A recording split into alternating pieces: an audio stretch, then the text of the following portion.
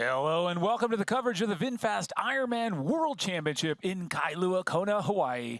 Today, the best female professional and amateur triathletes from all over the world have come to the big island of Hawaii to test themselves against a beautiful and challenging course. Today, alongside Ironman multiple Ironman champion Didi Griesbauer, I'm Michael Lovato. Joining us on the ground, Ironman World Champion Greg Welch, three-time Ironman World Champion Marinda Carfrey, and the man on the street with all the athlete information is Matt Lieto. Today, we're kicking it off here, Didi, with the Body Marking Show. This, of course, is the culmination of our VinFast Ironman World Championship series. We had the pro men race back in Nice in September on the 10th. Sam Laidlow took that title. What a champ he became. The youngest man, just superstar that I've seen in a long time. But today, even better in my book, Didi, we are highlighting and shining the spotlight on the women for the first ever, the most historic thing we've seen. Gosh, Didi, only women today. And to me, this is going to be the race of the year. It absolutely is. Of course, last year we had the split format. We had the women racing on the Thursday, the men racing on the Saturday. Now we have split venues with the women only here in Hawaii. Truly historic, and it is going to be one barn burner of a race, Michael. It is. We've got everyone, pretty much everyone. We haven't seen any of the big drops yet. We haven't seen anyone not show yet, and so that's exciting. We've got defending champs. We got newbies. We've got dark horses that aren't so dark. Spotlight's kind of shining on them, but all of that is kind of coming later. Right now, what we're looking at, Didi, is sort of the pregame, if you will. This is the hype before the athletes will roll in here, and they're going to get marked up. They're going to get ready. This is a bit of a culmination of the nerves for some of these athletes. Well, exactly. Our athletes will be lining up outside the body marking compound, and it's always such a relief. You know, the nerves are so high, and to come in and see the friendly faces of these wonderful volunteers, we'll get them marked up and ready to go race. And it's such a nerve-wracking time for the athletes, but the volunteers make it a whole lot easier.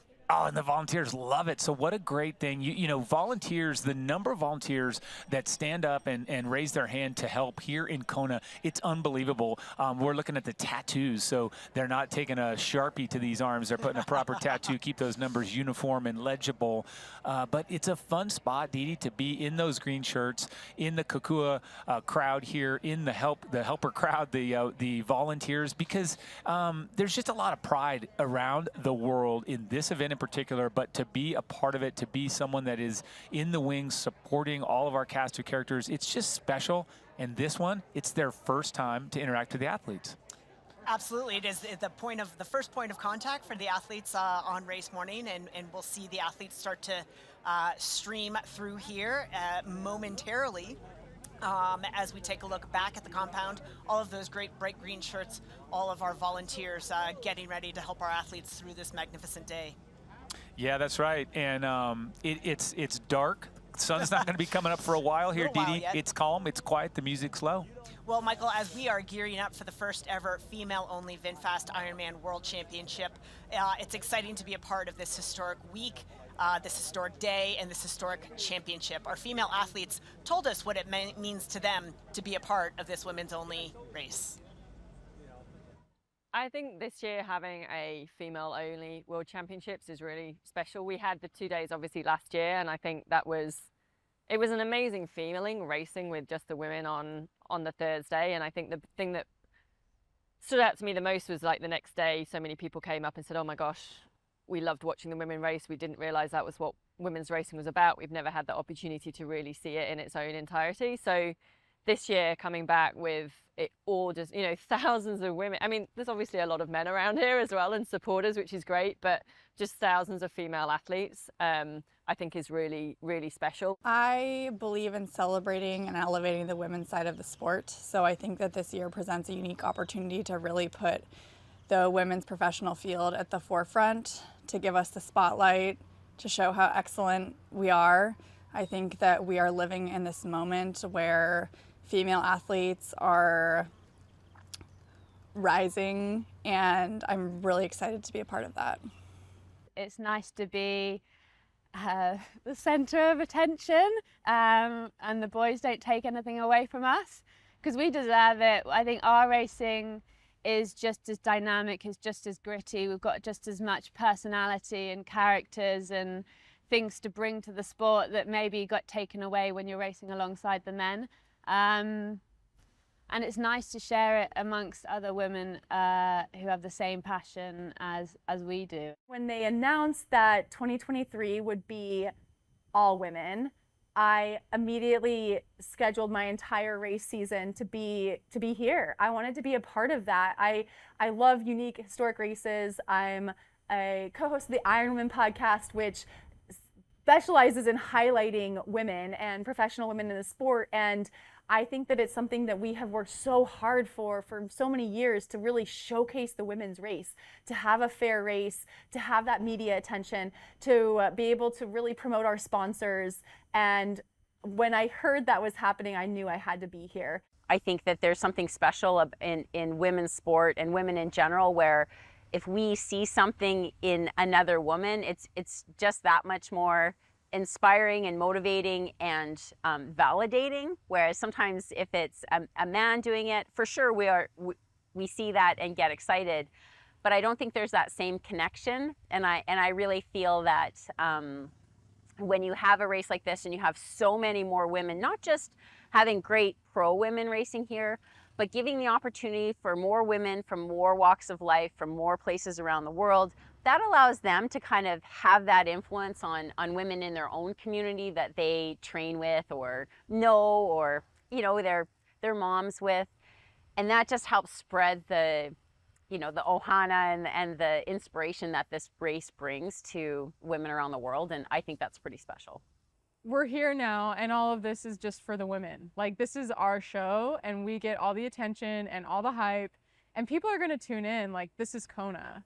The fact that the field is so deep, you can't argue with it. Like, there's so many amazing women on this start line, and I'm just really excited that we can have our own day and show that women are pretty badass at this sport as well.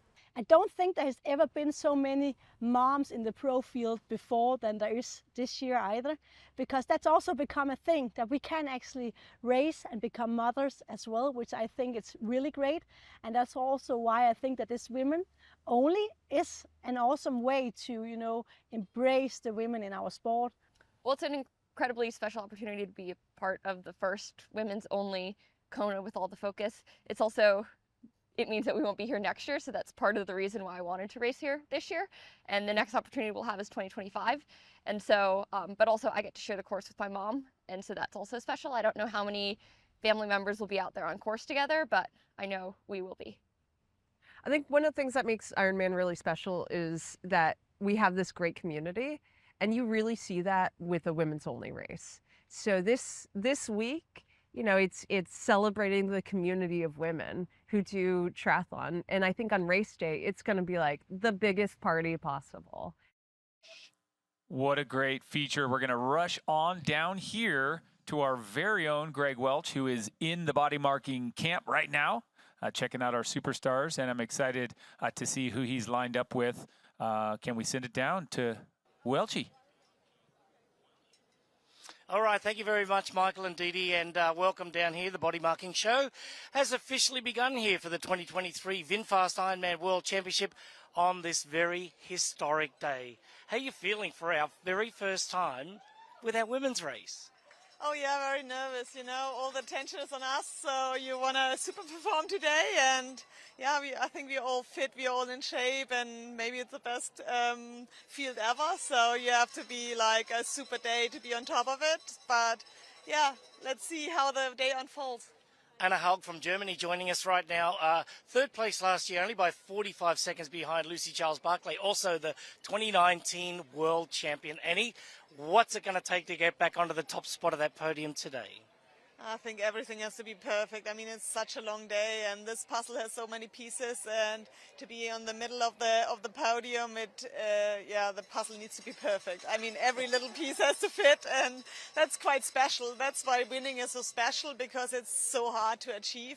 But I'm aiming for my best possible performance, no matter what comes in my way, that I overcome difficulties, and yeah, just cross the finish line saying I couldn't have given anything more, and then I would be happy. Well, that is just unbelievable. You sound very, very confident. We wish you the very best of luck today. Hopefully you can repeat that 2019 performance. Have a great day. Thank you very much. All right, thank you. That's Anna Haug from Germany. Also joining us right now is Laura Philipp from Germany. She is going to have a great race today. She looks very, very positive, very, very strong. She's been on Maui training over the last few weeks, and Laura Philipp joins us right now. Had a penalty, unfortunately, last year, but this year she knows what to do, exactly what to do. Laura, you look great. I've been watching your social media, and how do you feel about today's race and also being a women's only race? Yeah, it feels extra special, to be honest. Also this morning, to see only the females getting ready for the race. It's a special vibe, and I think something we can be proud of. And thank also Ironman for, letting us have our own race here. And I can't wait to see how the race will unfold and to see all the ladies out on the highway, on Ali Drive, and so on. Yeah, it's been pretty positive all week. Just hanging around town and all the women, it just seems that there's a great sense of empowerment, and women just love being here with women and doing their thing. So today, let's get to the race right now. Last year, unfortunately, the penalty happened, but this year you look great. You went to Maui, you trained. The block's been fantastic. You look awesome and ready to go. Thank you so much. Yeah, of course, I hope for the best. I prepared as good as I could, and I don't try to think so much about end result. It's more about, being present in the moment and taking an opportunity if it comes, and just try to give my best, and hopefully I will have a positive experience, cross the finish line proud and with a smile on my face. Well, that's about all you can wish for right there. We're going to throw it back to you guys in the studio. That's Laura Philipp from Germany. So Anna Haug from Germany and Laura Philipp from Germany coming through in the first two positions this morning. That's going to be a great start for those guys. Back to you. Well, Didi, is that foreshadowing? Because those be our first two, first and second. Here's my. You tell me what you think. They both seemed extraordinarily relaxed as we look at Lucy Charles getting numbered up here, but didn't they feel very calm? Very relaxed. You can usually see the nerves. And I will say that, in the faces that we've seen thus far this morning, as we take a look here at Lucy Charles Barkley, 4 times finishing second place here at the Ironman World Championship, she looks very calm and relaxed too. There seems to be a lightness given the magnitude of the race that's about to unfold. Yeah, I wonder if that's one of the first, you never know. It's something that we're going to see. It's going to be fun as you see Rod Kalefelt there also waving and looking pretty lighthearted. It's a great place if you can stay there. Obviously, you want to have the competitive vibes. You want to have those nerves build up. But I think if you're bundled up and just really uptight in this moment, it's hard because there's still 2 hours until just under 2 hours until you actually get to let loose and let the nerves go. But there we see that's the behind the scenes. She's coming in. She's going to join Greg Welch, and we are also going to join. There's our gal Rennie, the amazing 3-time world champ. Let's rush down to Greg. Greg, take it away, my friend. All right, thank you very much, Michael. And joining us right now, 4-time second place finisher, runner-up there, Lucy Charles Barkley. Also having another great training block coming into this year's race. Lucy, how do you feel? Yeah, I'm feeling good. I feel like I've had a great block. I couldn't have done any more, and that's where I wanted to be on the start line, knowing I've done everything I could to be here in the best shape, and we just have to see how the day unfolds. Yeah, historic race today with just all women's race. That's going to be fantastic. I was in the Parade of Nations the other day. It was just absolutely crazy. Do you feel the vibe any different? It feels really good, actually. I feel like there's a real happy, friendly vibe. Everyone's excited to put on a show, and we've got a field to put on a hell of a show, so it's going to be an exciting day. All right, Lucy, you're always in charge from the get-go, and last year you had a 3:02 marathon, your best yet in Kona. A little bit more of an improvement this year. Could see you on the top spot on the podium? Yeah, I mean, I'd be over the moon to go under that 3-hour mark in Kona. I've never done it yet, so we'll have to see how the day plays out. It's a long way before you can get to that marathon, but I'm feeling good shape, and hopefully I can put down a great run. Are you nervous or are you ready to go? It's a real mix. Definitely nervous, but also excited. Lucy, we are so excited to see you going around today. It's a historic day for everyone. All the best of luck. All right, Lucy Charles Barkley, 4 times in the runner-up position. We all know that she's got the goods to take it all the way to the finish line and possibly have the gold medal around her neck at the end of the day. Back to you. That's right, Greg. She definitely has the potential. When you get that many seconds, you start to kind of have that. It's promised. It's coming next time. It's here, almost here, and then I don't know. It starts to feel a little bit like it's slipping away. I think she's going to be happy if she gets second, but she's not going to be satisfied, right? You've got to go for the step up to the top step. Well, and that's the thing. I think we're going to see Lucy take some risks, you know, because she has to get that reward. But in taking those risks, she could potentially lose second and finish a lot further back in a field this competitive. But those are the kind of risks you have to take if you want to stand on the top step. And that's a great point. So we'll have to see, because you're probably right where she'd be way happier getting sixth, having really killed herself. Right. Although I feel like she does that every time. Like I don't feel like she finishes doesn't empty, really hold you know, anything without back. she's always got an empty tank at the finish line. But you're right. To go in there and battle it out. I mean, we watched the year she came off with such dominance off the bike and showed us all that, oh my gosh, you know, it's not a done deal to have Reef off the bike first, and then to still not win it. So she can do it all. Let's see if she puts it together today for a top finish. So many people can win this race today, Didi. It's just really I mean, that's remarkable. the thing. We talk about the historic event of a women's only race here on the Big Island of Hawaii, but also historic because every year for 20 years, for 1,000 years, we've been saying, no, this is the best field we've ever seen. But I've looked at the numbers, and there are almost 10 women that could win this race today. And I think often we'll look at 3, 4, 5 that have a chance to win it, but there's so many more women in this race that have a chance to win it, so many more women that have a chance to be on the podium. And I think you can look at almost the entire field and say there's a legitimate chance that almost this entire field could be in the top 10, and we wouldn't say, wow, what a surprising performance. They're just that talented. Yeah, yes. In short, it's super hard to find what it's a true dark horse, because the people we're not looking at are the ones that we would say came out of nowhere. So who's the come out of nowhere person? It's going to be so difficult because there are so many real contenders. I was going to say, and there's nobody that's nowhere. They're all somewhere because they're all here. I mean, they've all established themselves as the best in the world, and that's why they've been invited here to compete. That's right. As we watch more athletes come in, we're excited to tell you that we are here all day long for this first ever women's Ironman World Championship. Yes, last year they had their own day. Today, the first time we've just had the women competing in Kona, period, full stop, as we come back here with the American newbie, Taylor Knibb. So we say newbie, but she's at this young age. She's got 4 Ironman 70.3 titles, an Ironman 70.3 World Championship. She's been to the Olympics. I mean, she's kind of done a lot. Yep, she is a newbie, and having to deal with all of these personal needs bag, all of these transition bags. This is something that this short course superstar has not had to contend with. Her first time, while doing a lot of things, competing here at the Ironman distance. It'll be her first time running a marathon. She will be sharing the course with her mother, which of course we've heard her say is going to be very, very special. So, and a lot of first timers here today. I looked down the list of starters, and in our professional women, a shocking number of these women have never competed here at the Ironman World Championship. Yeah, that's right. And so as we come back to Taylor for a second, the big question mark, obviously her physical tool bag is quite deep, but when we talk about nutrition really ruling the way these races go, and knowing that she has in all of her 70.3 finishes had trouble, had GI distress, does that bode poorly for her, or is the intensity lower here that maybe her GI can manage? You know, very much could go either way there. It is a slight, we don't know if it's going to be a lower intensity level for Taylor the way she races. She is very aggressive, but, you know, I think she has spent, since she's made the commitment to compete here today, has made that nutrition be her focus because she knows it's such a key component. So finding the right, you know, fuels, getting used to the Morton gels, because she knows that's what's going to be offered on course. Taylor is an athlete whose preparation is meticulous.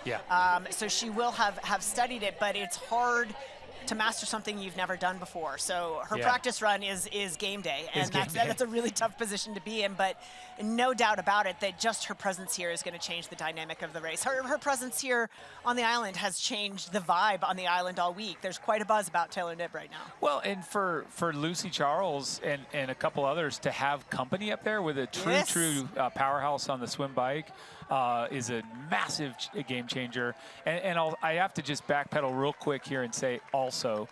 Taylor Knibb had GI distress, but it did not stop her. Well, she had enough of a gap to. But it really shows composure because GI distress is part of long distance racing often, and so for her to have 4 wins, a world championship, and a second, so she's never done badly at the distance, at the Ironman 70.3 distance. And each time she's had to stop in the porta potty. So look at that. Like she can still win by doing that. And that's a good sort of skill set to carry into Ironman, especially Kona. We talk about, racing into the unknown. And certainly if that happens to her, it's not unknown as we take a look at our defending champion, Chelsea Sodaro, here to defend her title. We were talking off air a little bit, Michael, about how heavy that burden is. Yeah, it's not common. The women do better defending their titles historically than the men do. Here in Kona, but it's still not easy. I mean, Marinda and Daniela Reef have both been able to defend the title here, but realistically, a lot of women, they win, then they don't win, or they never win again. So they have gaps. Paula Newby-Fraser, obviously, and Natasha Badman, they crushed it. But we're going to zip on down to Greg with Taylor. Greg, take it away. All right, thank you very much, Michael and Dee Dee there. We've got Taylor Knibb standing by right now on this most incredible historic day for our women. Already qualified for the Olympics in 2024. Hey, what are you doing here? Well, I'm hoping to have fun out there. I don't know what'll happen, but I'm excited to be here, grateful to be here, and grateful for support from people like you. So we'll see. Well, we absolutely love you, and, the plan today, for you is to go out there and have fun, right? You're racing with your mother. Yes, and I'm just hoping, I know regardless, I will have a lot of room for improvement on whatever today brings, and I will learn a lot, hopefully. So I'm just excited. All right, Taylor, you go and have a great race out there. We know you're going to swim well, bike well, and run well. Well, hopefully. Yeah, I don't know that. Well, just get to the finish line with a smile on your face, right? Well, hopefully. I'll be very happy to see that whenever that is. So, thank you. All right, Taylor Knibb joining us from the USA. Iron rookie, very, very first time, but racing alongside with her mother today. You have a great race there, Taylor. All right, we've got our first age grouper coming in with us right now. This is Isabel Bowman from Colorado. How are you, Izzy? I love your shirt. Ironman Izzy. Yeah. You ready to go? As ready as I'll ever be. It's going to be a good day. First time in Kona? First time in Kona, racing, but not working. All right, so today what's the plan to go out there and have fun? Enjoy it, enjoy my time, look up, enjoy the scenery, and go get them. Talk about the history of, what's happening today, because it's an all-women's event here. You've been around the traps for a long time, and what are your thoughts on that? It's amazing. I was a collegiate athlete, and having your own women's space is really hard to come by, so it's just a really cool thing to be a part of for the first time ever. All right, that's Isabel Bowman from Colorado. Thank you, Izzy. Have a great day out there today. She's going to have fun with a big smile on her face always. Well, it was great catching up with Taylor Knibb. We did miss Chelsea Sodaro, but she will be with us a little bit later on, possibly with Matt and Rinny down the road. Going to throw it back to the studio, Michael and Dee Dee. It's all yours. Thanks, Greggy. Great stuff. I love this, Dee Dee, to be honest, where we get to get a feel. We get to see who's kind of trying to fake it, cover up the nerves, who's genuinely lighthearted. That was super fun to see our first age grouper go Izzy. We're a fan here in the booth. And then coming back and looking at, here's Sky Monch, we'll say. I got her name wrong for a number of years. Finally managed to hear exactly how she should say it. Monch like. Oh, well, I thought it was Monch like launch. Maybe we'll just have to call her back in. But coming back to it, we've got so much talent. We talked about Dee Dee, and this is that point where we get a tiny glimpse of personality. We get a tiny look at the character. We get a tiny vision of how they're coping with the stress. It's tiny, but it's enough. Well, it's very, very telling. Sky, one of our favorites out of the United States, she is another one of those athletes. Would not be shocked to see her on the podium. Maybe a bit of a dark horse for the win, but made a coaching change. She's going to be with our Greg Welch in just a second. We're going to hear from Sky Monch as the rest of our athletes continue to file through the body marking compound. Down to you, Greg. All right, thank you very much, guys.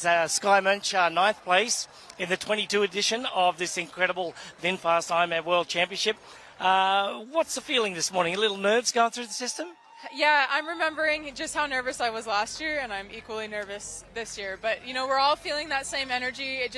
We care, we're excited for this, so we're getting closer. You got the purple happening again today? Yep, here's my purple kit, and then I have a really beautiful Trek bike. Look for it on the camera. Yeah. They're fighting words, you know that. Sky, you were one of the ladies that last year, you know, really worked and was right up there in the middle of the, you know, the pack there and driving that pace on the bike.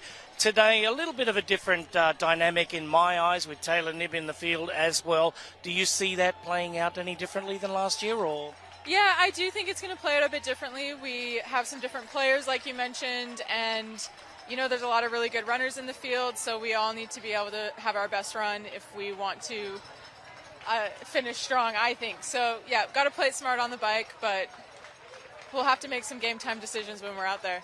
Yes, absolutely. Well, you go and have a great race. Ninth place last year. We're going to get a little bit better? Sure going to try. That's the plan. Hey, you know what? That's the best answer right there. All right, Sky Munch from the United States. We wish her a very good race out there. She was right up there in the mix of it last year and just going really well. Standing by right now, we have Haley Chura just coming in, also from the United States. Haley, good morning. How are you? I'm so good. I'm so good. How are you, Greg? Are you ready? Mate, I'm ready. I've been ready since like 3 a.m., but you seem really bubbly and ready to go. Yeah, I mean, I'm just like pulling off the energy of all these women. I mean, it's bizarre to walk in here and have just like a stream of women walking in, and the transition is all women racking their bike. I just am so excited I get to be a part of it. And then let's talk about this pro field. Well, okay, let's talk about it, because we have Taylor Knibb from the USA, as well as yourself. You're going to be right up there in the start of things in the swim. The plan for you, is it to go out with Lucy and get right up there, or what is it? Yeah, I mean, there's so many strong swimmers in this field, and I'm so excited that, you know, hopefully I can hang on. And I mean, it's just going to be such a cool day. I think having Taylor here makes it, you know, it's already a historic day being an all-women's Kona, and then having Taylor making her debut. I think it's so cool that her mom is racing too. I think that's just a cool thing for the sport, and I'm excited to be part of it. This has been my goal for the entire year. I have 6 athletes that I coach who will also be racing, so I'm excited to see them on the course. And I mean, I know there's so many people cheering from home for all of us, and I mean, it's just going to be really, really special. Well, I don't really need to say anymore, because Haley just said it all, so it's a mic drop from me. I'm going home, and good luck to you. If I can make you speechless, Greg, I'm going to count that as my first win of the day. Mate, you took it all. Haley, good luck today, and we really do hope that you have a great race. Bring that smile to the finish line. Okay, thank you. I will do my best. All right, that's Haley Chura, always up there in the lead of these races here. VinFast IRONMAN World Championship, women's only race. We have more special guests to come. Back to you. Thanks, Greg. I was gonna say, we're going to take a poll on how much caffeine Haley Chura's had this morning. could just be rested, right? That's a true taper taking effect. Haley Chura got a lot of fans around the world, and 2 of them are sitting here at the booth. Big smiles. We're looking for you to have a great day. And right now, we're going to zip on over to Matt and Rennie in transition. Matt, Rennie, take it away. Thanks so much, guys. We're down here. The athletes have gone through the body marking, and they're now in that pro compound. And Rennie, did you find somebody I found someone who might be of interest to talk to. We got Chelsea Tadaro, the one and only here. Chelsea, what's the feeling this morning? How are you feeling? Vibes? Give us a few words. Yeah, I'm feeling really excited. I think, you know, I made so many rookie mistakes last year, even race morning. I think when I saw you last time, I was about to burst into tears. So we're doing a little better, and it's going to be a really fun day out there. And the difference from last year to this year, obviously massive. Coming in last year, kind of under the radar. This year, clearly the eyes are all on you. Does it feel like it walking into transition that you're the girl that everyone's looking to, or are you kind of just like, I'm just going to go do my thing? You know, I think I'm still coming into this race under the radar. The difference is that I just picked myself. So, yeah, we'll find out. All right, I'm going to let you get back to it. I know you've got a big day ahead, so best of luck, and we can't wait to see you fly out there. Thanks, Rennie. There you go. She seems she's pretty calm, ready to go. And anything else that you're noticing from the athletes that we've seen come through here so far? Yeah, I mean, it's always a mixture of athletes that are kind of like super nervous, and then others that seem like happy and like finally it's here. But yeah, I mean, it's always like this, and I just love the vibe, the energy. I have goosebumps just talking about it. Obviously, just the best day of the year. That's awesome. And just so for my information, which one of those 2 were you? a mixture. I mean, I did this race 10 times, as you know, Matt. Some, like Chelsea, sometimes I'd walk into transition and feel like I was going to burst into tears. It's such a long time coming. A lot of work goes into this. This is where, like, dreams are made. And it's almost like, I don't know, you get kind of overwhelmed by the moment, but obviously you've got a job to do. You've got like 8+ hours of racing to go out and do, so you really have to get that game face on and get it together. But yeah, I think these moments are when you're kind of like, okay, like it's here, and you got to collect yourself, and then remember, you know, you got a job to do. There you go. You are giving me goosebumps myself. So big day ahead. Let's get back to the studio and see who Greg has coming for us. But we're going to get more from Pro Compound here in just a minute. Thanks, Matt. Thanks, Marinda. It's so cool to see. Before I run to Greg, I just have to say 10 times, 3 times she won it, and she did just straight up tell us, like, sometimes she was ready to burst into tears. Yeah. Sometimes fired up. Sometimes even this morning, you could see the emotion bubbling up. Yeah. I love it. So let's do this. We're going to run on to Greg Welch. Greg, take it away. All right, from Australia, Sarah Crowley, 3rd place in 2019, right behind Anna Howden. And Sarah, in the press conference this week, you seemed very, very confident. How is it feeling coming into this race, and also the historic day that it's going to be with all of our women? Yeah, look, I think not only is it a historic day today, I think we've just got such an amazing field. So anything can happen today, and I think for me it's just being amongst it as much as possible, and then waiting to take advantage of any opportunity that just sort of comes my way. Yeah, and talking about taking those chances, you've always been one of the driving forces up there on the bike in this race. But your swim, I took a cheeky little look at your swim last weekend. You're swimming really well. Yeah, I've put some work into it. I think in the last couple of years the swim's really lifted up, and the pack's getting closer to Lucy, and it makes that gap on the bike a little bit less. So I've been working super hard on the technical component of swimming and just making myself a bit quicker and getting in that group. So hopefully today it'll be a big group, I think, but if I can get in there, then it does set the day up. Oh, it will set the day up really well for you. You go and have a great race. Aussie, Aussie, Aussie. Yeah, oi, oi, oi.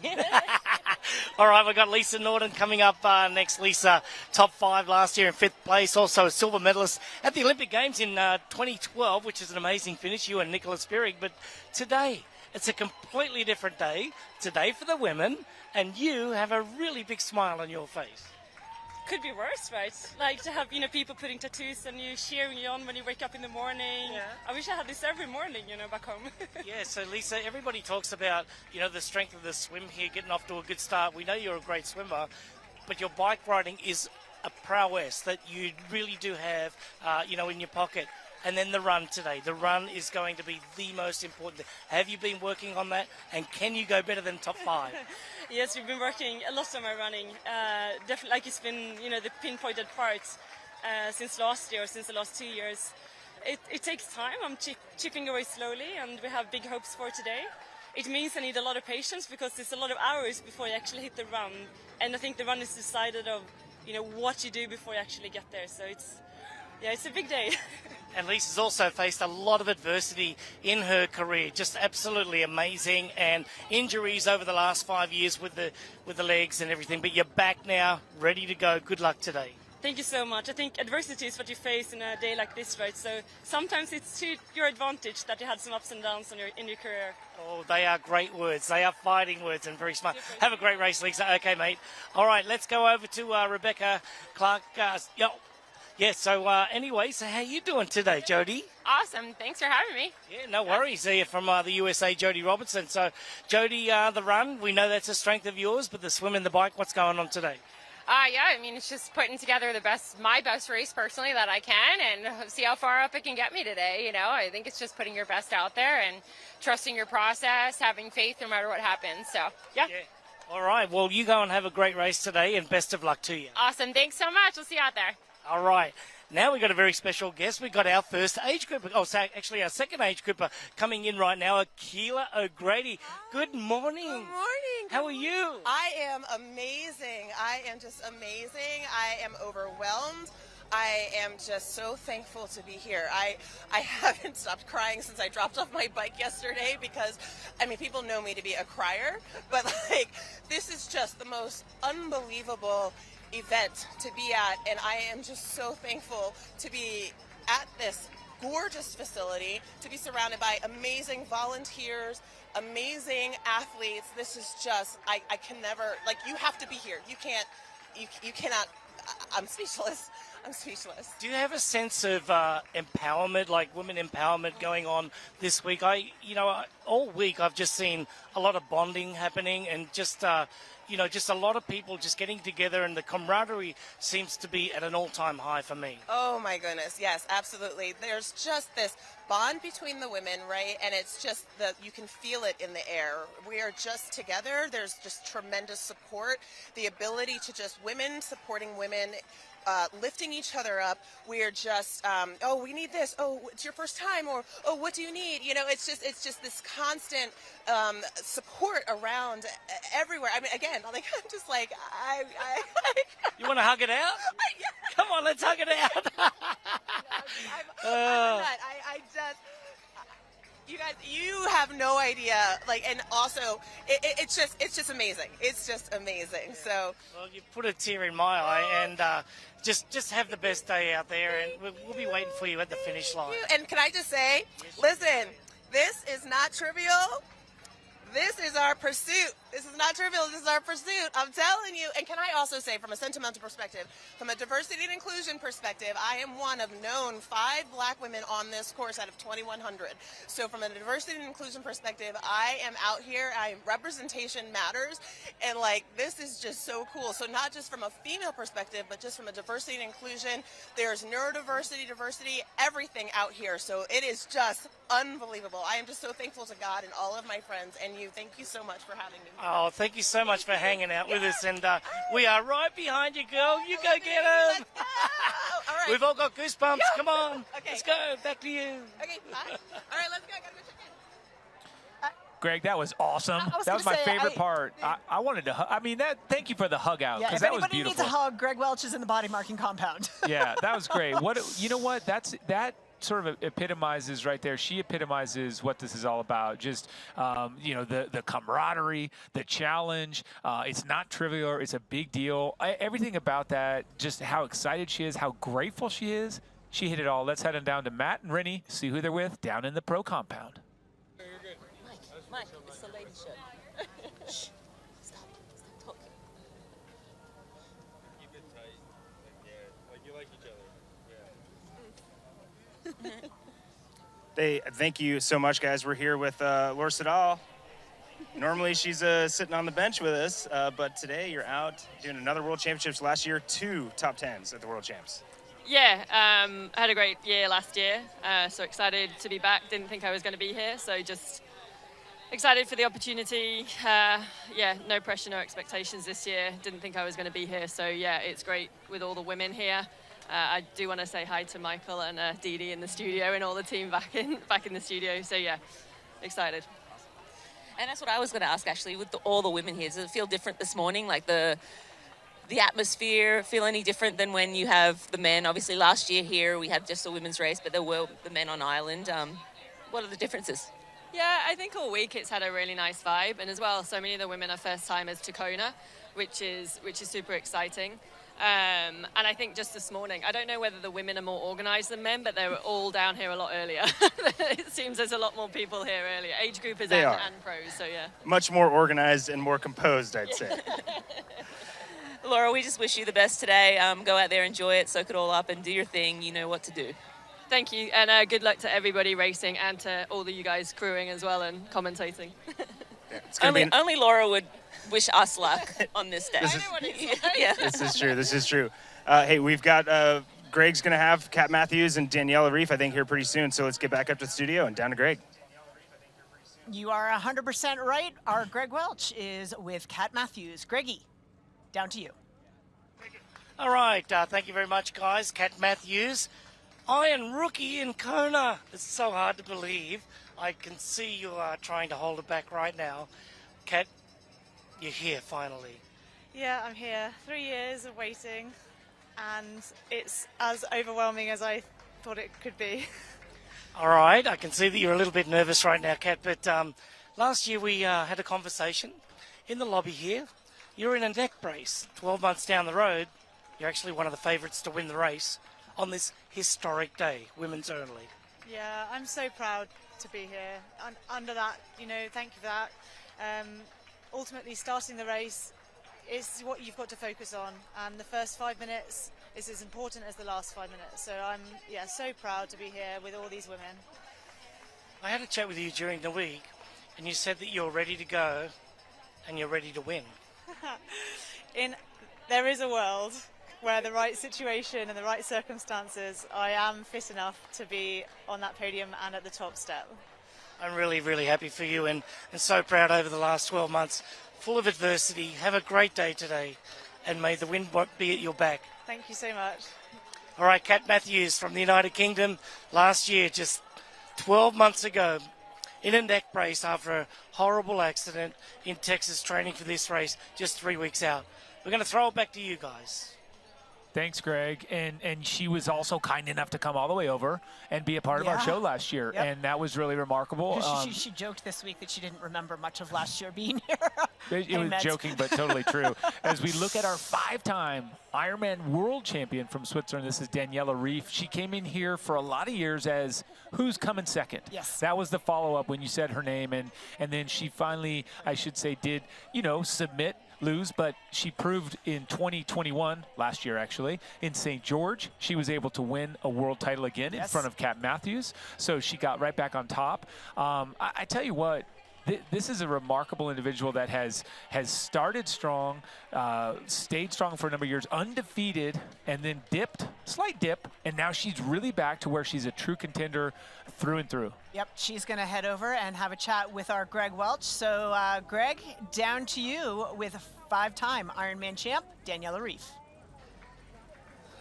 All right, thank you very much, Michael and Dee Dee. And down here right now, 5-time VinFast Ironman World Champion, Danny. Saw you at the press conference the other day. Sound very confident. Well, yeah, I mean, that's all you can do. I mean, I had a good prep, and yeah, I'm excited to be here.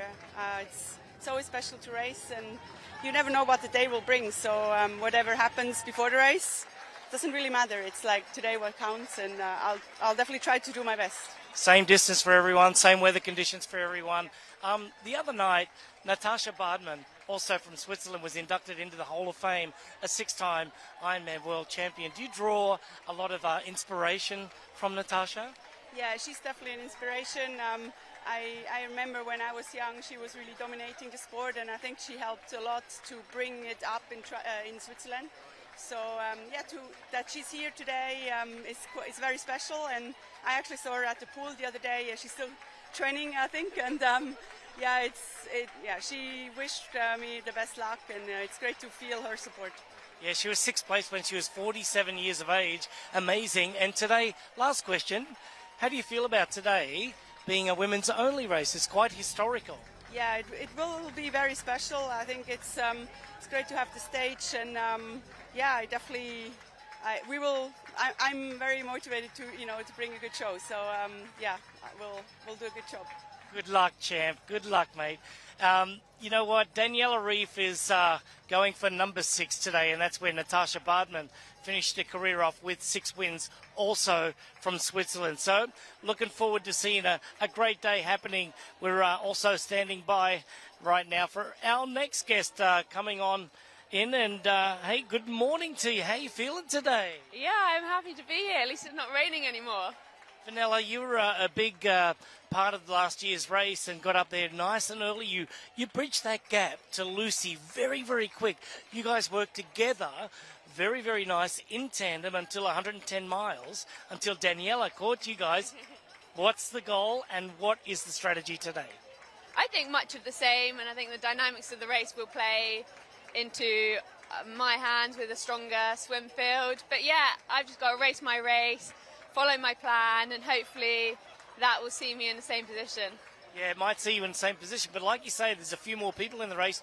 Dynamics going to change around a little bit with Taylor Knibb as well. Great cyclist, much like yourself. Are you expecting 2 or is 3 too much company? No, three's not a crowd in this situation. But yeah, I think 3 would be good. It would be nice if we could work together and make as much of a gap on those runners as we can. But yeah, like everyone says, anything can happen. It's a lot of people's first time on the island, and even the second time, it can bring a whole different ball game. So concentrate on what I need to do to come in off the bike in the best physical and mental position I can, and then, yeah, that'll see me up there. Sounds good to me. You said anything can happen and anything is possible. So there you go. Yay! The buzzword of the day. All right, you have a great day. Thank you. All right, Vanilla Langridge, and we're standing by right now with Ruth Astle. I don't know what's in the water in the UK, but there seems to be a lot of triathlon-associated water because, Ruthie, you're back and you're ready to go.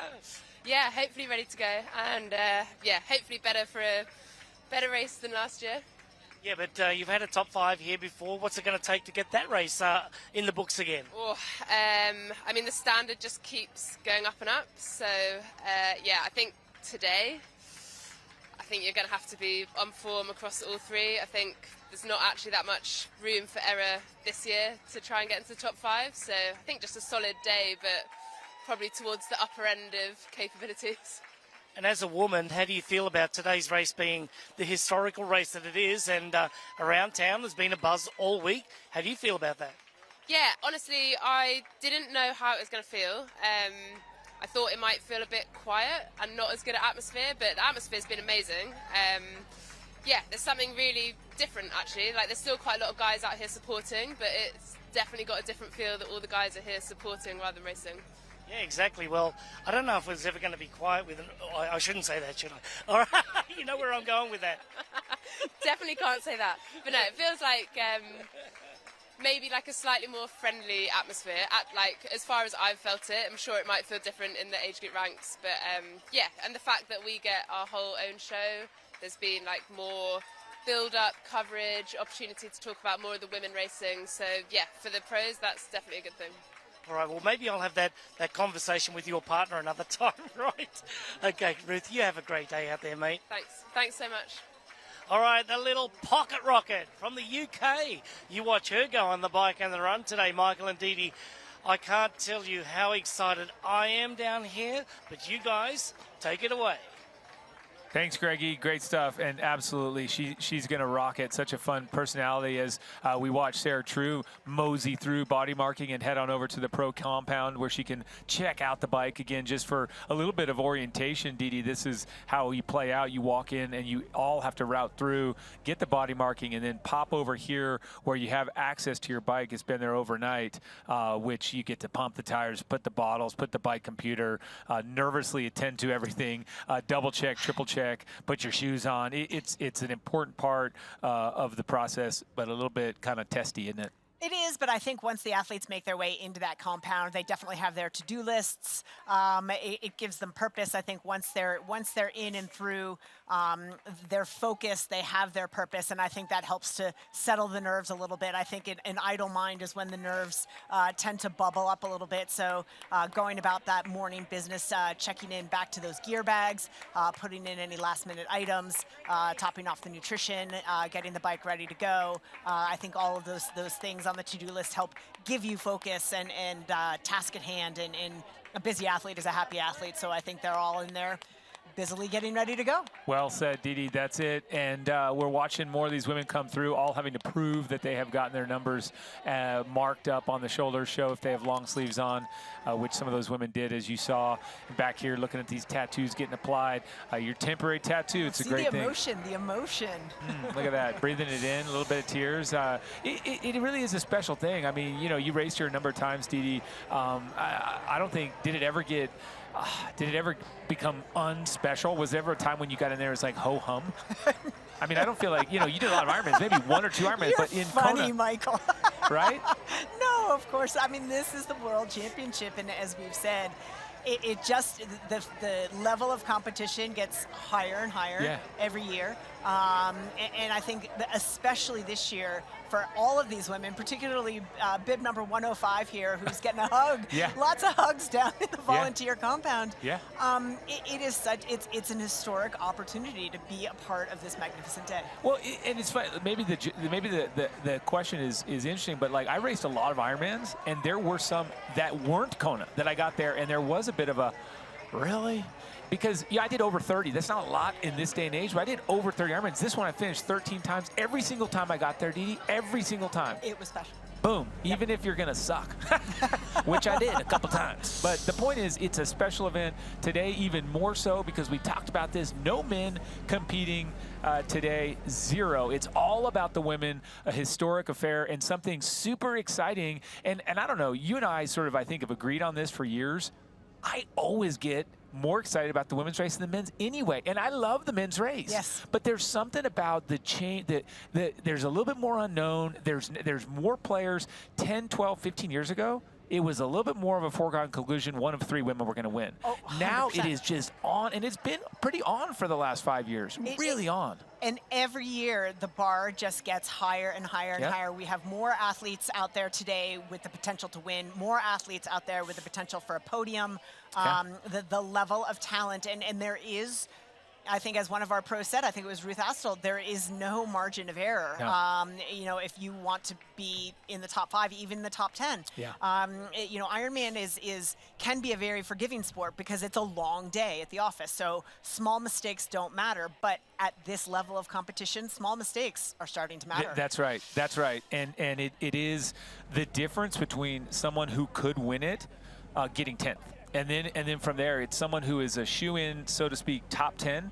Boom, they're 18th. And that's been the case always in Kona for a small number of women. But Dee Dee, it's exciting, and I do like the I like the dynamic here as well that we get in Kona, where it's last year was fun. With 2 days, but this year it is all of the energy building. It's just the entire week. It's Saturday. The history just rushes through. All of the locals that don't work. Maybe they work on Thursday. Yep. Now all those people here. So it's very different even this year to last. Very different, and it's going to be, I mean, just an exciting race. Only have to wait another couple hours. Just another, just over an hour. Just over an hour to the start. Our countdown clock at an hour, 3 minutes and counting until all of these magnificently talented women will get underway. That's right. That's right. Another athlete here getting those tattoos stuck on, and the volunteers, we talked about them, and I think it's not possible really to understate the importance and the appreciation we have for these volunteers that really are sort of the wheels that keep this big giant automotive machine in motion, right? These people move us down the road.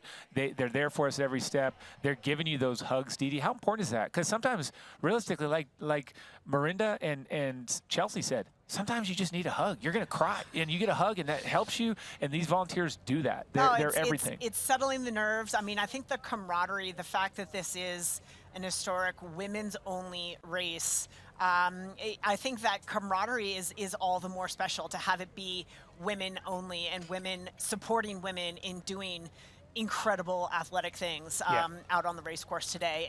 And look at now, the body marking compound nearly empty, Michael. So that means we are getting to it.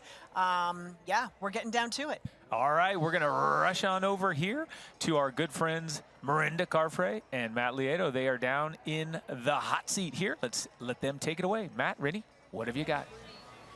I'm actually going to scoot us forward a little. We're like crowding Daniela's space. Sorry, Daniela. But we have the man, Andrew Messick, here in transition with us.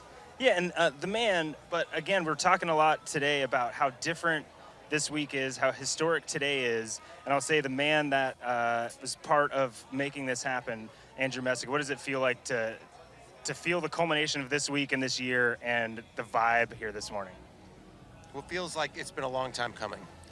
And Ironman, since the very beginning, has played a powerful role in giving women a platform of their own, an equal platform. And the culmination of this as a women's only Ironman World Championship here in Kailua Kona, it's a big step for us. It's a big step for women being treated equally and fairly. And we're really pleased that we're the ones that took the step. And I think we're going to see both on the professional and on the age group side, these extraordinary athletes perform unbelievable acts of racing. Awesome, love it. And Andrew, over a decade of being the leader of this company, this is probably, maybe, who knows, your last time at the helm. How does that feel? It's bittersweet for sure. For those of us who really, really, really care, it's always hard to let go. But at the same time, you have to recognize sometimes that your time might be coming to an end, and it might be time for new energy and new ideas. And I don't want to be the person who stays too long. And so I think if this is the culmination of my career, to see women get their own chance here, completely unencumbered by men, that's if that's my last shot, then that's a good one. Well, and if anybody ever has any doubt that he really, really cares, you should come down here at eye level and talk to him race morning. And man, we appreciate your leadership, and we can feel that you're making the right choices, you're doing it for the right reasons. So thank you so much. Appreciate it. I appreciate that. And just for the record, like, today's going to be awesome. Yeah, absolutely. Yeah, we can't wait. This race is going to be red hot. Awesome. Well, hey, we'll get more of you later, I'm sure, and much more action. And again, this race is going to be crazy and no long amount of time. 1 hour. Thanks, Matt. Thanks, Rennie. Thanks, Andrew. And I'll tell you what, we want more Matt, we want more Rennie, and we want more Messick. Yeah. You guys are all three rock stars in your own right and in different ways. So we appreciate you, and we'll come right on back with each of you later. Dee Dee, still pitch black. Yes. Still staring down at a now bustling and busy transition. Yes. Walk us through it here. You've done this a number of times. You have to tell me, I don't have my stats in my brain. They're filed in the back, your stats. 3 times top 10, I know that much. But tell us, when you walk in here, walk us through, give us the rhythm. What happens? What's the story? What are they doing? Well, the first thing you do is you find your bike, because the compound, it sounds silly, but when you have racked your bike the day before, all athletes have to rack their bike the day before the race, and there's some great volunteers to help you through. But the compound looks very different in broad daylight with fewer bikes than when you checked your bike in. It looks very different. So you find your bike. The first thing I always did was look for some landmarks around my bike, because when you come running out of the water, you want to be able to identify your bike. So you might find a banner, or you're near this tree or this signage, because in the heat of battle, again, you might not find your bike. And then, as I said, you get about to your to-do list, as we see these athletes here with their gear bags, their pumps, pumping up tires, getting nutrition attached to the bike, giving hugs, as lots of hugs down there in the compound this morning. You get your sunscreen on, you top up your nutrition, you take that last Morton gel, you make sure those hair ties are tied on right, and you make your way towards the swim start. We are going to head down to our Matt and Rennie, who are with American legend Sarah True, who's going to be racing today. Guys, take it away. American legend Sarah True, coined by Dee Dee Griesbauer. Miss Legend, how does it feel this morning? Excited to see you back, and no coughing this year? Yeah, you know, anytime you can show up to a race without an upper respiratory virus, like, that's a good day. Take care, germs, take that. Yeah, and for me, you know, I think, and I know this doesn't bother you at all, but one of the most underrated athletes coming in, you didn't have that race last year, but the last 3 Ironmans you won. That's something. Yeah, you know, I think athletes, we have goldfish memories. So, like, I can only think back to my last race and I'm like, oh, that wasn't a great race. It was okay. So I don't really think about, like, the races where I do well. It's more like what's next and what was most recent. So, yeah, thanks. Thanks for the boost of confidence there, Matt. Awesome. And Sarah, you've pretty much done everything in the sport, from Olympic distance, going to the Olympics, placing 4th in London way back when. I mean, we're the same age, so I feel like I can say that. But last year, obviously not your year, but how are you feeling for today? I know you have many other things going on in your life. You're always been a master of so many. But yeah, how does it feel just coming back, being ready to race, and yeah? Honestly, I'm a little sweaty right now. So, like, other than that, let's think. Yeah, it's going to be fun. It's going to be fun. Like, I'm hard. Yes. You know, once the camera goes off, I'm going to get all of your tips. Actually, I think I've gotten most of your tips by now. And it's mostly, like, be patient. Yeah, I don't know. Like, anytime I get to race, I think is such a privilege. And racing against the best, like, that's pretty awesome. So, feeling good. Good vibes only. Oh, we think you're awesome. Still racing, having a Still little racing. man. Hey, I hung it up a few years ago. I'm like, okay, I'm done. You have a little man at home, obviously, and many other things going on. We don't want to take too much time. Matt might have one more question for you, but We'll let you go. We appreciate it, and watch for her in the swim again, and throughout the whole day, she's going to be that dark horse that shouldn't be a dark horse to start. I don't know, but hopefully I'll have a big smile on my face. Like I don't know, everybody else is going to be doing out there, but I'm gonna go hard and have a good time. We believe it. We believe it. Awesome. Oh, best of luck to you, and thanks, guys. Back to you in the studio. I'll say that without any doubt, Sarah True was very relaxed. That was genuine Sarah, and she's so awesome because she is such a well-rounded individual. Her game in Ironman is well-rounded. She's a great swimmer. She's a great biker. She's a great runner. I love when Matt throws those stats. The last 3 Ironmans you did, you won. Yep. And it's all true. And she's someone we got to watch today. Oh, she is, and it's extraordinary because she operates at such a high level. As Rennie mentioned, she's got a young son, and she's also studying to get her PhD in addition to being a professional triathlete. So juggling a lot. But we're going to throw it down to Greg, who is with one of our other amazing athletes. Greg, who have you got? Well, we have Karen Smith, a very, very dear friend of mine from Bermuda. Karen, you won this race, age group, in 2014. What brings you back? Oh, I love this race so much. This is my 8th time being back here, and it's just historic. It's an amazing race. It's the Hawaii Island, and it's kind of feels like home a little bit in Bermuda, but it just brings the best of the best out. So I love it. Yeah, I was going to say that you got a leg up on the competition really with the the training conditions. But what about being the historic day? You said historic, but I wanted to ask you, as an age group woman, how empowered do you feel, and do you feel a sense of like women just really bonding this week? Oh, it's been amazing. The whole vibe is different than having a male and female race at the moment, and I'm really enjoying the camaraderie of women, and they're super supportive of each other, and it's just been super amazing to have a women's only race, the focus only on women, and media and TV coverage only on women. I think it shows how much the sport has evolved, and I think it's just fantastic. Great to be a part of it today.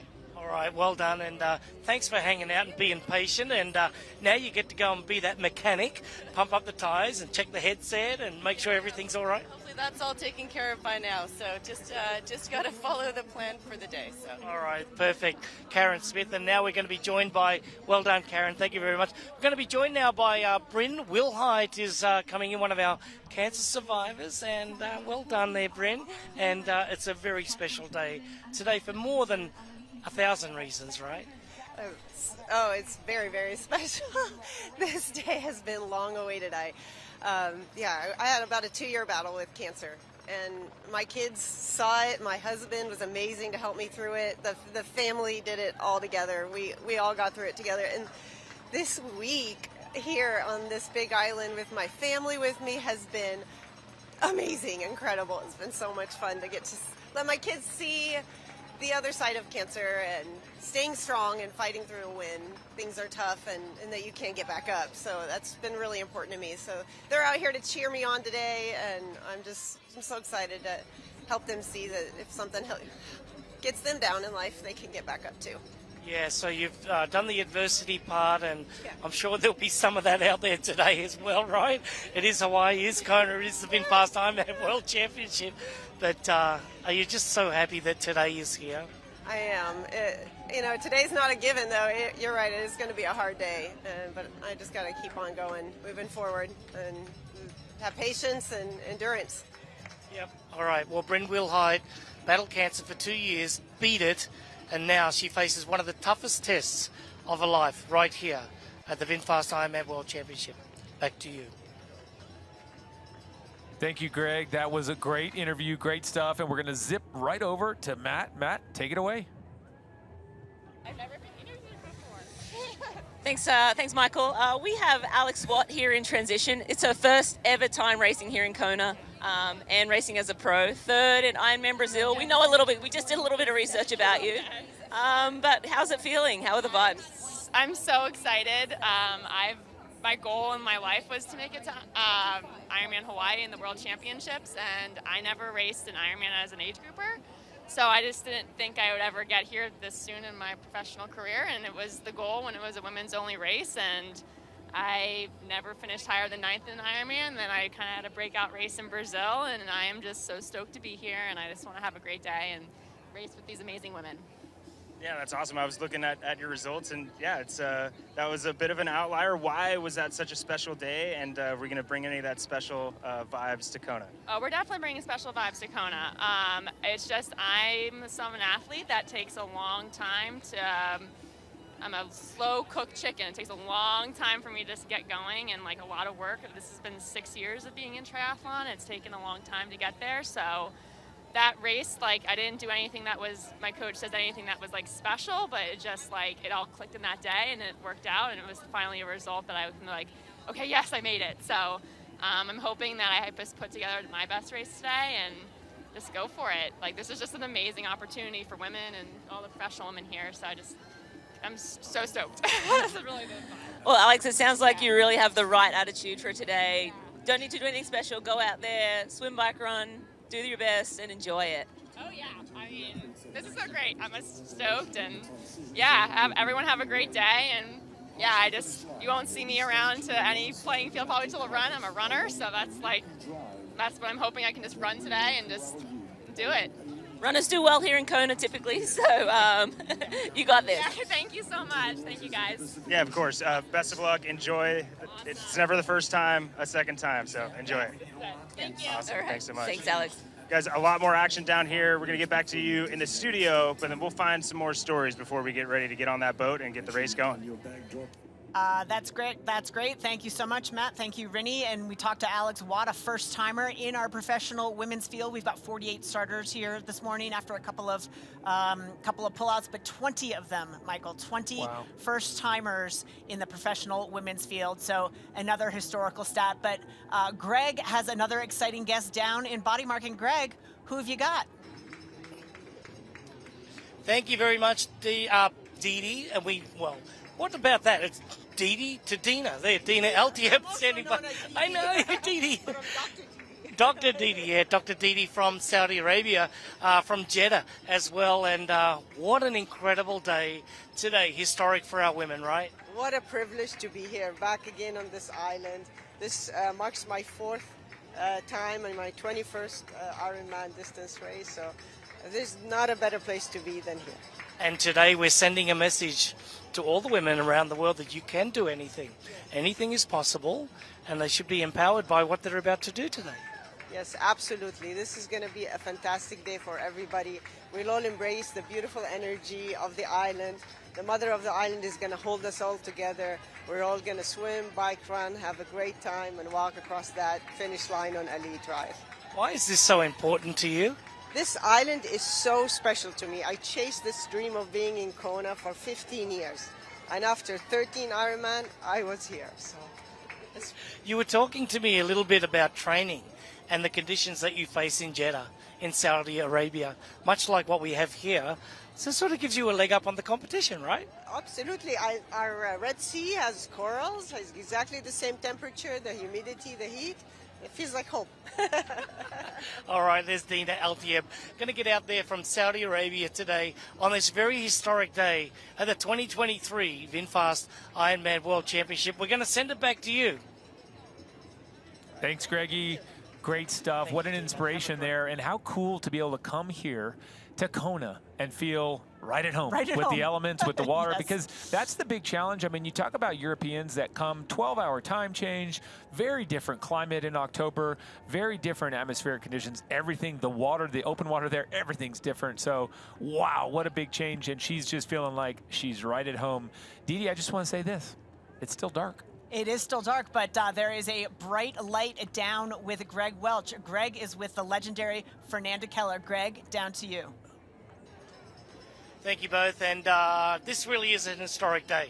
6 times in 3rd place here, Fernanda Keller's back. Well, we're not supposed to ask a woman her age, but I'm going to say she's in the 60 to 64 category. Fernanda, welcome back. Thank you so much. It's such a gift to be here. I just turned 60, and I wanted to celebrate and doing something that I love. And I gave to myself this present to be in Kona, and it's the best celebration I could have. And now I'm a little nervous because it seems I'm alive, but it's where I wish to be. It's a dream come true. So I love you, Greg. Fernanda, I love you too. You're like my sister. But during the week, on Monday, your birthday was on October 4th. You turned 60 years old, and you took 50 women for a 40-kilometre ride on the Big Island today. What is it about your life that you keep on giving to women and also helping other people?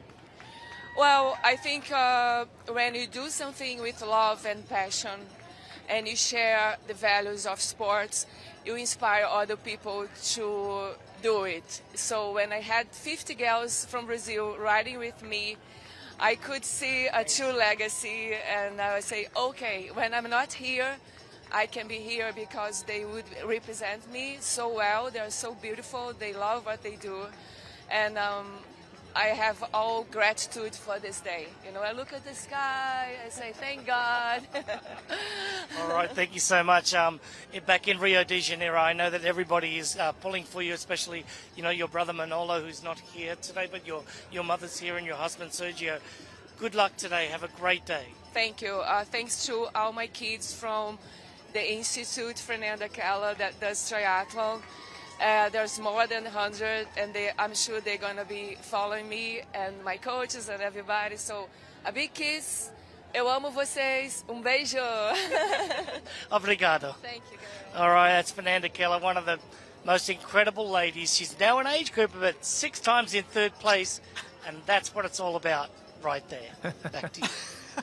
That's right, Greggy, for sure. I love it. Another legend in our sport, chatting with you, the man, the legend here, Greg. That's good stuff. And thinking back to all those 3rd places, the incredible consistency and just truly gratitude from Fernanda for being back here and doing what she loves. And hashtag goals, she looks fantastic. I mean, just goes to show you what a healthy lifestyle will do. Yes. And she's amazing. She's a legend. When I got my start at racing, she was racing as well, and, and it was just amazing to see her. She's got a wonderful energy about her. Oh yeah, she beat me in my first Ironman. not ashamed to say it. Ran right by me there on the Queen K. Coming back to it here, starting to see a little bit of signs of the sun coming up there over Hualalai, starting to get a little bit of a lead in here to daytime and the kickoff of this amazing and historic event. Didi, I can't wait. I know you can't wait. You know, Michael, we say it all the time. Kona is special. It's a feeling, it's a connection. There's a spirituality here on the Big Island of Hawaii. This week, the excitement and electricity has grown daily in anticipation of this very day. The world's best professional female athletes tell us in their own words what it means to be here. Just the whole atmosphere here. When you land with the airplane, you come out, you know, it's warm, you can smell our excitement already, you know.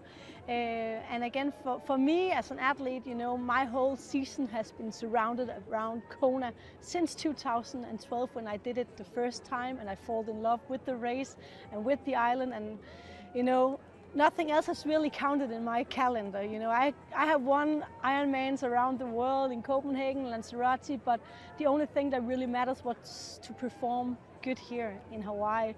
This race is the history of our sport. It's where long distance triathlon was established. The island itself, it's the magical place to come and race.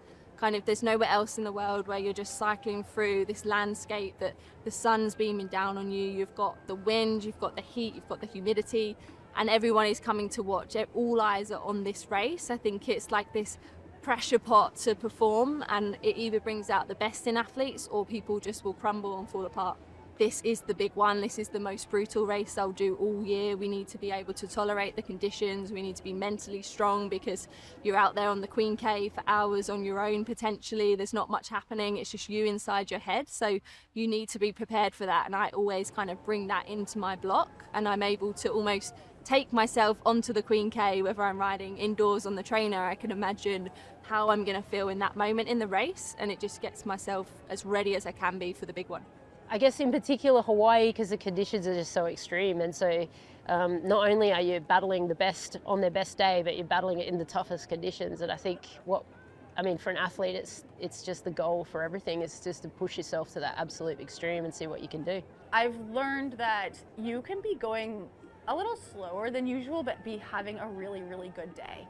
And that's something that I remind myself that I look at my numbers, my heart rate, my power, but I also have a pretty good sense of my perceived exertion, and also a pretty good sense of just what this race takes. The nice thing about being older is that you have that experience, and you do know that you can have some down times and come back.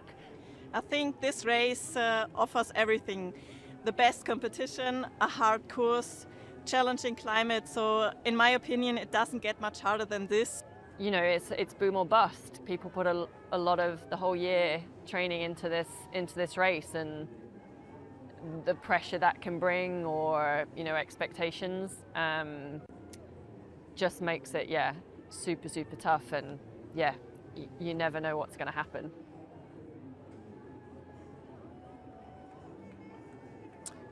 That was indeed special, Didi, and I think that they all spoke to why it's special in a different way. And that's the unique thing about this race, is that we all take something into it, be it all the history that we have with the race or our history watching the race.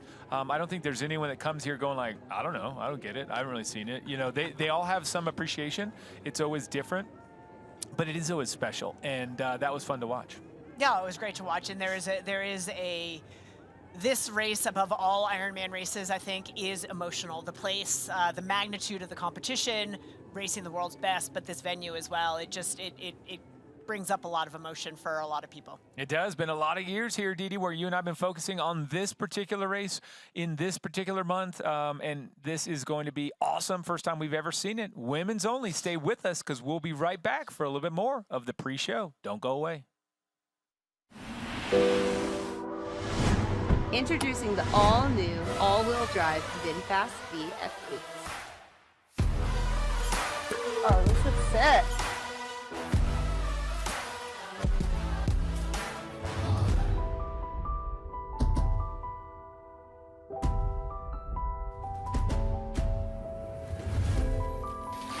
So where should we go next weekend?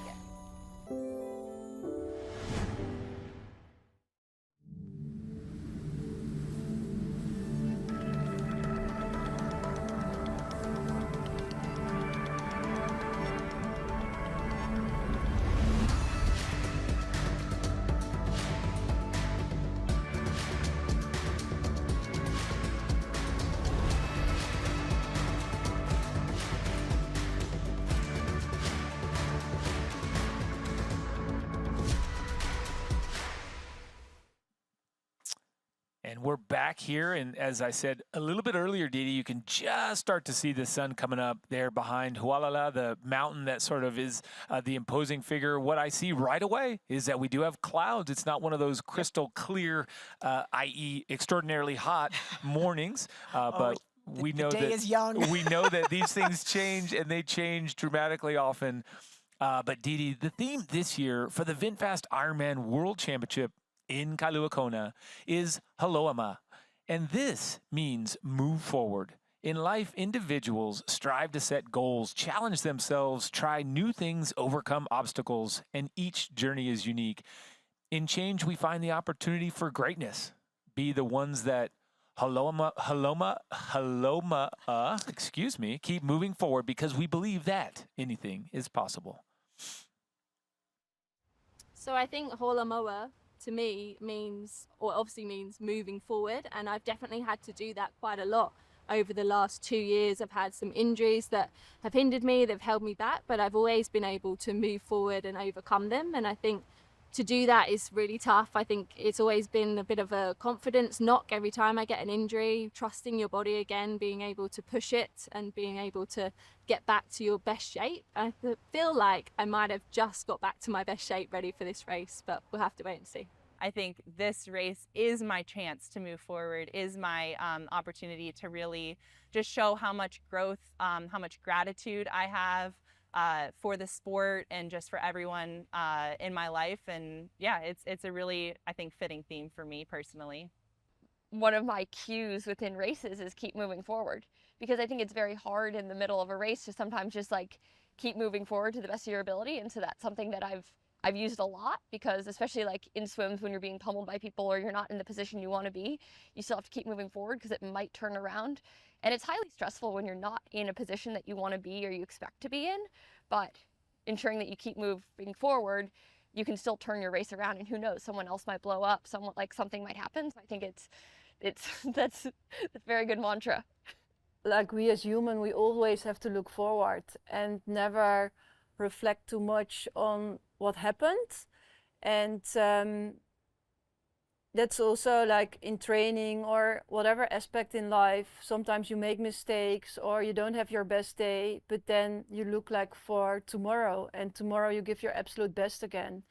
And it doesn't make sense to always like dwell what happened in the past. I think that's my mantra every year, because you always want to move forward. You always want to be a better athlete than you were before. So that's why I stand up every day, because I want to move forward and I want to be better, and I'm desperate to be better. For me, actually, the motto of this year, moving forward, is actually the same as me. I'm also moving forward to the next chapter of my life. Actually, I told Cloud yesterday that I might come back another time, but this is my last dance, you know. I don't know if I can let it go totally, but it's definitely just a good saying, that we have to look forward. We have to be the best, but we also have to be present. We also really have to enjoy this moment right now. What better than to do an Ironman and just like blow it out, blow the cobwebs away and just move forward. And so, yeah, I think for me personally, that resonates really well. And I'm excited that, I'll be moving forward with this race for me as well. For me personally, it's more about taking everything in your stride, accepting, and then making the best out of the situation as you can going forwards. Well, Didi, there you have it. And moving forward, that's something that anyone can rally behind. And certainly those women each have their own perspective. Now's when I get excited, because now I can see the water. Now I can see the town, the lights glistening in the background. This, to me, is kind of, I don't know, when I get the most excited. And as an athlete, as a person in the studio booth, as just a fan, as kind of all the roles that I've taken over the years watching this event. And you just have to think it's ever evolving, Didi, but this moment is always the same, where it's like, oh, it's real now. We're almost there. It's definitely getting real. I think the athletes are finishing up their items of business in the compound and making their way towards the swim start, because we are just over 30 minutes away from the start of our professional women's race. There you go. And we are going to zip on down to Greg. Greg, take it away. All right, thank you very much, Michael. And I think you know our next guest. That's Lauren Valley from Boulder, Colorado. Lauren, you looks like super psyched and ready to go. I am super psyched. This is my second time here at Kona. It took me over a decade to qualify initially, and I'm just so excited to be part of the first women's only World Championship. And I'm actually bummed I can't watch the pro race, but I'm just really honored to be here and to represent the best of women's triathlon today. It's called Ironman.com, or you just, strap it onto your bike. It's a big LCD screen onto your bike, and you'll be good to watch it. Yeah, I would love that. But I'll be able to see coming down or up Javi. I'll see what's going on the bike, and then on the run, hopefully, I'll see my favorites in the front. So hopefully, it'll be a good race for everyone to watch. Yeah, you did mention the first all-women's race. What do you think that means globally? Well, globally, it's really important, because I think, living in the United States, I live in Boulder. Sport here is very different than it is in the world broadly, and I think that countries that are underrepresented in terms of female to male participation, it's really important to see women from all countries on this world stage. It's incredible, and I think what that will do for women's sport, regardless of what you think the quality of the field here is today, the best triathletes are here from the world. And now that we have this opportunity, I think we'll see the entire field, the level of competition, particularly in the age group ranks, rise up. I think this is going to be a cracker of a day and undeniable. Yeah, I love that word, cracker of a day, but what I like even more is that Ironman has always been an equal opportunity company and a brand, and they've also brought equal prize money to women for a very, very long time, and they are setting the standards out there in women's sport as well. So, you know, given that, everything seems to be pointing in the right direction. Yeah, I think that you said it really, really well, and I cannot wait to see these women throw down today. All right. Thank you very much to Lauren Valley from Boulder, Colorado. We're going to send it back to you, and that's just about it for the interviews down here in Bodymark, and everybody's super psyched to get their day underway. Don't go away. You're watching the 2023 VinFast Ironman World Championship. More to come. The word malama translates to taking care. We malama the land that feeds us.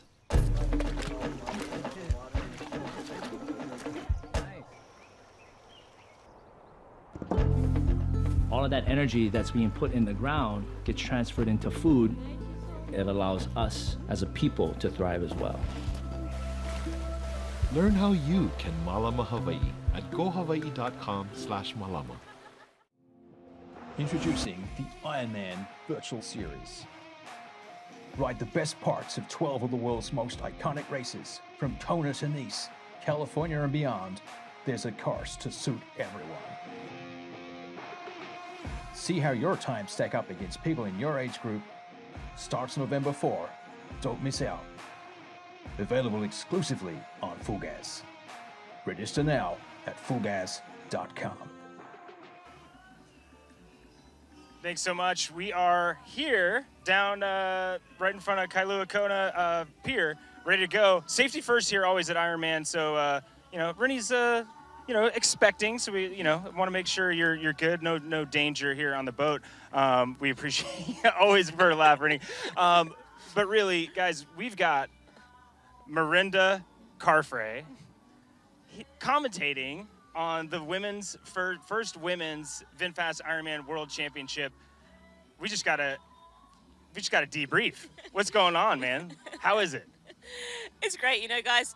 I didn't realize how much fun it could be on this side of the fence. That was fun. 10 years of racing, amazing fun. But if you can get a job working next to this guy, it's a good time. And safety first. Got a little baby in this belly, so don't worry. Ironman are looking after me. They threw me a raft right away and said, hey, you're not going out there without your floaty. That's awesome. Okay, but serious business. You've done this. You've done it on great days. You've done it on maybe not so great days. So what are those athletes feeling right now? They don't know which one of those days it is yet. It's very hard to be serious in this floaty, but I'm going to do my best. Right now is the most nerve-wracking time. Like, you kind of come into transition, you can't sometimes well up, all the feels, and then you sort of get down to, okay, it's happening. Like, there is no more waiting. Some of it is like, okay, this is good, but then you get in the water and you're like, oh man, I got to really hurt myself for like 8+ hours. So, lots of feels, lots of just reflection. And I always try to sort of collect myself, take a few breaths, and just be grateful for this moment. Yeah, that's awesome. And I think what most people don't understand is we kind of had all this chaos, but then there's a kind of a brief moment like right now where you can choose to stay in that chaos or you can like find a tranquil spot. Where were you? Were you stay hyped or you find your own zone? It depended on the year, Matt. Some years I really felt calm and I'm like, I've done the work, I'm ready to go, let's do this. And then other years I was just like angry. And sometimes I kind of made myself get in that mindset because I was such a terrible swimmer. So I had to be like, I've got to fight from the first second. Like, I'm not just, like Lucy Charles. I know she fights from the start, but she is just attacking that start of that swim. Lauren Brandon, I feel like, is relaxed at the swim. So it depends on the athlete. Yeah, awesome. Now, so many different ways to approach it. We're going to get way more good info from Rennie as the day goes on. But let's get back and get to racing, guys.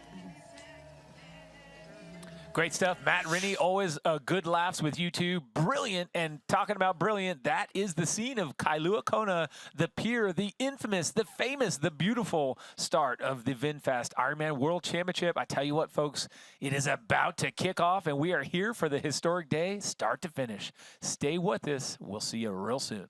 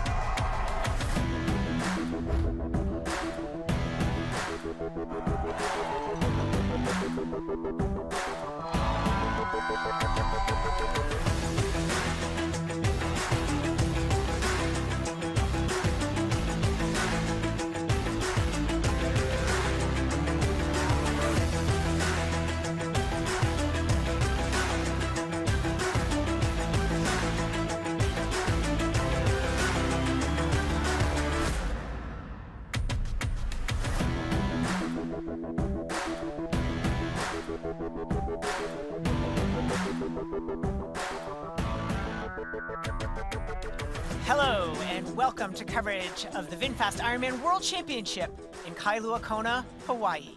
Today the spotlight shines bright as the women take center stage in the first ever female-only VinFast Ironman World Championship on this historic championship course. The best female professional and amateur athletes from around the world have come to the Big Island of Hawaii for the ultimate test of body, mind, and spirit. The professional male championship took place on September 10th in Nice, France, with Sam Laidlow earning his first VinFast Ironman World Championship. Today marks the culmination of the VinFast Ironman World Championship season, and there's no better way than to watch the best female professional triathletes and age group athletes compete for the ultimate honor. Alongside three-time Ironman champion Michael Lovato, I'm Dee Griesbauer, and joining us on the ground will be Ironman World Champion Greg Welch, three-time Ironman champion Mirinda Carfrey, and our man on the street, Matt Lieto. There Michael? you go, Dee. Oh my gosh, so exciting. And here it is, the weather. Race weather presented by Roka today in Kailua Kona, Hawaii, 6:01 exactly. On October 14th, we're looking at 74 degrees Fahrenheit. That's 23 Celsius, clear skies. Feels pretty accurate, feels like 75. The water temperature 76 degrees Fahrenheit, 24 Celsius. Humidity's high, 81 degrees. And the wind, a scant 3.1 kilometers per hour or 1.9 miles per hour. That translates to here in Kona, perfect weather for this perfect race. Dee, there they are. They're ready to go. They are ready to go. Our women only female professionals and women age groupers set to take place on this historic race course. As you said, Michael, ideal conditions, the most competitive field I think we've seen in the professional ranks ever. So many great things about to get underway here today. I am so excited. We are excited, and this is where all of the dreams come to live or die, or to grow or shrink. And let's be honest, is that it happens, and that's what makes it special. Is because if all the days were good days, it just wouldn't be Kona. It wouldn't be special. So we have good days, we have bad days. It's the thrill of victory and the agony of defeat, Dee, through and through. We said in our pre-show, you've got to take some really aggressive chances if you want to stand on that top step, as so many of these women are capable of doing and want to do.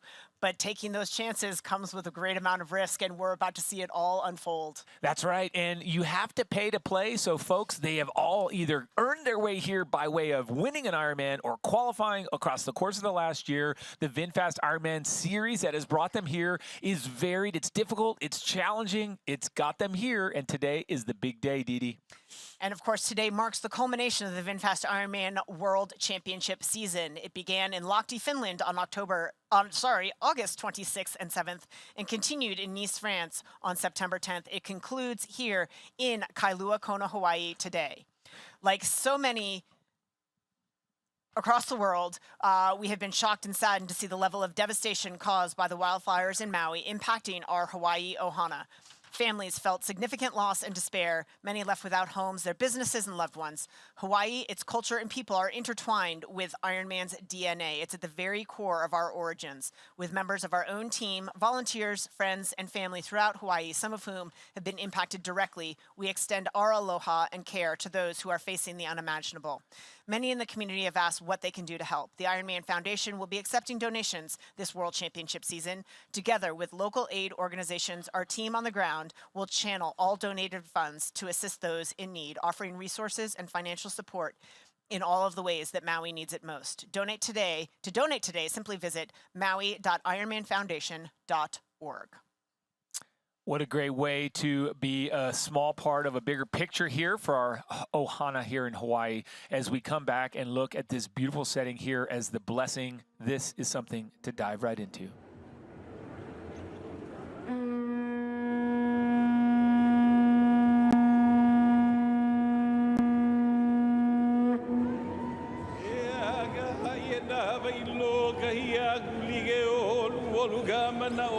Ha'aha'akohulana aholuialana gila aloha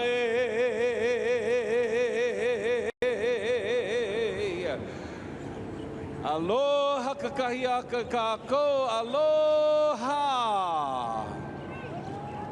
A very good morning to the Koahine, our women warriors and their family. And a very good morning to all of you who are here, and especially all of you from Kona. Aloha! Here we are in this chant that I just did. It's an aloha chant written by Auntie Pilahi Paki.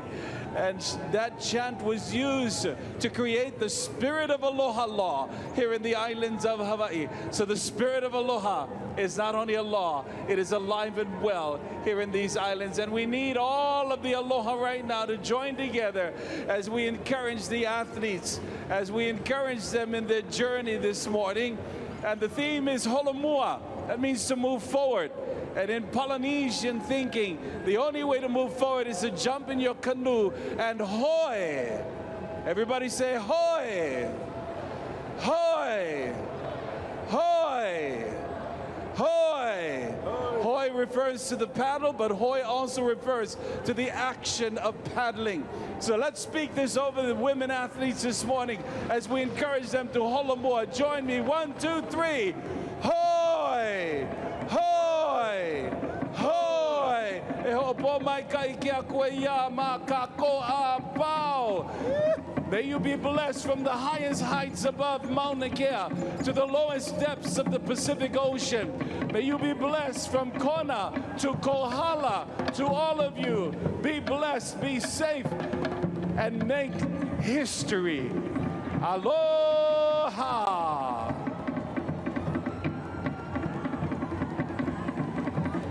Mahalo, Kehu, for that wonderful blessing.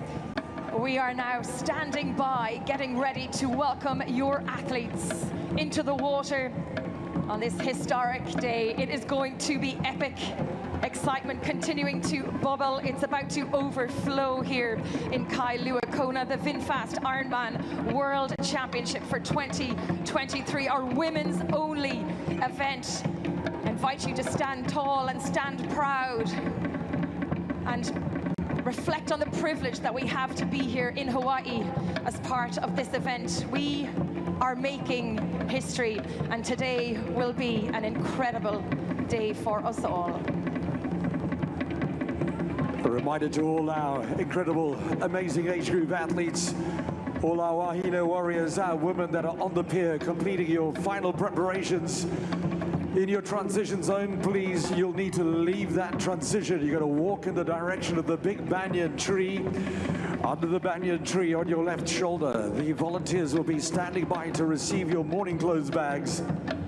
You'll drop off those morning clothes bags, you'll turn left past the King Kamehameha Hotel, and then you'll do a sharp right-hand turn back in the direction of the finish line, where you will make your way to your swim start corrals and your staging areas. Another time check on our Wahoo rival element watches. It is now 6:07.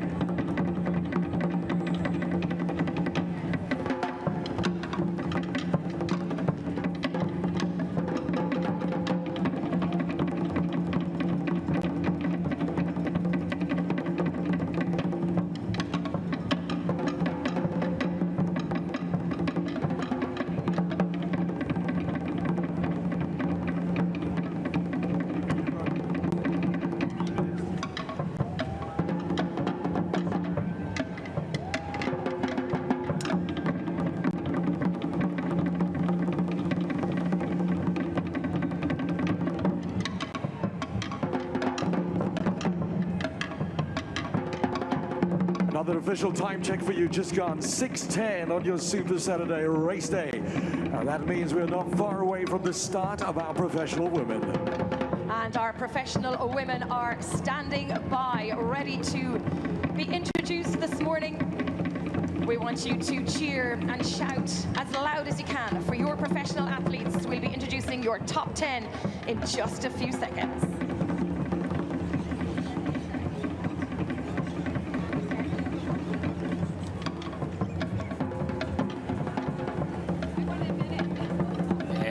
That blessing gets me going, but so does this start list, highlighted, of course, by the defending champ from USA, Chelsea Sodaro, 4-time second-place finisher Lucy Charles Barclay from Great Britain, Anna Haug, a former winner Daniela Reef, 5-time winner, the newbie Taylor Knibb, and that's just the beginning, Didi. Absolutely. As we take a look at this extraordinary global field of superstar athletes, we've got Els Visser from the Netherlands, Pammy Oliveira from Brazil, Rachel Zelinkis, one of the first-timers, one of the exciting first-timers we're talking about. We've got Maya Stage Nielsen from Denmark, Beck Clark out of New Zealand, Mel McQuaid, our oldest competitor at 50 years young, making her debut in Hawaii. Back on out there to Joanne Murphy. Ironman 70.3 world champion. She finished in second place on 4 occasions here in Kona. Representing the United Kingdom in bib number 2, please welcome Lucy Charles Barclay. She has finished third on 2 occasions here in Kona and is your 2019 Ironman World Champion in bib number 3. Please welcome Germany's Anna Haug. A 5-time Ironman 70.3 World Champion and 5-time Ironman World Champion representing Switzerland in bib number 4. Make some noise for Daniela Reef. She is a 2-time Ironman 70.3 World Champion, competing in her first Ironman today in Kona, representing the United States of America in bib number 5. Please welcome Taylor Knibb. Your reigning Ironman Africa champion and European Ironman 70.3 champion with 2 4th-place finishes previously in Kona. Please welcome in bib number 6, Germany's Laura Philipp. An Olympic silver medalist from London 2012. In her first outing on the Big Island last year, she finished in 5th place. Representing Sweden in bib number 7, it's Lisa Nordén. Runner-up in the Ironman Africa Championship earlier this year. She finished in 6th place in Kona last year. cheer. Wearing bib number 8 for the United Kingdom. Make some noise for Fenella Langridge. With 2 third-place finishes here in Kona previously. She wears bib number 9 today, representing Australia. Please welcome Sarah Crowley. And she finished 4th at the 2021 edition of the Ironman World Championship, representing the USA in bib number 10. Please cheer for Sky Munch.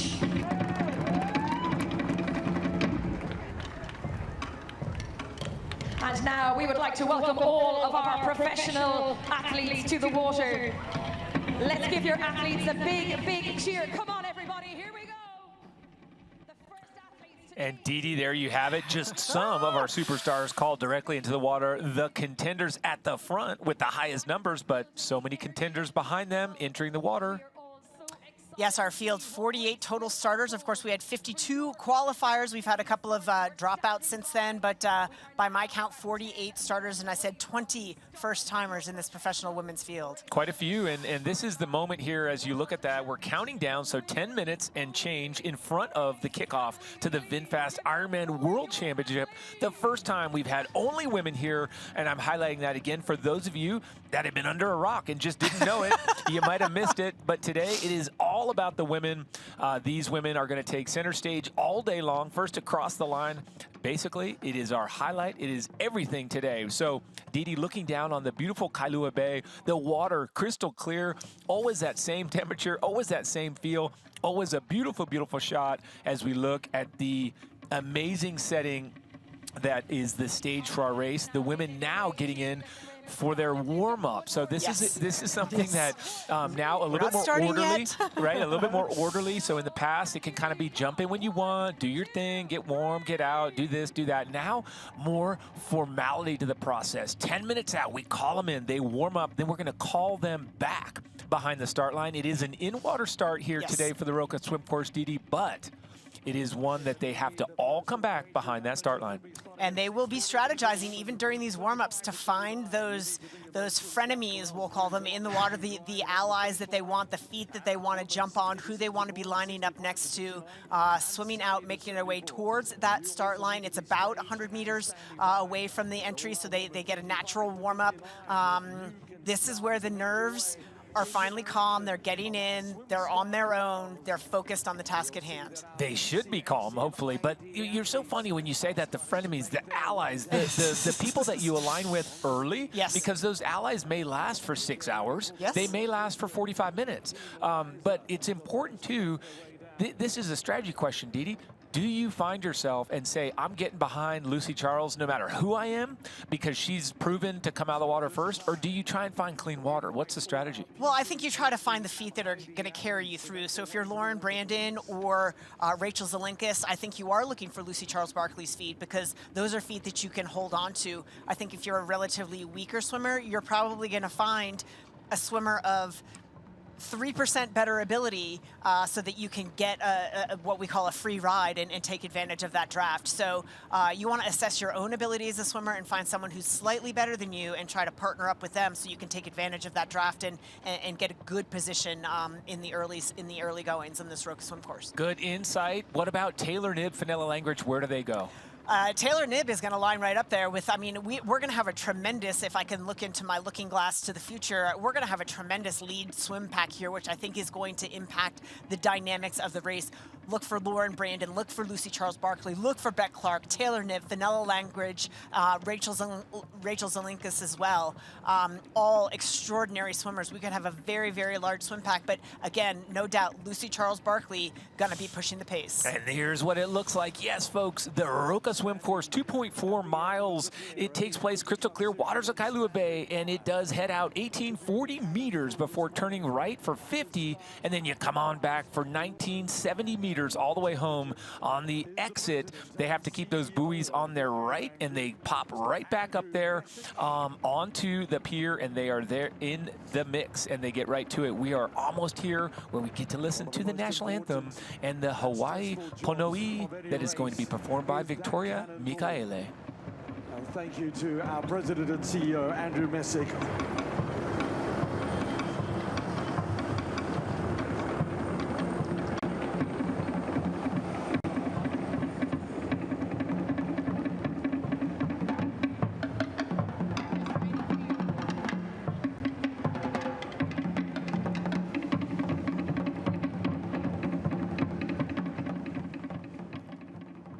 perhaps a bit premature for that national anthem and the Pono'i, but listen, Didi, it is almost go time. Take a look, 6 minutes and 10 seconds, and we were talking about how much you and I love Island Breeze here, and this incredible crew, of course, led by Kahuke Aloha. He's on the right there.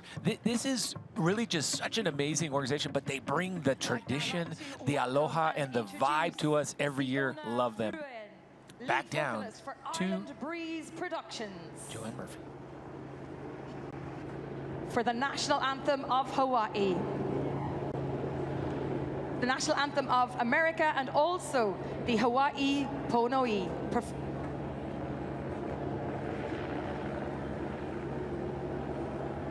Oh, say, can you see by the dawn's early light was so proudly we hailed at the twilight last gleaming, whose bird stripes and bright star through the perilous flight o'er the rampart we was were so gallantly streaming, and the rocket reclaimed the bomb bursting in air, gave proof to the night that our flag was still there. Oh, say that that stars band go.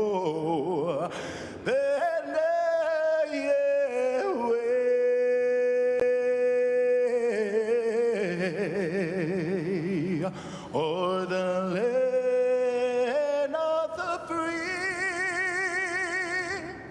and the home of the brave.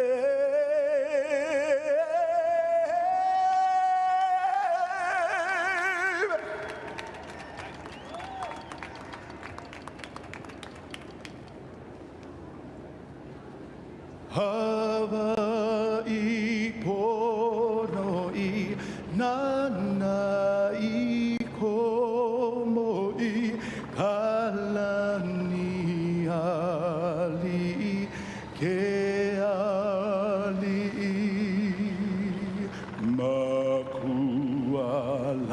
Makualani E Kamehameha E Nakawa E Pale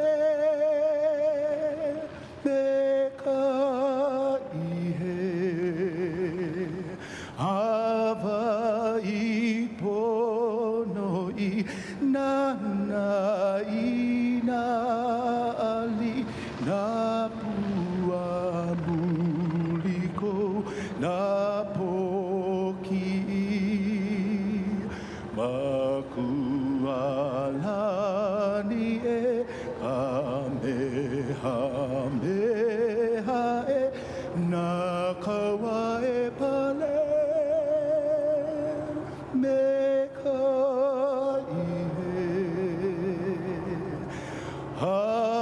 Hawaii Pono'i e kalahui e au kauhana nui e ui e makualani e kamehameha e nakawa e pale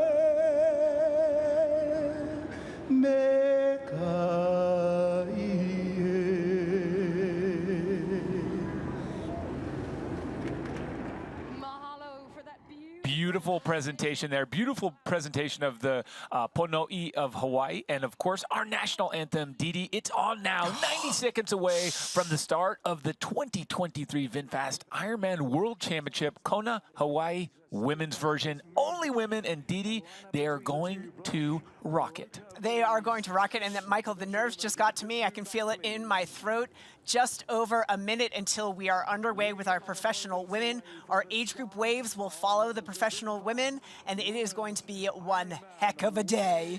It really is, and the tradition that comes in behind this, since 1978, we have raced in Hawaii, and now on the Big Island here in Kailua Kona, we have so many years and so many champions. Today, will it be someone who's won it before, someone who's tried to win it before, or will it be a rookie? Didi, all those questions will be answered, and the kickoff is 45 seconds away. Didi, see the two Roka swim buoys there. That is the virtual line. All of the paddle boards keep in line, and they keep everyone in check. No false starts, no creeping, and then this, the money shot behind the cannon as we look to those women. Didi, 25 seconds away. 25 seconds until we're underway. Those paddle boards will move aside, and our women will be underway. And this, my friends, the one-lap Roka swim course. Women treading water, ready to go. And have a look at that as we take a peek here. That is a live shot of our screen here. Race time officially 1 minute away, less. There it is, and today we have kicked off the VinFast Ironman World Championship, Kona, Hawaii. The women taking to it with absolute vigor, Didi, and you have called it. Any one of 10 women will not surprise you if they take the title today. And here we have some of our notables and their color-coded caps, with Chelsea Sodaro in gold, Lucy Charles-Barkley in the baby blue, Annie Haug wearing purple, Daniela Reif in orange. We've got Taylor Knibb and Laura Phillip in green, Lisa Norden and Fenella Langridge in silver, Sarah Crowley in bright blue, and Sky Munch in a powder blue cap as well. So we like to call those our Skittle caps. Take a look for some of those notables as we are underway here.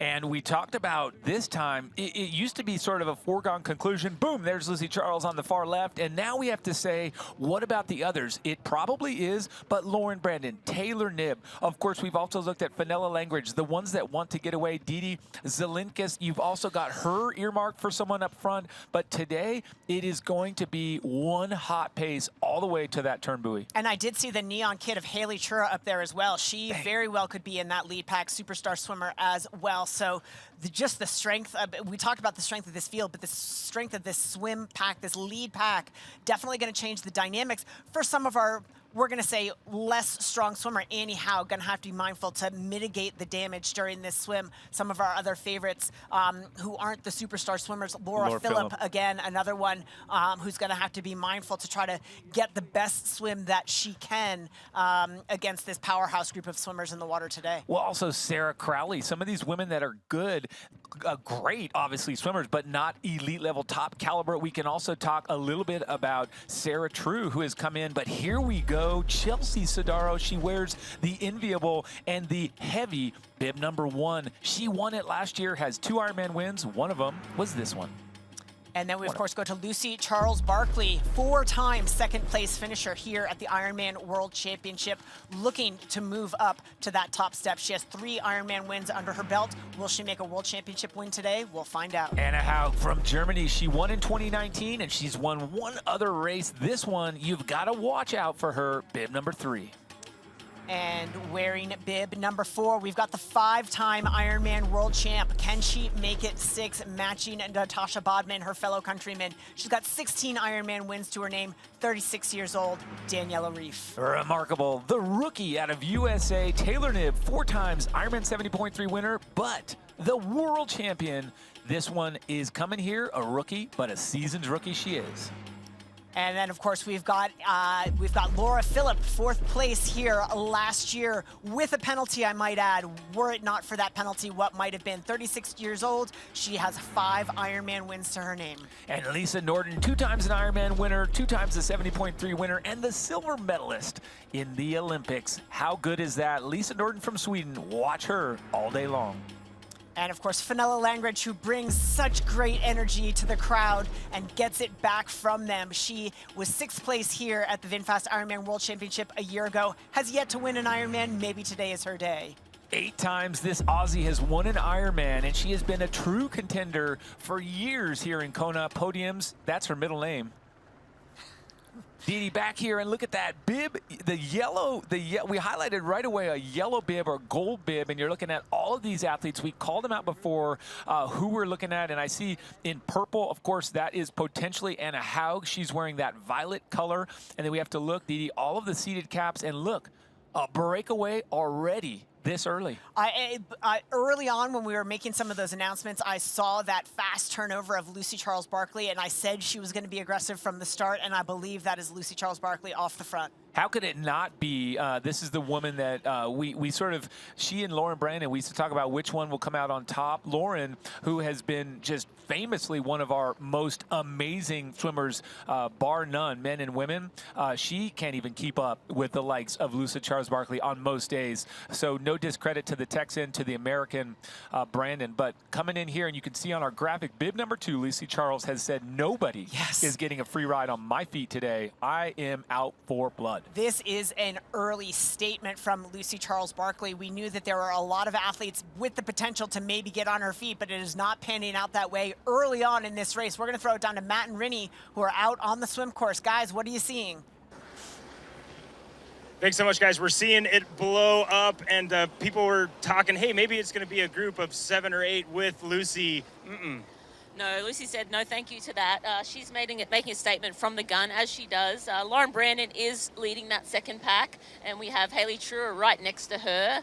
Also in that pack in white, we have Lottie Wilms making that second pack, and looks like Taylor Nibbs sort of started a little slow, and she's now moving up. So now we're getting a little separation. And it's now just breaking that front group, so it's 1, 2, 3, 4, 5, 6 behind Lucy Charles Barkley, and then we have this green cap going around the outside of the second group as those feet were lost. So now the second group needs to do some work to get back to this kind of first chase group, but we already had a group that gotten dropped earlier, Rinny, and it's Sky is leading the charge of this second chase group now, trying to bridge up to the first chase group. Yeah, so everything obviously still pretty tight out here, but we are seeing some distinct packs start to form. That neon green, I believe, is Rachel Zielinskis. Yep. She's looking to try and bridge back up onto Taylor Nibbs' feet. And that's actually Sarah Crowley there, right behind Rachel. Number 24, right next to her as well in the white cap. I had a name on that cup. Yeah, and if anybody's going to be able to make a bridge, it's Zielinskis. She's a long course swimmer in college at Georgia, so she's actually bridged up to that group. Now, if Crowley can hold on, everybody's going to kind of stay together, but she's on a rev limiter right now. Yeah, and we're just looking right now at Chelsea Tadaro, the gold cap of Chelsea. She's in a really great place. She's in a great place, but she needs to make sure she bridges up or stays right on those feet, and hopefully Crowley doesn't drop Zielinskis and she can stay with that front group. Yeah, absolutely. So right now it's all together in this front group again. That kind of never happens at this point at the VinFast Ironman World Championship. Once a gap is open early, it stays away. And Rinny, what do you see?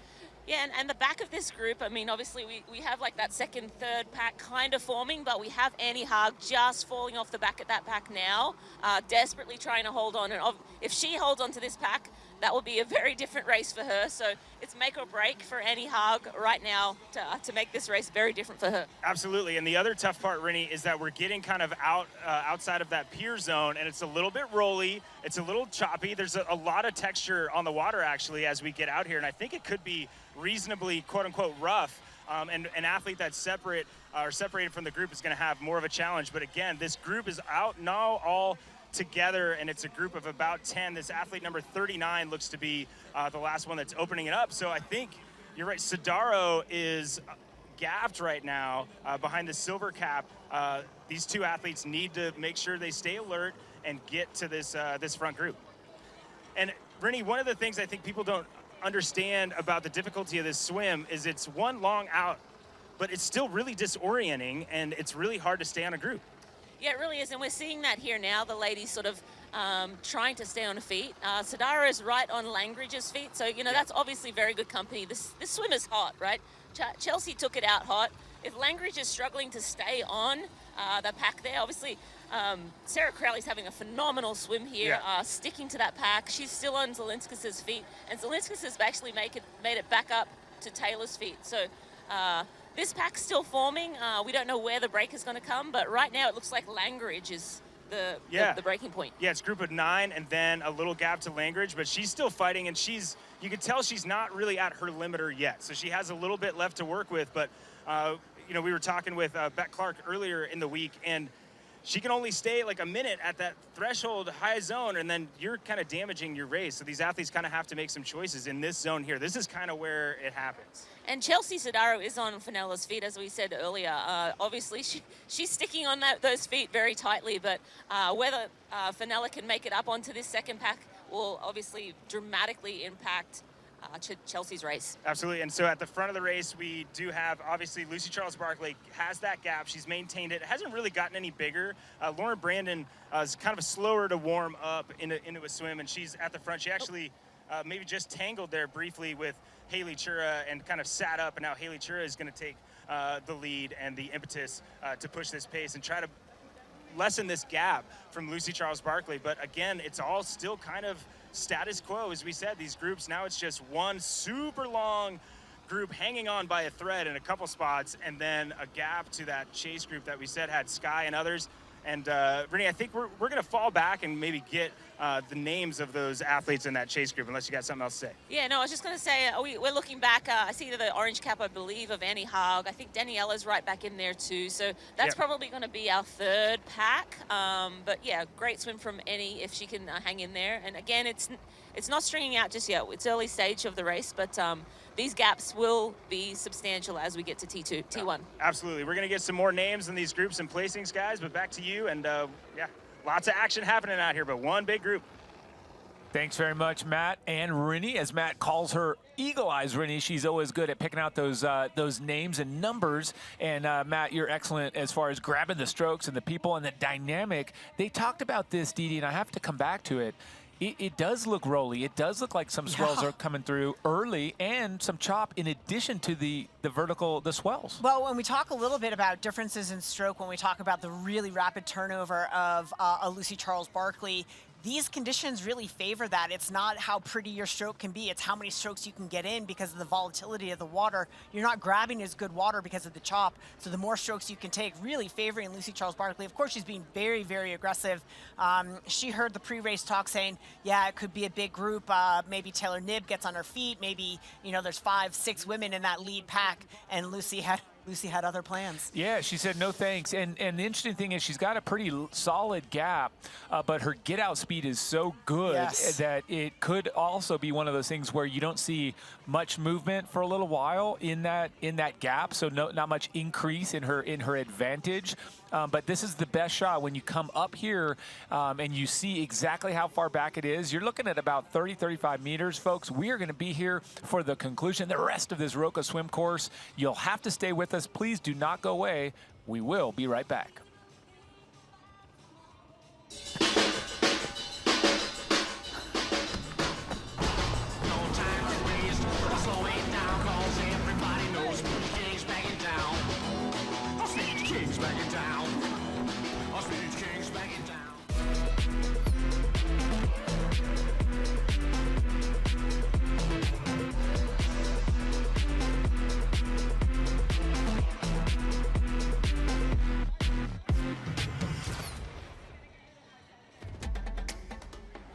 You know, and we know.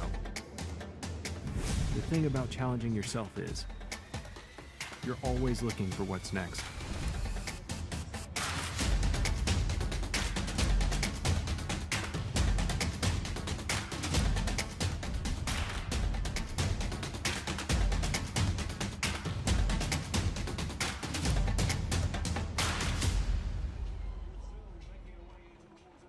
Welcome back to the VinFast Ironman World Championship, brought to you by VinFast, boundless together, and by Hyper Ice, made to move.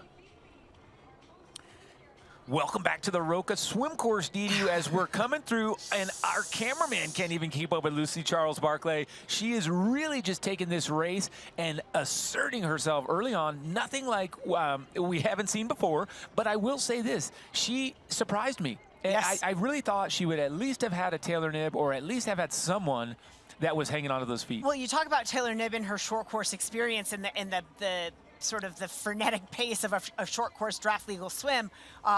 We saw it. Taylor Knibb was a little slow off the line, and now is settled into this pack. This is still a pack of extraordinary swimmers, led by Lauren Brandon and Haley Chura up there as well. But surprising, the domination of Lucy Charles Barkley so far. And I think it's important to note that Anna Haug and Haley Chura both wearing a violet-colored purple swim cap. So when you see our graphic, we know that ultimately the folks that have seen her number are calling that out as Haley Chura, who is a superstar swimmer and used to be up at the front. Also from the University of Georgia, like Rachel Zelinkis. Another Bulldog, and these women down there in Georgia can swim.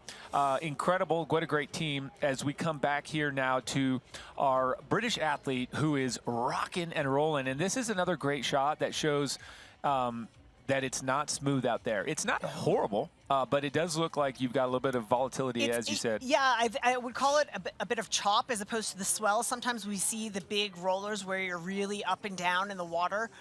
You can see, again, from the aerial shot, the texture on the water. It's creating that chop right at water level, making it hard. We saw the chase pack really strung out one at a time, and so those at the back are really vulnerable to the ones in front, that they hold the feet of the person in front of them, because it's going to create, if not, it's going to create these gaps that are going to have significant impact once we hit T1. Great point. And just sort of looking at what also happens on the bike is what can be difficult is that accordion effect a little bit. The swim, it's a little bit slower to play out, but the folks at the front can respond to the surge. If you're 1, 2, 3, 4 people in, you typically can see who's leading your group. Like, you know what's happening. You can really respond as we watch this amazing sight. Over 2,000 age group women getting their time to start off the VinFast Ironman World Championship on their historic day. This, Didi, is what we all live for here, is that shot of a mass start here in Kailua Bay. Of course, it's a mass age group start. They are age group waves. Our women's age group athletes getting underway following our professional women. This is the first of those waves getting underway. Rolling start, what a great thing, sort of a rolling start by waves. But I love this because it's still the sheer quantity of arms and legs and swim caps. That's the beauty. And while we don't sort of thankfully have 2,000 people all kicking it off together like in the day, I say thankfully because it really gives a cleaner, fairer, more appropriate race for everyone. But it's still beautiful to see all those bodies getting after it here at the Roka swim course. Remember, folks, it's 1,840 meters to the first turn. So the good thing about that is you don't have a frenetic get to the first turn pace, but the hard thing is what Matt mentioned, Didi, this is it. You can get a little disoriented going out there. When and where do I get to that darn turn? Where is it? How far? When can I see it? Yes. You feel like you should be able to see it. You can see 1 or 2 buoys ahead, but you really can't tell. So that's just challenging. It is challenging, if that, and the water condition is making it even harder to sight. We're going to throw it down to Matt and Rinny, who have an update for us from the swim course. Guys, what are you seeing? Yeah, we're seeing that it's starting to break up. Rinny, what do you got? Yeah, we've got a distinct second group here, and the champ Chelsea is in that pack of 3 right behind. But yeah, we'll go back from the front. Haley Chura is leading, and Lauren Brandon is beautifully swimming on her feet as she does every time she's out there.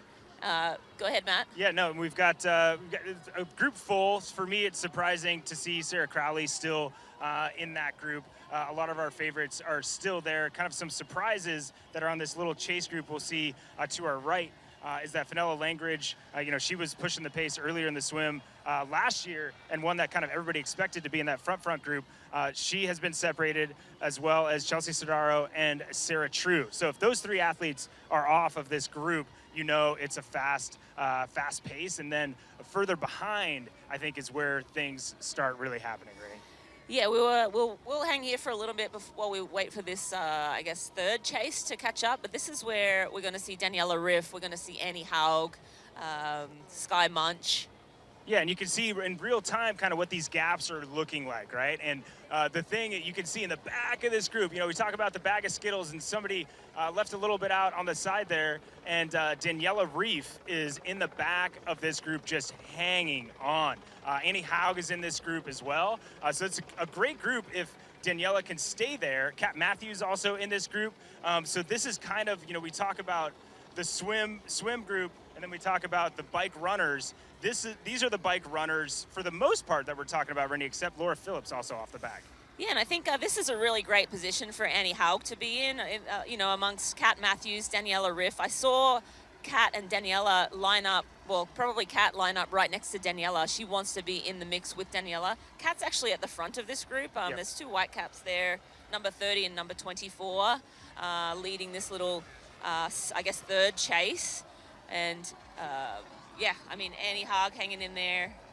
Yeah, and to me, you know, pointing out what you were saying, Rennie, with Kat is that she's not in the front, but she's in control. She doesn't want to be in the front. You can tell she's very calm in this position, where now I'd say Daniela's looking more calm, slower strokes, more comfortable. But before there was a little bit, not that Daniela ever panics, but it felt like that, oh, this needs to happen. She needs to get there now. Now it seems like a little more comfortable, but you know that you never want to be the last one in the group. That's a dangerous place to be.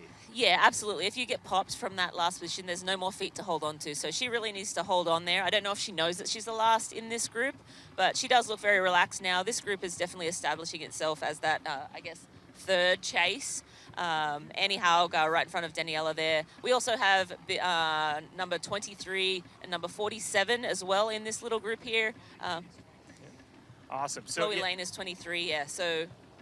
Yeah, no, and it's we can see we're getting close to the body glove boat, and a lot of stuff happens there. What are you guys seeing up in the studio? We did see Jocelyn McCauley also in this group. Matt, Rennie, thank you so much. What we've seen is about what you've seen, but even better. If I were going to just throw a quick question to you both, I'd ask you this. What surprised you so far? Which athlete is not where they should be or is excelling? Like, what's the big surprise swimmer or swimmers so far, you two? Yeah, I think Kat Matthews is in great position. Obviously, she, you know, has had a great swim at 70.3 World Champs. Wetsuit swim though, right? So this is obviously not wetsuit, but I think Kat's in control here. She looks good. She looks ready. You know, when the athlete is in the front, on feet, right where she needs to be, this is a great place for Kat. And I think also Fenella Langridge not being in the front group is sorry, Matt. You stole my answer. You stole my answer, Rennie. Not being in that front is a little bit of a surprise. But again, Chelsea right on her feet. That's going to be a really little pack of 3, which will make for a sort of a nice transition, maybe less hectic. But I'm sure they'd rather be in that. They would, and I think you're right. But that is impactful. That Chelsea Sodaro, to me, that's a surprise. That's mine. The defending champ who has the ability to swim with that front group hasn't. The work that she has ahead of her, I think, is heightened after this swim, and we'll see what those gaps are, guys. But we're going to get to the other end of this turnaround and get some more action for you. Thanks, Matt. Thanks, Rennie. This is the thing. That's a well-oiled machine. That's a great team. They're sharing thoughts. So she was going to say, he said what she was going to say. She said what he's going to say. Perfect stuff. Always expert commentary. What a beautiful overhead shot as you come down here on our VinFast Ironman World Championship. Of course, the first leg, our Roca swim course, one giant lap, and this is the shot, Didi, that shows you just how daunting it is to go 1,840 meters out, take that right turn, a small 50 meters before you get to come on home. Well, it just gives you a sense, this overhead shot, of how very far that is. Yeah. How far it is to swim those 2.4 miles. And again, the conditions on the day contributing a little bit to how our professional women's field is getting strung out as we take a look at another one of our age group waves getting underway here today. Our age group waves following our professional women in sequence. having their turn on this World Championship course. So good, and just to have a turnout here is a special thing, not to be taken for granted. But remember, if you are kind of chiming in, coming here late, I should say, to the party, it is only the women, and you just saw it flash across the bottom of our screen. Next year, later in the month, 26th, I think is what they said, we're going to be in Kona here with the men, and that's kind of fun, a year away. And this is what I just throw this out there, late in the month, different conditions than we see middle of the month now. So the interesting thing there will be the weather will be a little bit tougher, I think. As we take a look at some of these faces, there's some that are anxious, some that are excited, a couple of yawns there. But the anticipation as our age group women queue up for their start. Yeah, they're the yawn. What does it mean? Is it I'm bored and tired, or is it just sort of a nervous bit of energy, or a little bit of both? So we're here with another wave of age groupers. This exciting pro race just heating up, all the stars, and as we always talk about, it kind of comes up and gets a little bit more tasty, Dee, when they get in there to those early stages of the full gas bike course. But for now, Lucy Charles-Barclay swimming away from an elite pack of women here in the Roca Swim Course. Stay with us. We'll be back just after this quick break. For 12 years, for 4,383 sunrises, across millions of mornings, we've been working to make one thing better. This, AG1, is foundational nutrition, a science-driven formulation to support whole body, brain, and gut health with just one of these, or one of these, once a day. Welcome to Foundational Nutrition. Welcome to AG1. Start at drinkag1.com. And the love so deep we cannot measure. Ain't nobody loves me better. Makes me happy, makes me feel this way. Ain't nobody loves me better than you.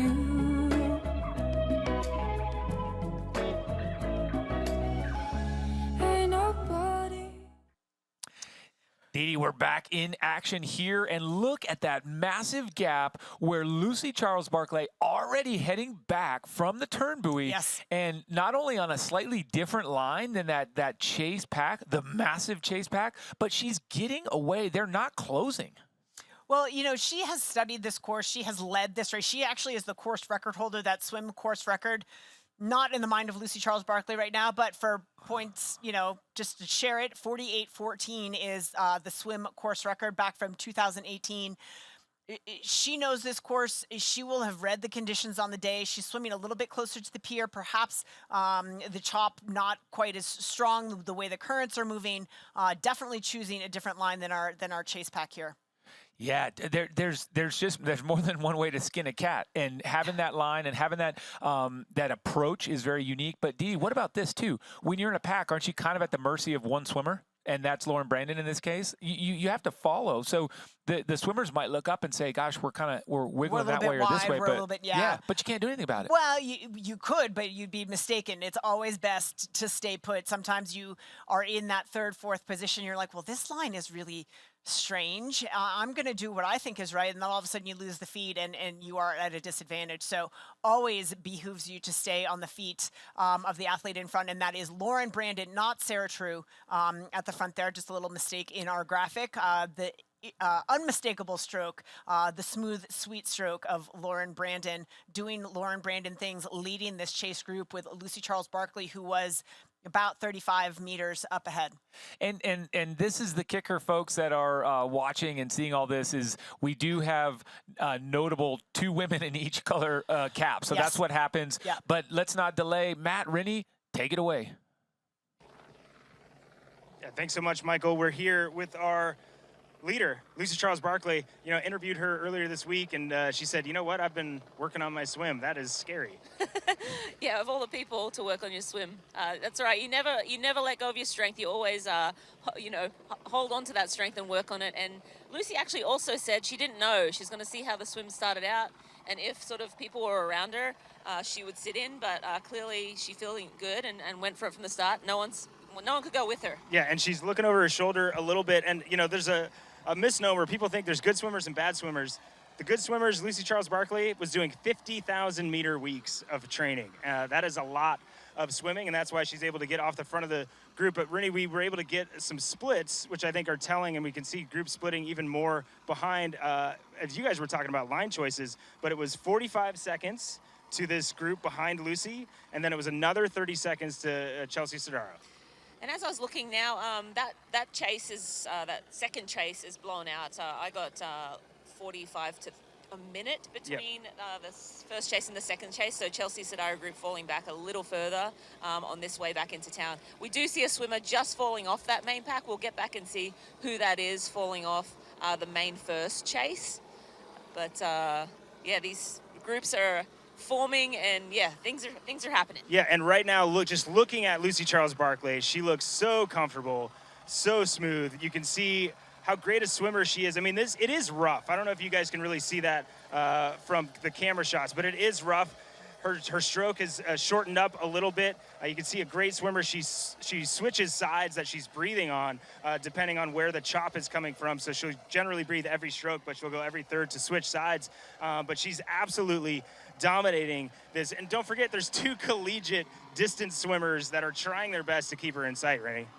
Yeah, and actually Lauren Brandon, I think, only was able to stay with Lucy Charles Barkley once ever in this race. But yeah, she wasn't able to go with her today, and a big group with her, which is not usual for Lauren. She usually is only with 1 or 2 others. No, and you know, guys, we were remiss. We both messed up our answers. The surprise of the day is Sarah Crowley is just absolutely hanging on. That, like, she's a fighter. She just throws her arms forward and gets moving. And talking to her, she had a bike crash not that long ago. So the fact that she's swimming the best she has after that is remarkable. She always gets it right here.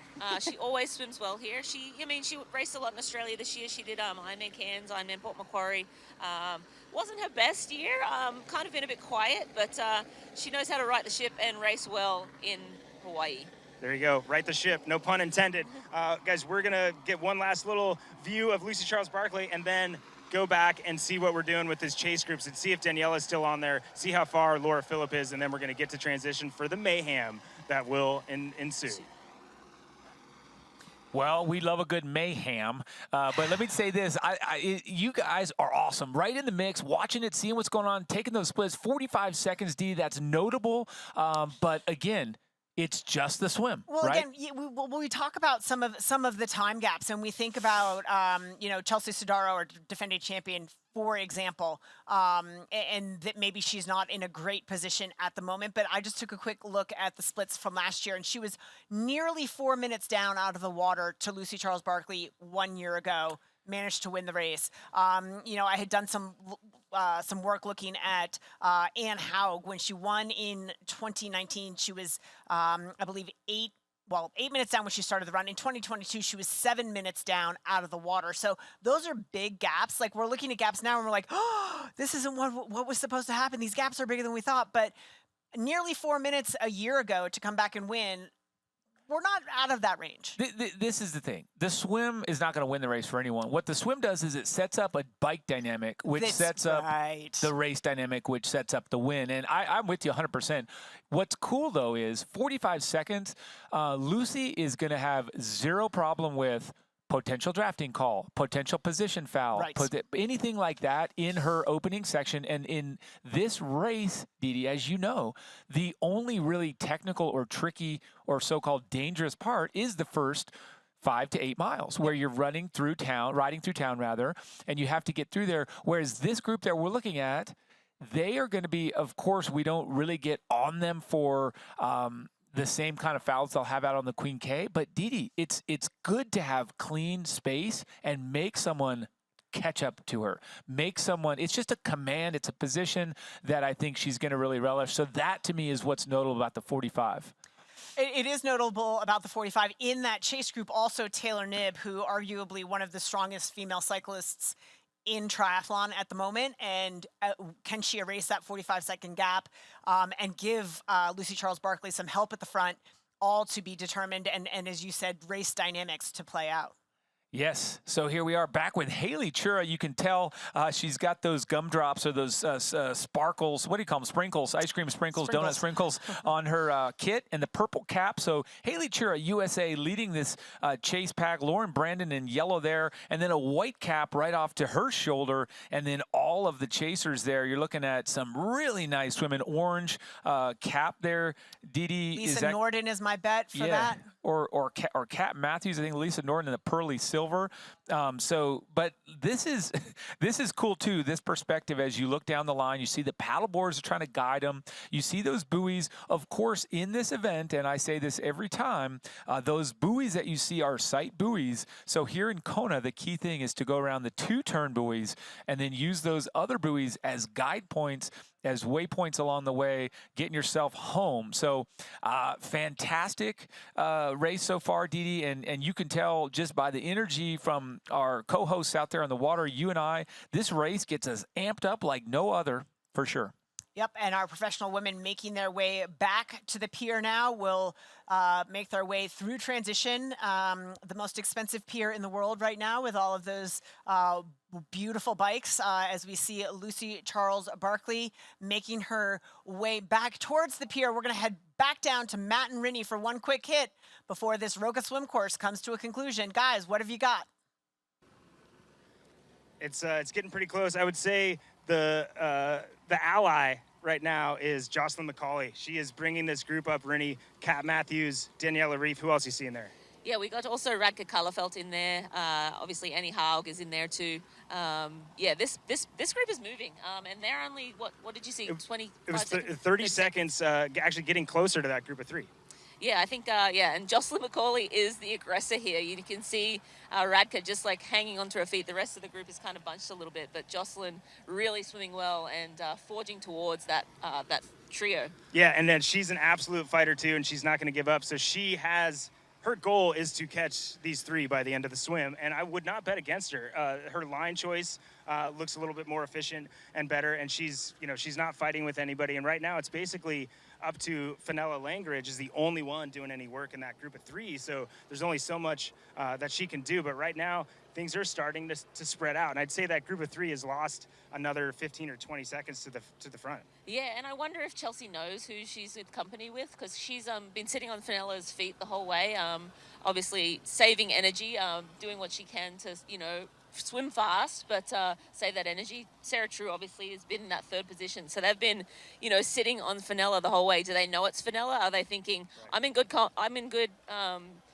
a spot, I don't need to push the pace here, not knowing that the Daniela Riff, Annie Haug, dangerous pack here is right behind them. No, this is a monster group of cyclists here.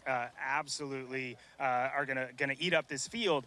To me, the one big outlier that's missing out on the race is Laura Phillip.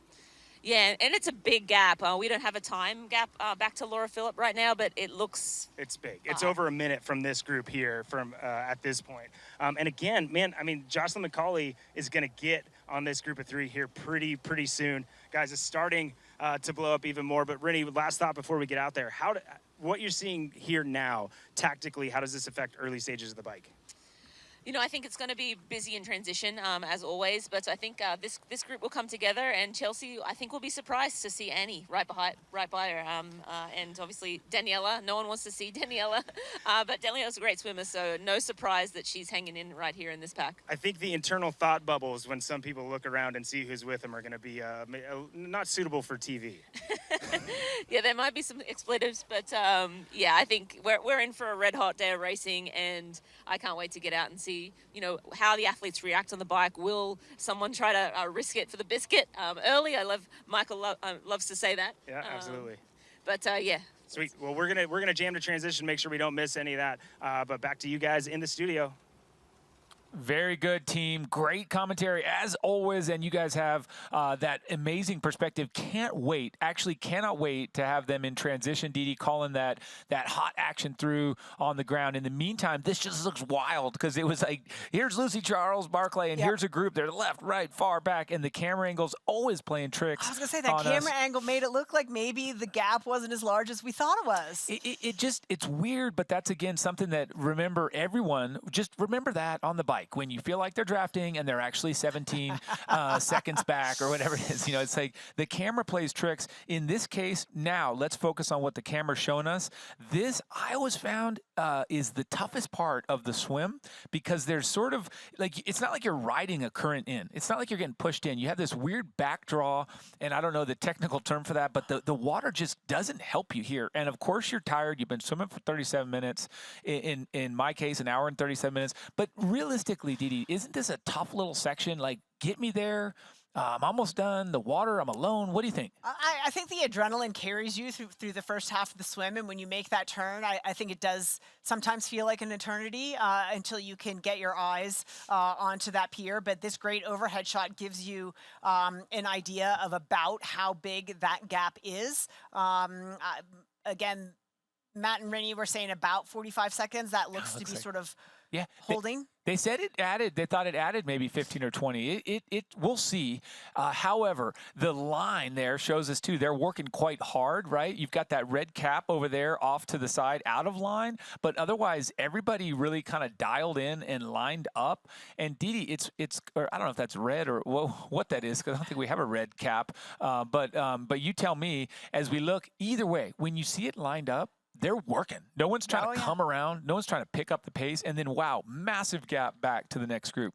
And what I've noticed about the lead chase pack, Haley Chura and Lauren Brandon have been doing a great job taking turns of that chase pack, whether that is by design or obviously there's respect there for the ability of the swimmer. But every time we've checked in with that chase pack, it's been either Haley or Lauren on the front, but always changing. Always changing. And here we are, 39 minutes, 20 seconds into the VinFast Ironman World Championship, and it looks like Lucy Charles-Barclay out of the UK is going to be our first swimmer to crush it and come out of the Roka swim. Folks, so much racing to be done. We know the swim is just an appetizer, just a teaser here as we get going. So you stay with us because much, much more exciting and unpredictable action is promised to be in front of you. So stay with us. We're going to rush off to this quick break, but there'll be more, Didi. There will be more. A lot more. Stay with us. We'll be back.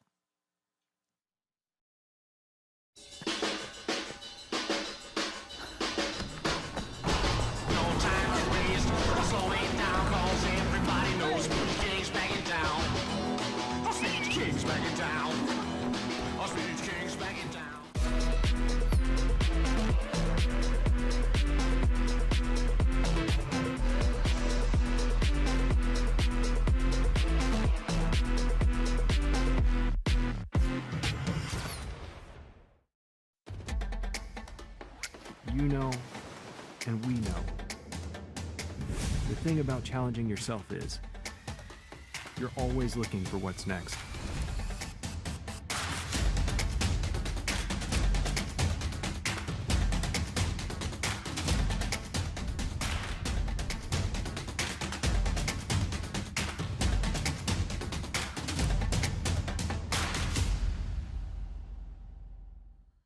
You're watching the VinFast Ironman World Championship, brought to you by Roka. Find faster with Roka. And by the Hawaiian Islands, Malama, Hawaii.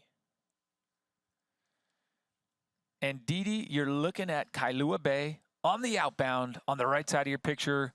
2,000 plus age group women swimming out to that turn buoy, making their dreams happen today, making their goals a reality on that side. On the left side, the professionals vying for that title, vying for the professional, vying for the crown. And at this point, it only looks like Lucy Charles-Barclay. She absolutely made a statement and said, I have heard people talking about others swimming with me, and there's some top swimmers here today, but I will not give you anything. Well, and let's keep in mind, Lucy Charles-Barclay had a sort of a foot injury this summer, a peculiar one. In the middle of a race, she actually got just a funny step at the swim start, broke her foot.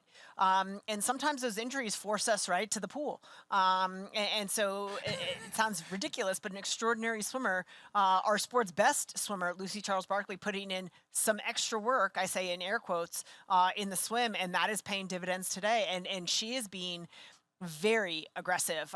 You know, you talk about race strategies. Is it best to be the lone wolf at the front? Some people think it's safer to be in the pack. You're conserving more. Sometimes Ironman, we think of it as a game of defense until you play offense deep into the marathon. Lucy Charles-Barkley not playing defense right now. She doesn't play by those rules. No, I've never seen her play defense. She plays offense from the start of the swim, throughout the bike, and then on the run. And we've seen her give up the lead. We've seen her go from second to third, back to second. We've seen her, Sarah Crowley, and she battled, you know, in an epic fashion a few years ago. And that's the nature of her. I think it's one of my favorite things about watching her as an athlete is she doesn't. There's no conserving, and it doesn't. There's no way that she wants someone with her. All of those other rules where you get energy from someone on your wheel or on your feet or all that, it doesn't work for her. She gets more energy from being away and alone, and it's exciting. And I think the crazy thing to think about is our sport is built in cross training. It's built for people to get injured and still stay fit and competitive. And it's how you manage the mental side of not being able to do something, one of the sports, but it's really a gift. And I think that all age groupers can take a page out of her book and say, if I have a setback, be it an injury or an ailment, an illness, or some sort of life stressor, because age groupers make up our sport by a large margin, and those folks have jobs that get in the way or families that get in the way with our plans. And so when those get in the way, roll with it and spend more time on another discipline, as Lucy Charles-Barkley has done clearly to great success. And she did say when she had the injury and nothing that, there was nothing about it that could have been predicted. It wasn't an overuse thing where maybe she had overdone it in training. It really was a freak accident, but she made the commitment to keep that fitness up and in a boot, riding the bike in a boot, keeping her legs going, used a stationary rower to keep that aerobic fitness and that strength up while she rehabilitated the foot. And so really hasn't missed a beat. We'll see on the run. Could be a divot there, but knowing Lucy Charles-Barkley, I doubt it. I mean, we've seen that before where she's been out and then she comes back and has all the tools still. But looking at 120 meters, over 100 meters, she's going to hit that next buoy before these guys hit one. So even if we call it conservatively 100 meters, okay, so she's over a minute in front is my estimation. Yes.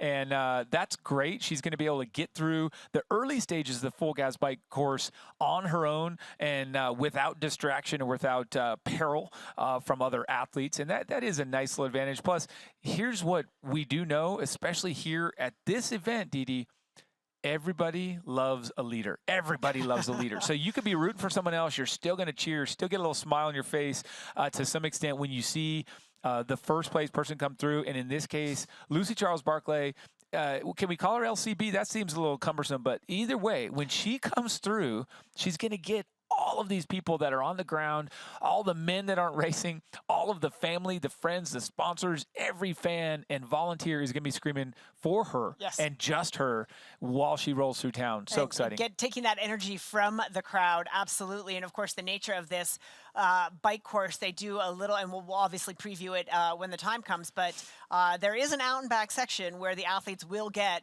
obviously they'll be getting a ton of information from the fans as they roll through town, but the up and down section along the Kuakini Highway there, they will get eyes on and see this enormous gap that Lucy Charles-Barkley has built for herself. So if you look at Lucy, do you see any changes to her stroke turnover dynamic, anything, or she just... The stroke turnover is just extraordinary. And we've seen Lucy Charles with a stronger kick at times, so I think she's definitely fallen into the rhythm there. Like she can have a strong 6-beat kick, but her turnover has not changed one bit. No. Wow. Impressive. So the look here is as you see that yellow triangle or tetrahedron shaped buoy, that is the buoy she's going to keep to her right, the final sort of sighting buoy there that stays right. And then she goes inside that lane line and she'll go along the pier, sort of parallel to the pier where all of the sponsors and the VIPs and the volunteers and the folks are standing. They're going to be screaming at her. She'll just hear mostly bubbles, but they'll be screaming at her as she comes inside. Look, the kayaker telling her she almost didn't make that turn. So kind of a costly 4 or 5 seconds there for Lucy as she then got steered into the right channel that I was describing. But she'll roll through to close out her Roka swim. Going to be under 50 minutes. Going to be impressive. Not going to be a course record, but Lucy Charles-Barclay representing Great Britain coming in here hot. As we look at our race clock, 47:31. Again, we talked about that swim course record of hers, 48:14. Yeah. It's going to be close. Yeah, it's probably, I mean, I'm saying it's probably not going to happen, but you never know. It's going to be really close. It will. Anytime, but watch this. You still have this long stretch, because I've made that mistake before. I started calling out records, and then either way, Given the chop on the day, that's, yeah. Oh, yeah, that's a good point. Not the fastest conditions today, but look at it. There were all the women. See there, Dee. She's got that long stretch. You can see a great shot of the white water rolling in. She's probably got 40 seconds to go, 30, 40 seconds to go. And there's our course record time, 48:14, boom, gone. She's at 3.6 kilometers. That's not quite right, but either way, she's almost there. Lucy Charles-Barclay cranking it. The turnover now even up from where it was before the closing stretch. And when she hits solid ground, and here's Joanne Murphy, our announcer, call her out as first out of the water. She's going to get an extra boost. And then Dee, the long game of transition 1 begins. Well, the long game, and not necessarily for Lucy Charles-Barclay, but for the chase groups that follow, a strategic one. You can do all of this work in the swim and stay, as Sarah Crowley has fought so hard to stay at the tail end of this chase group, and then you can lose it all in transition. So transitions, even in Ironman, yes, they're slightly more forgiving than perhaps an ITU race, but they still absolutely matter, and it's something that the take-home, practice your transitions. Here we are with only 15 meters to go, the close of the Roka swim course today, the first discipline of 3 in our VinFast Ironman World Championship, and we are going to roll right over to Matt and Rinny in transition. Matt, Rinny, take it away. Hey, thanks so much, Rinny. It's all about to happen. Yeah, we're in transition here, and we have Lucy just about to come in here. And straight through transition. Doesn't even bother with the waters. Very, very calm. She has that bag given to her, bib number 2. Volunteers are jumping up and down for joy. They were able to get it off to Lucy Charles-Barclay easily, but she looks pretty smooth and controlled. Yeah, I mean, this is obviously a really familiar place for Lucy to be in. No one around her, has transitioned to herself. She can be calm. She does not have to be hectic.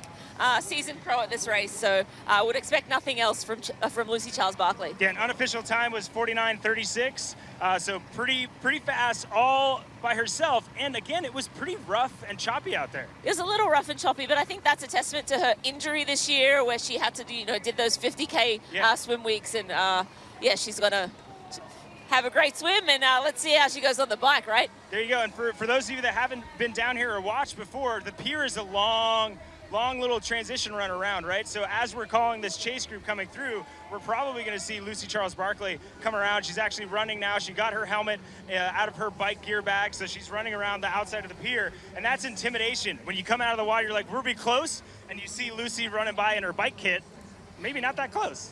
It feels close though. You're like, I'm in transition at the same time. Lucy's not like a mile up the road. So yeah, Lucy's now just coming around transition, and this is what every single athlete has to do. It makes it fair for everyone. All of the age groupers do the same thing, run through transition. Here they come, Rinny. Haley Truer out first, and Lauren Brandon second. We're going to Beck Clark. Beck Clark as well. Yeah. There we go. Zelinskis is coming through here as well. There's Taylor Knibb. Taylor Knibb. And as suspected, Taylor Knibb, the ITU athlete, taking the time in transition.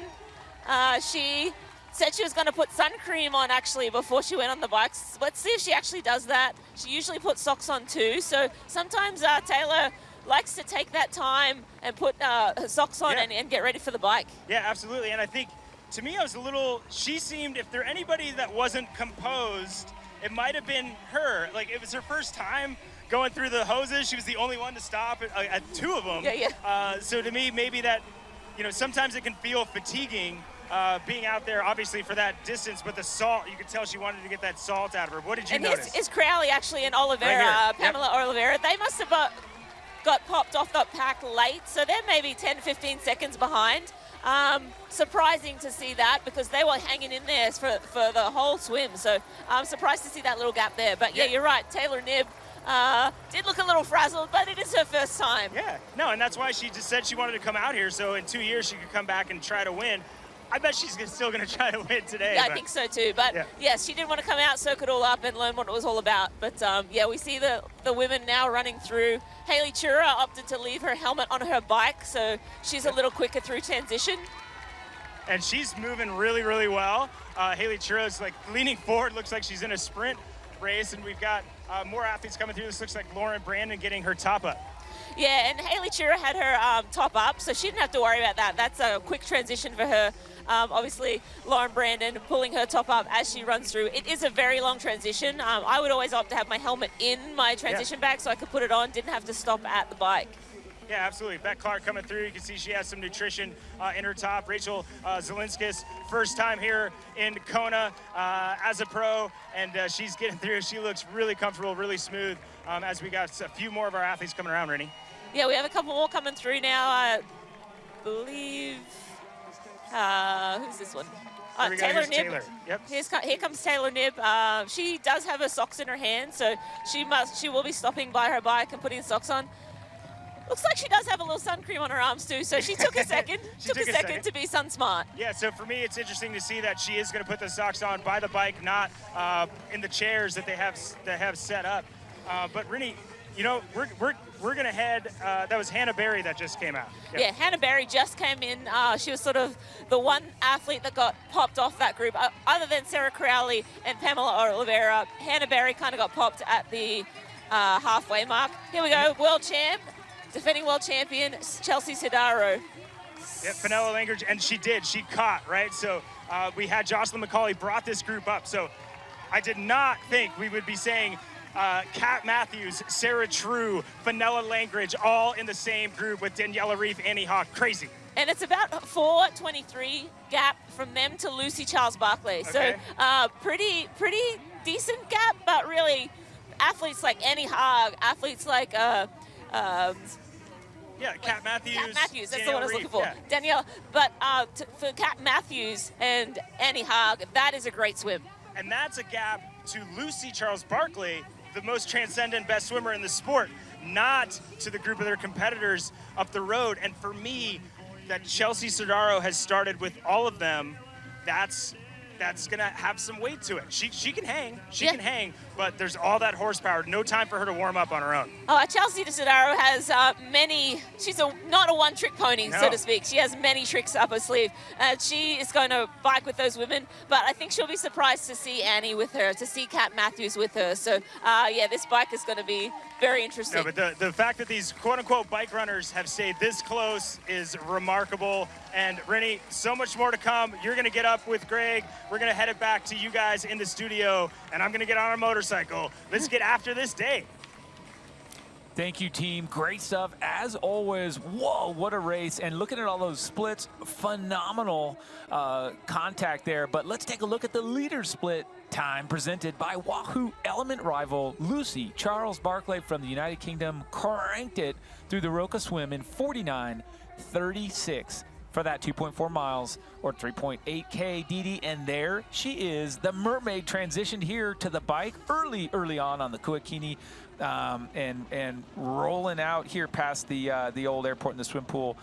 Didi, whoa, I'm out of breath just watching her race. Absolutely. As we look at our VinFast lead vehicle leading out, Lucy Charles Barclay. What a swim for Lucy, but again, I look at, yes, we have our chase group, Haley Chura, Lauren Brandon, Beck Clark, Taylor Knibb in there. So Taylor at 2 minutes 16 down. And then beyond that, it is that bigger group, Fenella Langridge, Chelsea Sidaro, your defending champion, Sarah True, Kat Matthews, Annie Howe, Daniela Reith, and Lisa Norden at 4:23 down. Again, that 4-ish minute gap is what Chelsea faced last year and came back and won. So not an unusual gap necessarily. Still looking for Laura Phillip. Yeah, as we watch Norden. I mean, here's what's happening too as they transition. A lot of time can be gained and lost in that transition zone. Dee, and it changes the dynamic. You want to leapfrog people when you can, but others are, as Rennie pointed out, focusing on sunscreen or focusing on socks or focusing on all the above, focusing on a little comfort. And I think that the luxury of an Ironman race for a short course athlete or for a 70.3 athlete is, hey, this is a 8+ hour, close to 9 hour race. I can give away 10-12 seconds with the confidence I'll take it down later. And I'm speaking sort of from the lens of Taylor Knibb, who's not done this distance before, but she shows in all her races that a little bit of patience and getting it right is her strategy. And again, has been well coached. That comfort across this race is also very important. So getting that salt water off, getting those socks on, getting that sun cream on. Here are the fastest transition 1 times presented by Morton. Haley Chura racked it in 2:19. Lauren Brandon 2:23, and Lucy Charles Barclay punched out 2:29. Remember, those are all of the entire time they spent in transition 1. Thanks to Morton for that time check. And then we're back here watching women do exactly what we just said, which is race through T1. Didi? So this is another significant chase group. You're watching Els Visser here. She is at about just over 7 minutes down. She came out of the water with the likes of Laura Phillip and Sky Munch. So some big contenders in that, sort of next level chase. Let's roll right on back to Matt and Rennie. These guys have the perspective we want. Matt, Rennie, what have you got? Okay, Rennie, we're back here at the bike compound waiting for some of those athletes that might have been a little bit more behind than we expected. What do you see? And Els Visser coming in here first. She sort of yelled as she came in, so I don't know if she was like, that's an angry yell or a let's go yell. We're waiting for, obviously, Laura Phillip to come in here. That's 7 minutes down, so a little surprising to see that far down, but not crazy. Laura Phillip is a phenomenal cyclist, so not unfamiliar territory for her. No, not at all, but it's challenging because the rest of the firepower in the race to win is in front of her. So for her to win, it's going to be very, very tough. She has the ability to get to the podium, but she looks composed. She's got a lot of work left for her today, Rennie. She does have Sky Munch with her. That's a great, very strong ally for her. But you're right, yeah, the big contenders are in that next pack in front. So Laura's got to work it out. But again, this is not unfamiliar territory for Laura. Yeah, you're right. And I totally missed Sky. She is a contender. I didn't mean to leave her out that. But yeah, so they've got a good little group of 2. It's going to be important that they, probably for both of them, stay together for that motivation, camaraderie, right? Have you had that experience trying to bridge back up? Yeah, I mean, obviously, she needs to stay, race within herself. She can't do anything stupid. And, this 7 minutes is to Lucy Charles Barclay. She's out there by herself. She's really going to be looking to splits to the, not the contenders, because obviously Lucy is a contender, but to that main pack of Daniela, Chelsea Sodaro, and Annie Hart, the champions that have won here before. They're the women that she's going to be keying off and sort of trying to tack, time off of every, time check. And if she was asking for motivation throughout the day, she's got it. She's got time to make up, and she's going to have to get out and get after it. But time for us to get out and get after it for the rest of this day. Yeah. Holy smokes is the word that I want to share. That was 2 words, actually. I want to share those words with you. This is it. We promised a good race, and we are delivering. Lucy Charles Barclay. Yeah, we are. We're delivering this. Here, they're doing the work, but we're delivering the performance to you. Here it is. I mean, out of Great Britain, she's been second 4 times, Didi. You have to say she is absolutely desperate to make it one better. She has been so close so many times. She won the World Championship as an age grouper, and now she wants to win it as a professional, and this could be her day. Lots of folks rooting for her. Lots of folks rooting for her, and a lot of folks saying this is her day. I think with every second place finish, obviously it's something to be tremendously proud of to finish second place at the Ironman World Championship, but to do it 4 times becomes a little bit frustrating that you haven't been able to stand on the top step. She's made some changes, enlisted the help of new coaches, and it really is prepared to leave it all out there as she does every year, but has done some different things, stayed at home to do her preparations in the United Kingdom. Typically she'll go to Lanzarote, kept it close to home to be around her family and get that support, and she is here feeling the fittest, by her words, she ever has. They've done studies, Didi, that second place at high-level, world-level competition is harder for an athlete to stomach or to take than third. They say that there have been, and this is extensive studies. Now, what does the athlete feel? I mean, at some point you feel a boost. Hey, I can do it. I know I can do it. But others, you have to say that it is tough because you're so close. Third place, you're like, hey, I got third, sort of on the upswing. Second place, it's just questioning, what could I have done different? How close was I? What did I do? Just really beating yourself up, and sometimes in an unproductive way. So I'm just kind of trying to back up what I've seen in that data, that second place is hard, and especially 4 times. You have to really be careful to just guard the confidence and not say, is this all I've got? I think she's still young enough, right? Just at 30, and just really believes in herself that she's still expecting to win. You know, it's funny, there was a time in her career she was flirting a little bit with short course racing and going to the ITU, and thought about perhaps a go for the Olympic Games, but something about Ironman keeps her, it's got her heart, and certainly not willing to turn her back on the potential to become Ironman World Champion. She's been 70.3 World Champion, but Ironman World Champion is something that thus far has evaded her. Thus far, yes, and yeah, watching her win in St. George, and I think you felt that 70.3. You felt it kind of just a bit of a relief, you know, to have that world title as a professional, and also just the right amount of win back in the sales, because she really is so well-rounded. We beat her up for her run when it's compared to Laura Phillip, or when it's compared to maybe Anna Haug, but it is battle-tested. It is really a great run, and so I think that it's going to be very tough to catch her today. I think that, well, that's why we're here. Watch these women try and catch her. But it's going to be cool as we watch Haley Chura. A lot of fans for this American woman. She is a 3-time Ironman winner, and she's right now racing up the Kuakini.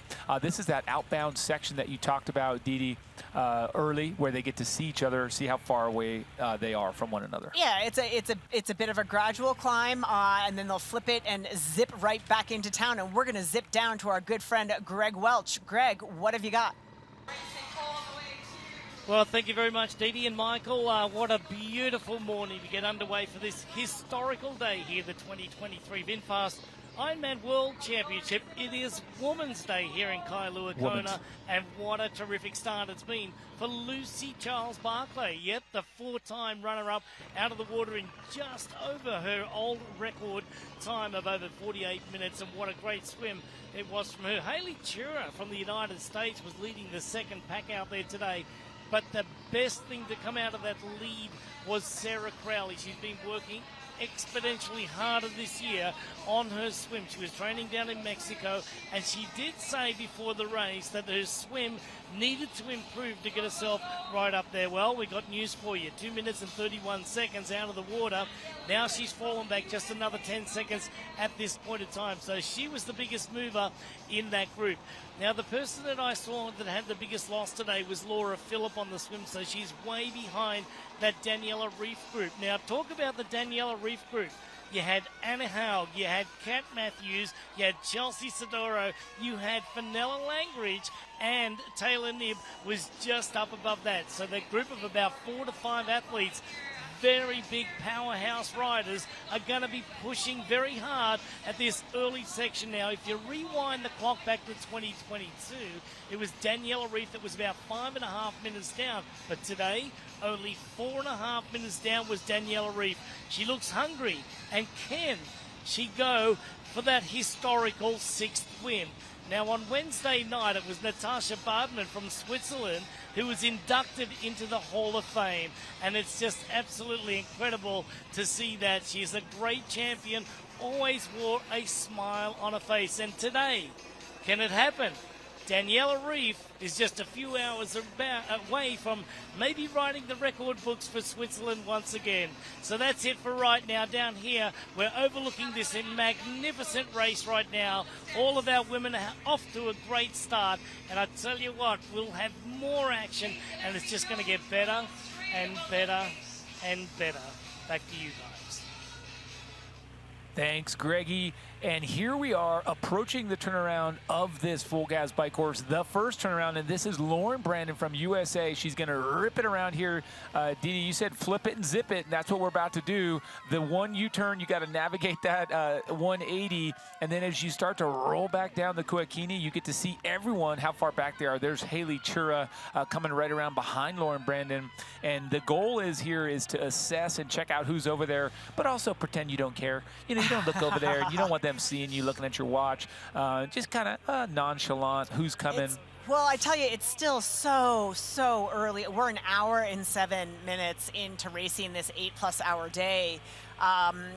You tend to want to be really aggressive here. Maybe you had a great swim and you're really excited and you want to capitalize on that. Maybe you didn't have a great swim and you get here and the gaps are bigger than, and you tend to overreact.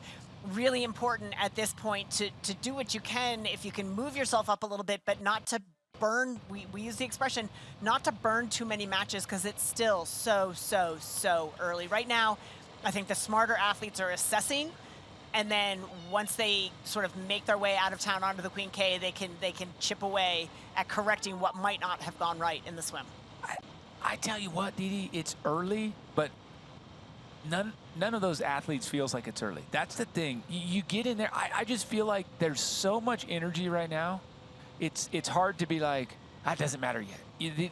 I think that in town, and when you're rolling down the Kuakini, it feels still urgent. Like you look and you see it, and you're right. You have to be smart and play the cards appropriately, but it is so hard. It feels like now's the time. I have to go. I have to be there. I have to catch up. I want to be there.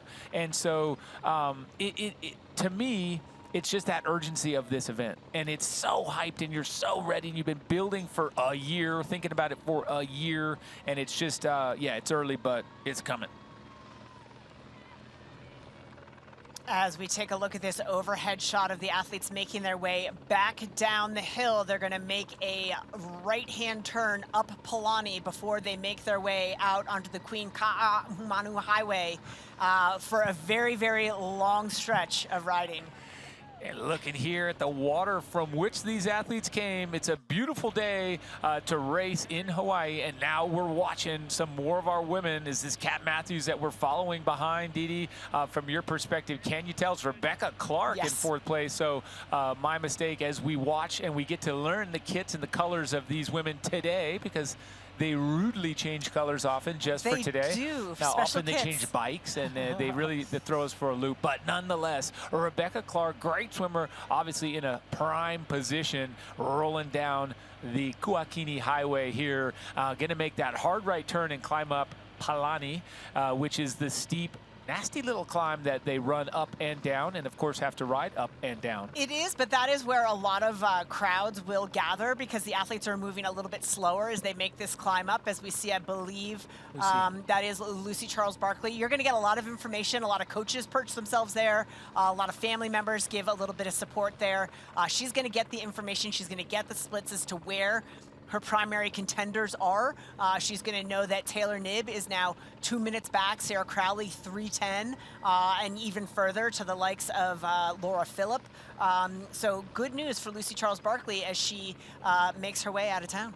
Dee Dee, you're so right there. You get all that information externally, and I always found that in this section of road, you get a lot of information about your body, because that first section, there's a couple climbs, obviously you've already hit, but when you hit the steepness and the reality kind of 20 minutes into the race, this is where you find out, are my legs ready to go, or do I still need some warm-up? Am I fresh? Am I firing? Look at the speed, 18 kilometers an hour, 11 miles an hour. It's pretty slow. This is it. You might look at the power meter, you just feel it, but I think it's a very information-rich section, although very short. It is, and I think you do need to look at the power meter, because if you are feeling good, it's really easy to overcook that climb. And again, it's not a long hill, but again, you can spend too much too soon and those surges are going to come back to haunt you in the later stages of this race. So very important section. The adrenaline is high. There's so many fans and so much crowd there. It's easy to get ahead of yourself. Wow, Lucy Charles Barclay doing what she's done many times before, lead out here in this full gas bike course, and she looks great. She does not look to be labored. She looks to be appropriately pushing the pace that she's trained for, and you can see all down the right side of your screen at 7.4 kilometers, 4.5 miles, the gaps that she holds over the contenders. She is rocking and rolling, and it's exciting to see. We sort of, we almost call her Miss October, right? Because she's ready here. No, there's no crazy injuries. There's no weird, footfalls this time of year. She is ready to roll, and she comes at this race with everything. As we got a quick look at Taylor Knibb making her way up Palani, as Lauren Brandon, who is currently in second place, just a little bit further up that hill. Lauren Brandon looking great as well. She does. She always looks so smooth. Yes. Stay with us to watch more of Lauren and company after this short break.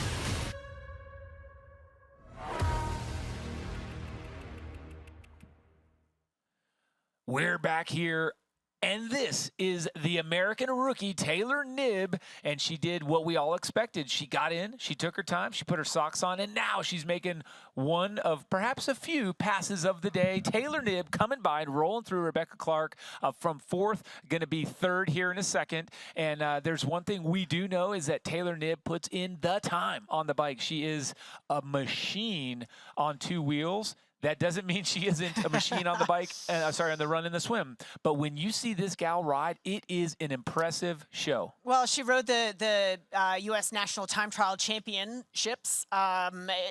Is a great cyclist, minus the swim and the run. One of our sport's strongest cyclists. The big question mark for Taylor Knibb, and of course we've talked about Taylor a lot this week, a lot of buzz around Taylor because swim, bike, and run, she has the talent to win this race. Perhaps today. What Taylor doesn't have going for her is experience. She's never raced a race of this magnitude. She sewed up her qualification for the Olympic Games. I mean, think about that discrepancy between draft legal Olympic style racing and the Ironman. Yeah. A lot of her preparations were for that Olympic qualifications, but this race has been in the back of her mind all year. So quietly on the side has been thinking, how do I fit Ironman preparation in around everything else that I'm doing? And That's it's right. a lot. That's right. She just overtook Clark and Chura to put herself in third behind this woman, Lauren Brandon, who's got a gap.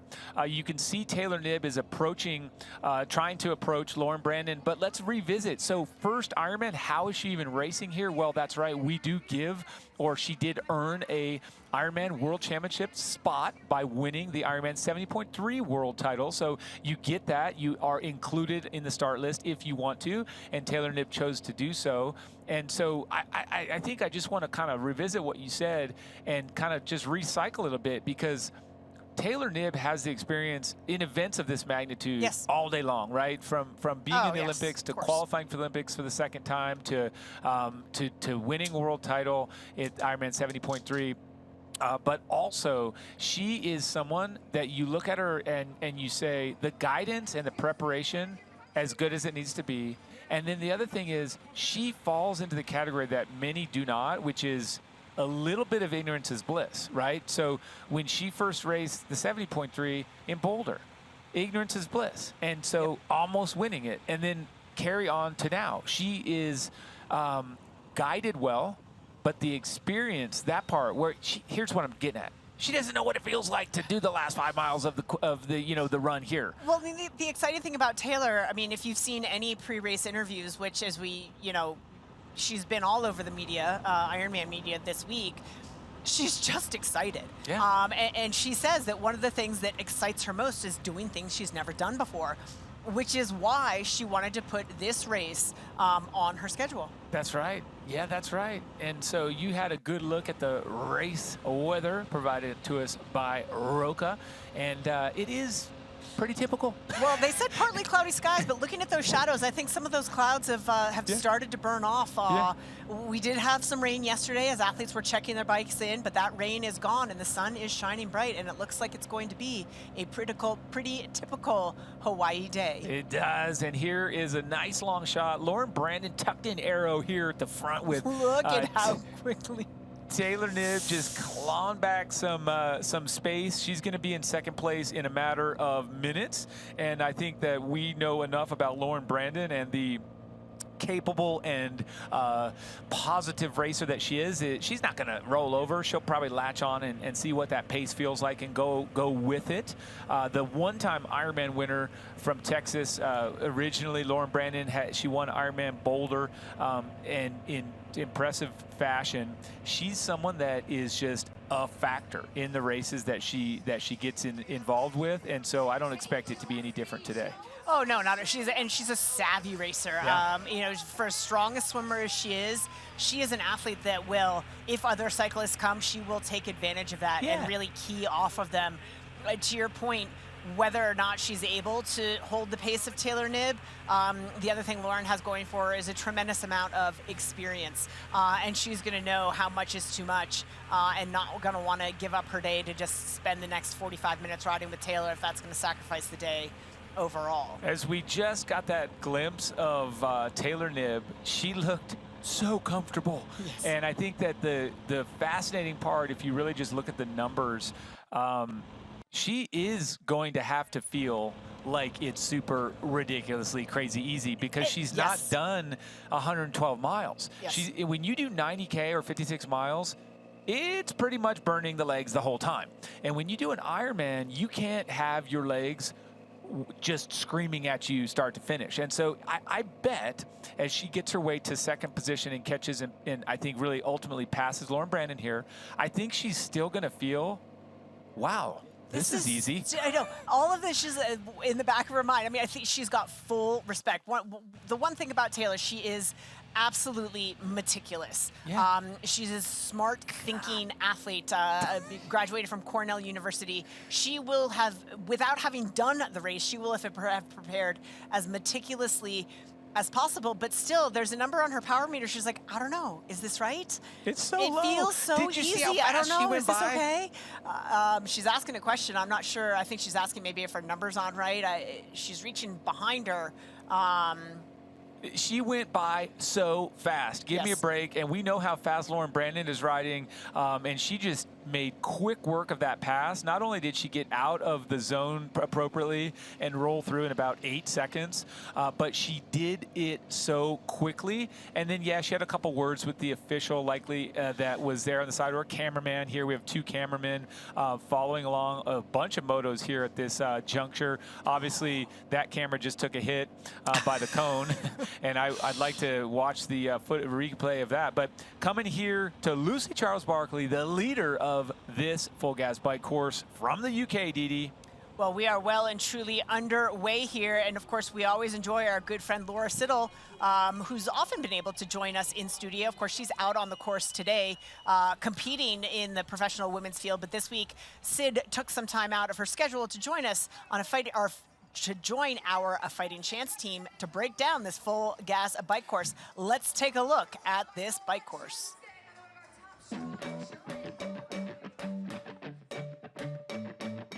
Aloha and welcome to Kona, Hawaii. I'm Laura Siddle and I'm here to take you through the 2023 VinFast Ironman World Championship course. Today we're looking at the full gas bike course. I'm here on the Queen K just past the airport. It's about 14 miles or 23 kilometers into the start of the bike course, and on the way home it's about 8 miles or 13 kilometers to go. Now, the airport tower is one of those iconic sites that the athletes are praying for and looking out for on the way back.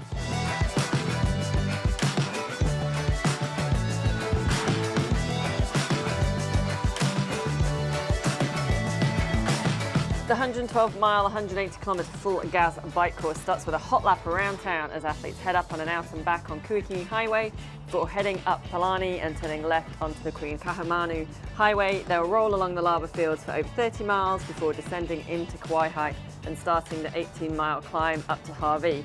This is where the winds could get interesting. Descending back to Kauai, athletes climb back up onto the Queen Kahamanu Highway, returning along past the crowds at Waikoloa, the views from Scenic Point, the airport tower, before arriving back at T2. We caught up with some athletes racing to find out their thoughts on the full gas bike course. It's a pretty dynamic course. So much depends on what the other competitors do. I think a lot of the time athletes think of the first leg of the race going out to Hawaii and forget the second half, and that's where some big moves can happen, where you kind of are getting tired, you're kind of feeling complacent, but there are some big climbs, some big hills coming back into town. I think like the last 40K, there's always an opportunity to really put some time into people, but ultimately, you know, this is a race, this is a world championship, and people are going to be trying to find advantage wherever they can. The bike course is a beauty and a beast.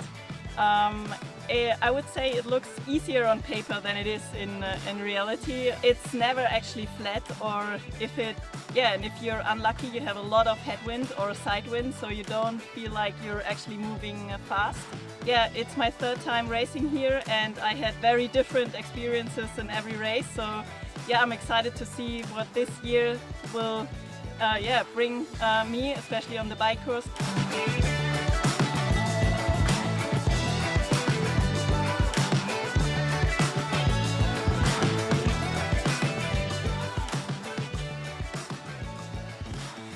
Welcome back here. We're together with Taylor Knibb as she is on the full gas bike course and pushing the pace.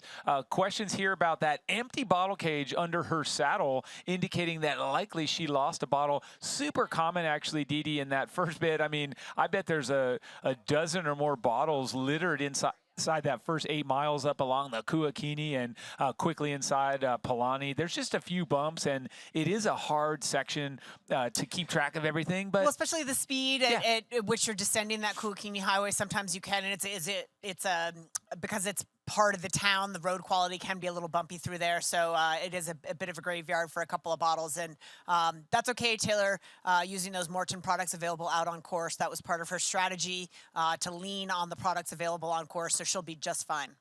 I think it's a smart move as we zip on back here to Lauren Brandon rolling along in third place.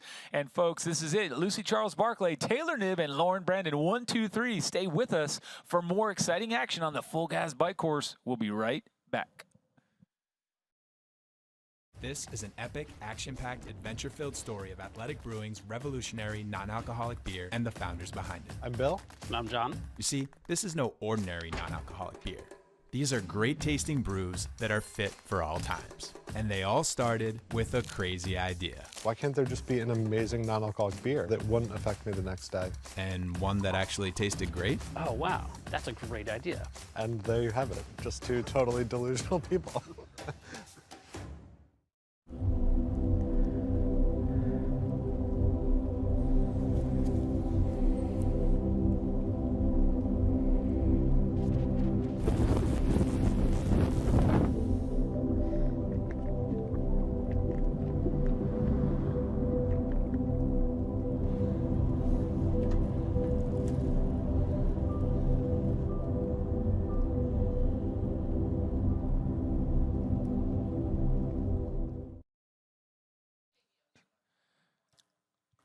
Back with Taylor Knibb, USA, here in her debut Ironman, her debut Kona, and now kind of sitting in there. This is the section, Didi, where you start to hit those rollers, leaving out on the main section of this course where the terrain changes quite a bit. You get a little sunshine, and you'll also start to find out if it's going to be a windy day. And people that haven't raced here, trained here, been here, maybe don't know that the wind can hit you early about this stage as you've gone past the airport and you're rolling traveling down the highway, you can get really thrown about, or you can find out that you're having smooth sailing from a standpoint of the wind until you get to, say, Waikoloa, or even all the way out to, some latter stages of the race like Kauai, where the wind will typically find its way to your face. Yeah, it's this course itself topographically is not particularly challenging. We always talk about the conditions of this course that present the greatest challenges, of course, those being the heat, the humidity, and what can be the wind. We've had very mild days where there hasn't been a lot of wind. In fact, I don't recall a day recently, and by recently I mean the last even 5 to 10 years, where it's been sort of the typical Hawaii winds of old. I think moving the race a bit earlier in the month, we haven't gotten a really windy day. Maybe today's the day. It does make for a different element to the race for sure. Oh, spot on. I mean, I think it's been so long that once we used to roam, right? This race used to be at the kind of the closest Saturday to the full moon in October, and that would push it as far back as Halloween even, or latter, like next year will be on the 26th. And that one has higher, volatility, trade winds. It just becomes rougher, and you can look at those years like 2004 was almost 2 decades ago, where we had a really epic windy day, and a couple since then, but nothing that has been punishing as this race is early known for. But let's talk about the flip side of no wind and no cloud cover, right? Yeah. Then you talk about the brutal heat, which also can be a factor and will be a factor absolutely out there today. Yeah, that's right. And we have seen plenty of that. I think that every one that finishes Kona will come across the line saying, well, this was the hardest Kona ever. And that's natural. We've done that for years. But realistically, and it's no discredit to the times that are turned out, because these athletes are really incredibly pushing the barrier. All the times are just faster. Athletes are just going faster. Yes.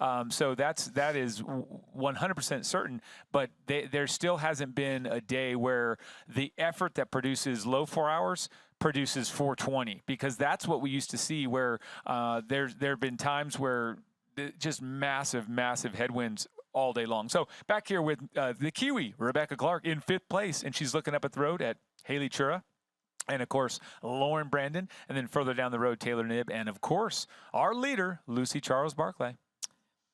Yes, indeed, as all of our professional women making their way out of town, out onto this long highway section where the groups will establish themselves, and we'll see if some of these chasers, in particular, that impressive chase pack that included Fenella Langridge, Chelsea Sodaro, Sarah Trucat Matthews, Annie Howe, Daniela Reef, and Lisa Norden, what sort of progress they can make towards the front of this race.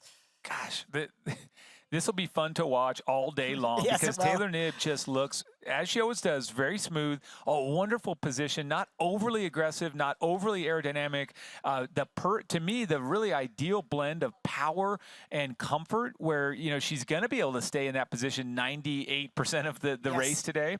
She's generating great power, still also a good hip angle to allow herself to not crush herself for the run, be well set up for a good run. And man, this is going to be fun. And I do know once we start getting down the road, Dee, just taking math and looking at it, she'll probably catch Lucy Charles Barclay. I think it's highly likely. Again, if we think about the fact that she was just over, I believe, 2 minutes down when she's 2 minutes and 16 seconds, and that's already down to 1 minute 39 seconds. So Taylor definitely making her way to the front of the race. We're going to throw it down to our good friend Matt, who's going to chime in with some thoughts from the course. Matt, what are you seeing?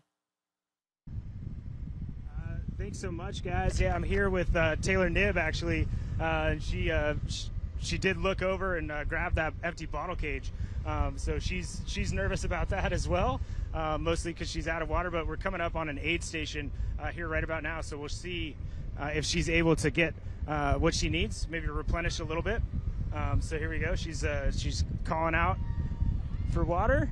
Misses that first one, stays calm, slows down. You can tell her she got off the pedals there a little bit, and she's really going to make sure that she gets this next one and she misses one and gets the third. So Taylor able to get the nutrition that she needs out here on course, but she was looking over her shoulder. She was a little bit worried a second ago, but guys, that gap we had, when I came up, it was a group of three trying to chase with Rebecca Clark, and it was, Haley Chura and Lauren Brandon.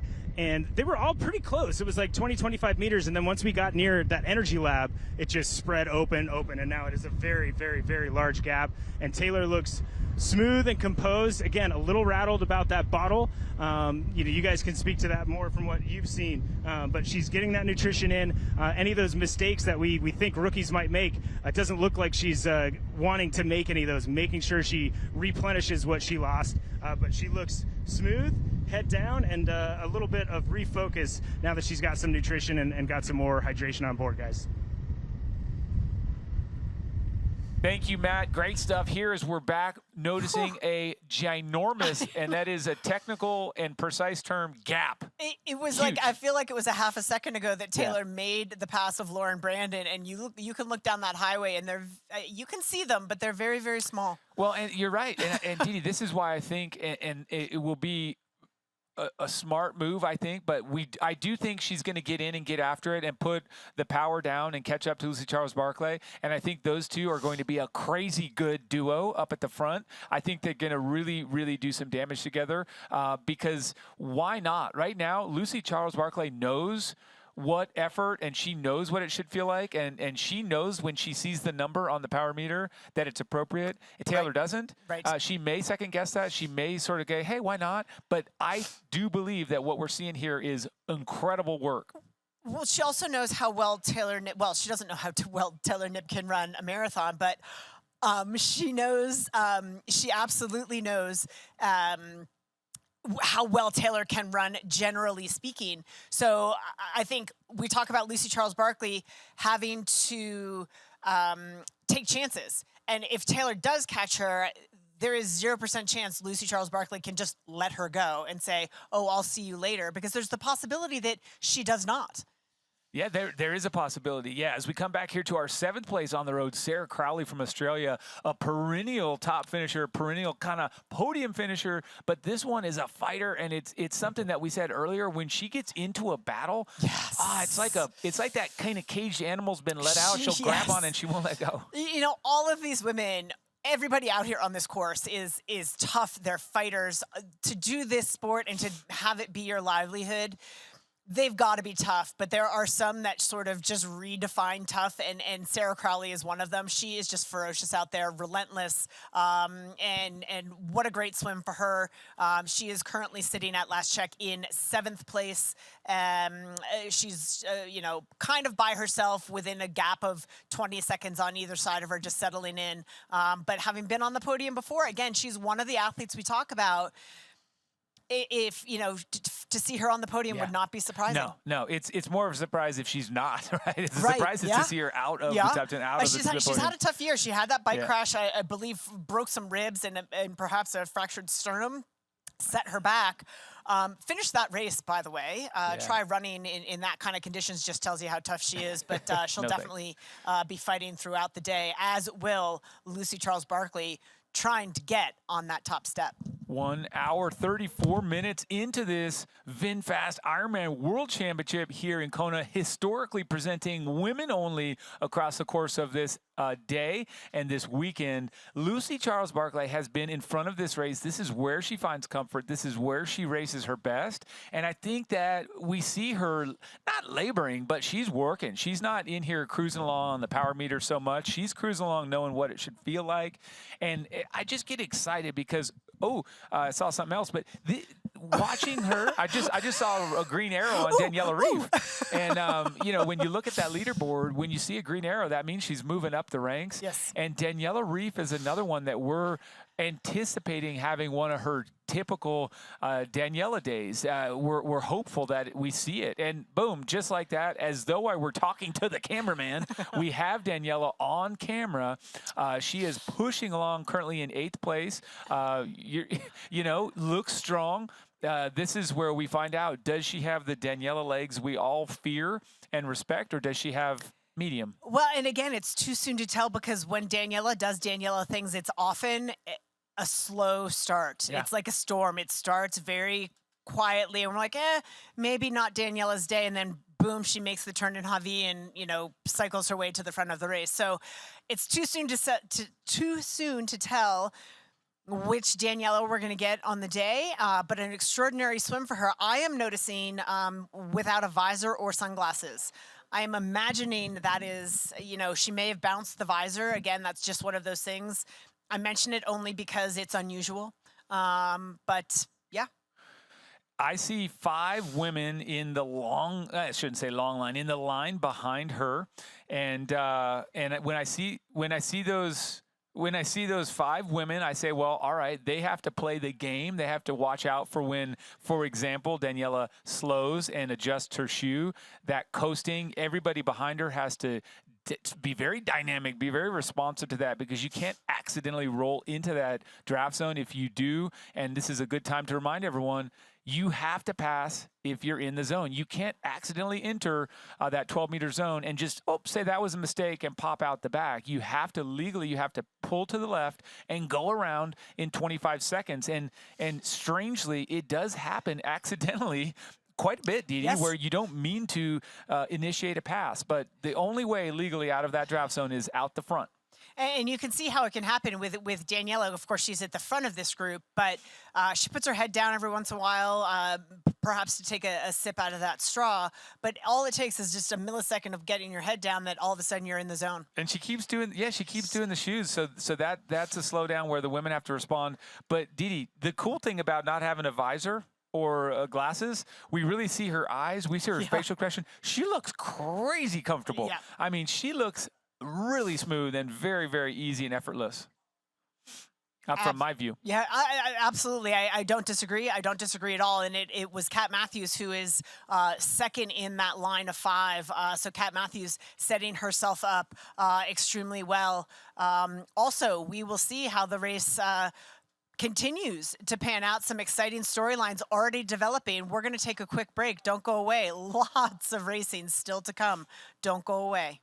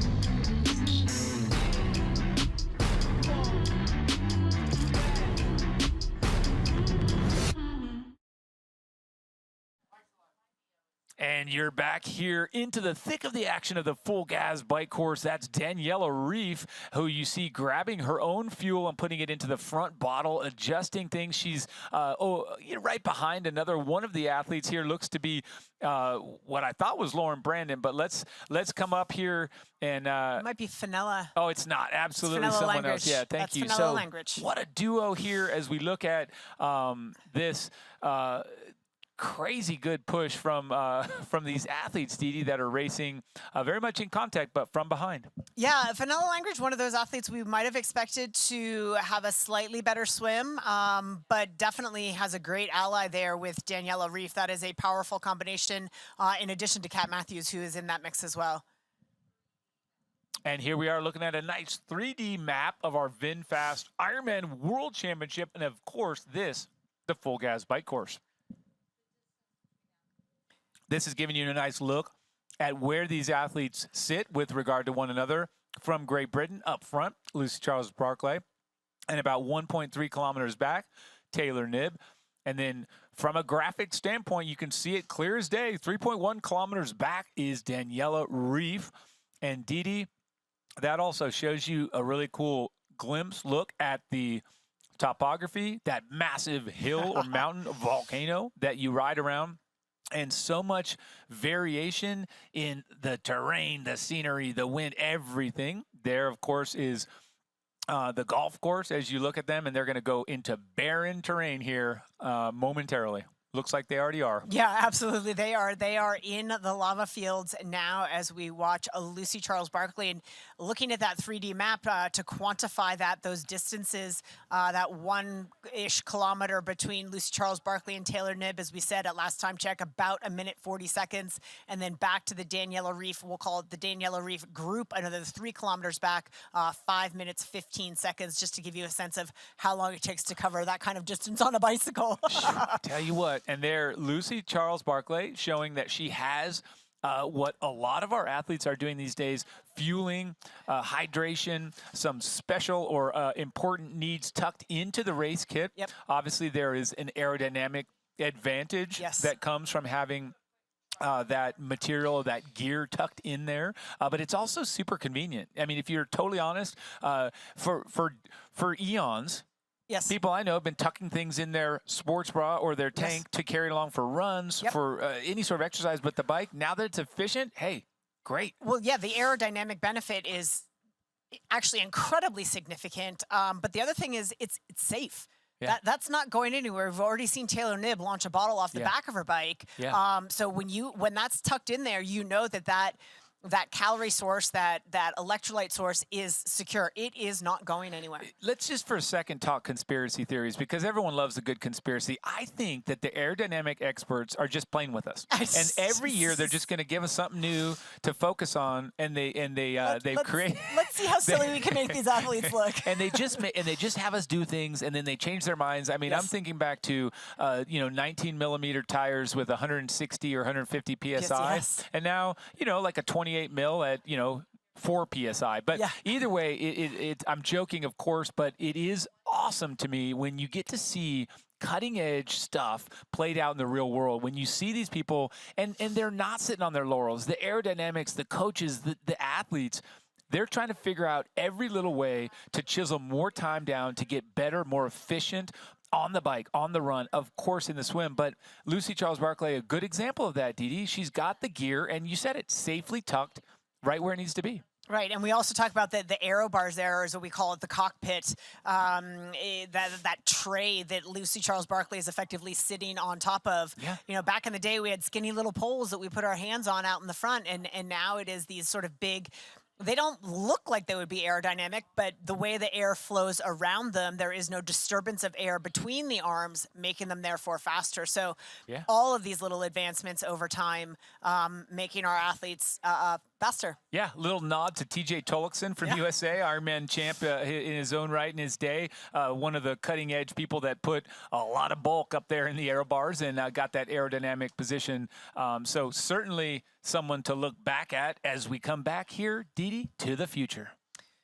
Absolutely. And as we celebrate our women racing here today on the big island of Hawaii, we think back to our men's world championship, which took place on September 10th in Nice, France, and where we crowned a new world champion at the VinFast Ironman World Championship. That is Sam Laidlow. Sam is joining us now. Welcome, Sam, and congratulations. Has it sunk in yet, world champion? Yeah, it's sunk in a bit FOMO with all these girls on the Queen K, but it's great to have them on center stage, and just really gets me fired up for next year, I guess. Oh, well, man, it's good to hear that you're fired up. We're fired up to see you back at the end of October next year. But here's a quick question. Nice and Kona, they both hold so much special kind of tradition, and they're awesome destinations. So totally different challenge, as you know. What was your experience like over in Nice? Yeah, Nice was, I just knew it was going to be a very, very hard day. It's a very hard course in different ways to Kona. Kona is quite a lonely day, but Nice, I mean, the run course was packed, and especially racing under the French flag for France. So yeah, it was just crazy atmosphere and so different to when you're out in the lava fields, So but I think overall when you're great, I think what I said before Nice was that I don't think the course necessarily suits people in Nice, but it can not suit a lot of people. You know, if you don't know how to climb and don't know how to ride a bike downhill, then that's it. It's your day done. But if you're a good cyclist, you know, if you put Taylor or Daniela in Nice, they'll have an awesome day. I have no doubt. That's awesome. Yeah, well, I Sam, love that. you obviously had a game plan, as any smart athlete who knows they have the potential to win would. You had a game plan to earn a victory. What was your plan, and how did it change, and how do you decide I need to change my plan based on how the race is unfolding? Yeah, it's always a fine line, fine balance, especially when you're racing such a long event. In half Ironman, you can kind of just race full gas from the start, but when you get on these longer events, it's a really fine line. And I think some of the athletes who race more aggressively, like Lucy and Taylor, might see that, and it's just you either get the reward and you win, or you blow up. But at the end of the day, you're still proud of yourself, you know, for racing that way. I made a decision to kind of set off relatively easy on the swim, and then make a move at about 500 meters to kind of string it out once everybody else had kind of built up the lactic acid. And yeah, unfortunately, I wasn't quite strong enough to fully get away, and brought a few people with me. But in the end, that was actually quite a good move, because my two main rivals, which were Patrick and Magnus, who finished second and third, I mean, they couldn't join that first group, and so I set out with a buffer, and just it meant I had time to kind of take. I really didn't rush the bike. I mean, I put my socks on in transition, which everybody saw, and then I kind of set out, I think, 15th on the bike, very similar to what I did in Kona last year, and took that first 10K quite easy to just let the heart rate settle, and then it was actually a fellow Frenchman, Clément, who kind of made a move on the climb, like crazy numbers, and I kind of thought it would be a risk to go with him, but equally it was now or never. And I knew from then on that I just had really good legs, and I just had to keep the nutrition going and make sure that all I could do was just enjoy it. You know, I said that the morning of the race, I think, to Greg, I said that I just wanted to enjoy it and kind of have that same feeling as I had in Kona, which is just being a kid loving to race the Ironman World Champs. You know, that's been my dream, and I really made the most of that. Yeah. Great answer. Thank you so much for sharing. It's fun to hear you play it down like that for us, because we watched and wondered. But great, and thank you for the insight. And it's gonna do this for me, Sam. Let's take that and apply it to this race. So we're watching the women. You were second here last year. We all were rooting for you. You did so great. What does Taylor and Lucy's been second. Taylor, she's in second now. She's new. What do they need to do, and how do you see it playing out today for those two, or anyone? Just throw it at us, today's race. Yeah, I mean, I think whoever will win will be the person who kind of really enjoys their day the most. I think Taylor is, I mean, yeah, obviously it sounds stupid when I say it, but yeah, you need to enjoy not just obviously the person who wins, but the whole day. You need to really enjoy kind of that battle against yourself, and racing the best in the world, because you don't get many opportunities to do that. I think Taylor and Lucy are people who race really aggressively and very similar to kind of my approach to racing. And it's always nice to see them people win, you know, especially when Lucy's been trying so many times. I mean, she definitely deserves a win. But equally, I feel somebody like Lucy will win one day, you know, and whether it's today or not, we can't say. But then I think now looking at the standings, I think that Kat Matthews and Daniela Reid will probably go 1-2. I think they're in prime position, and I mean, if Kat managed to win this race, it would just be a spectacular turnaround from where she was this time last year, basically. Oh, super. Thank you. Great answer. Love it. And Sam, one more question. We know you need to get on with your day, but as you watch this race and start to formulate your plan to defend your title here in Hawaii a year from now, what advice can you give to female Ironman athletes who might be planning for Nice in 2024? You obviously have a certain expertise on that course. What would you share with the women who will be preparing for that course a year from now? Well, unfortunately for them, they're not watching the live because they're racing. advice, but no, I think my advice would be to make sure you go to Nice quite some time before, because you can go and prepare for the race and like know the course beforehand, but actually you have quite short-term memory with all the corners and kind of hills and stuff. You can't necessarily remember it like 3 months later. So I would go there like 3 weeks to a month before and really train on the course and just kind of make it your playground, you know, and then come race day, enjoy racing on your playground. Wow, good advice, and I hope maybe they'll play it back, Sam, because you know, they don't get it live, but they can record. So a huge thank you for your time, and thank you for your insight. Thank you for joining us today. We do acknowledge you have other things going on, but enjoy. All the best to our 2023 VinFast Ironman World Champ, San Ledlo. Thank you, and we'll see you real soon. Best of luck for the following coverage. Awesome. Thank you so much. We appreciate it. Didi, these are a couple of the many things that stuck with his words. The first one is he's not messing around. He loved it. He enjoyed it. He played around, and that is cool. So he's saying the person who wins today is the person who can enjoy the battle. And so it's a hard day and it's a painful day at times, but I really enjoy that perspective that the guy who came out on top and second last year did so by being what he called a kid out there having fun. You don't get to race the best of the best. This is unique. This does happen once a year. And so get in there, embrace the challenge, the battle, the fight, and get the most out of yourself, but have fun. And so what a great perspective. Stay with us because we'll be back for more exciting action in just a minute.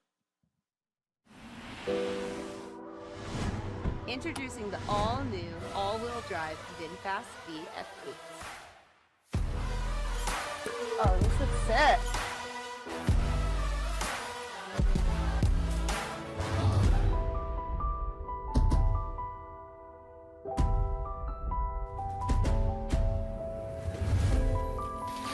So where should we go next weekend?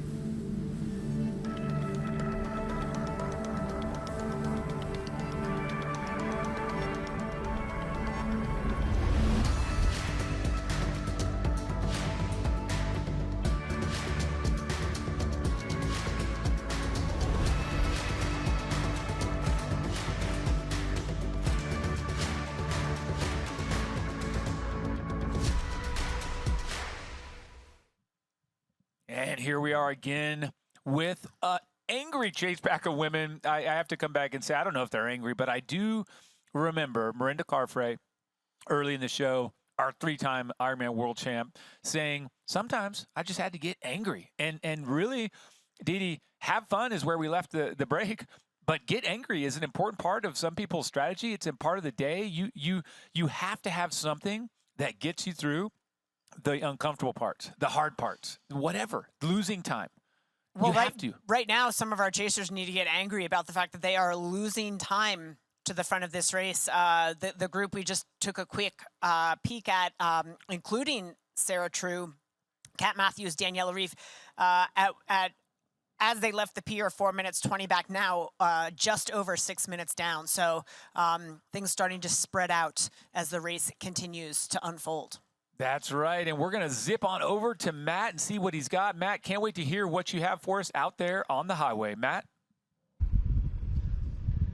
Thanks so much, Michael. I'm here with Lucy Charles Barclay, and she's getting some nutrition in at the moment, getting some of that Camelback that she had in her jersey that we've seen a lot of these athletes doing. A big thing, noticing a couple things. Coming down from Scenic Point around the 40K mark, guys, you know how the long stretches are.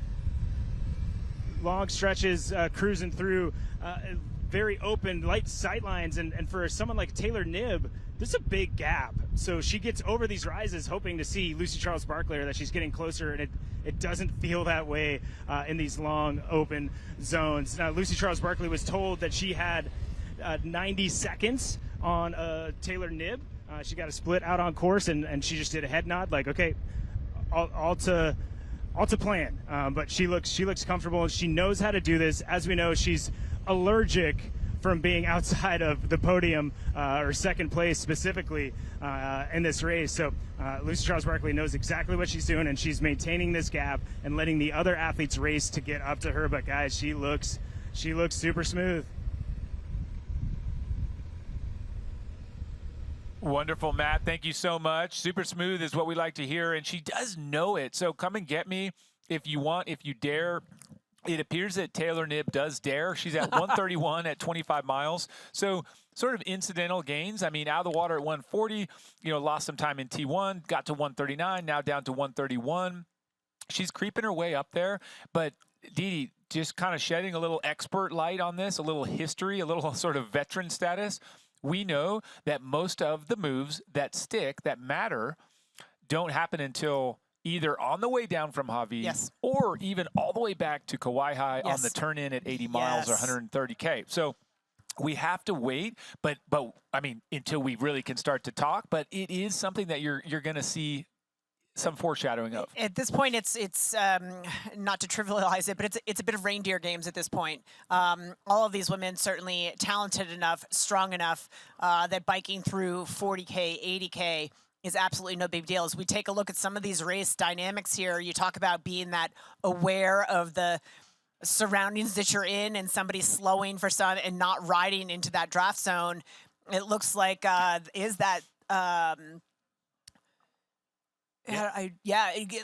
getting a little bunchy there as some athletes at the front either stop to get some nutrition or what have you, getting a little dangerous. You just have to be very vigilant. You have to be very careful, and it is more so in this race than a lot because there's no flat section, so there's no super steep climbs. But with the rollers, that changes who puts something down. And you said it earlier, all it takes is a quick look down at your power meter or your water bottle to take a sip. As soon as you pop your head back up, oops, how did I end up inside the zone? And I can't stress this enough, you will get a penalty if you enter into that draft zone and then you don't come around. And they will absolutely ping you, Didi. And it doesn't matter. We've talked about this. There are 5 pro officials, and they are out there on these women like hawks. Matt, take it away. What have you got for us? Yeah, Michael, as you said, talking about the penalties and them being out there and the refs, they want to keep this race clean. We all want it clean. And on this course, more than any, with these reflectors, the athletes know exactly the distance they need to be away from the athlete in front of them. And some athletes haven't been able to stay. Actually, just one athlete, did receive a 5-minute penalty for drafting.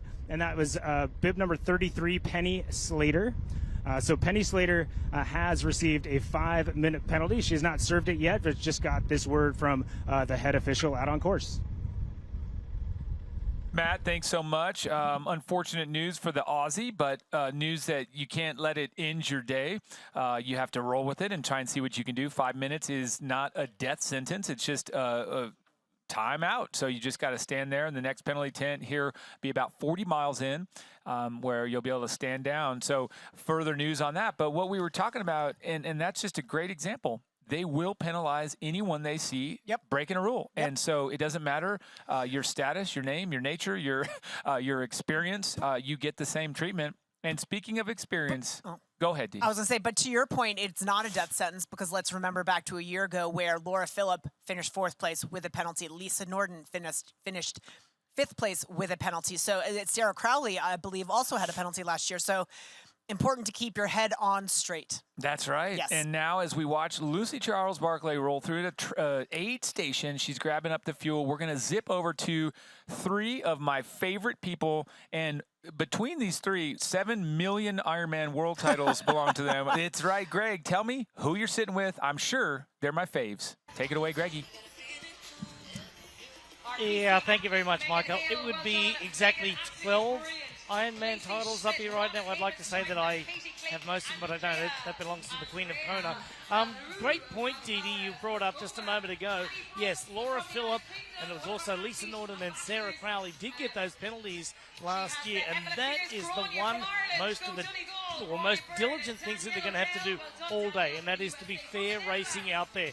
All right, so today is a very historical day. For the very first time, an all-women's race here at the 2023 VinFast Ironman World Championship. It gives us great pleasure to welcome an 8-time Ironman World Champion, Paula Newby-Fraser, into the booth right now. Paula, a couple of things.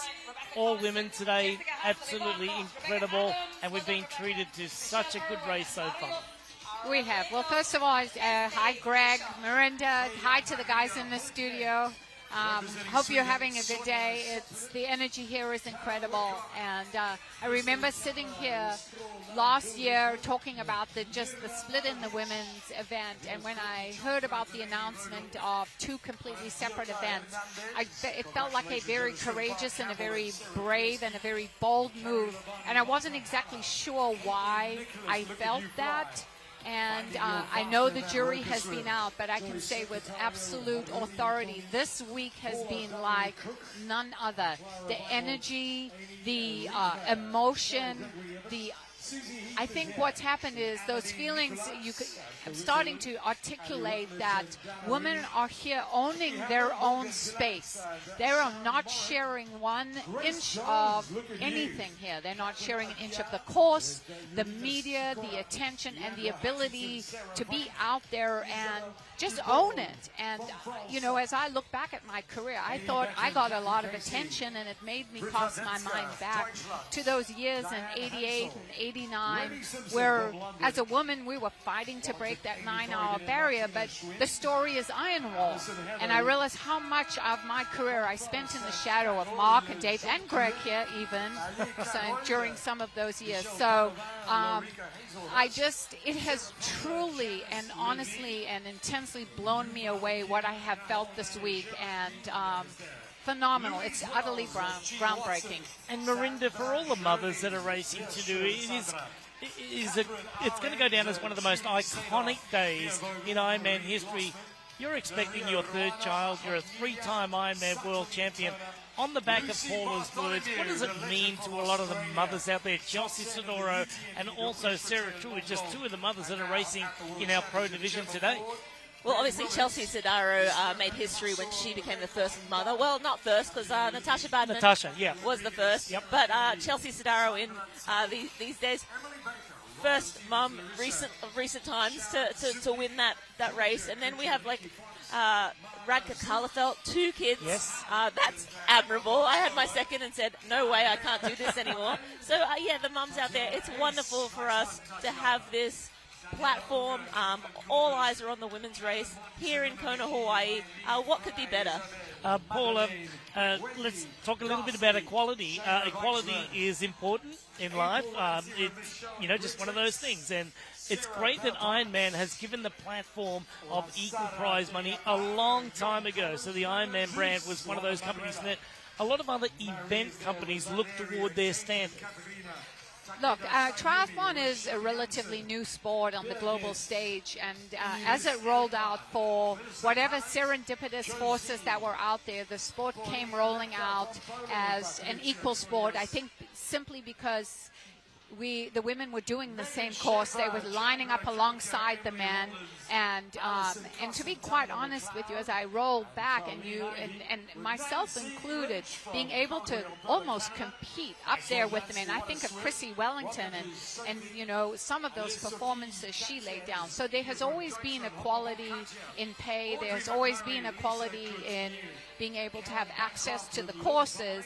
But this has now just popped, has blown the ceiling, really. It's blown the ceiling in the sport of triathlon for just elevating that equality for women and understanding that they really should deserve to have their own stage. So I'm very proud of the sport, and I am so super proud of, across all of it, we have, across all parts of triathlon, from the Olympic movement and on. I'm super proud of what this sport has done for women.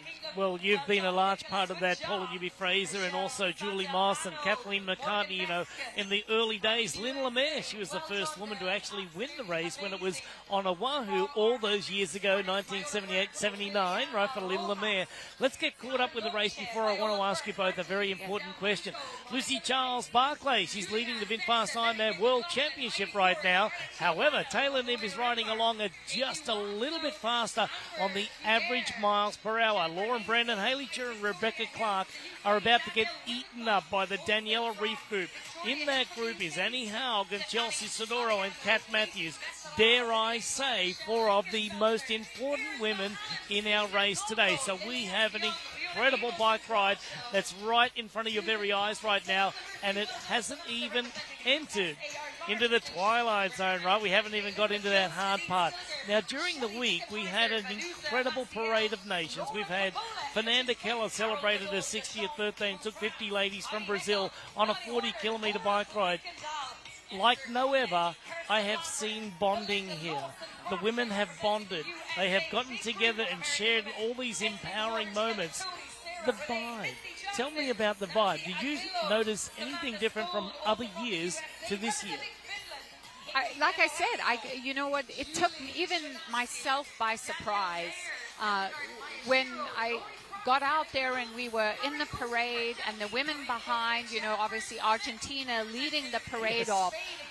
You know, the women were doing what women do when they feel they own when they have their space and their freedom to do it and not feel like they've got to sort of fit into the big picture. I mean, the women were dancing, they were singing, they were, I mean, it was just the bonding of it all is just, there's room for them to be them. And I think each and every event that I've seen has felt like we just keep winning this week with all these women around. I mean, you know, I certainly don't want to jinx it, but it has surpassed even my expectations. And I had hoped for something great, but this is to date been something spectacular. And now as I watch the competitive pointy end of the sport, it's just brilliant, Greg. Brilliant. I mean, Taylor Knibb here, she's just pulled the grenade out and she's pulled the pin and she's going. She's looking around. Fabulous. She's enjoying it. You know what was really good?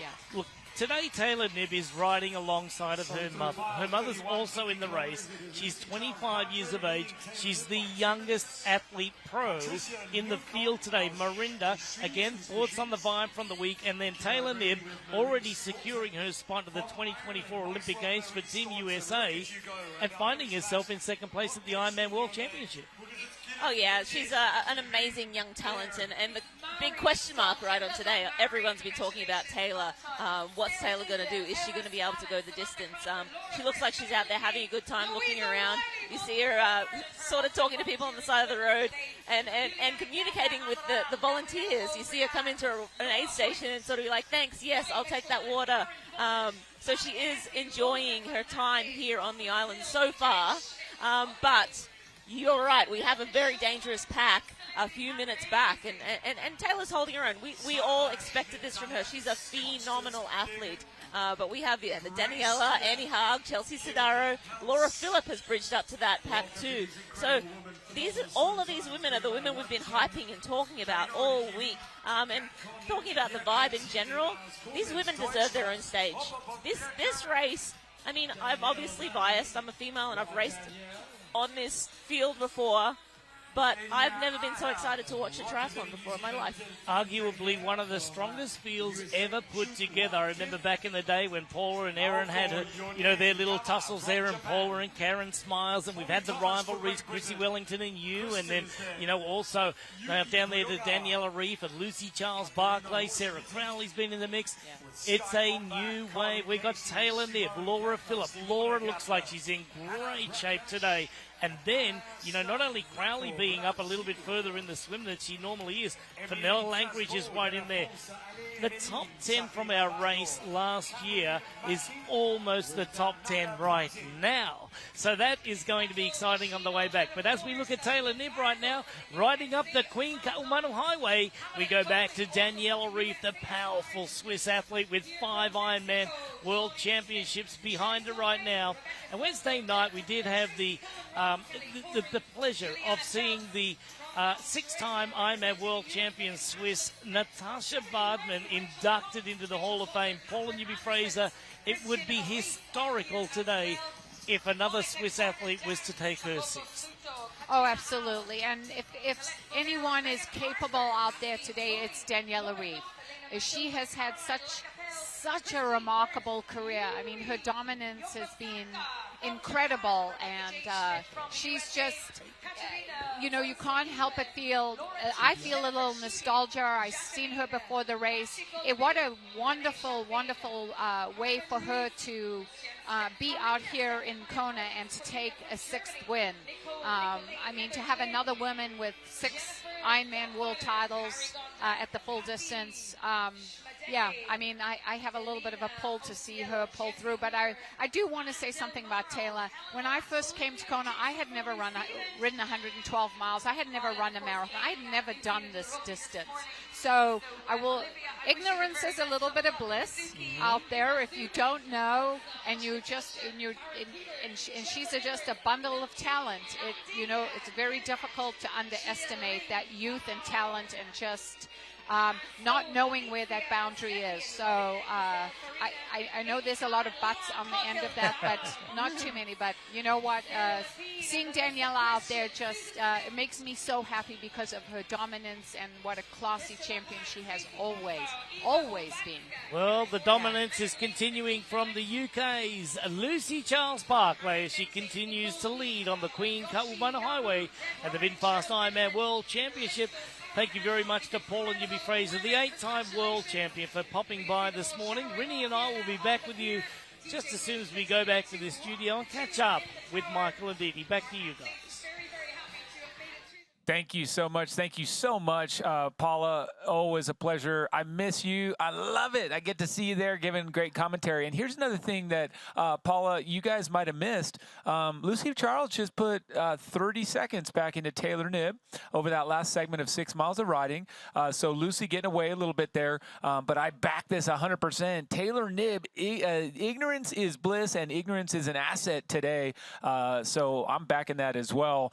Dee Dee, this is exciting, and I think without further delay, we got to rush on over to Matt and see what he's got for us out on the course. Matt, what are you seeing out there? Well, Michael, thanks so much, Michael. What I'm seeing right now is a Laura Philipp absolutely eating up this field. She's in sight now. We're just coming through kind of the Waikoloa zone, and she can see this train of athletes in front of her. That's all the contenders that, you know, I kind of wrote her off, honestly, coming out of that swim with the gap that she had. But she's now right behind that group with Annie Hogg, Daniela Reeve, and all these athletes pushing the pace, and she's bridging up. She's taking some deep, deep breaths.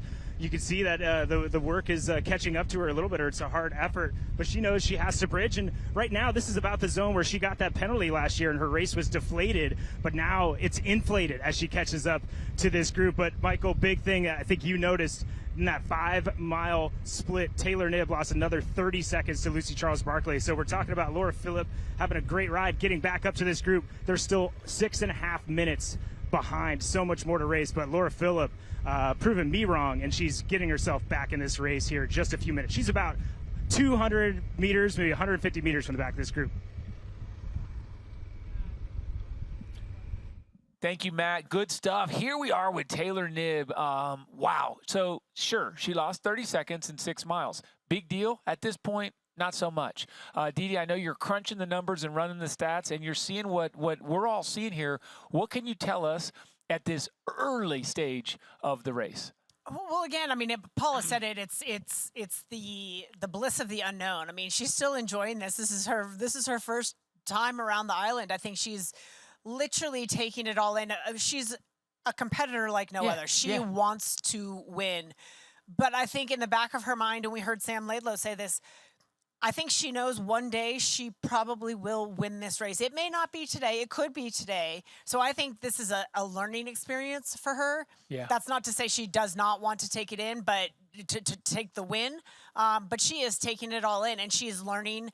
She's having to be patient. It's a different kind of strategy to the races that she's accustomed to using. So she's having to shift her mindset a little bit and be a little bit more patient. And it looks like she's doing that.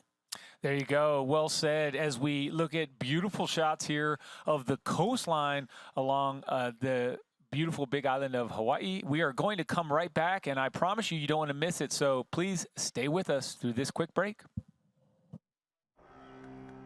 The word malama translates to taking care. We malama the land that feeds us.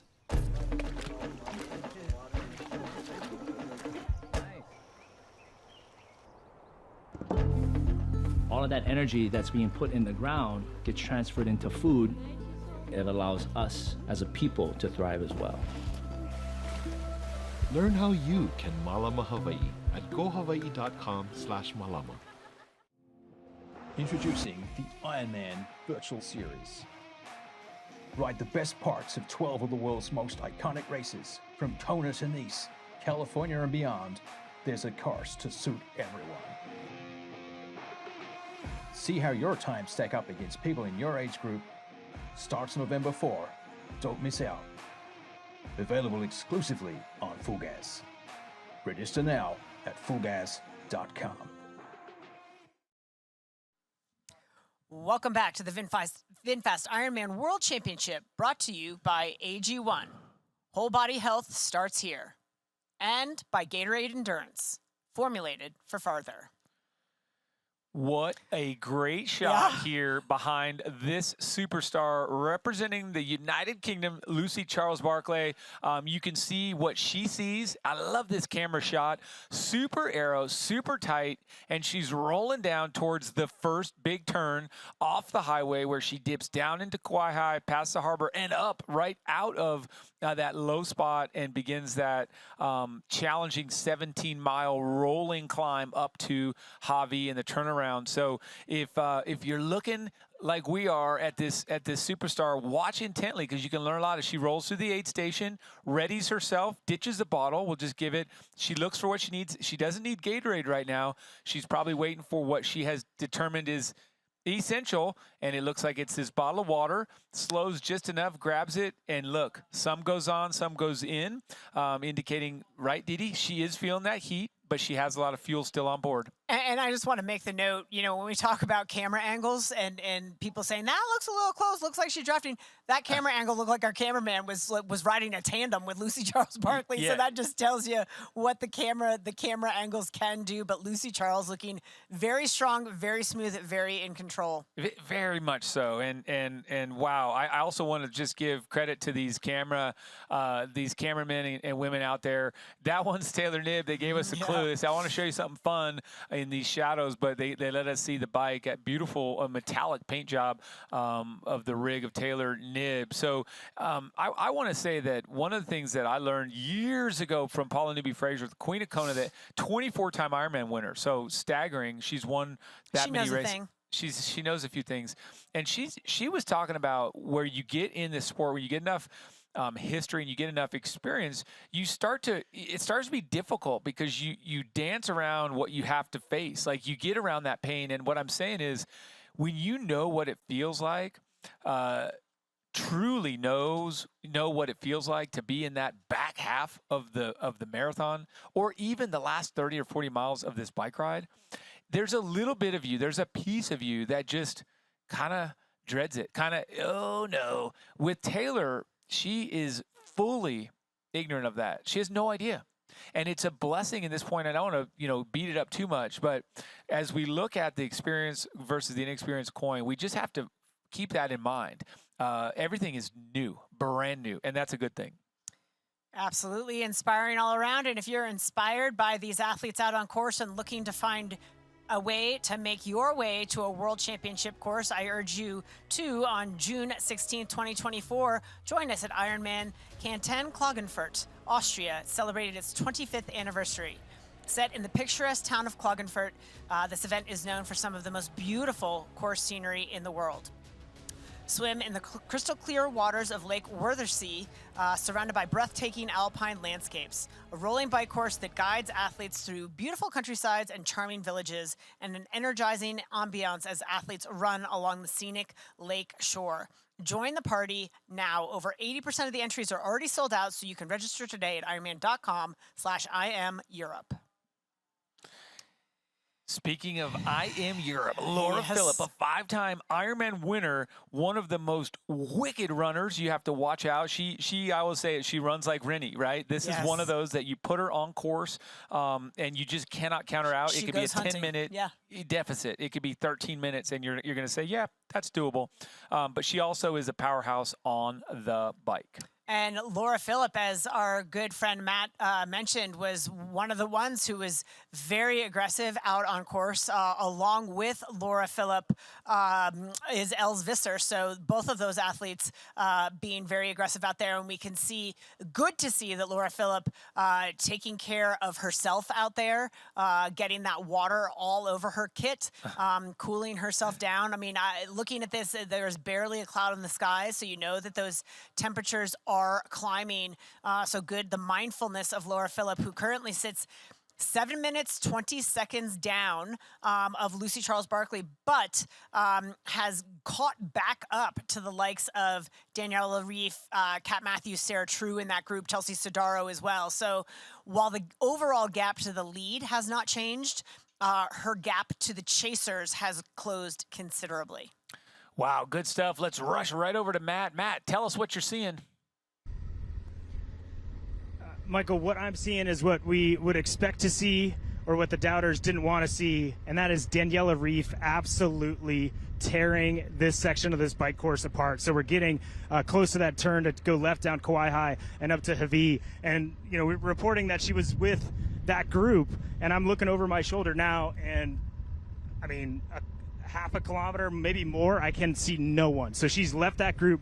She's now 200 meters maybe, guys, behind this group with Haley Chura, Beck Clark, and Lauren Brandon. She is absolutely rolling. And the focus, I'm actually getting goosebumps. I'm right next to her. The focus on her face, looking up the road and down at her watts, she is in the zone. This is the Daniela that we are used to seeing. And guys, watch out.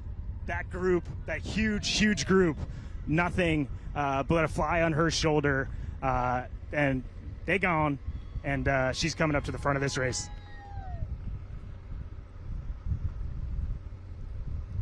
Well, that is what you like to see and like to hear. Would be Mr. Matt Lieto, watching him on the bike. Fascinating, but watching this, look at these moves, Didi. What have we got? This is Els Visser, who just went by Pammy Oliveri. You can see the string. Now she's going by Lisa Norden. You see this line of athletes. You had said it earlier.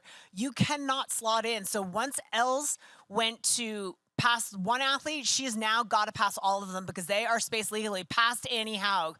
Past, I believe this is Sarah Crowley she's coming up on. So Els Visser making a huge move here, moving up about 7 spots. This is that group of 3 from earlier. I believe is that Haley Chura? No, that's not Haley Chura.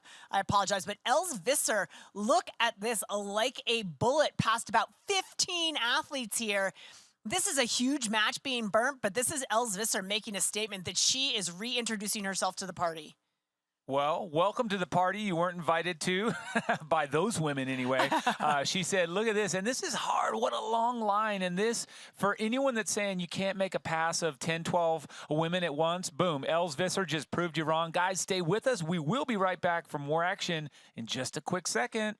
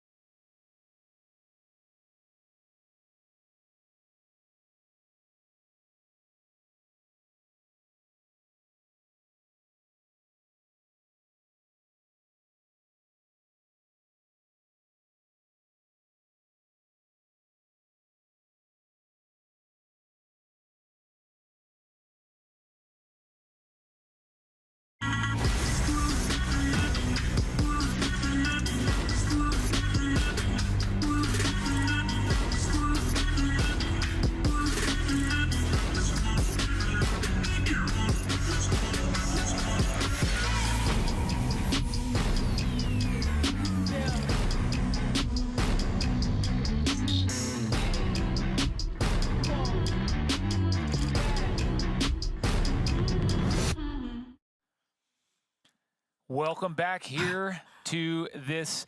Didi, you called it cooling off. I also have to point out that often when we pour water on ourselves in Ironman racing, it's to dispose of the evidence? Could be a nature break that we saw earlier. I don't know. Well, You just I have to think bring it Els up. Visser was cooling off after that monster move she just made by about 57 athletes to put herself at the lead of that large chase group, as we see Taylor Knibb with a water bottle there on the back of her bike.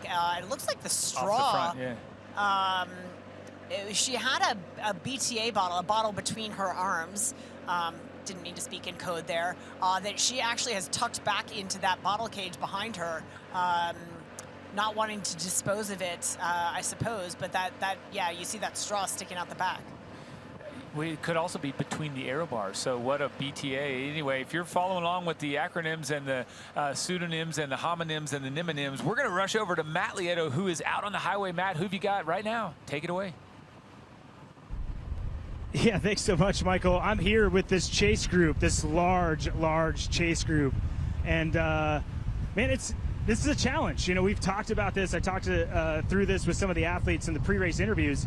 Being at the front has its advantages, obviously, but its disadvantages, too. This, at moments, feels like total chaos. Like, we just went through it, and it felt like total chaos. Now it's settled back in, it's spread out a little bit, but we're heading down kind of one of these undulations, and it accordions a bit. So these athletes that maybe aren't as used to being around so many other fast women are now surrounded at this Women's World Championship by super talent. So it's hard to get away. And right now, I think the group dynamic, if anything, is slowing down this chase, as we saw Daniela just bolt away from this group. Honestly, guys, the way that she left that group and caught the other one in that period of time with the look on her face that obviously wasn't overextending, that was one of the craziest things I've seen on this course, and I've seen a lot of things on this course. But right now, like, I'm right next to Lisa Norton. She's staying in this group. She's about 12th position, and she is probably pushing 150 watts.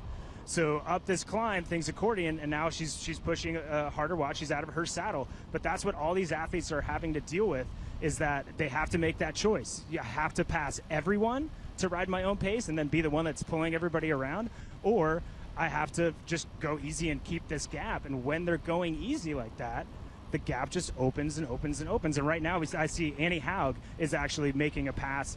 She's going to pass at least 2 athletes. It looks like she has enough room to slot in, but up this climb, she might go the entire way. But no, she slots in, and again, slotting in at this distance where she at, totally legal from my perspective. But again, a lot for these athletes to manage, and this simply is nothing that we have ever seen in the women's pro field here at the VinFast Ironman World Championship. It takes a lot of stress. It takes a lot of focus. And one of the athletes I'm going by right now, Kat Matthews, she is focused, does not look stressed. But guys, this size of this group and penalties that might come out of it, or a time that they give up to those in front, is going to be a huge impact on this race. Matt, thanks so much. Of course, we want to call attention to the fact that the group he's with is not the group you're seeing on camera there. That was obviously Lucy Charles Barclay and, of course, Taylor Knibb. But following along here, we're getting some play-by-plays of the action that's off camera, trying to keep you guys abreast of all the situations.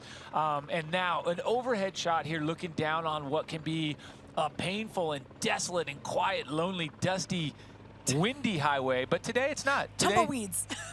No, have you ever been out there and seen a tumbleweed roll by? Run there. Yeah, I've actually gotten run over by a tumbleweed from a 45-mile-an-hour gust. Back when Laura Phillip, a champion that we've talked about 5 times, an Ironman winner, still I feel like we've yet to see her crushing breakthrough here in Kona, because I think if she crushes a breakthrough here in Kona, it could be the victory.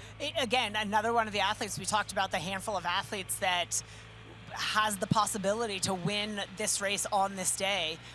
Laura Phillip with a disappointing swim put her on the back foot a little bit, but has been very aggressive through the first, not quite for her yet, 40 miles of this bike course, reinserting herself very much into the conversation, because not only can she bike, but she can run even better than that. That's exactly right. Her skill set is also impressive because she does well in the heat. Yep. She does well a little bit in the cold, but she does well in a lot of different conditions, a lot of different terrain. She really has a well-rounded approach. I'll say. I was gonna say the other thing I think that's significant is that her experience of that penalty from last year, which she was, to my recollection, in tears in the penalty box. Correct. And got it back together to finish 4th overall. She's going to draw on that experience and say, okay, I had not a great swim for me. I did not come out of the water where I needed to be, but hey, remember last year when you had to stand down for 5 minutes and you still ran your way into 4th?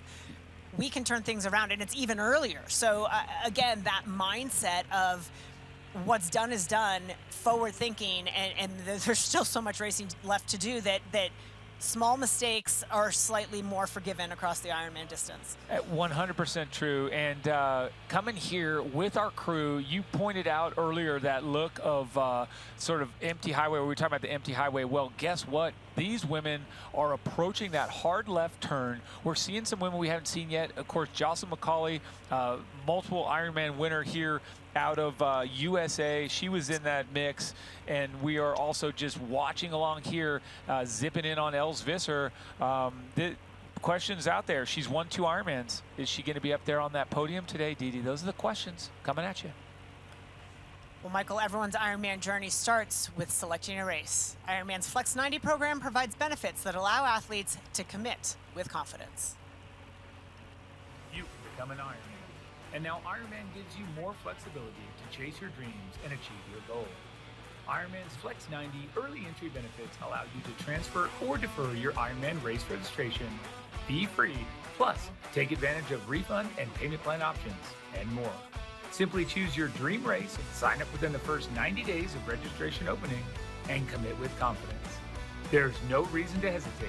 Register for your goal race and start making your dream come true.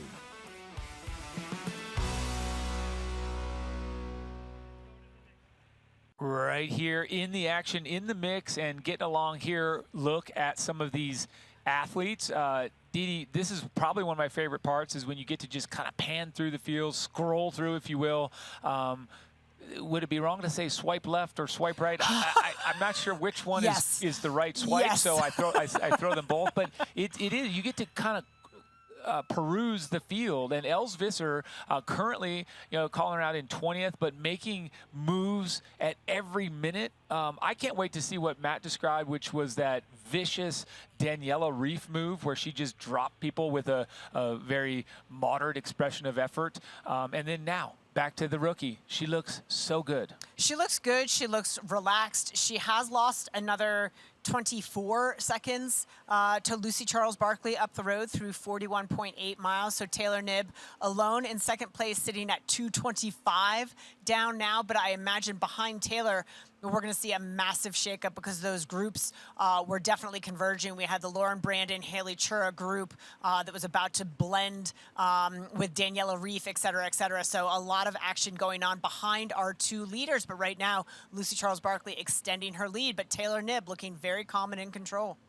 This is one of those sections, Dee Dee, that to the viewer at home, it looks kind of moderate. You don't really see much, but notice this. Taylor's out of the aero bars. She's up on the bullhorns, on the aero bars, or out of the aero bars there, and dancing a bit in the upper body. It's a hard section. So it's 17 miles in total, and you roll. So up and down some pretty tasty little climbs, 4, 5, 6% even at times, some downhills, and then you have a hard right turn where it gets kind of usually a little bit windy, sometimes devastatingly so, but that's the final 6-mile climb up to Hawi. And here's why I'm talking about it right now. Obviously, Lucy Charles in that same section, is that often right now is when you get out there and you realize, oh man, it's hot. I feel the heat on the bike. I heard about it on the run, but right now I'm going sort of slow enough at times. I'm feeling 2 hours of racing, 2 hours 30 of racing.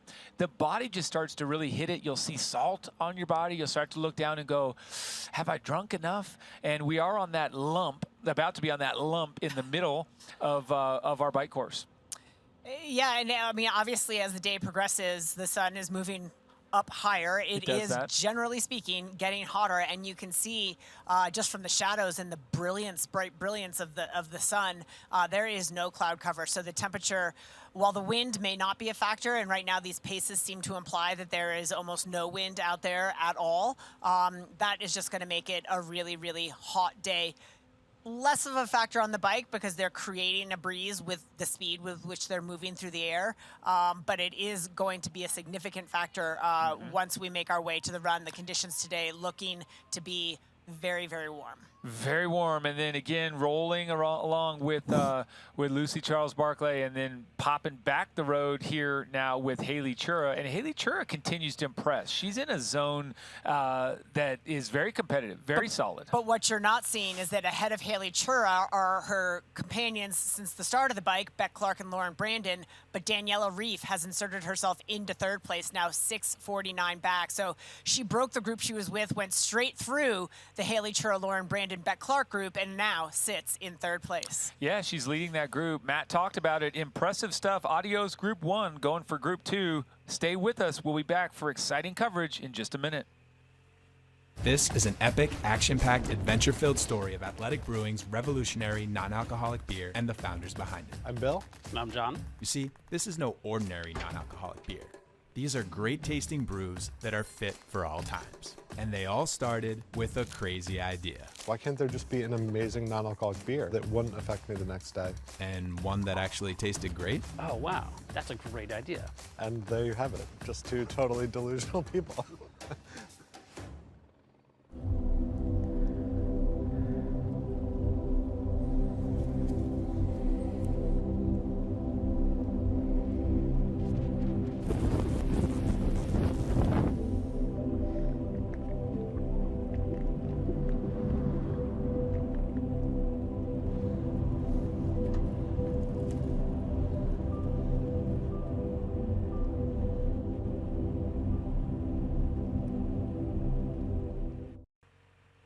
Rebecca Clark from New Zealand on camera right now, and she looks fantastic. Currently in 5th position by the tracker anyway, and she looks super smooth as she rolls along this section.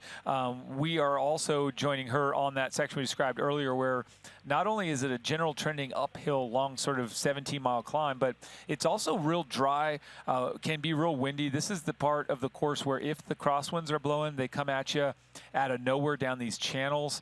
This scenery almost looks like a page of West Texas, a little bit more than it does Hawaii. So for those of you that haven't been on this road, it is like that. It's very desert-like. It's very moonscape, and so tough stuff. But those trees, as we look in the background, are not moving at all, which is extremely rare for this section of the course. But what I'm noticing, Michael, is through 41.8 miles, all of these groups that were so spread out of the swim in groups of 3, 4, 5, 6 is now a group of 18 athletes all stacked up. Lucy Charles Barclay, Taylor Knibb, Daniela Reef in 3rd, but then all the way down to 20th place with Kat Matthews.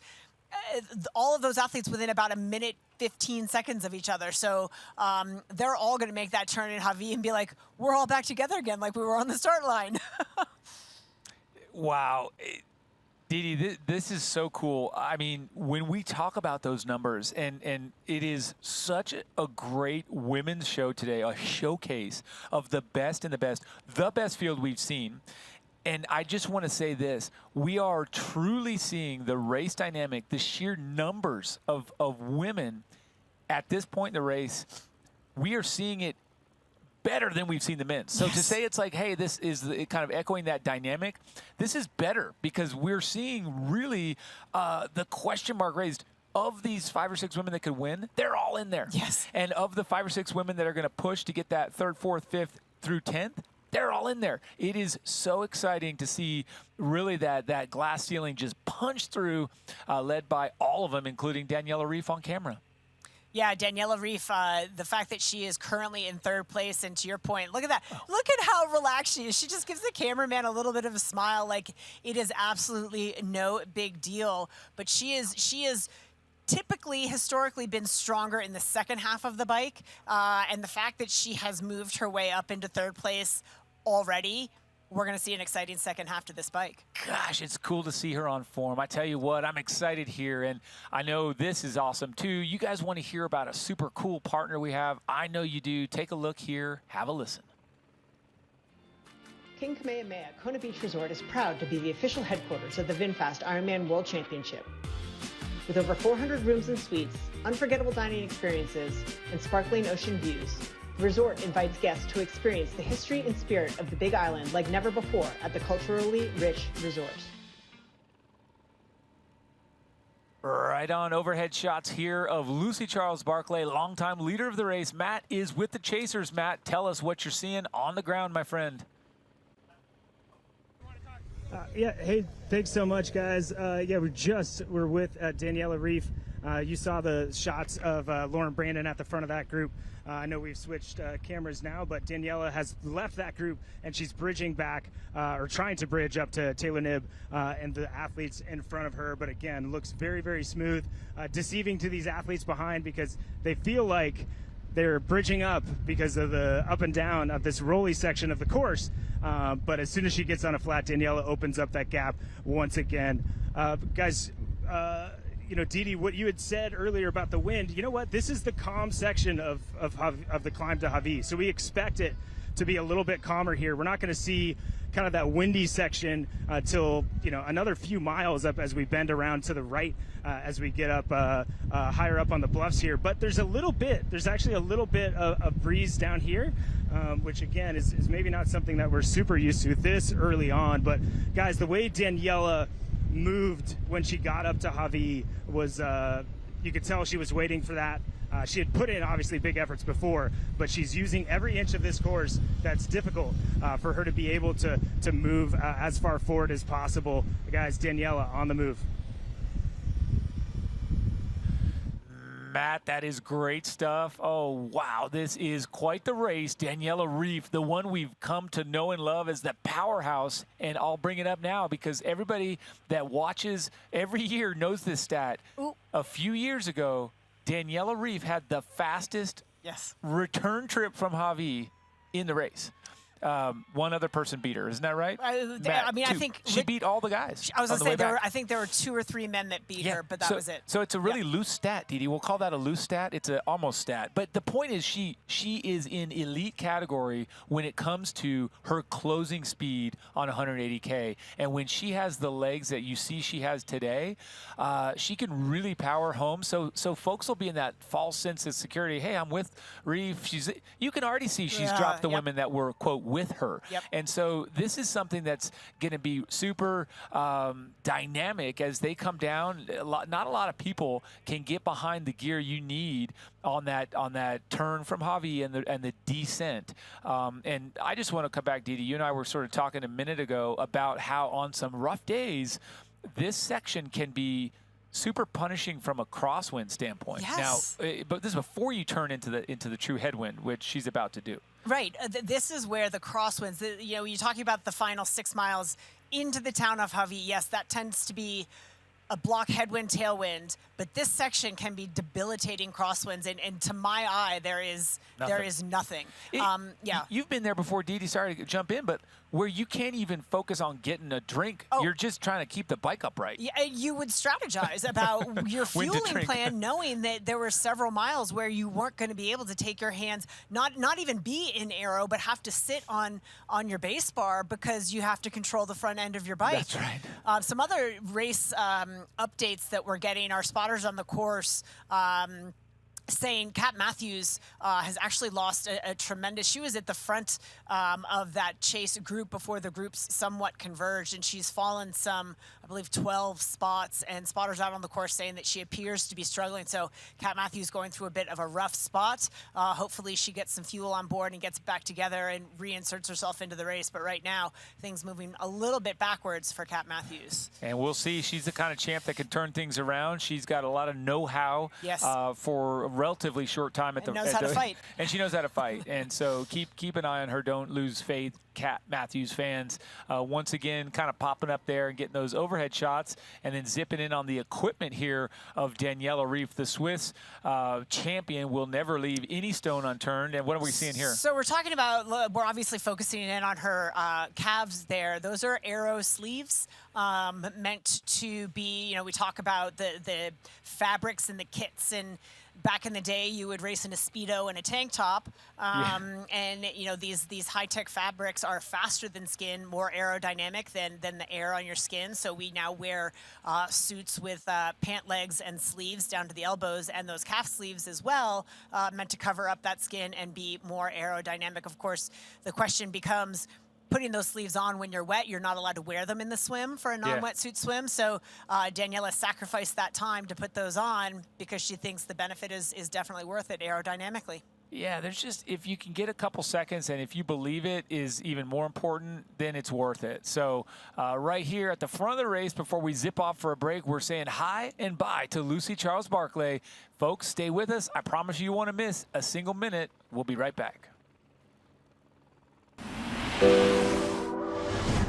Introducing the all-new, all-wheel drive VinFast VF8. Oh, this is sick.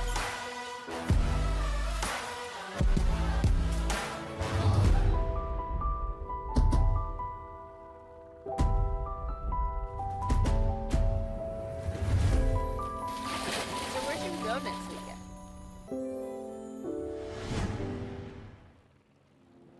Introducing the Ironman Virtual Series. Ride the best parts of 12 of the world's most iconic races. From Kona to Nice, California and beyond, there's a course to suit everyone. See how your times stack up against people in your age group.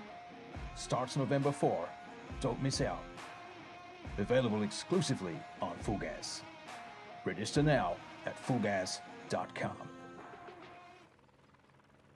We have a great shot here on our leader, Lucy Charles-Barclay, representing Great Britain and rocking it out, putting time into the group. Obviously, Daniela Reeve closed some of that gap that was early on set, and she's the other major mover. But these two sandwiching our rookie, Taylor Knibb, out of USA. It is on, and as promised, you just don't know who's going to blow and who's going to go. We saw Kat already having a little bit of a blow. She's someone that we call as a favorite for a podium finish, possible win, and she's already struggling a bit. It's not down and out, though, so keep an eye on her. But we've also talked about who's really going. Well, Els Visser, boom, could be a dark horse threat for the podium, and this gal really going, and going in my estimation at this point, in a steady zone. Really looks very comfortable. She continues to engage with the camera folks. We saw her engaging quite a bit with the volunteers at aid stations and really taking it all in. You know, she's learning a lot and she's got a lot to learn. She does, and I'm excited to take us over to our other studio back with Greg and Rennie, another special guest. I'll let you two introduce that guest. Greg, Rennie, take it away. Thank you very much, Michael and Dee Dee, and up onto the Kahala coast we go. There is Laura and Brandon right now as we say good morning to Julie Moss. 1982 was a great year because we came from Oahu over to the big island of Hawaii. We had two races, one in February and one in October, but in February was pretty much responsible for putting Ironman on the map. Julie Moss, you were second place that day. You had the lead for quite some time. And then right at the very end, it just slipped away. But ABC cameras were there at the time to capture those moments. And for me, it was how the Ironman Triathlon was born to the world. Great to see you here. And our first women's race. How you feeling about that? Oh, I'm so excited. I mean, Rennie, I'm sure we're sharing this feeling that overdue a little bit. Yeah, the women are front and center stage, and it's fabulous. And yes, in 1982, it took a young 23-year-old to go above and beyond and just put this sport on the map. And I do believe this is a seminal moment that we're going to see history being made here, and we're not going to turn back. We won't turn back the clocks at all because we are now just, in historical times. And next year, obviously, the women will be in Nice, a much different course. But we're here this time for the very first time with the all-women's race right here in Kailua Kona, which for tradition's sake, you know, it's been here for the longest time, for over 4 decades, and it's an amazing race. And now we're being treated as such a great race today. All these different dynamics are unfolding in front of our very eyes with Hayley Jury. You can see there she's still riding inside of the top 5. Lucy Charles-Barclay is doing a thing off the front, riding along at about 26 miles an hour. Taylor Knibb is riding along just a little bit slower than that. But the big mover of the day right now is Daniela Ryf, the 5-time Ironman World Champion. What are your thoughts on the race so far? My thoughts on the race are there's a sentimental favorite for Daniela to step up and match Natasha Bodman with those 6 wins. And match the guys, you know. Let's just keep matching the guys and moving ahead. So definitely a sentimental favorite. Lucy Charles-Barclay, I mean, how many times do you come second before you decide this is it? I'm putting all the marbles, you know, for all the marbles, I want to be the bride, not the bridesmaid. And of course, Taylor Knibb, having never run a marathon, she says she's run up to 18.92. That's very Taylor. And we'll see. She's going to come out of the Energy Lab, and it's going to be all new territory. So could we get a remake of an Iron Maiden War where we have, you know, 2 women running together for record times? Or could we see that it's going to splinter? Who knows? Yeah, I think great question. I think we have a race for the ages on for today, and as you said, Lucy Charles-Barclay really leading the way, and she's been second 4 times. 4 times. And come on, like every time, it's like, when is going to be Lucy's day? She's putting it all out there today, but she has to. And Daniela, we didn't know. So Daniela last year, last 2 appearances here in Kona, has kind of just not been herself, not quite had the race we expected. But yeah, any other women that you're surprised to see up the front here or want to see up the front? Right. No surprise that Chelsea Sodaro is starting to make her move. Never count out the defending champion. There's certain magic about coming back to defend your title. As you know, having won this 3 times, you get a little possessive about that spot, and she's certainly prepared to do what she can do on the run, and I can't wait to see that. Lisa Norden from Sweden just going through 5th place from 2022, having a great ride. Remember, Lisa Norden is a great time trialist as well. She was a national champion of Sweden in that discipline. Now, Julie, I want to wind the clock back to 1982. Did you have any idea how big this would all be, you know, after that particular day? Because all eyes from around the world were on that race. They saw a woman struggling to the line. And now it's been all brought to life, you know, all these decades later. Did you ever think that was possible? Absolutely not, Greg. I mean, that was crazy. This was before internet, so you had to get your news from the paper. Oh, a long way before internet. I think it was before fax machines. Before internet was even thought about. So the idea that so many people, by word of mouth, saw the race. I think ABC replayed it again on Mother's Day or something, because there had been such a strong response. But to see what has become, and after 4 decades, I'd have to say I feel really proud that I was there at the beginning. I mean, I feel like I was the woman dragged off the course. I dragged myself to the course. The analogy with the Boston Marathon, the first woman who dared to do that. And what it took was a woman struggling and showing that she had the grit of a champion. It wasn't the win that got the attention. It was the struggle and the determination. And I feel so proud that is my legacy here. Julie, you're a mother as well, and same as Miranda. Miranda's about to have her 3rd child here coming up very soon. As we see these ladies going through their paces, they must be so proud to be a part of history, and you're here to witness it. What are your thoughts on all the mothers out there today, especially that we got Sarah True, we got Chelsea Sodaro, our defending champion, who is an avid speaker on behalf of all women, married women, mothers and wives. I think what we're seeing is these women professionals are seeing their opportunity to win an Ironman, do well in races as a platform to really put a great message out there. So they're also juggling their platforms, they're juggling their families, they're juggling their training. And so it is a celebration of mothers, and it's a celebration of all the mothers in the race. And what is the percentage of our field that are first-time athletes at a world championship here in Kona? This is a huge percentage. So many firsts, so many things to celebrate. speaking of first timers here, we have Taylor Knibb back on screen, just making her way, still in second place. Daniela Riff making her move, and I think Daniela looked around and said, I don't want to be with all of these runners. No. And it was, but you know, justified. She needs to make a move, and she has. And this is the Denny we know. This is a dangerous Daniela Riff, and she is crushing that bike. It's going to be really interesting to see how the dynamics play after they make the turn at Harvey. It's a long and lonely road, and I tell you what, right now, Lucy Charles-Barclay, the 4-time runner-up, has done the same thing as Daniela Rief, and that is trying to separate herself from the rest of the field.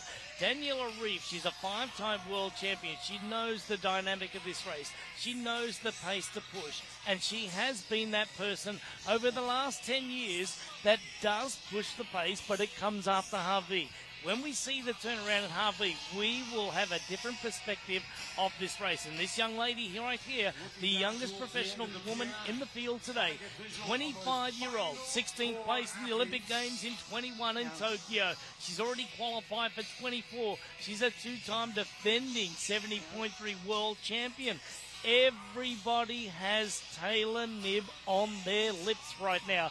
Everybody's talking about Taylor Knibb, but Lucy Charles-Barclay up the road. She's going to need over 11 minutes off the bike on someone like Chelsea Sodoro. Remember last year, Chelsea Sodoro was 6 minutes faster than anybody on the marathon. Only Annie Haug was inside of that. You know, she was at a 2:57, where Chelsea Sodoro at the 2:51. So you know that the panic button has been pushed by Daniela Rief right now, and she's out of there.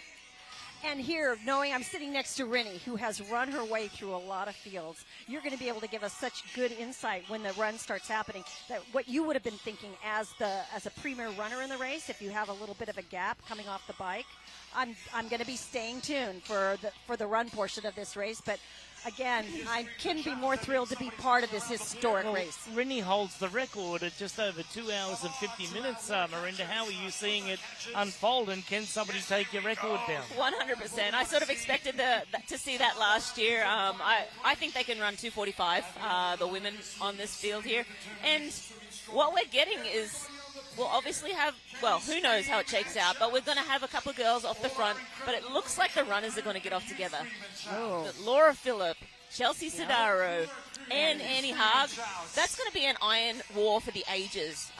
You know, and I think that is going to raise the level. When you hop off the bike and you have that caliber of runner around you, you're going to get the best possible run out on that day, and it's just going to elevate all of them. You are dead right. We've seen Chris McCormack and Andreas Raylert. We've seen Mark Allen and Dave Scott. We've seen a lot of other tussles out there with Peter Reid and Tim DeBoom and so on and so forth. Even Craig Alexander was in battles there in years gone by. But today, like you said, Mirinda, if those three get off the bike together, it will be fireworks right from the start. And this is not the place to have fireworks right from the start. This is a long and lonely day in one of the hottest lava fields in the world. It is very desolate out there. It is humid out there, and there is no wind. So it gets very, very hot like an oven out there, and it's very, very difficult, you know, to keep it all together. And as we saw, you know, it was right up until that 23-mile mark in 1989 where Mark Allen finally broke through and broke, Dave Scott off to his first of 6 wins. Absolutely. There's that classic slight uphill. You're getting close, but there's still that last uphill. And we've seen a lot of classic passes happen right on that spot. Yeah, I think this race is setting up. I mean, I think we all thought, let's see how the swim plays out. That will be really telling. And then let's see how the bike plays out. But honestly, it's still an unknown. Lucy did what she does best. She's going off the front. But you're right, she does need 10-plus minutes. Well, this is incredible right here. Mirinda Carr-Fraser, 3-time Ironman World Champion, because Lucy Charles-Barclay is still riding away from the field. Only Taylor Knibb right now, the youngest pro in the field at 2:26 down, is able to hold the momentum. Daniela Rief is also losing time, but separated herself from the chase group, is led now by Lisa Norton at 8:10 down. Jocelyn McCauley is remaining remaining strong throughout the day, doing a lot of the pace setting. Els Visser from Holland, from the Netherlands, is sitting right in there at 8:23. Laura Phillip, Lauren Brandon is hanging tough. Lotte Films is in there, Rebecca Clark, and you know, banging on the door is Chelsea Sodaro and Annie Haug. And Laura Phillip. Yeah, oh, sorry, you already said Laura Phillip. But yeah, this pack is still very strong. And we saw Daniela make a decisive move, but she's not really going away any further now. So you saw it on her face, though. You don't usually see Daniela work that hard that early. So I think she wanted to create a little gap. But again, we know Daniela makes the turn in Harvey, and she says, see you later, ladies. I got to get back to town. Well, the calculations are being done, right? We go back and we say Lucy did a personal best in Kona, 3:02 in 22. Chelsea Sodaro did a personal best for her at 2:51 in 22. Hey, we're talking, 11 minutes there. So I think Lucy, is running everything on the calculator right now and doing her math. Daniela, she's doing her math too, because she wouldn't have broken away from that field if she didn't think that she was under pressure, right? She wants that sixth victory, but she's not going to get it in a run race, right? Am I right? Or I absolutely agree. I think it's still getting set up. I think the women have their own stage. I think they know they're going to have a great opportunity to put on a show. Chelsea Sodaro said in her interview, "We're going to put on a show." And as Marina, as you said, if they can come together as a group of runners, then it's fireworks for sure. Totally. And obviously the bike itself, who's been the smartest? That's what's going to come into play then. Yes, you'll get off the bike. Chelsea Sodaro. You're probably looking at who's been the smartest right now. Yeah, and Chelsea's been quiet, right? Like, she's been sitting in. She sat in the whole swim, sat second place the whole swim, in that pack of three. On the bike, she's kind of been quiet, just doing her thing, not doing anything crazy. But so's Annie Haug. Laura Phillip had to burn maybe a few matches to catch up to this group, so maybe she's worked a little harder. But yeah, honestly, the woman who's managed to keep their head screwed on straight, not get too excited, take on their fuel, that's going to be the woman who at 30K shines and starts to pull away. And for you as a runner, Rinny, what gives you confidence when you find like you're settling into a pace and you're not losing any more distance and you're doing your own thing? What gives you confidence out there at this stage on the bike? Oh, at this stage on the bike, for me, I was always chasing, so it was kind of like riding to my numbers, and I didn't really get mixed up in too much of the dynamic because it was almost an individual time trial for me from start to finish.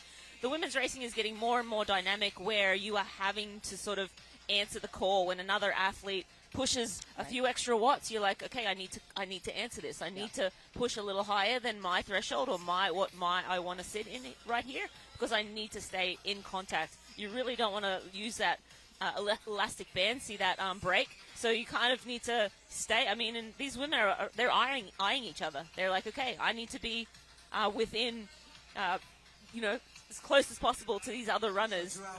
And yeah, I mean, this is setting up to be an amazing race. Very cool. Well, as a fan of the sport, as much as a participant, but I'm such a fan, and it's just so fun to sit here with you and Greg and just get the insights and be watching this amazing coverage with you both. All right, if you're watching on Facebook right now, we are going to switch over to Phase 2 of the 2023 VinFast Ironman World Championship. But for now, you are watching Lucy Charles Barclay. She's making her way up the Kahala coast toward Harvey. Harvey sits right at the northern end of the big island of Hawaii. It sports 12 different microclimates. So you could be up there and it could be raining, and you could half an hour later you'd be in complete sunshine. It's absolutely gorgeous up there, a little bit on the cooler side. And if you've never been to Harvey Town, you should visit it. You see the 7 beautiful valleys there, all the way down to WPRO Valley.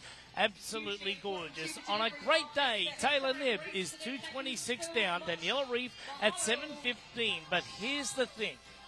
Now Chelsea Sodaro is at 9:33. Now she's dropped off the back of this group there. So Lotte Films is going good. Lauren Brandon is sitting right in there, but look at the big mover.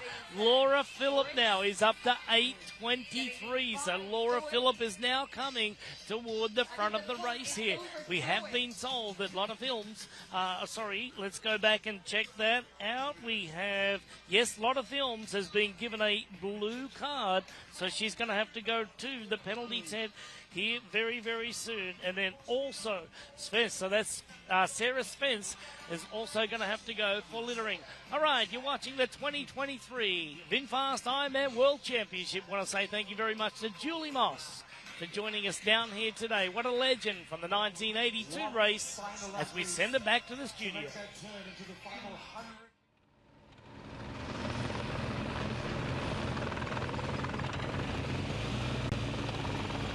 Thank you so much. Great stuff coming to us from Julie Moss, putting the sport on the map really there in the early 80s for us. So Julie, still such a superstar, and love seeing her up there with Greg and Rennie. Dee, as we come back here and look at another beautiful overhead shot of the solitary figure of Lucy Charles Barclay pushing her way ever closer to that turnaround and to Javi, and the place where at long last, if this is your thing, you get the interaction, the fans, the crowd, the people giving it back.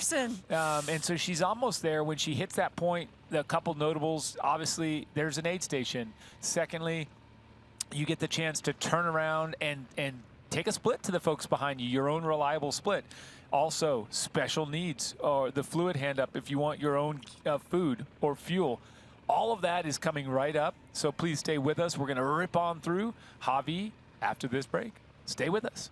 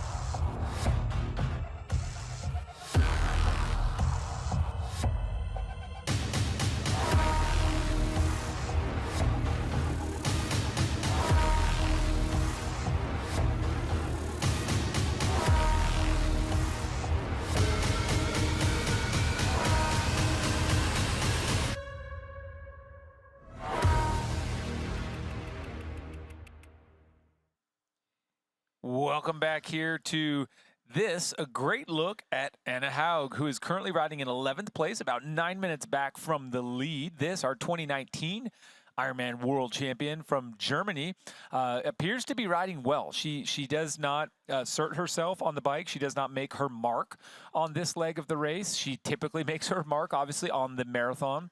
She's one of the women that, when referencing Rennie's point, she could to me, very clearly be a 2:45 marathoner here. She could really stop the clock that quickly. Well, I think it's going to be under 250 that we'll see today. And I do think she's one of those people. Phillip is another, and you just don't know who is going to come out there and knock it out. Well, Anne Haug made a hard charge towards the front of the race a year ago in pursuit of the win, and her assault sort of stalled a little bit. Yeah. We really saw her start to struggle, and she and her coach had sort of diagnosed that as a nutritional strategy sort of shortcoming. They've obviously rectified that, and I agree 100%. It's hot out there today, but we could definitely see a blistering run split. Blistering, yeah. So for sure, she's run in the territory of 244, 246 at Rote, and she's also done, and at 243, she's done 251 here in Kona, obviously 255 and a 257, so incredible numbers for her. I think the worst run we saw was the first time we saw her Ironman Germany back in 2018. She did that really slow 304.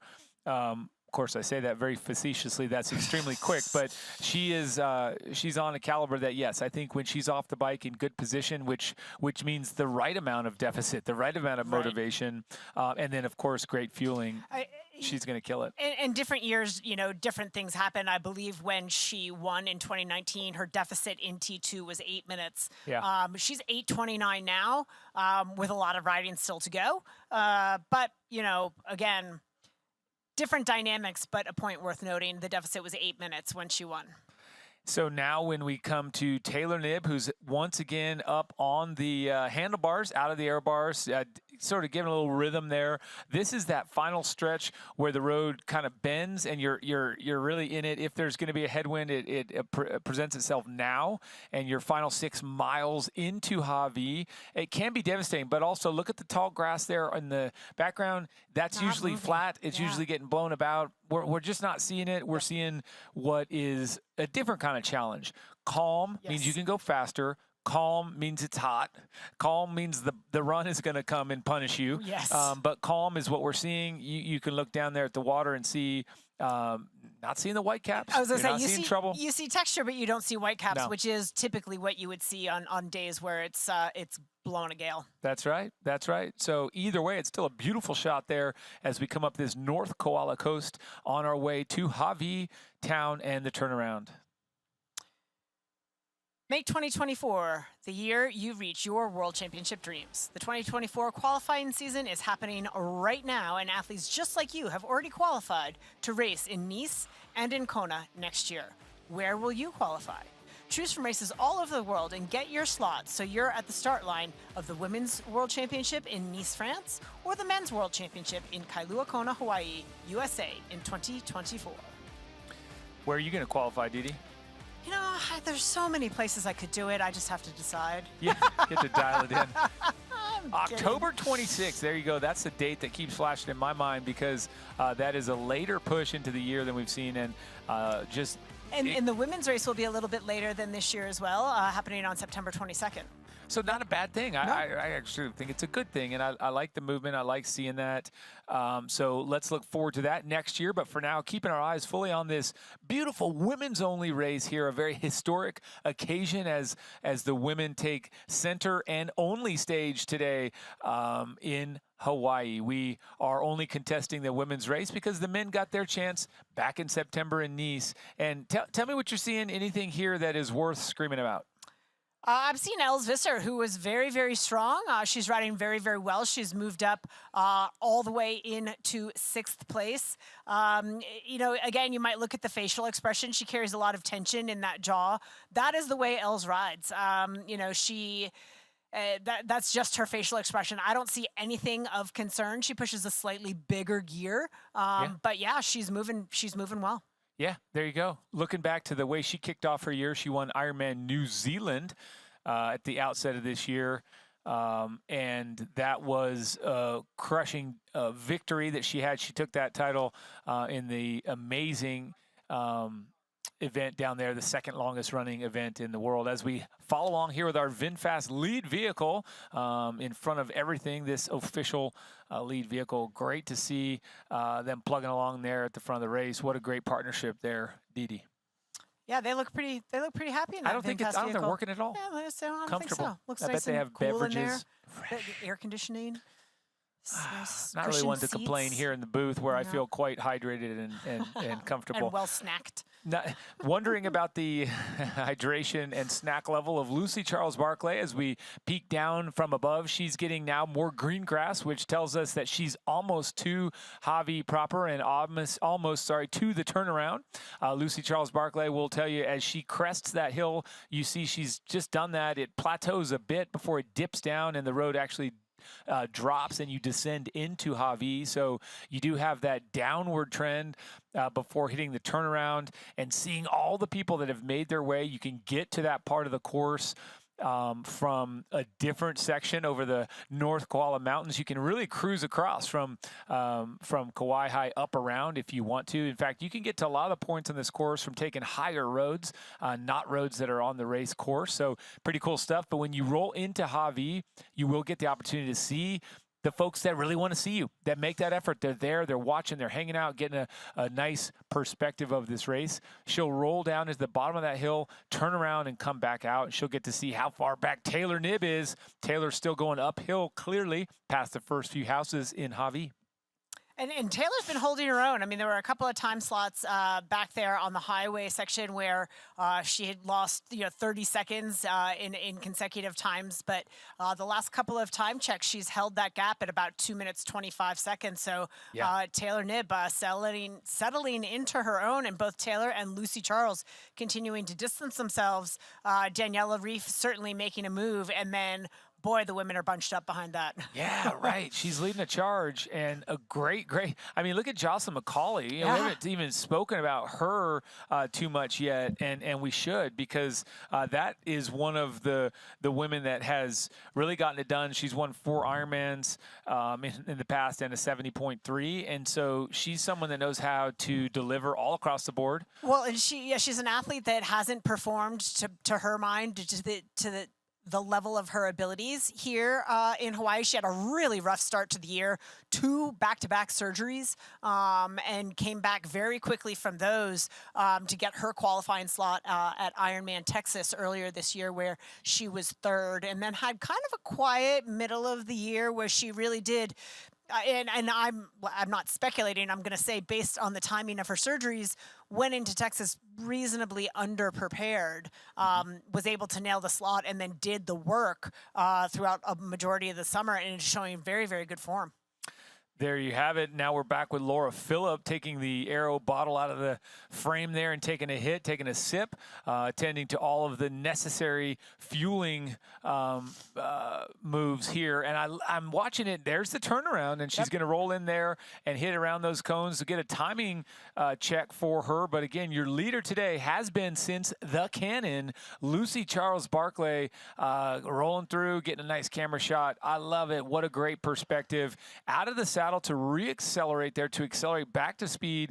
The road starts to go up here, Deanie, in a minute, and it does so. There's the aid station where you get all of the goods, Martin Gel, as well as a Gatorade or a water. Then you pop up a little further and can grab your own bag, your own goodies. If you have stashed your own special nutritional products in there, she gets to grab that and continue up. And here pretty soon, she'll get to see Taylor Knibb and company all chasing down into town. We'll have to take a break before we see that, but please do not go away. We'll be back. This is an epic, action-packed, adventure-filled story of Athletic Brewing's revolutionary non-alcoholic beer and the founders behind it. I'm Bill. And I'm John. You see, this is no ordinary non-alcoholic beer. These are great-tasting brews that are fit for all times. And they all started with a crazy idea. Why can't there just be an amazing non-alcoholic beer that wouldn't affect me the next day? And one that actually tasted great? Oh, wow. That's a great idea. And there you have it. Just 2 totally delusional people.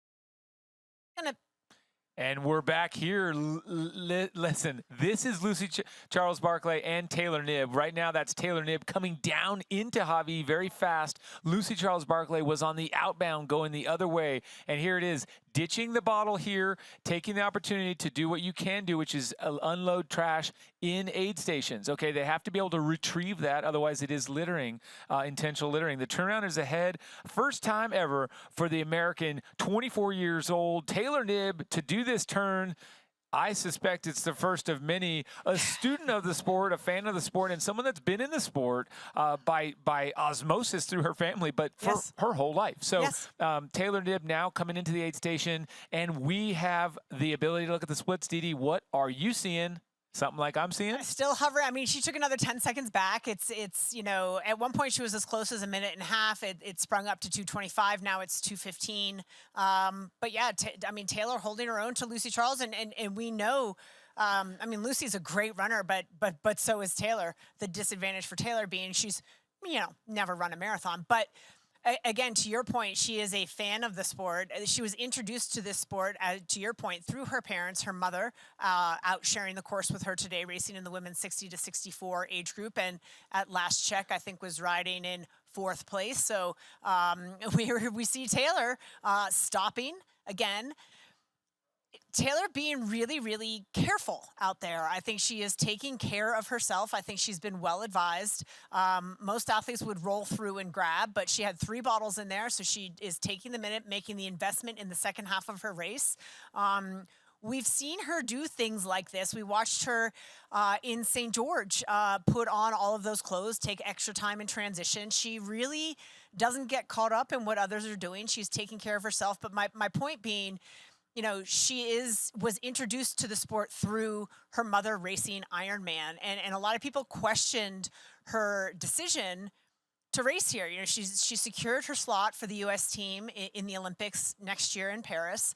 Why race the Ironman when you've got the Olympics coming? Well, this is where her heart is in the sport. I mean, this is what she wants to follow in her mother's footsteps. What child wouldn't want to do that? And a special experience for Taylor to race her first Ironman alongside, you know, her mother and be a part of this race and this piece of history. So, yeah, I think it's exciting. It's a bold move, and it shows the talent and range of Taylor Knibb.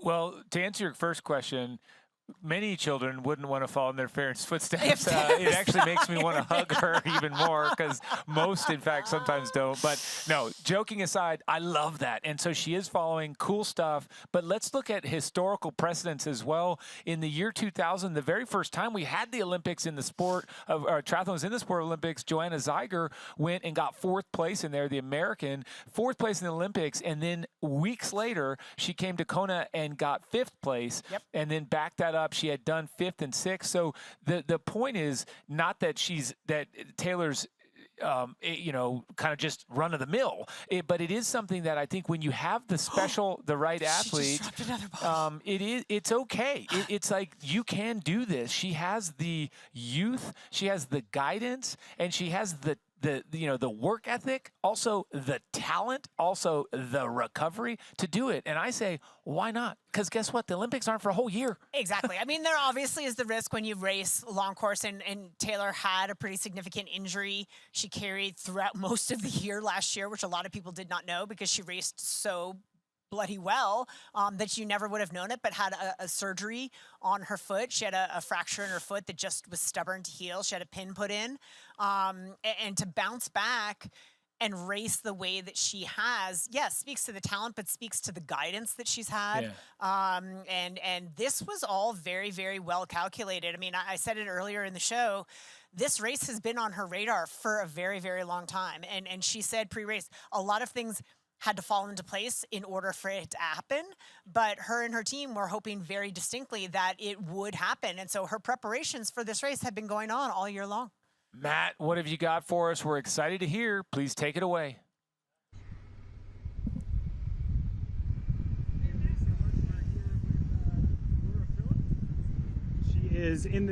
Laura's in this chase group right here.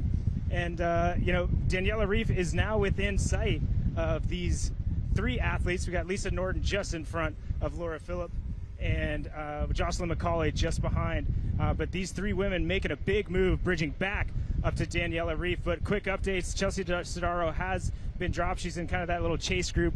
She's fighting the wind all on her own. Guys, there is a little bit of wind up here at Hawi, but it's not terrible. It's not one of those epic Hawi days, but it is. It's certainly a bit of wind out there. And these athletes just saw Taylor Knibb, excuse me, and Lucy Charles Barclay come back the other way, so they know the distance behind that they are at this point. And again, I did stop with Kat Matthews for a little bit. Sorry, not stop, but hold back. And she was losing a lot of time. Looked okay, but clearly nothing in her legs. But right now, these 3 women coming up on the turnaround to Hawi. Thank you, Matt. Thank you for that update there, up close and personal. As we come back to Lucy Charles Barclay at front of the race, ripping it down from Hawi, 3 hours 23 into the race, really when you start to notice that it's time to catch up or get ahead if you've fallen behind on nutrition, on fueling. You'll see that there's a glistening to her skin. The sweat is a real problem now. You'll start to have a very, very increased sweat rate on the climb up to Hawi, and the downhill, often it's too fast and too windy to take advantage of a good rehydration. So I think over the course of the next, really for these guys now, 14 to 17 miles, they have to get back into that rhythm, make sure they have the fueling. And then we're going to come back here to the turnaround and watch this chase pack roll through. A lot of contenders, Dee Dee, and really tightly packed together, which is motivating as we see Jocelyn McCauley at the back of this group, out of the saddle, cranking it along. Yeah, it's of interest through that turnaround. We had mentioned Taylor Knibb at 2:15, and Lucy and Taylor continuing to increase their lead. Reef had made a move, obviously, but still losing time to the lead too. So Daniela at that turn in Javi at 7:49 back, followed by the trio Norden, Phillip, and McCauley. So continued domination at the front of the race. I do want to, since we're talking, I want to bring back, now that we have another second, I want to bring back a little bit more about Taylor Knibb and what we were talking about in the injury, because I think as you watch someone, like a good example would be our Olympian, our double Olympic champion, Alistair Brownlee, who has jumped into Ironman and races Ironman now and has not really met his promise at this distance.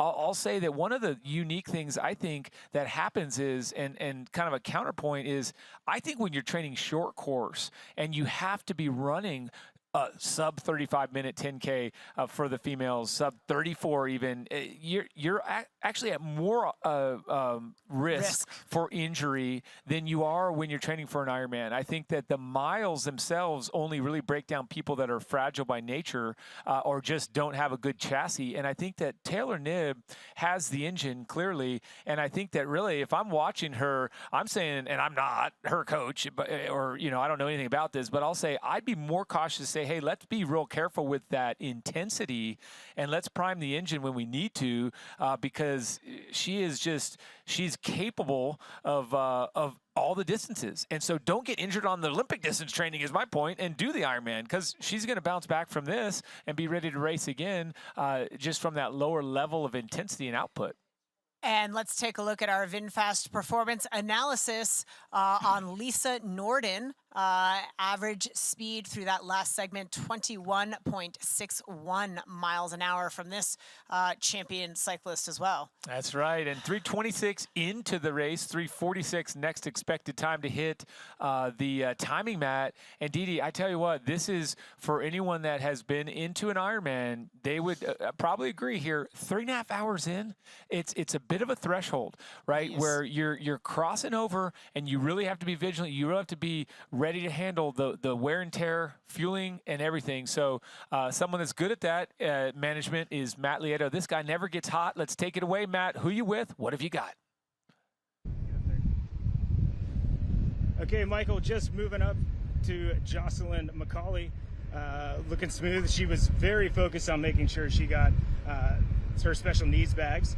So she's got 2 brand new bottles and has that hydration that she needs, staying aero as she goes down or starts to go down Javi. But she's trying to do her best to hang on to Laura Phillip and Lisa Norden, who are definitely pushing the pace and trying to get up to Daniela Reef as they all try to pull up on those 2 athletes that are, have that large gap. But guys, not a crazy day in Javi. I think we're going to have a little bit of wins for these athletes to deal with on the downhill, but not too bad. But right now, Jocelyn McCauley holding real strong.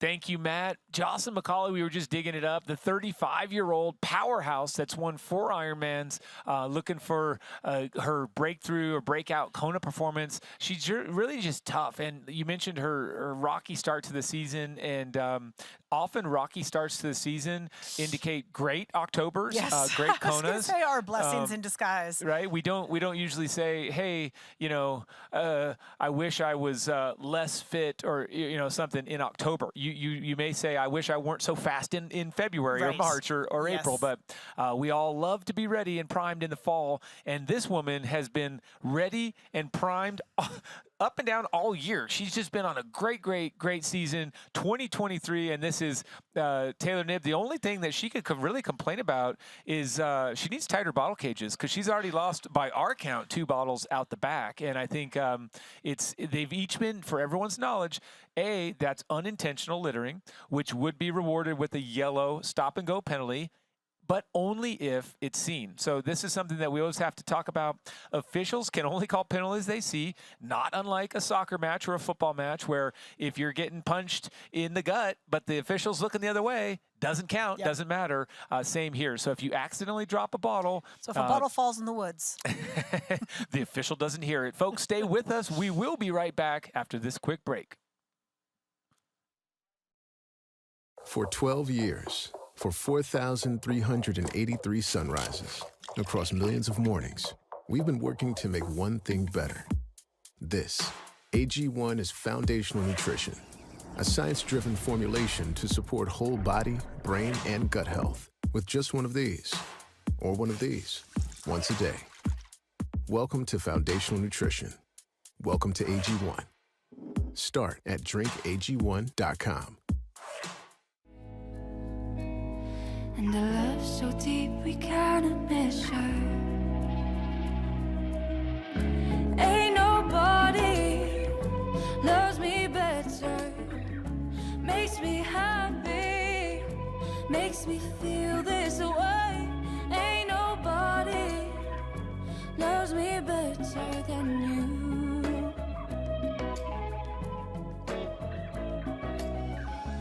Ain't nobody.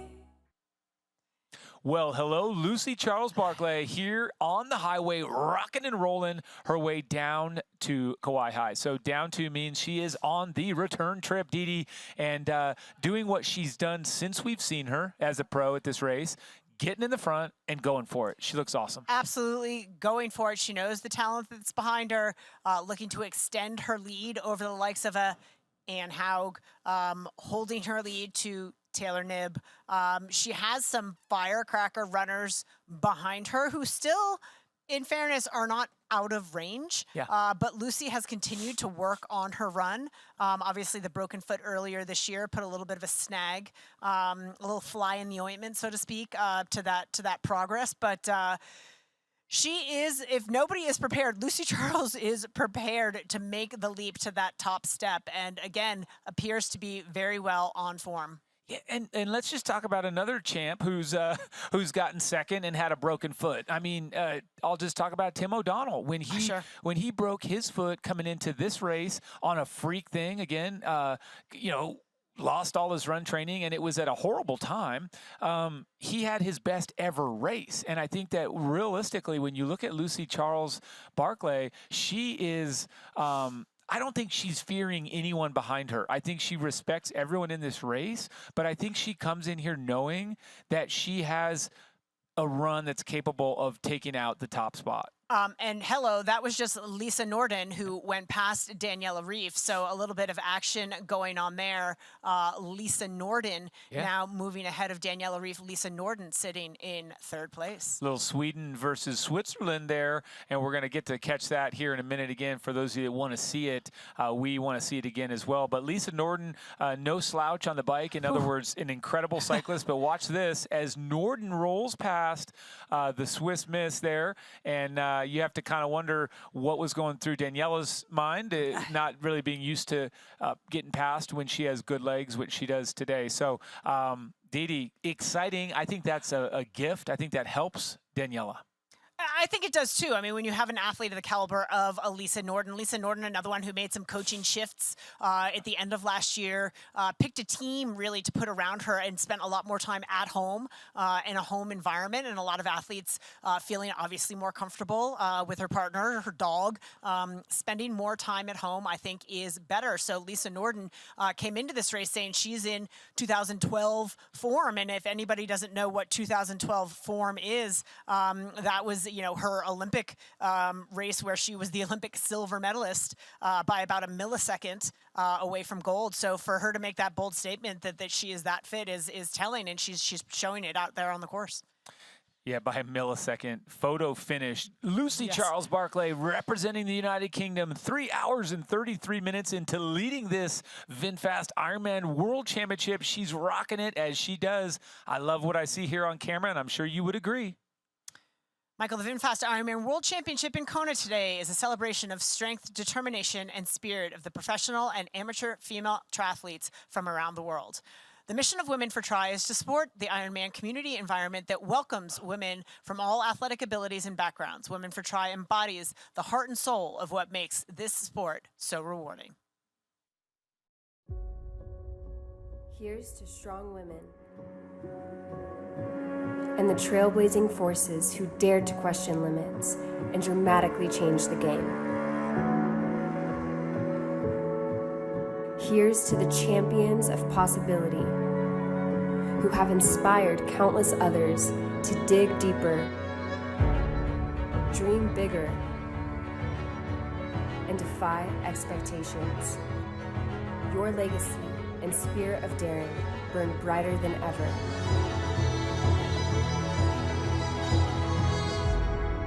We celebrate you today and every day.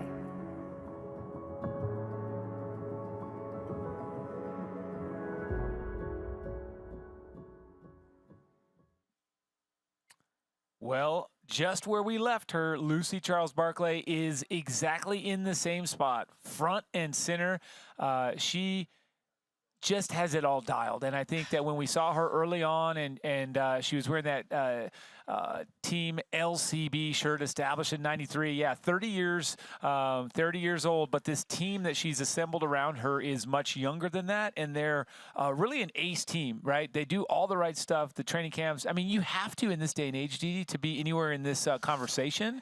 But they're doing a great job. You have to cover all of the bases, and by all of the bases, yes, you have to tackle your training, swim, bike, and run, your recovery, your strength, and then there's the equipment choices. Every single piece of equipment on that bike was specifically chosen for a reason, and it's not just a one-shot deal. You just don't go and do aero testing once. You do aero testing, and then you come back and do it again, and you do it again and again, and dial and keep dialing until you get it perfectly. And it's still not perfect, because I guarantee when the season is over, her team will still go back and reevaluate. Yeah, ask the questions of what worked and what didn't, and you often will want those little. Obviously, she wants to win. Let's not dance around. But you want to find those little failures or shortcomings to make sure you can get better and keep improving. Stay with us. We will be right back. Introducing the all-new, all-wheel drive VinFast VF8. Oh, this looks sick.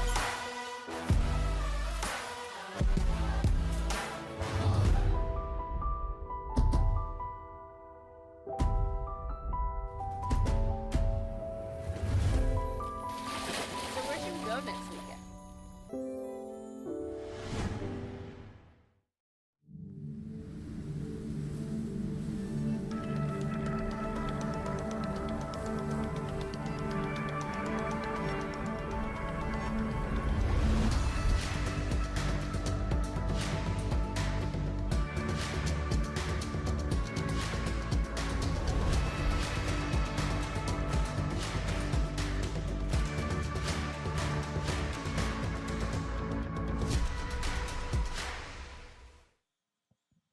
Welcome back. Here we are with the, I was going to say dynamic duo, but we are with Laura Phillip. We're with a nice little pack of athletes here that are all together. So Norden, Reef, Phillip, Macaulay come in. I can't even say the word down from Javi anymore, because this is a section that, Didi, to be honest, you talk about PTSD.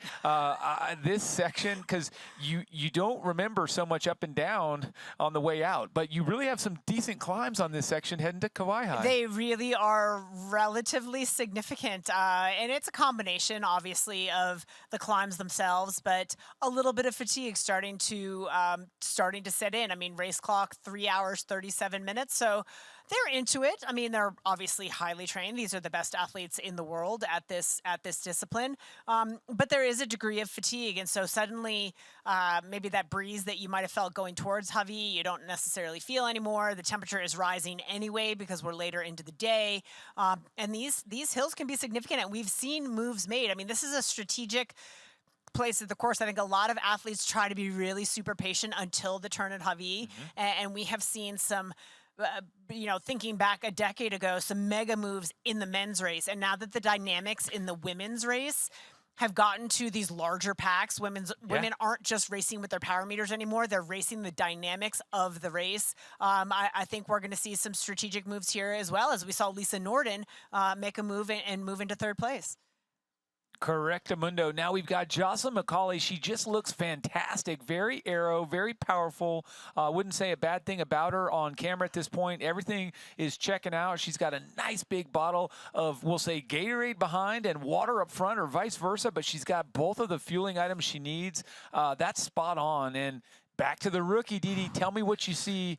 Same, what you want to see, not what you want to see. What are we seeing here? You know, it's. I don't think she looks really any different. I mean, the split just upturned that she's 2 minutes 40 back, but remember she stopped at the personal lead station, and that was about the 30 seconds there.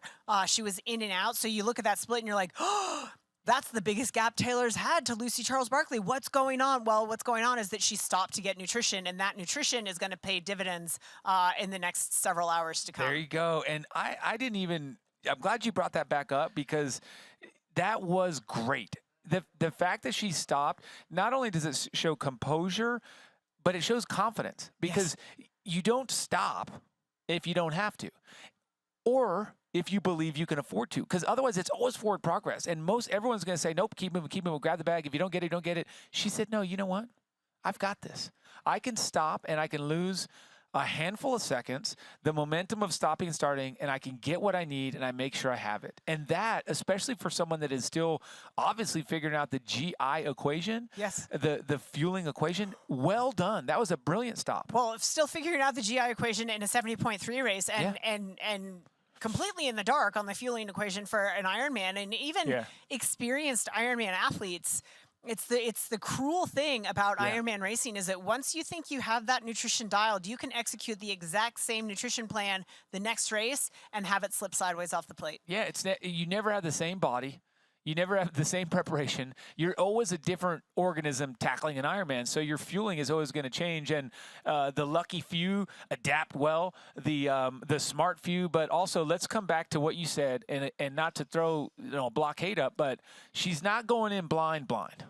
No, she's going in right. She's going in with doesn't know how it's going to work, but she's going with a great plan, well advised, and also really just a smart athlete. Yeah, a smart athlete. The counterpoint to that is that the experience, we heard Haley Churro say it in one of her pre-race interviews, the experience of the older athletes or the more experienced athletes is that you're better able to diagnose some of those nutritional shortcomings. I mean, we talk about, the laundry list of horrible things that can happen, nutritionally in an Ironman race, and the things that you feel, whether it's, cramping or bloating or just sort of general lethargy. Yeah. The more times you've been through that, the more times you can say, I know what this is. I've had this before. I know how to fix it. So Taylor will have been well studied, but she won't have experienced some of these things the way that some more seasoned athletes have. But it's good to see her mindfulness in covering the bases and making deliberate decisions to stand on the side of the road for 30 seconds to get the nutrition that she needs. That's right. Absolutely. And here's the other story that you don't get, Didi, until you've felt it, is that when you get dehydrated, to the extent that everybody will in this race, but at some point you get dehydrated to the point where your gastric emptying rate slows, your absorption rate slows, the fuel in your gut, it stays there longer. It doesn't get uploaded or absorbed quickly enough. And so that is a physiological fact that if you haven't felt that, if you don't know that's coming, or you don't know what it feels like, you can't adjust. So just backing your point through and through, the experience helps. At least that's what all the older athletes tell themselves. And as we continue to watch Lucy Charles-Barkley at the front of this race, our team from A Fighting Chance caught up with Lucy pre-race, and here are her thoughts on this Women's Ironman World Championship. Chima, what? It's so hard to keep up with you in that. What, on the TT bike? We're doing a 5-hour ride. Well, I say we. Maybe both of us. Harvey. We're going to go to... We're going to go all the way to the end, where the little dog was last time. And then go to try and get to Waimea. Oh yeah. Onward. Yeah. Which I've never ridden that way before, so... That'll do. I did 3.5 yesterday, and that was just over 4. So yeah, good. Last big few sessions really. I've got one hard run left on Thursday, and then job done really. Start tapering off. So no, I think it's still cool to have our own day and the island for us. I'm hoping that the island's going to be a bit more friendly to us because it's just the ladies, but we'll see. Time for the top of the podium this year, Lucy. I don't know. What's it going to take you to get that championship? I'm trying not to think about that because it's kind of win or lose really, isn't it? So I mean, I've been second 4 times. Obviously I want to try and win the race, but so much can happen on an Ironman, so I'm kind of just trying to go through the process, and if I can execute the day well, then I feel like the win could happen. But yeah, I'm just going to try and execute the day to the best that I can, I think. Well, what do you think about this new addition to the field, Taylor Knibb? I mean, fair play. I think it's so exciting to have her here. Yeah, she's obviously amazing over the middle distance. I don't see why she can't be amazing over this distance as well. So it makes it exciting. I'm often out front on my own. I might have another player to play with. So yeah, it's going to be really exciting having her here. Well, there it is, straight from Lucy Charles Barclay and company's perspective. Great fighting chance. So amazing. I really enjoy watching this athlete's progress, and I think that her fan base would agree. She's very well supported across the world. Folks are rooting for her, and she's still up front. And whoa, just as we step away here to the other studio, I want to just say what a beautiful camera shot we have there, right? You can see very few clouds. This is where the athletes look over, see no white caps, you see no clouds, and you should be thinking, I think it's going to be warm on the run, warmer than usual maybe. Warmer than usual as we take a quick check-in with Daniela Reef, who I think was a little surprised. Lisa Norden came by and brought Jocelyn McCauley, Laura Phillip with her. Good to have the company, but we had talked about Daniela as being a back half rider, and right now that group of 3 is riding away from her. And is that cause for concern? This is that point where you also have to have the presence of mind to recognize that we all have ups and downs in this race. And if you happen to have a slight down while that little group of 3 has a little up, or they're just better, you've got to let it go. Don't fight it, and then come back when you need to. I don't think that Daniela is going to dwell on it, and Daniela is going to battle all the way to the finish line, because that's what Daniela does. But to me, I say that maybe this is a sign that it's not the Daniela we had cheered for to get number 6. And right now we're going to find out what some of the superstars of our sport think. I know that Greg and Rennie have another extra special guest with them, and I can't wait to find out who it is. Greg, Rennie, throw it our way. What have you got? Yeah, thank you very much, Michael and Dee Dee. We have Craig Alexander, the 3-time Ironman World Champion. He was a course record holder there for a little bit as well, so he knows exactly what position that Lucy Charles finds herself in right now, as we see that chase group coming up, doing their thing, but they're not really making any inroads right now. Craig, great to have you here. What do you think about the all-women's race so far? Thanks for having me. It's great to see you and Rennie. Feels like we're back home in Australia. We've got a little Aussie reunion. No, the race so far has been interesting, a little unexpected in some elements. I mean, there's some of the athletes that, I don't know, Kat Matthews was one of my picks, and she's had a rougher day, which can happen. But interestingly, to see that little power group of Lisa Norden, Laura Phillip, and Jocelyn McCauley just making their way through the field, and they're all in great position. But yeah, Lucy Charles Barclay at the moment's having a great race, and also Taylor Knibb. It's very interesting. I was standing on Palani as the women headed out on the bike course, and she lost 2 of her drink bottles, so that's always a concern at this race when you lose some nutrition early. But I think she's sort of righted the ship. I noticed when she went through special needs, she stopped, unclipped, and actually got more nutrition there. Pretty smart. I think that's a great move, yeah, absolutely. You know, Rennie and I were talking about this, and we were talking about water. She's only been picking up water, so I said to Rennie, what did you do? And Rennie's, well, that's what I did, because I had my concentrate somewhere else, and, just like diluting as she goes along. So great, to see Taylor just, pull across the side of the road or slow down going through those aid stations. As Marinda said, if you don't go through that, well, actually, it might have been Didi that said it, but if you don't go down there and slow down and get that bottle, it could be a little bit extra time. It was like Daniela Reef with the calf sleeves today, or the aero socks. She took a little bit extra time. It took her 20 extra seconds. The right sleeve went on just fine, but as I watched her, the left sleeve got caught on the timing strap. It took her a little bit to get up. It was 20 seconds in lost time, but she's now out doing what Danny does, and that is, put the power down on the bike. But not as much as she normally does. Lucy Charles-Barclay right now is making a great move, and if you start doing calculations, this is where the race always starts. On the way back from Harvey into Kailua Kona, and last year with Lucy Charles-Barclay running a 3:02 as opposed to Chelsea Sidoro's 2:51 and then Annie Haug's 2:57, Lucy Charles-Barclay sitting in a great position. Taylor Knibb, we don't know, and Laura Phillip is stalking. Yeah, well, it's super interesting right now the way this race is unfolding, because Annie Haug and Laura Phillip, Chelsea Sidaro are possibly the three best runners, certainly have pedigree on this course. So now's the time in the race where we start doing the sums, doing our maths. Danny has been absolutely known for even splitting or even accelerating in the back half of this ride. As we see Taylor having a little giggle, she seems to be having a good time out there, which is when great. When is she not giggling? Yeah, it's so good to see. So, interestingly, I just think Lisa Norden, for me, Lisa Norden and Laura Phillip last year got 5-minute penalties, which sort of turned this race on its head a little bit.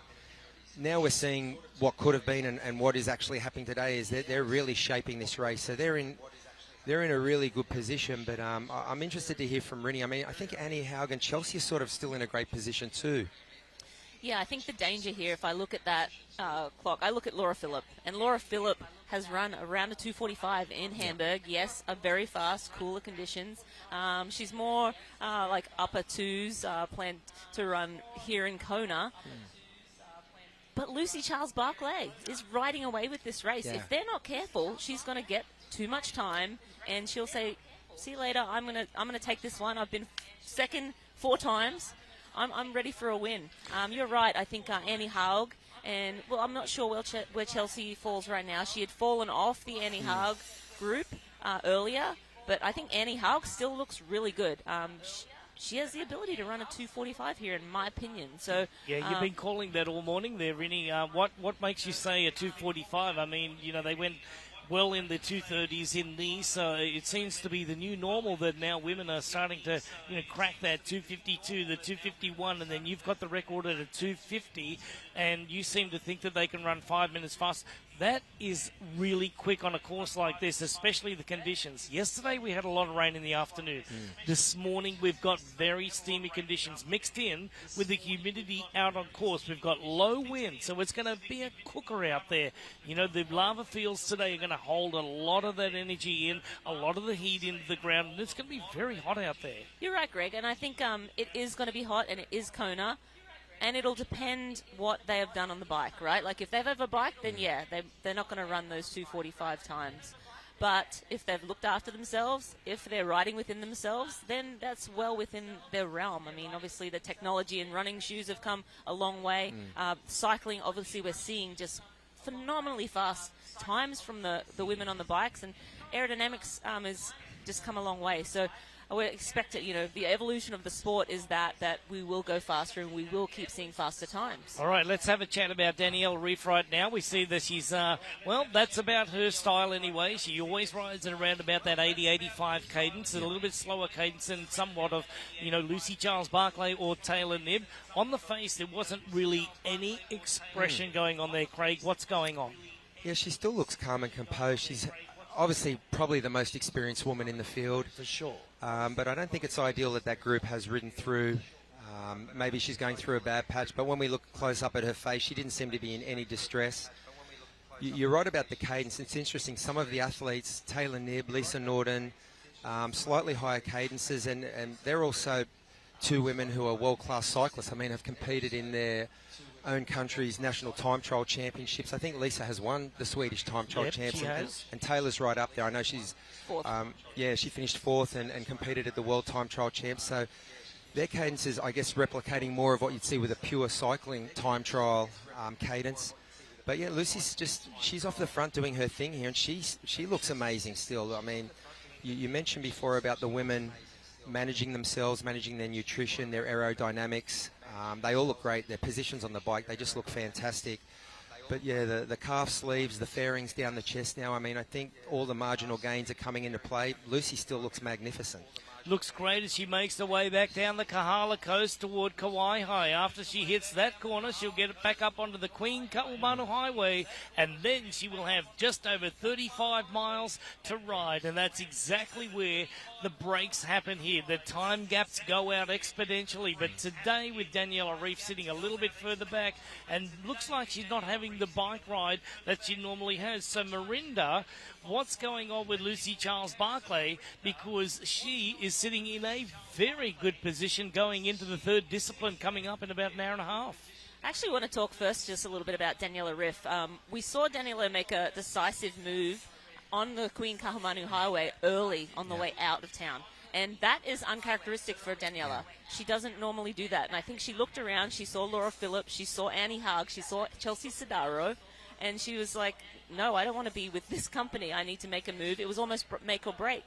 But I think she might have panicked a little bit and gone a little early. And then they rode back up on her. And so we're not seeing the typical Daniela race here in Kona.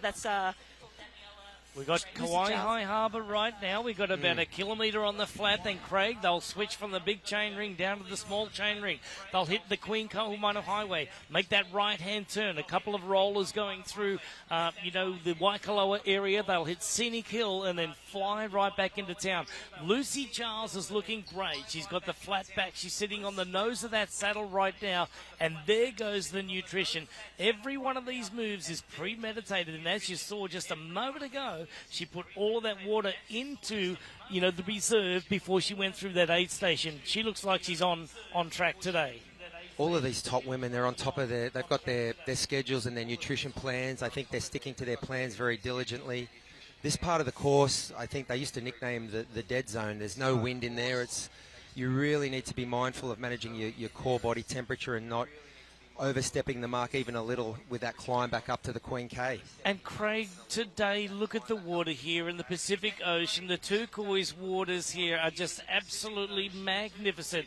Most of the time we see white caps out here, and today it's as flat as a tack. It's almost, what you call a Chamber of Commerce day, and we'd be very proud to bring you all of these wonderful photos in that respect. Annie Haug having a good race herself here. Laura Phillip is also in there at the moment. Laura Phillip, we've been doing a lot of talking over the last couple of minutes about this young lady because last year, with a 2:55 as well, we know that she can run. But as the group makes its way back toward Kauai High, what's the situation? Well, I think the situation is we got to run the numbers as we run that last 35 miles into town. Laura Phillips in a great position, and she looks so composed as we see her go through and grab her nutrition at the aid station. It's the Big Island, and we always talk about the conditions, and relatively speaking, is it hotter or less hot? It's always hot. I think, what Madame Palais gives, she also taketh away. I mean, when the conditions... Right. When the conditions on the bike are really good and fast, like they look like they are, that can lead to a very, very steamy run. So I think all of the women would have noticed what we've noticed, which is there's no white caps. How clear it is. I mean, one of the shots we saw before was with Maui with no cloud cover around. So I think they'll be preparing for a very, very hot marathon and be mindful of that with their nutrition in this run in back to Kailua Kona and T2. It's hard to believe that the women, these days are going under that 8-hour 30 mark, and, Daniela Ryf has the record here. The only woman, I do believe, that's gone under 8 hours and 30 minutes, and today could be another record-setting day. Earlier this year, Daniela Ryf was absolutely on fire in Germany. She absolutely crushed the competition and brings the form into this race. But the person that's coming into form is a person that hasn't raced a lot this year, and that is Lucy Charles-Barclay. Is it best to come in with fresh legs like that? I mean, I don't think she's had she wasn't able to decide that herself. It was up to the injuries to allow her to do what she's doing right now, but it seems to me that she looks pretty fresh. Yeah, well, Rennie and I were just having a chat before about someone near and dear to our heart, Rennie's husband Tio, and a good friend of mine who came in here in 2019 coming off a pretty serious run injury where he hadn't run, and obviously held on for possibly his greatest performance here and one of the greatest performances we've ever seen. I think when you've got a 4 or 5 or 6 year history with this race, with the long runs, you turn your focus to swimming and biking when you can't run. I don't think it's a bad thing to come in a little fresh. I think, you know, provided you can get over the mental hurdle that as athletes we face when our preparation and training isn't exactly perfect or spot on or the way we would like it, I don't see it as a downside at all. I think Lucy looks fresh. Her cadence is still up. There's not too many signs of wear and tear.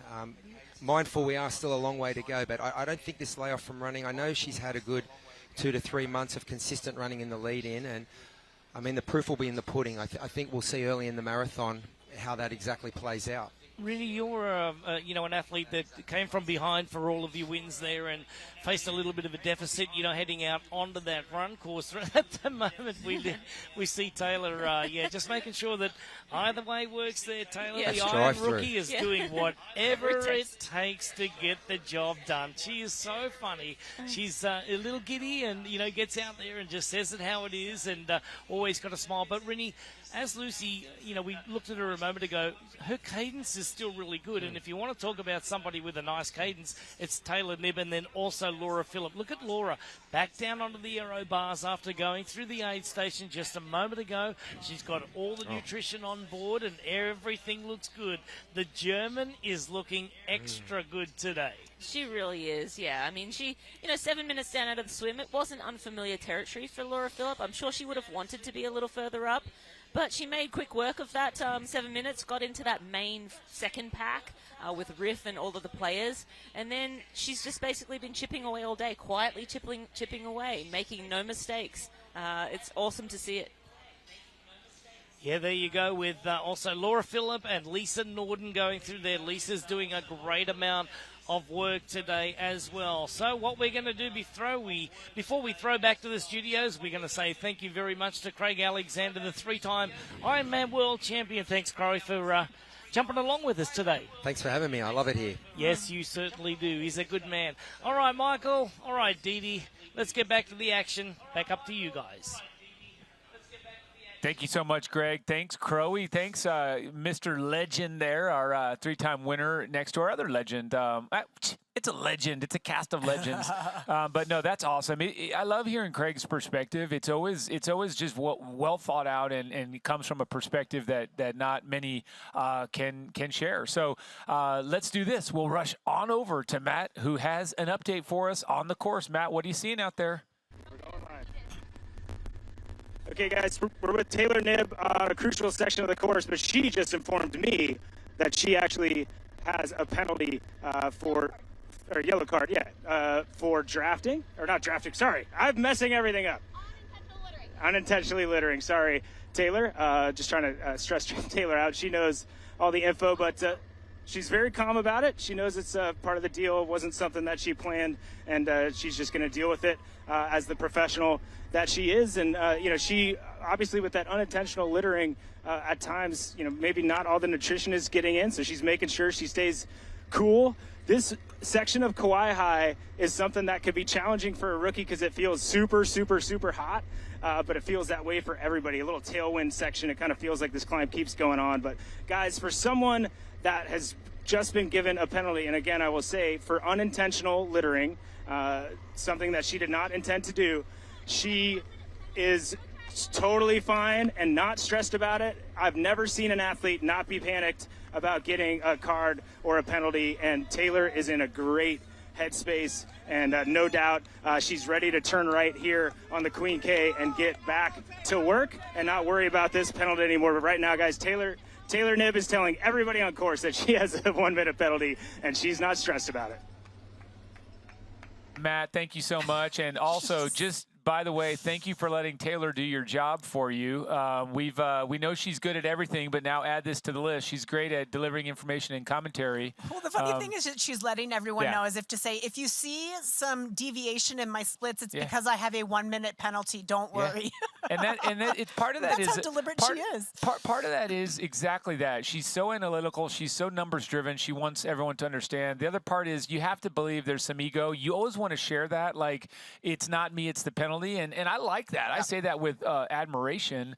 She's obviously, you know, competitively driven, but Matt's not wrong there. He's spot on the message where it is so counter culture here, counter pro culture, to not only acknowledge it, to be okay about it. I mean, you don't want it, but to have that attitude is so much against the grain. Most of us in this situation in the pro field are screaming about how you didn't deserve it. I didn't know. It wasn't this. I didn't know. It was blah, blah, blah. And now it's so much a breath of fresh air to have Taylor Knibb announce and accept her penalty. And guess what? It's not the end of the day. She does have to stop and go, and it will be 1 minute for that yellow card. But the bottom line is she was upbeat. And also, I just want to say this before we take a break. That section of riding that she was talking to us is one of the hottest, hardest sections of the race, bar none. We'll be right back. Stay with us for more in just a minute.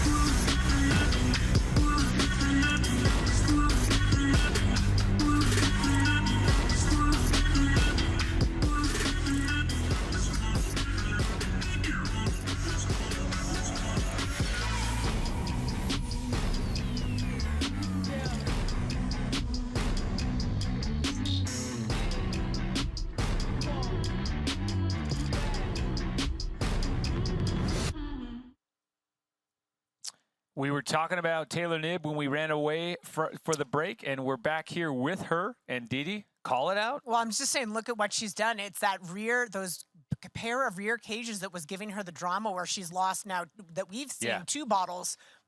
Obviously given a penalty, perhaps a third bottle that we didn't see, but we have seen 2 bottles launched from the back of her bike, and she has now remedied that by, again, I said it before, putting that bottle down the front of your kid. Not only is it aerodynamically advantageous, but it's safe. And so she has taken the bottles out of that cage and put them down the front of her kit. And she's talking up a blue streak. She's just chatting. She's going to have to get that zipper up so she doesn't drop that bottle out of the front of her kit, though. Make sure that's secure. That's making me a little nervous as well. So, well, here's what's remarkable as well. So she's at the point now where 247 is what she's lost to Lucy Charles. She's been round about that. You know, she's been here and there throughout. But what is incredible to see, she got that zipped up. Now I feel better. Keep going. I was a little nervous. You know, what's incredible here with Taylor is that she is riding at the pace of the best in the World Championships, and she is conversing at length with everyone that pulls up next to her. And I promise you, it's not just when the camera's there. She is so. It tells me a lot. It tells me, hey, she is riding at 80% or so or less of her max. She is in control. It tells me also that the attitude is still on point. She is doing what more or less, Sam Laidlow referenced. Have a little fun out there. Enjoy racing the best. This is a race that, we have been watching. She has been watching her whole life. And so this is 100%. Awesome. And what a unique, because I don't see that from, and all these other athletes have their incredible attributes as well from a characteristic standpoint. But right now, Taylor Knibb is enjoying herself. Yes. And she's smiling and chatting about the misfortune. She's in a great spot. Interesting that the parallels between Taylor and Sam, in that Sam's family, very entrenched in the sport of triathlon. He has grown up around the sport. Taylor, possibly less so, because it's not like her family is running a coaching business, but has grown up watching her mother race this race. And so I think, again, you get that joy of something that you have been around since you were a small child and now you're doing it yourself. You're 100% right. That joy and the joy that Sam spoke about, Taylor exemplifies that, but Taylor exemplifies that in every aspect of her life, to be honest. Anyone that spent any time with Taylor, she's incredibly bubbly. You go to a swim, you walk on deck during one of their swim squads and she'll say, oh, we'll make room for you and rearrange everything to make room for, anybody.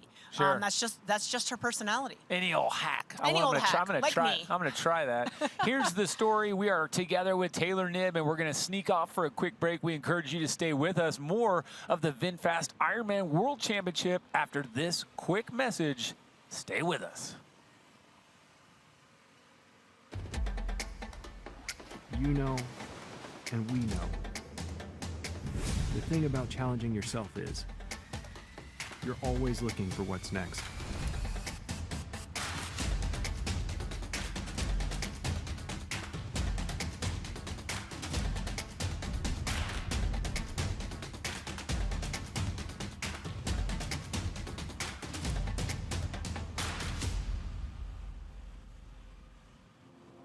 Introducing the Ironman Virtual Series. Ride the best parts of 12 of the world's most iconic races. From Kona to Nice, California and beyond, there's a course to suit everyone. See how your times stack up against people in your age group. Starts November 4. Don't miss out. Available exclusively on Full Gas. Register now at fullgas.com. You're watching the VinFast Ironman World Championship, brought to you by the Hawaiian Islands, Malama, Hawaii, and by AG1. Whole body health starts here. Didi, what a great shot there. The mountains above the clouds. Okay, this is it. A volcano, which is signature in the form of Hawaii in this great event. For a long time, we've been watching this woman on camera do what she does best, which is lead this race. Yep. So much experience at the front of the pack, and it's exciting to see what she's capable of. And I think a lot of folks at home are saying, hey, you know what? I'm not sure what's she going to deliver. What's her season been? Is she going to get second again? I think she's doing great, and I think better than listen to me, we should find out what Matt has for us together with Lucy. Thanks so much, Michael. Yes, I'm here with Lucy Charles-Barkley, and she is rolling. And guys, I think it's important for us to have this perspective, right? Like, coming into this race, we were talking about maybe Taylor Knibb going off the front and having this large gap, and she's kind of doing that. But Lucy Charles-Barkley is in front of her, right? So I think to put it into that perspective, Michael, I think you're right. I think Taylor is riding within herself, but she still has a huge gap on all these other women behind her. And I think Lucy could be on one of these transcendent days. We've seen her be so close so many times, and she's still by herself. She has 3 minutes at this point on Taylor Knibb, going to get another minute when Taylor stops for this penalty, and she looks so good. And guys, I talk from my gut a little bit too much maybe, but this feels a lot like that 70.3 World Champs to me when she won and kind of went away with it. Like, that confidence she has in her eyes. She gets information from the field and is barely acknowledges and just carries on. She is so laser focused right now, this woman. I feel like this on the day. I mean, if we think about the athletes that could take it away from her, they're pretty far back, right? And again, with the energy I'm seeing out of these athletes, there's still some great energy behind. Laura Phillippa looks great. Lisa Norden looks great. But the gaps that are behind this woman on screen seem like too much if Lucy's on the day. And if she's got that run that she's shown that she's had on many occasions, some better than others, guys, it feels like a Lucy Charles-Barkley day. And again, I just can't tell you up close how smooth and comfortable and laser focused Lucy Charles-Barkley is. And again, she's solo off the front of someone else that we thought was going to be solo off the front. So these gaps are getting bigger, and love what I'm seeing from Lucy Charles-Barkley. Thank you, Matt. I agree 100%. I feel that she has the eye of the tiger today, and it is the best way for me to describe it. She's head down and doing what she does best, up front leading. And I don't know who was saying Taylor Knibb off the front. To me, the only option was going to be Taylor and Lucy off the front, or just Lucy with Taylor close. And again, we are all experts in the moment. You know, because we're watching it, we're seeing it. But right now, I fully agree that Lucy is having a great day, and when she has a great day, it leads to great things. Didi, sometimes great stops at second, but I believe in her, and I think that all that stuff about the injury is in her favor. I think the fact that she didn't win a big race in July or June is in her favor. I think that some calculated time on the sidelines is in her favor, and I think it's exciting. And look at this, also exciting is that chase pack chasing the chaser. It's a whirlwind here. We've got a lot going on. Well, again, and what Lucy Charles Barkley is setting up here with her nearly 3, what will be 4 after Taylor serves her unintentional littering penalty. Wow. Is she's forcing the athletes behind her, and when we look at the gaps even further back to Laura Philipp, 8 minutes, Lisa Norden the same, and then Daniela Reeve now sliding to 9.5, Annie Haug at 11.5 now. Those athletes are going to have extraordinary run performances, which they're capable of, but when we factor in the conditions on the day and how hot it is, they're going to have to go and potentially blow to catch. Go or blow, yeah. Exactly. So Lucy, it's really setting up nicely in Lucy's favor, but Taylor as well. This is a very cool thought too. We always look at our race, and at this point, Didi, you said you had all these numbers and all the women that we thought could unsurprisingly win or win without shock. And then we saw all these 16, 17 women that could hit the top 10. Right now, this late in the game, 4 hours and 14 minutes into our total race, the only true player that we've lost is Kat Matthews. And that's really remarkable because we haven't, I don't want to speak out of turn, we don't have confirmation she's lost from the race, but for her not to be in the top 27, she's not where she ought to be. She's not having a great day. So if she drops, or if she can't finish, or if she finishes way back, the point really is, I don't know, but the point is she's the only one that has been the casualty so far. And once again, tooting the horn of these women, incredible, incredible stuff out of this camp. They're all so good. Gatorade is the official sports fuel, isotonic beverage, hydration sponsor, and sports beverage partner of the Ironman Global Series. This week in Kona, Gatorade is on site educating female athletes on how to tailor their race nutrition, hydration, and sodium levels when dealing with sweat loss.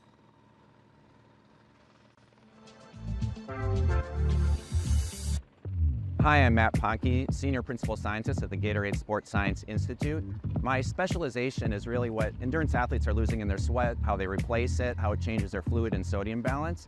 My main role at GSSI is to lead the innovation team, so understanding what are the needs of the athlete, what can we create to help them better improve their performance, their health, really developing the products of the future. I am also a triathlete. I've done 10 Ironmans, raced Kona 3 times, so really it's quite honestly a dream job being here working with fellow triathletes and helping them improve their performance on race day. On average, you can talk about, well, females lose about 1.1 liters per hour, about 40 ounces per hour, but we've tested athletes at their race intensity in similar environments, and some athletes were losing as little as only like 8, 10, 12 ounces, and some losing over 80 ounces. So these are females, a huge spread, which is why it's so important for each athlete to test themselves to understand what is their race nutrition plan. There's also the sodium component. Same thing, huge variability. On average, females are losing about 1 gram of sodium per hour, but we have some females that lost as little as 200 milligrams per hour, and some females losing over 2 grams per hour. Once again, understanding fluid and sodium to help develop a plan for race day. The Gatorade Sports Science Institute and Gatorade developed a GX sweat patch, and this patch allows an athlete to test themselves individually. You download the app, You're going to put it on your arm, do a set period of time where you're exercising. It could be indoors, outdoors, different intensities, building profiles for yourself, cycling and running, to really understand for those different conditions what your individual needs are. Yeah, all race week we've been here testing athletes that are interested in getting a last check in the local conditions at their race intensity, what their fluid and sodium losses are. Now, of course, when you're developing a plan, you don't make drastic changes off of some last-minute information, but it gives a clue for those athletes to understand what are they losing if they've never tested themselves before, both in sweat rate and sodium. So we have athletes come in, they're warming up so that their sweat rate ramps up, which is what you should do before you ever test yourself in sweat. And then they're exercising at a set intensity, which is their race pace. So we're collecting information, collecting their sweat, analyzing their sweat, sending them a report that day to let them know individually what their losses are. And then we also give them information about where they are within the population of athletes we've tested at Kona. And you know, I want to wish everyone good luck on race day. I mean, this is such a historic event to have women only racing out here in Kona. Amazing course. Everyone's trained so hard, qualified to be here, and are going to execute their race plan and have a great day. You know, Michael, key takeaways from that segment from our friends at Gatorade, and thanks for that. Really important to note, number one, the range of sweat loss and sodium loss, but number two, that women are different than men, and historically so many of these studies have been done on men, so that when women are looking for information, the information isn't necessarily catered to them. So it's great to see organizations like Gatorade, like a lot of others, starting to do women's specific studies. And it's significant as we look in at our race weather presented by our friends at Roca. Temperatures are climbing. It's 82 degrees Fahrenheit. That's 28 degrees Celsius. Scattered clouds, which I'm going to question that, seeing bright blue skies. The feels like is 88, so the humidity is at 72%, and again, very, very light wind. So it's going to be a cooker out there. There will be cooking. Great, well said regarding Gatorade, and great just effort. Good, good work here. And folks that get the chance to go watch, if you're not racing in Kona, there's so much out there for you at the Ironman Village before and after the race. So many great takeaways, so many things to experience. So if you ever have it in the cards to get out there on that expo, what we just saw, do it. It's worth it, and get over to Kona. You won't regret it. So taking a look here, Lucy, Charles Barkley, Taylor Knibb, Laura Phillip, Lisa Norden, Jocelyn McCauley, Daniela Reeve, Anna Haug, Els Visser, Skye Monch, and Rebecca Clark, the top 10 through 77 miles of the full gas bike course here in Kona. And you're getting a little bit of the same, looking down at Charles Barkley leading and riding away from folks. The questions that we still have in front of us: when they hit 2 feet, will she keep the lead the whole day? Folks, stay with us, because a whole bunch more of this VinFast Ironman World Championship is yet to come. We will be right back.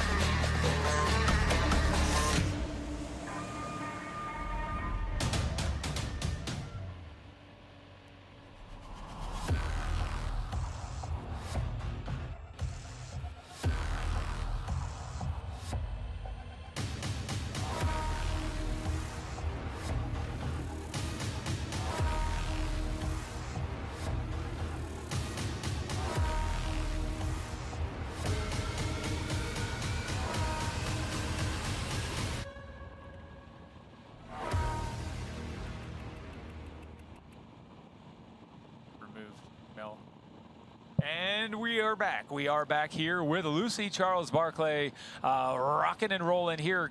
The bib number 2, she's no doubt thinking how much better it will be if that says number 1 next year when she races over in Nice. You think that's what she's thinking about right now? 100%, because every way you look at it, it's the the mind, be it a slight bit of your, subconscious or at the forefront of your brain, she is thinking, win this race, win this race. And I think she's got a lot in her favor and a lot telling me that she can do that. And some of that is based on the time gaps, but a lot of it is just based on what we talked about early. The season's leading up to, I think, a great show here for her and a great result. How cool is that? Her mermaid. Signature mermaid there on the fork. Also, you can see it peppered throughout the outfit, the race kit, as well as the helmet. So there she is on solid ground, racing towards T2. I think the mermaid proving that she's more than a one-trick pony. It's not just about the swim for Lucy Charles Barkley, nor has it been for quite some time, but a mermaid with a broader skill set, perhaps. There you go. Great shots here overhead, and you can look down the road, down the coastline more appropriately to see that it is going to be a hot run. It's always hot in Kona. The question is how hot, right? Yes. This race is either hot and humid or very hot and very humid. You know what I like, though, as we see some of these aerial shots, is that in the afternoon hours, the clouds do come down from the mountains. At this point, they still look awfully high to me, so I don't know that these athletes are going to get a tremendous amount of relief from that, and that may be just, several hours away as opposed to, another hour or two away where we kind of need it to be. But it is one thing that could change the dynamic again. Like everything, this race is so competitive, the details like this do matter. But looking at some of those clouds, maybe they come down and cool things off, but right now, as I said before, with the gap that Lucy Charles Barkley is building, she's forcing the other athletes to take some major risks on a really hot day to get the job done. For sure. And watching Lucy Charles Barkley, you could see it did look a little bit hot. It did look, well, come on, of course it's hot, but it looked like you could see a little bit of that sweat kind of building up. And this, I think, is one of the toughest spots. You saw her go through 87.7, approaching what we referenced earlier as that scenic point when they were outbound. That's a long mile climb at about 90 miles into this race. It's kind of brutal because you've just come off all these rollers on the main highway and you're getting ready to pop back in and see some signature sites or some familiar sites that indicate you're almost off the bike. But that scenic point climb, very tough. And we do know also that at some point in that zone, just prior to that climb, you're going to see Taylor Knibb stand down for a 1-minute break. Once in that tent, if we don't show you, if we're not there to see it, you want to remember that you cannot you can only do what's on your bike. You can take fuel if it's on your bike. You can stretch your legs. You basically have to stand there for a minute. Well, it tells you a little bit because I am hearing that next time split with Taylor Knibb at 3:09 down is inclusive of the penalty. So let's do the math. At the last timing match, Taylor was 2 minutes 47 seconds down.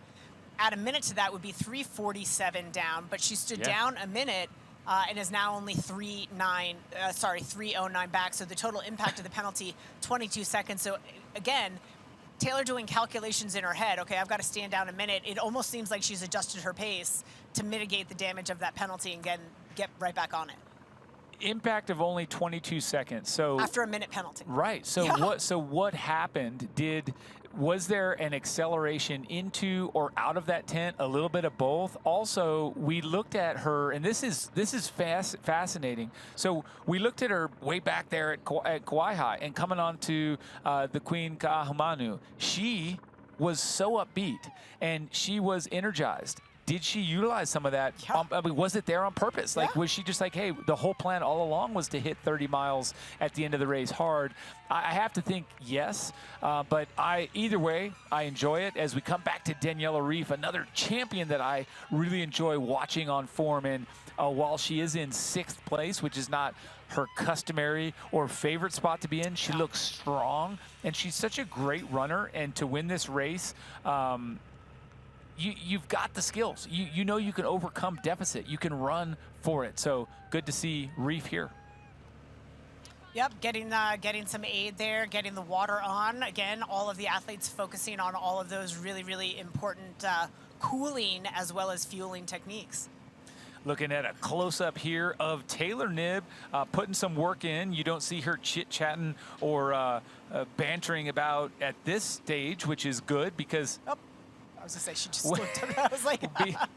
because I have to keep pausing in case she starts talking. You know, most of the time I put my foot in my mouth or say something dumb, but at this point I'm not. She's putting some work in, and this is a very appropriate time to do so. So we talk about her coming in blind, so to speak. She knew there was guidance, and this is a part where you can gain time very easily with some effort and lose a ton of time if you're not careful. Race is often on the bike made or broken at this point.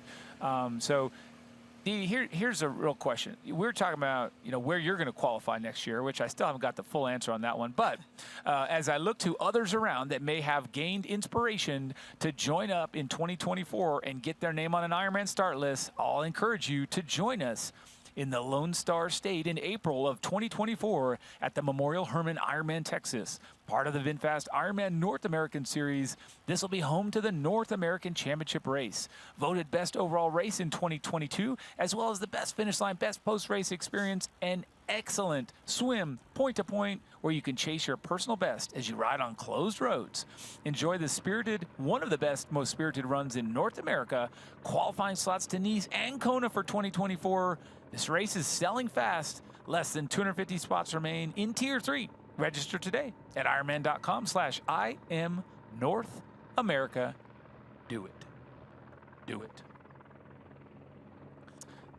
Did you feel like I was talking to you, Danny? I kind of did. Kind of got that a feel? little bit. I felt a little bit of, I don't know, pressure. That was on purpose. Yeah, I know.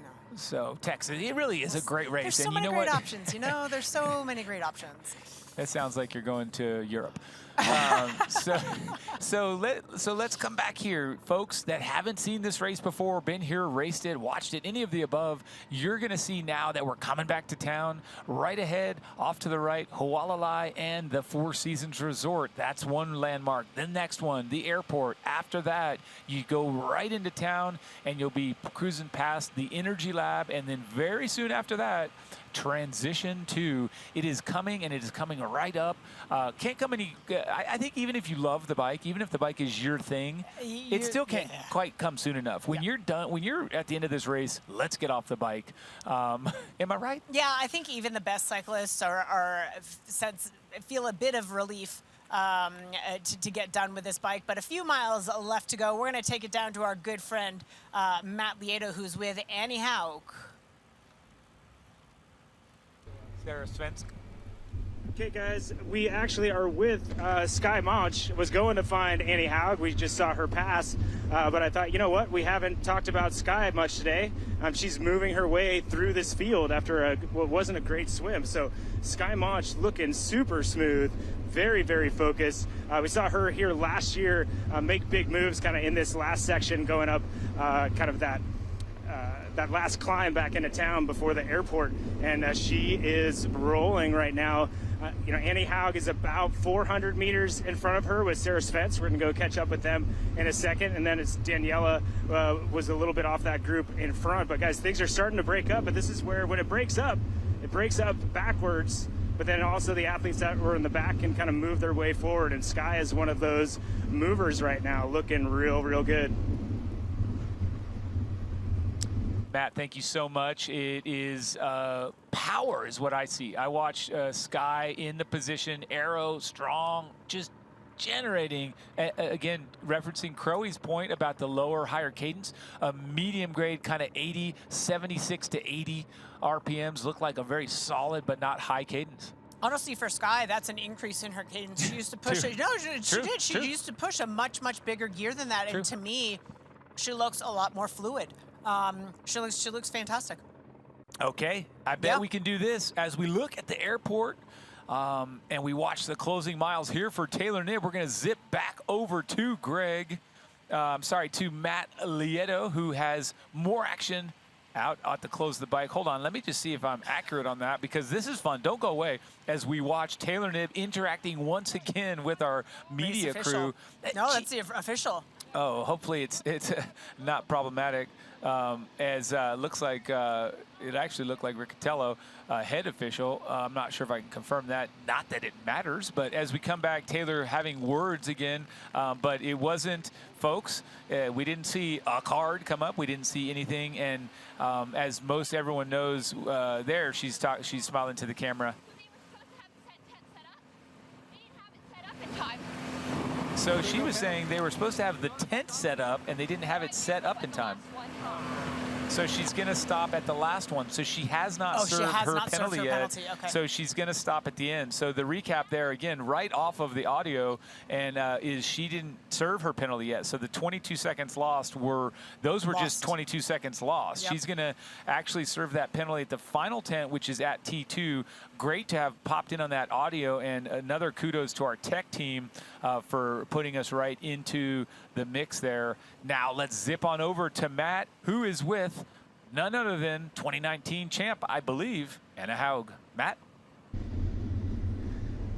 You are right, Michael. Thanks so much. And Annie looks rad. I mean, look how aerodynamic she gets with her head tucked in right by where that water system comes out, and she looks super aero. She's always so good at being strong in the back half of this race. You know, I think even myself is like, man, I haven't seen Annie in a while. Like, where's she? She's kind of in the mix of that group, but she always finds a way to kind of rise to the top while keeping those running legs. That's the dangerous part about Annie Haug and how she won a world championship in the past. But guys, she looks really, really smooth. Again, more aerodynamic than I've seen out here, just so tight, those hands above her eyes, barely. Look at the amount of vision space that she has available. Not much, but she's looking down at that power meter, and she's looking ahead on this straight road. Large gap behind, but she knows she can make up some of that space on the run, guys. But Annie Haug looking great, still chasing that little group in front, but Annie Haug making her moves. Wow, you're not kidding. She is so aero, right off the nose of the saddle, way in front of those aero bars. She looks great, and so cool to see also that high cadence, Didi, as we come back to Lucy Charles-Barclay. Man, this is so fun for me to watch the important part of the race, really when it matters. The bike is fun always, but really the last 20 miles, the last 15 miles, that's when we get into the meat of it. Who's dying, who's smiling, who's making moves. We talked about it last year when the Norwegians were supposed to win the men's race, and Sam Laidlow just said adios, and we thought for a second, well, it's not a foregone conclusion. It wasn't. And the women's race, we're getting a little bit familiar with Lucy Charles doing this at the end, but it's still exciting. It's very exciting. She's still looking, as we get this great close-up, still looking very, very relaxed, very, very focused. Yeah, exciting times. The exciting times. Lucy Charles-Barclay, now as you start to come in here to these closing miles, these closing minutes of the race, really have to pay a little bit more attention to upping that hydration, recognizing that as soon as you come off the bike, there's a massive uptick or increase in that sweat rate. You have a major loss of cooling from the breeze you generate on the bike, from the wind, if you will, that cools you. So you've got to start to think a little bit about that. You've also got to recognize that if you wanted something that's semi-solid or solid for fuel, you've got to do it at the right time to avoid those early steps of distress or sort of discomfort, cramping, if you will, if you needed a bar, for example. But let's come back to that, because we have to watch here Rebecca Clark. Am I right? Yeah. And there she is. We're going to take a quick break. We'll come back with the Kiwi or someone else. Stay with us. Introducing the all-new, all-wheel drive VinFast VF Boots. Oh, this is sick.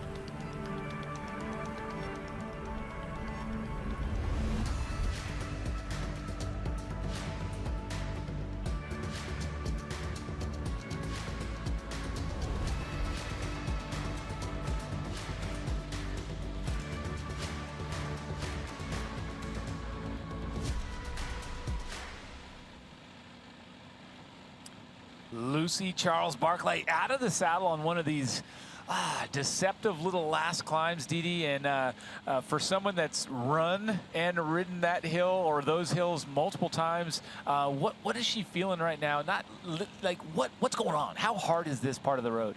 You know, I think point. fatigue is certainly set in at this point. I mean, Lucy Charles-Barkley dominating this race and doing a great job. So I think she's feeling pretty darn good.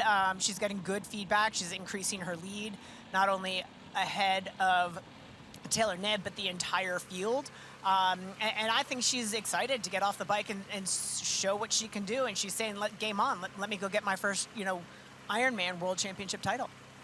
You said it, and coming right back here, you can see that Taylor's out of the saddle there and getting a little side-to-side, little rhythm from the bike, and what a gorgeous bike, too. I really have to admit I love that paint job. But Taylor Knibb here, the last time split, 4 hours 24, second place, needs to serve a 1-minute penalty, so that is forthcoming. But Dee, 4 hours and 38 total minutes into the race. You're starting to want to get off the bike. You're starting to think ahead to some unknowns. Oof, it's a tough time, but it's a great time to be on the bike. And I know someone else that's on the bike. It is Daniela Ryf. Matt, are you a Daniela? If so, what are you seeing? I am, Michael. Thank you so much. And I'm seeing the master at work. And right now she's, trying to hold on. She's lost a little bit of time, but she seems to be in this Zen state. Right before you guys through to me, she actually closed her eyes for no exaggeration, like 8 or 9 seconds. And I've not seen that from her in the past. And it's just this amount of focus and calmness. But again, it's not really going to plan, struggling a little bit, but she's looking ahead. She seems like she's possibly clawing back some of these athletes in front of her. We talk so much, guys, about how important having experience at this race is, and there really isn't anybody that's currently racing with more experience at the front of this race than Daniela Ryf. So she knows that there's up times and down times. She played a card to get away from that group and get to the front, and she's paying a little bit for it now, but she knows there's a marathon ahead, and I'm just so impressed with the focus on her face and her demeanor right now. She looks calm and looking over to the lava fields and the coast right now, enjoying this maybe possibly last dance on the island and soaking every little minute up, guys. Matt, I don't know where you're getting that info, but if it's secret stuff you're not supposed to share, nonetheless, number 18 here, we've got her on camera in 11th place, of course, representing Great Britain. That is Ruth Astle. She is a cranking it. Greg called her a pocket rocket. All I see is pure power. She looks fantastic, riding in 11th place. So one of my favorite parts of the show is when we get to kind of scroll through and see them all. Absolutely. Ruth Astle, I think maybe now in 10th place. We'll have to double check that, but within shouting distance of the top 10, we'll say. Ruth, another athlete who battled a bit of an injury this year, but is coming in an awful lot fresher than perhaps otherwise. Had a calf issue that hung her up, but is back to properly running. And so exciting to see her in the mix in the top 10. As we watch Taylor Knibb, I just want to call attention to folks that have been looking for our defending Ironman World Champion, Chelsea Sodaro, the American competitor, now in 20th place and dropping. She's 19 minutes out of the lead, obviously not the day that she was planning for or expecting. Coming off the win is a tough little challenge there that you have to manage for an entire year. So anyway, just an update there on our defending champ back in 20th. As we come to what did I just see with Taylor Knibb there? The head side to side, was that kind of a, okay, here we go, pep talk, or was that a rhythm? What was that? She has a certain rhythm to her by observation of watching her ride. She also talks to herself quite a bit on the bike. There's quite a bit of self-talk. We're getting a time check there. Yeah, it's only the time of day. How good is that? So her watch is only telling us that it's 11:06 a.m. That's cool. I mean, obviously she's got a computer probably on the bike, so no need to really have that. But a lot of these athletes will sort of have a timer in effect they're running that'll show them or beep at them. But holy smokes, that's a compact and tight aerodynamic form there for Ruth Astle. Again, we talked about her currently in 10th, and she bumped up from 11th at the last checkpoint. So rocking and rolling. She's making use of that fairing phenomenon by tucking her actual You mean that water, nutrition source? that actual water bottle into her kit. And yes, it must be by the right of the written letter of the law. It must be fuel that you're actively taking or needing. Let's talk about that, because the use of fairings is prohibited. And by definition, that sticking something down the front of your kit would normally be considered a fairing, but these athletes using it as nutrition. So some people sticking almost like a camelback bladder down the front of them with a straw coming out. It must be functional. So it cannot just be an empty bottle. And officials are starting to observe and make sure that they aren't using illegal fairings, but a lot of the athletes using that as a storage space for supplemental nutrition. So there is water or some sort of fluid in there, but the aerodynamic benefits are also significant. Just to make that clarification for those, playing along at home. Well said. As we come back here with that athlete from Great Britain, fun to see her crush it and push along here in fine form. And we do hope and get the chance to roll through. But this is, of course, a 3-time Ironman champion.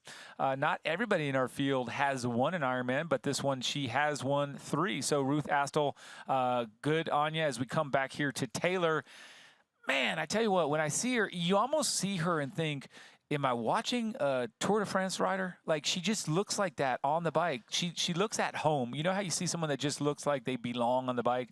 To me, that's Taylor through and through. Well, I mean, she's one of the athletes, out on course, and, Lisa Norden is not dissimilar in that her cycling ability as a standalone is extraordinary, and that she has competed purely in time trial races as part of her Trek racing team. And so her ability is extraordinary, and one would have to imagine then that she is very much at home on that bike. But it's not long ago, we remember her debut at the Ironman 70.3 in Boulder. Yeah. Riding her road bike with little clip-ons on and not looking particularly aerodynamic. So she is growing into her aero. It is a process. It doesn't happen overnight, but she will continue to nip away at that. I think there are more aerodynamic benefits that she could get, but it takes time. Your body adapts, et cetera, et cetera. And I tell you what, I liked a couple things you said, and especially the double negative. And I'm not unhappy to throw it over to my good friend Greg and my equally good friend Rennie, who have an extra special guest. Greg, Rennie, who are you with now, my friends? Yes, thank you very much, Michael. Thank you, Dee Dee. It gives us great pleasure to welcome down right now 6-time Ironman World Champion, Mr. Mark Allen. Mark, how's it feel to be on an historical day right down here in Kailua, Kona? You've seen a lot in your day, but today, truly historic. Yeah, I don't think I've ever been called an extra special guest before, but this day itself is extra special. It's historic, as you said, all women, and one of the interesting things for me is just how the race is unfolding. Like, the women have kind of settled into a little bit of a pattern, and they've been very, very steady. For me, I don't know about you, Rennie, but to be out on your own like Lucy is, I mean, that's a double-edged sword. Like, you can, if you're not feeling good, you can drop it down a notch and not feel like you're going to get dropped. But the other side of it is, you have no idea what's going on behind you, and you got to have that thing in your mind. I would, like, geez, am I going hard enough? Am I building enough of a gap on the really good runners to be able to pull this off? To me, it's a very, very challenging position to be in mentally. Totally, but I think it's familiar territory for Lucy. This is how she races every single race she does. She's off the front, and today it just looks like she's having a great day, clearly, but she's going for it, like she's leaving no stone unturned. She's been second. I've said it every time, 4 times.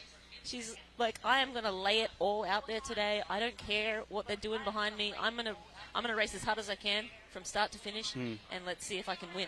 And our other women right now, American Sky Munch right now, she is absolutely cranking out there. You can see a little bit of on the slower side of the cadence, a little bit like Daniela Reef and a few of the other women out there today. But the Pocket Rocket, well, I used to reserve that name for you, Marinda, but I pulled it out of retirement, and it goes out to Ruth Astle and also Anna Haug today. But getting back to the cycling prowess, you talked about, well, Michael was talking about, a Tour de France. I would rather say a Tour de Femme rider like Taylor Knibb. She has that most beautiful cadence, but look at what we've been treated to today.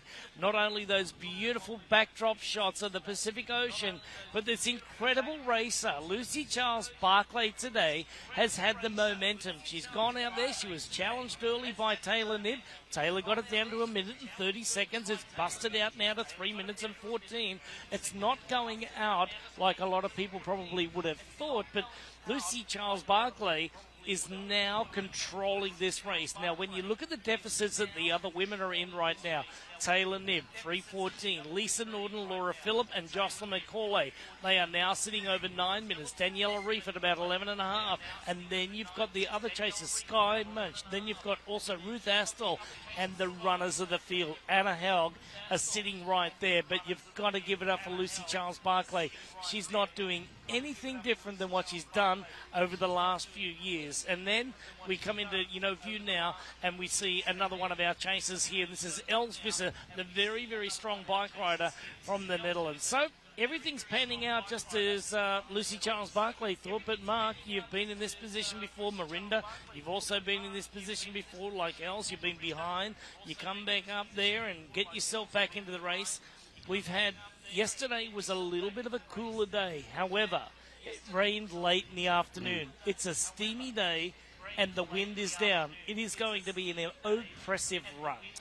I agree, and the interesting thing is, they're out on the part of the course where it's actually kind of dry. I mean, you can see the grasses this year are extra brown. Apparently they haven't had the same amount of rain that they had last year where everything was super green.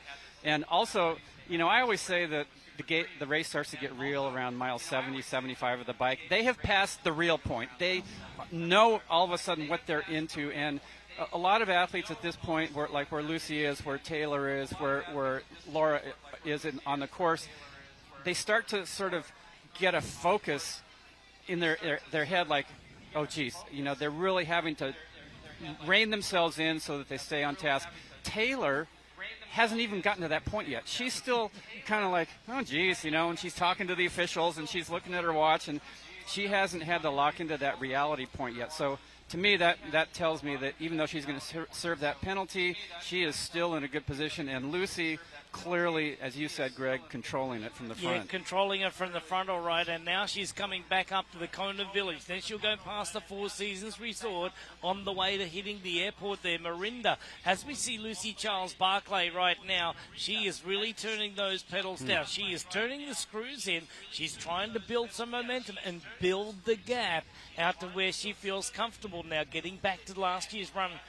3:02, okay, we had 2:51 by Chelsea Sodora. Chelsea's not in that space right now. Anna Haug and Laura Phillip, however, are the two ladies that seem to be in a striking position, but Lucy looks great, and Taylor Knibb always is going to be unknown today. Yeah, absolutely. We've said this all along. Taylor Knibb is the great unknown. We really don't know what she's going to run, but Lucy is making it very hard for these runners. She's going to have a very nice buffer leading into T2, and she's going to be able to go out there and just run a solid marathon. She's still going to have to run a fast marathon for her. Her best here around 3:03, 3:02, and she has Laura Phillip. Laura Phillip, a very good runner on this island, hasn't probably put together her best marathon yet, but has the ability to do that. So that's a dangerous athlete for Lucy Charles Barclay. And Taylor Knibb, the great unknown. You're watching the VinFast Ironman World Championship here in Kailua Kona on a magnificent day. Now, Mark Allen, I want your comments on this one. You've been in the lead of these races before, and you've done exactly what Lucy Charles Barclay. You've let off the bike from a long way. and lost the race. You've led off the bike and won the race, right? So I remember all of that. I love to read. I love to see and read the history of Ironman Triathlon, and today you've seen all these scenarios. What do you see happening into the run today? You know, here at VinFast Ironman, the thing that's most important is to realize you have to figure out how you're going to win this year's race. So we can look back at history, we can see how people have won from the front, from the back, run through the field, but clearly each year is going to be very different, and this year especially different because of the X Factor, Taylor Knibb, of X Factors like Laura Phillip, who had that penalty last year and it kind of rattled her, but she spent a lot of time training on Maui. Clearly she's ready for this. And then you have the X factor of the weather. Like, this is, again, the point of the race where you start to see the salt building up on their riding shorts. And we heard just a little while ago how important it is to keep that sodium going in. It's body maintenance, it's mental maintenance, and you know, there is no one way to win this. There's plenty of ways that you can lose it, though. Yes, you are right. And I am really impressed with just how each one of the athletes who's in that top 5 there, they're keeping an eye on everybody else, but they're all doing their own race. All right, they're back on top of the scenic hill there. They are now descending off the back of that. They're now going past Kukio Resort, and then they will hit Kua Bay. After Kua Bay, it's going to be the airport. After the airport, they have 6.5 miles to pedal their way back into Kailua Kona, and there we see it, just really rocketing down the road right now on the Queen Kaumanu Highway. Anna Haug, the 2019 champion, is pedaling like a woman possessed right now. She knows the gap to Lucy Charles, and what is it going to take for her, riding along at 20, so look at that, 39 kilometres an hour at the moment, so she's riding along nicely there, we can see on the VinFast clock. And I tell you what, Marinda, this young lady is certainly not out of it yet. Absolutely not. And Annie Haag, obviously a former world champion here in Kona, knows how to race well here. Arguably the best runner in our sport right now. But that graphic showed that she's 8 kilometers behind. That is a long way. And Lucy is going to make it super hard for Annie. But Lucy still has to run around 3 hours because Annie's going to run low 250s or, you know, in the 245 range. So, yeah, this is going to be one for the ages. You know, if I could interject here, when we saw Lucy win the 70.3 Worlds, we saw that she can run with the best and better than the best. And so if she has anything close to that on the marathon today, she has a very, very good chance of holding that gap that she's opened up. And you know what, Mark? She's done exactly that over the years. She's reduced her time. She set a PR last year at a 3:02. It's coming down, and now she knows, and she said clearly, I can break 3 hours on the marathon in Kona. Marinda Carfree, a 3-time Ironman World Champion, has talked about it all day today. The women are ready to break 2 hours and 50 minutes on the marathon here. The men, now the new standard is under 2:40. Now, I remember back in 1989 when you ran a 2:40 to win your first Ironman World Championship, and now Patrick Langer and the rest of the gentlemen are running in the 2:36s or 2:32s, and down there, are they going to break 2 hours and 30 minutes here in the future? Probably, but right now the ladies are ready to jump to the next level. So Taylor Knibb here, she's only ever run 18 miles in her lifetime. She's never run the marathon distance, and today she's coming into this race with, well, a little bit of pressure on her, but she's already qualified for the Olympic Games in 2024, and she's racing alongside of her mother today, which is one of the big reasons that she wanted to do it. Now, how do you see it, you know, unfolding for somebody who hasn't even run 26 miles before? Yeah, you want to get inside Taylor's head right now. What is she thinking? She's probably, I'm sure she's biked probably more than she's ever biked before in one go right now.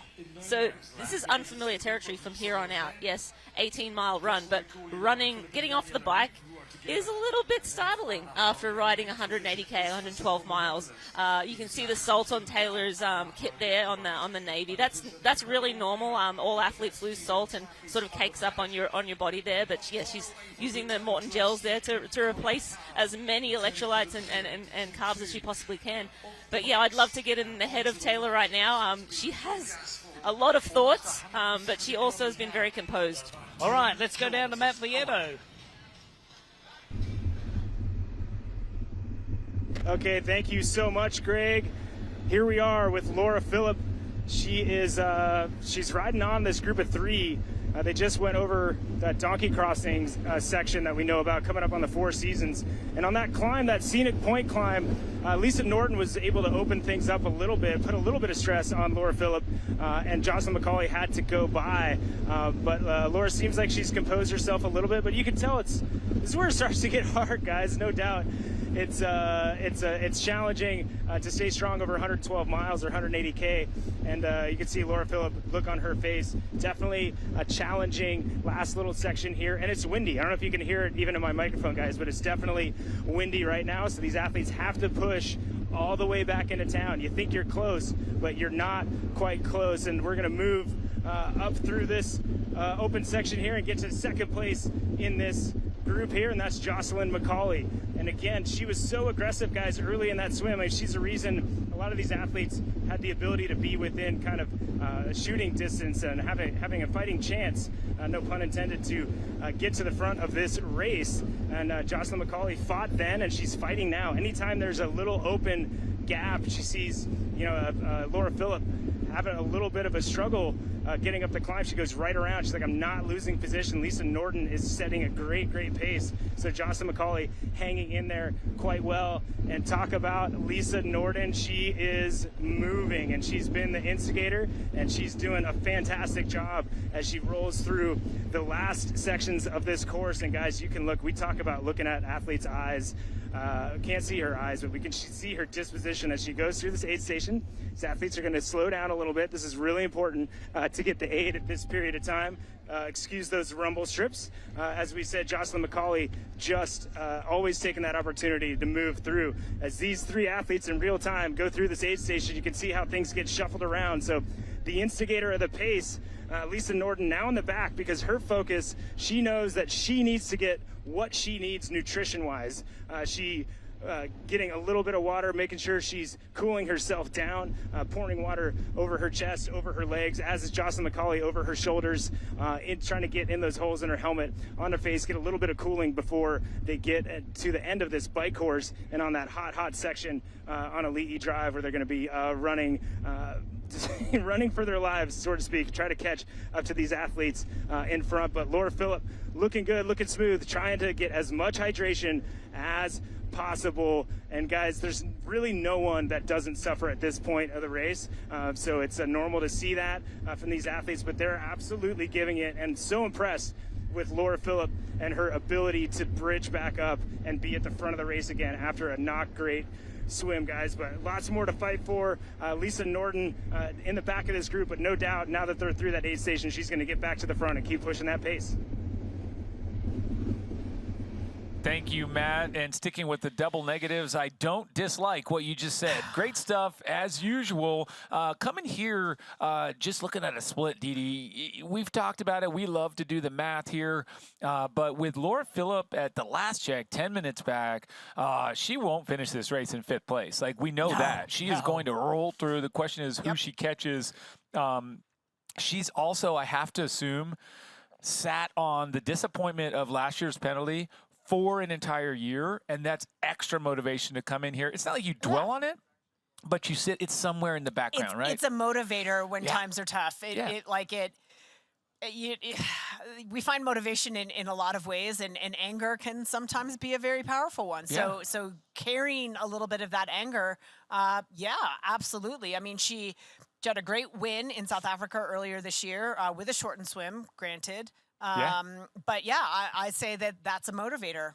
As we come back to Lucy Charles Barkley, I just want to quickly mention what you caught, and it was on Taylor Knibb's wrist. Her watch was saying time of day 11:06. You saw it showing course elevation, and then just when we cut away, it said an hour, 107 miles. So, or whatever it was, I kind of quickly caught it. But point being, her watch is obviously scrolling through a bunch of data, which is comforting and interesting to me. Nonetheless, back to Lucy Charles Barkley. This woman is on fire. I like what I see here a whole lot, and I'm going to get to see more of it and share more of it with you as Lucy Charles approaches that airport just ahead. We will be back after this quick break.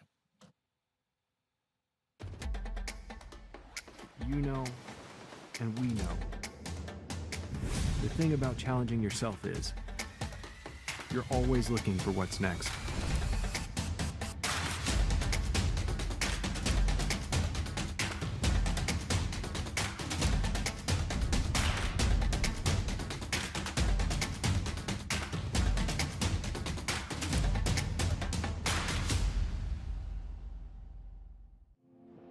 Introducing the Ironman Virtual Series. Ride the best parts of 12 of the world's most iconic races. From Kona to Nice, California and beyond, there's a course to suit everyone. See how your times stack up against people in your age group. Starts November 4. Don't miss out. Available exclusively on Full Gas. Register now at fullgas.com. For 12 years, for 4,383 sunrises, across millions of mornings, we've been working to make one thing better. This, AG1 is foundational nutrition, a science-driven formulation to support whole body, brain, and gut health with just one of these, or one of these, once a day. Welcome to foundational nutrition. Welcome to AG1. Start at drinkag1.com. And a love so deep we cannot measure. Ain't nobody loves me better. Makes me happy, makes me feel this way. Ain't nobody loves me better than you. Ain't nobody. Welcome back to the VinFast Ironman World Championship. We are watching the professional women here vie for the title everybody covets in long-distance racing here all year long. We focus on this, and now the culmination. Lucy Charles-Barclay is going for it to try and grab that crown.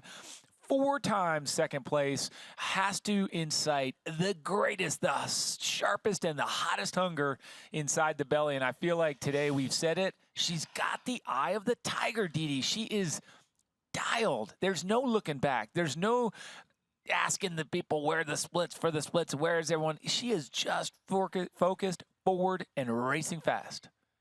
She absolutely is, and she is building herself a really comfortable lead. But I am looking at Ann Haug, 13 minutes back. That's a big ask. And Laura Philipp, like arguably 2 of the better runners in the field, at 10 minutes back. A lot of racing left to go. A whole lot of racing, and running is where the big gaps blow up. Yes. Actually, they go both ways. Right. So small gaps become big ones are erased. You can only look back to some of our champions of the past. Look at the women's race. Heather Fuhr, 1997 champion. She was someone that made a quick habit of running down. You told her 13 minutes off the bike, and she said, cool, I think I should be able to catch him by 24. She just had that ability to hunt all day long. You have that with Laura Philipp. You have that with Anna Haug. You have that with various of our superstar runners. And so that's one dynamic that we can sprinkle in. And then also just the familiarity, we'll say, that Lucy Charles-Barclay has with coming into T2, first, right? There's a lot of pressure there. It's a unique thing. I don't know this personally, nor do many people, but hidden transition too. Gosh, what a pressure cooker. She knows how to handle it.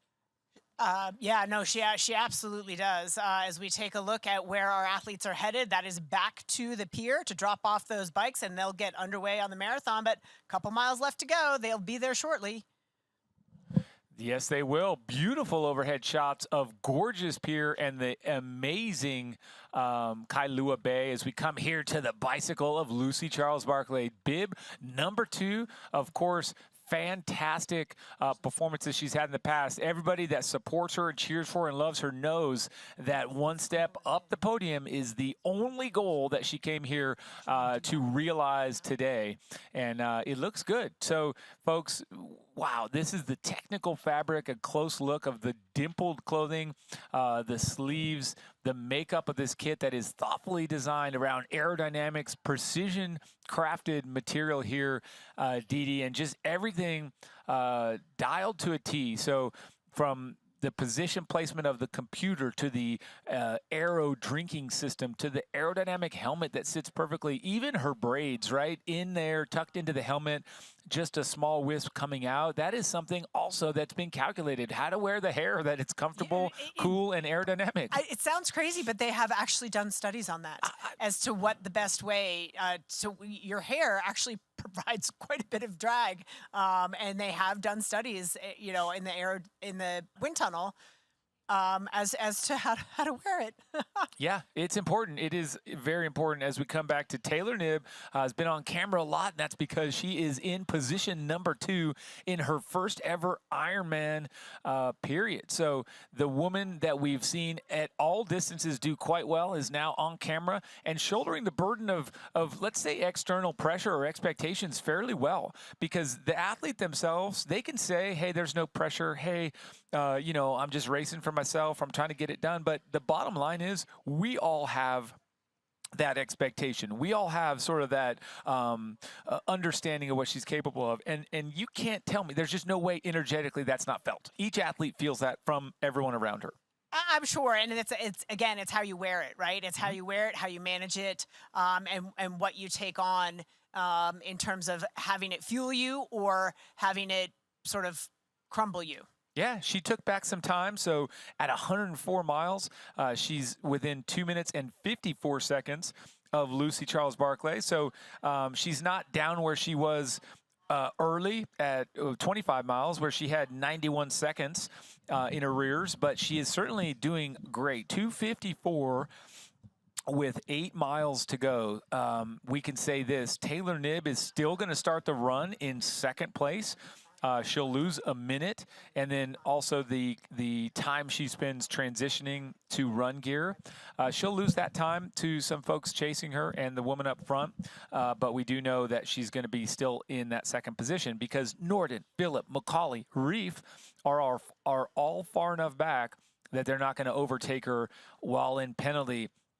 But it's an exciting day today for sure. The historic women's only VinFast Ironman World Championship has been on point and delivering exactly as expected up till now.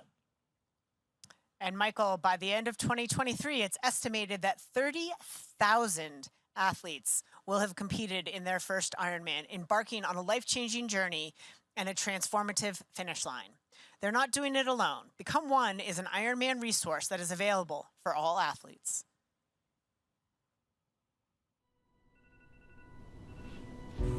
At first, it is a bunch of small choices. Hard, uncomfortable choices.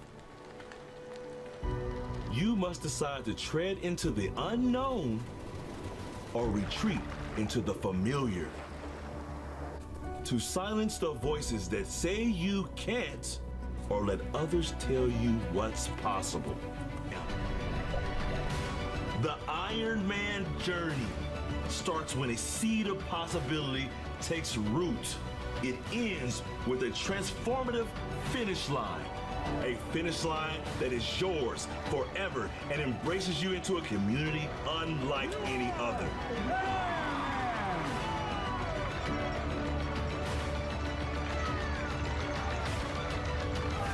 Become One.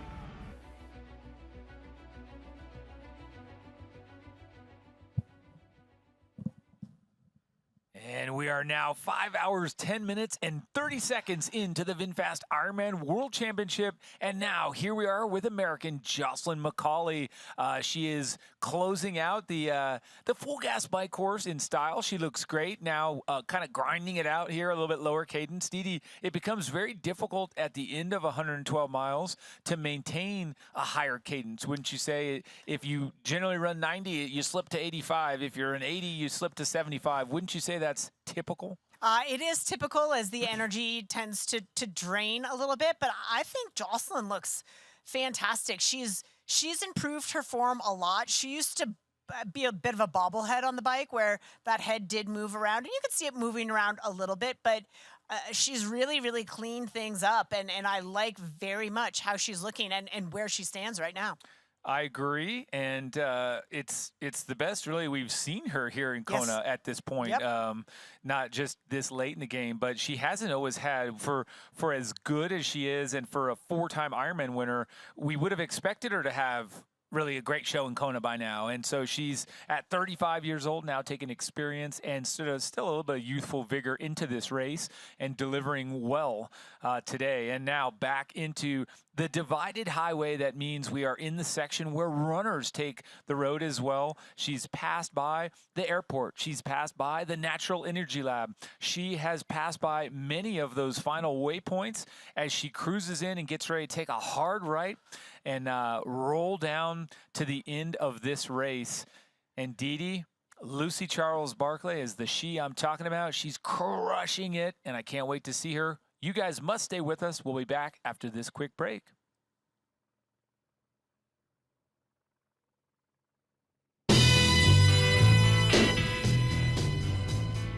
Open up the sky, 'cause I'm coming up to you. So send down your wings and let them bring me to you. You know I'm standing at the station, ready to go. Oh, big old aeroplane, I'm just in your soul. Get on up, big bear. Malama is to cherish and protect the reefs, the fish, the birds, the winds, and the land.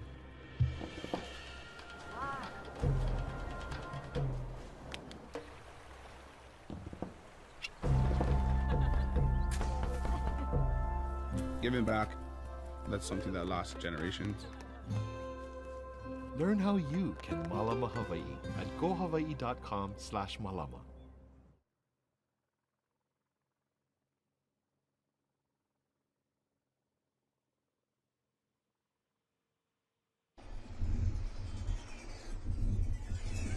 Okay, guys, we are back at the VinFast Ironman World Championship, and we're here with our leader, Lucy Charles Barclay, and she is moving with the flow. You can see the fatigue is starting to get in, but she's putting all that energy forward. Her chin's moving a little bit more side to side than it used to. Head's bobbing a little bit, but last few miles here, guys, we passed the Energy Lab.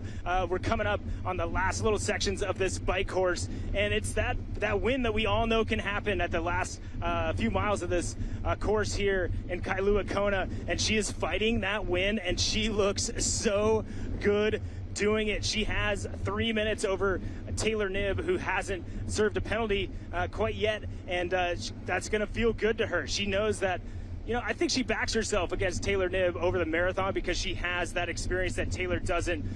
But guys, Lucy Charles Barclay looks so good. And again, I was here with her a few years ago when she won that 70.3 World Championship in St. George, where she seemed untouchable, and she's got that vibe and that confidence today. She looks amazing, guys. So exciting as our professional athletes make their way towards T2, and exciting news to share that on Wednesday, October 11th, Ironman announced the creation of the Ironman Pro Series, a performance-based World Series that will see professional triathletes vie for the title of Ironman Pro Series champion and their share, Michael, of $1.7 million in bonuses, payouts after 12 months of racing. The series will be contested over 18 designated races on the 2024 Pro Circuit, including a combination of 6 full-distance Ironman races and 9 Ironman 70.3 races around the globe, as well as the VinFast Ironman World Championship women's and men's races and the VinFast Ironman 70.3 World Championship triathlons. You bet. The 2024 series kicks off at the 2024 Athletic Brewing Ironman 70.3 Oceanside Triathlon on April 6th. And it runs all the way through the 2024 VinFast Ironman 70.3 World Championship in Taupo, New Zealand on the 14th and 15th of December. Boom. It's designed to showcase and reward the exceptional talent of the world's top professional triathletes. The series will also provide, Didi, a broader year-round interest and intrigue through deeper pro fields, storylines, and live broadcasting. The new Ironman Pro Series bonus pool runs parallel and on top of the already established individual event prize purses at Ironman and Ironman 70.3 Pro events, bringing the total 2024 professional prize money and bonus pool offering to nearly $6 million.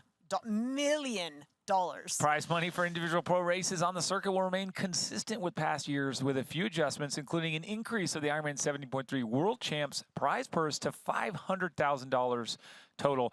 All professional athletes are eligible and will start on a level playing field to begin the season. At each of these 18 designated Ironman Pro Series events, professional athletes will earn points based on their finish times to count towards a series final. Boom, the ranking. Anyway, first place finish earns maximum points of $5,000 for Ironman, $2,500 for Ironman 70.3, and when winning the Ironman World Championship, you can earn 6,000 points.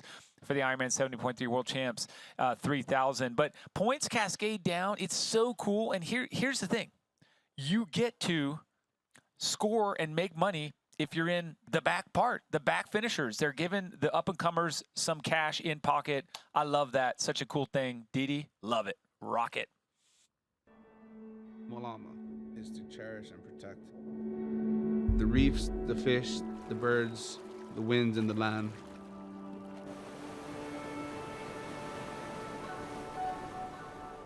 I love showing people how to Malama Aina, teaching people how we protect and cherish our lands. This area is actually a wetland, but because of the diversion of the water, it's pretty dry now. So our main goal is to restore the habitat to what it used to be, so all the native birds in the area that come down have a place to live. Did a great job, bro, but you missed the spot. Hala is what we're planting today, and also the ones that look like coconut palms over there are lo'ulu. The work that we're doing, it's like foundational work, helping native plants thrive and also replanting native plants.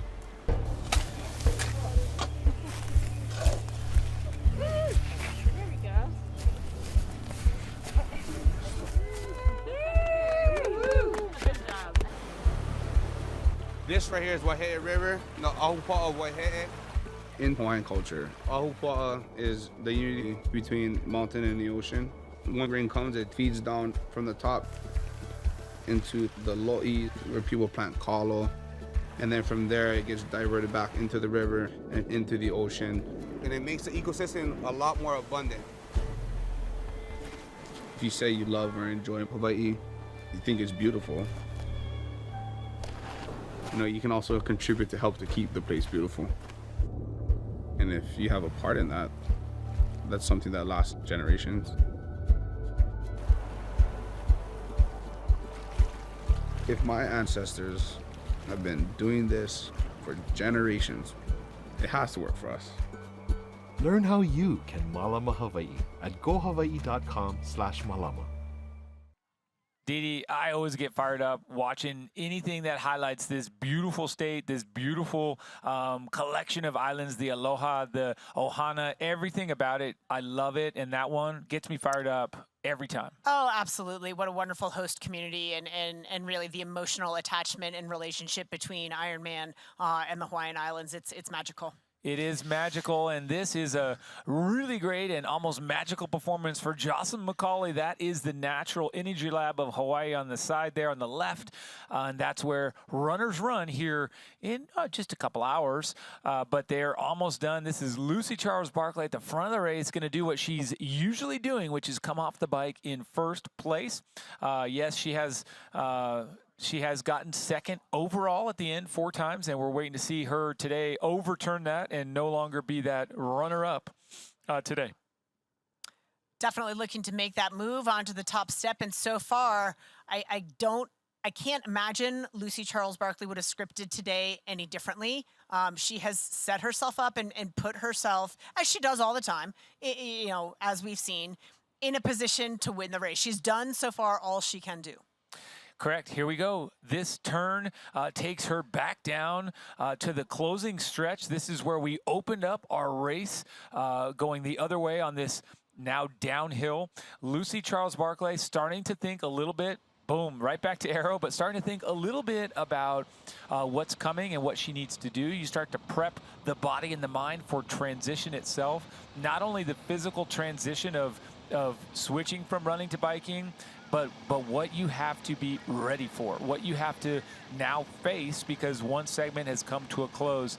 But Dee Dee, you can tell me if this sounds off course. It is important to really kind of rehearse a little bit, some sort of mantra or movement of the brain to get yourself out of pedal mode and into what's up next. Oh, absolutely. I mean, some athletes will lift the cadence to get, to make sure that the cadence is in line with what they want to run at, particularly the athletes that push a bigger gear. I mean, if you like to push sort of in the low to mid 70s on the bike, to get off and run, it feels like you're actually having to speed up. So oftentimes in the last closing miles, if you are a bigger gear pusher, you'll lift that cadence to get your cadence more in line with what's to come on the run. Certainly you're topping up your nutrition by this point, and really going through the mental steps of what transition's going to look like, how you laid things out in your bag, what you're going to put on, how you're going to put it on, so that you can move as efficiently as possible through transition. Well said, and this is it, the close of the Full Gas bike course here for Lucy Charles Barclay. 112 miles or 180 kilometers, almost done and dusted. 111.5 in 5 hours 21, but don't forget that counts that swim at the beginning. So total miles covered today. And total time tracked is 5 hours 22. Taylor Knibb getting to have a sit down, unfortunately, for 1 minute. Could be worse, right? Unintentional littering, something bounced out, and it was seen by an official. So she will be standing down in that closing final penalty tent, which is, hey, something that she'll just add to her bag of new experiences today, Dee Dee, because it's all new for Taylor. It is all new for Taylor. I can tell you this much. Right now, we don't yet have Lucy's bike split, but the bike course record set by Daniela Reef, 4:26:07, which was just mind-boggling to me. That was back in 2018, but Lucy Charles Barclay not going to be dreadfully far off that. No. And is going to post easily the second fastest, I believe, bike split that we've seen. Again, the conditions, the point being, conditions today, very fast, very light winds. It's going to be hot on the marathon, but our spotters out on the course telling us that those afternoon clouds are starting to roll in. So there may be some reprieve. It's not going to be right away, but those clouds do tend to come down the mountain, could help cool things off. None. I think zero. None. It's going to Zero be so clouds. hot. I know. No, I'm trying to be an optimist. I like it. I like it. Good luck, So, ladies. Yes. Coming into transition, the final turn down Palani. This is Lucy Charles Barclay in our first ever women's only VinFast Ironman World Championship in Kailua, Kona, Hawaii. This is Lucy LCB coming in, and she is going to get thousands of people screaming her name and saying, oh, go get them, girl, because it is now time to have after that 26.2 mile run, Dee Dee, and stop the clock here. We'll get you those official Wahoo element splits soon enough, but Lucy a little bit bound up, as we all would be, hitting that carpet. Absolutely, and our great volunteers there. We have bike catchers at this event, so volunteers will grab the bikes from the athlete so they do not have to run through transition and rack themselves. They can absolutely beeline through transition as Lucy Charles Barclay tackles transition, finding her form straight away, a little bound up, but getting those shoulders back, getting those hips forward, gonna run through, grab that T2 bag with a run gear in it, make her way into the change tent and change from bike gear to run gear. For her, that's going to mean taking the helmet off and just getting the run shoes on, and out she goes. She looked bound up for 7 steps, okay? So she came off the bike, and I said, ooh, ah, ee, oh, and it was gone. Most of us would look bound up for 7 miles. Correct. She transitioned so seamlessly to a fluid run. Yes. Now, look, that's one tiny piece and one little clue, You bet. but she looked great, and now a wonderful overhead shot of, again, the extent to which you have to cover ground in T2, the same as previously. You have to cover that whole pier. Every athlete from Lucy Charles Barclay to the very last person off the bike has to do the same transition too. That entails doing what we just saw, which is grab that red bag, the red run bag, and hitting into the change tent. Only one change tent this year. She's in there, and at this point she can do one of these things or all of them. Use the restroom, sit down, put socks, put shoes, put helmet, or sorry, visor, glasses, grab your bottle, grab your fuel, whatever you want if you're up to it. And there it is, the yellow tent. Yep. Folks, get ready. Taylor gave him the point. I'm coming in. Be ready for me, because this will not be any more than 60 seconds. Start the watch, Dee. Penalty served. Stop and go. They've marked, they've collected, they've photographed, they sign in, and that's how it goes. That's how it goes. And honestly, it's not ideal, but it's not a dreadful penalty. Number one, it's only a minute. Yeah. And it's going to allow her to get her heart rate down and sort of settle herself and refocus for the marathon. Like, we've seen athletes win with bigger penalties than just 1 minute. So yes. She's still going to be in second place. I think she's still going to be in and out of transition before the chasers come in. Again, not ideal, but not disastrous by any stretch, and can be a benefit. Agreed. Here's what's ideal. The way that Lucy Charles Barclay transitioned, not only did she come off the bike, according to the Wahoo Element Bolt split, at 4 hours, 32 minutes, and 29 seconds. Wow. But she transitioned smoothly, Dee. So that is a crazy good bike ride, followed by, to perfection, changed clothes to the extent she had to, grabbed the bag that has all of the nutritional items. Look, they're already gone. So she also grabbed her running watch, is turning it on, getting the GPS signal. She got her gear. She got everything tucked into the pockets. She's off and running, flawless. Again, noteworthy, the plastic baggie, key piece of equipment. It sounds ridiculous, but don't sit in transition and put on the watch and put on the hat and put on the sunglasses. Grab it all and do what you can while you're running.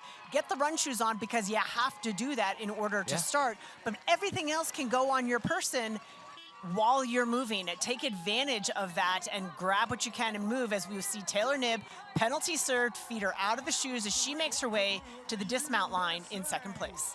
She's got her socks on, which is her custom in long distance racing. So all she needs to do on that regard is put shoes on. Oh, and then contend with the longest run she's ever done. To this date, her longest run is 18.92 miles. Very precise. Smile.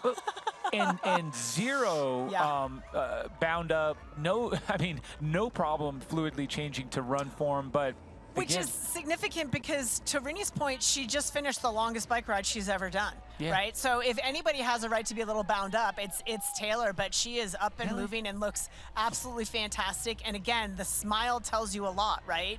It tells you presence of mind. It tells you her fueling has been good. The blood sugar is high enough that she has the energy and the ability to enjoy the moment. All that you could have just said, she's not hangry. So perfection.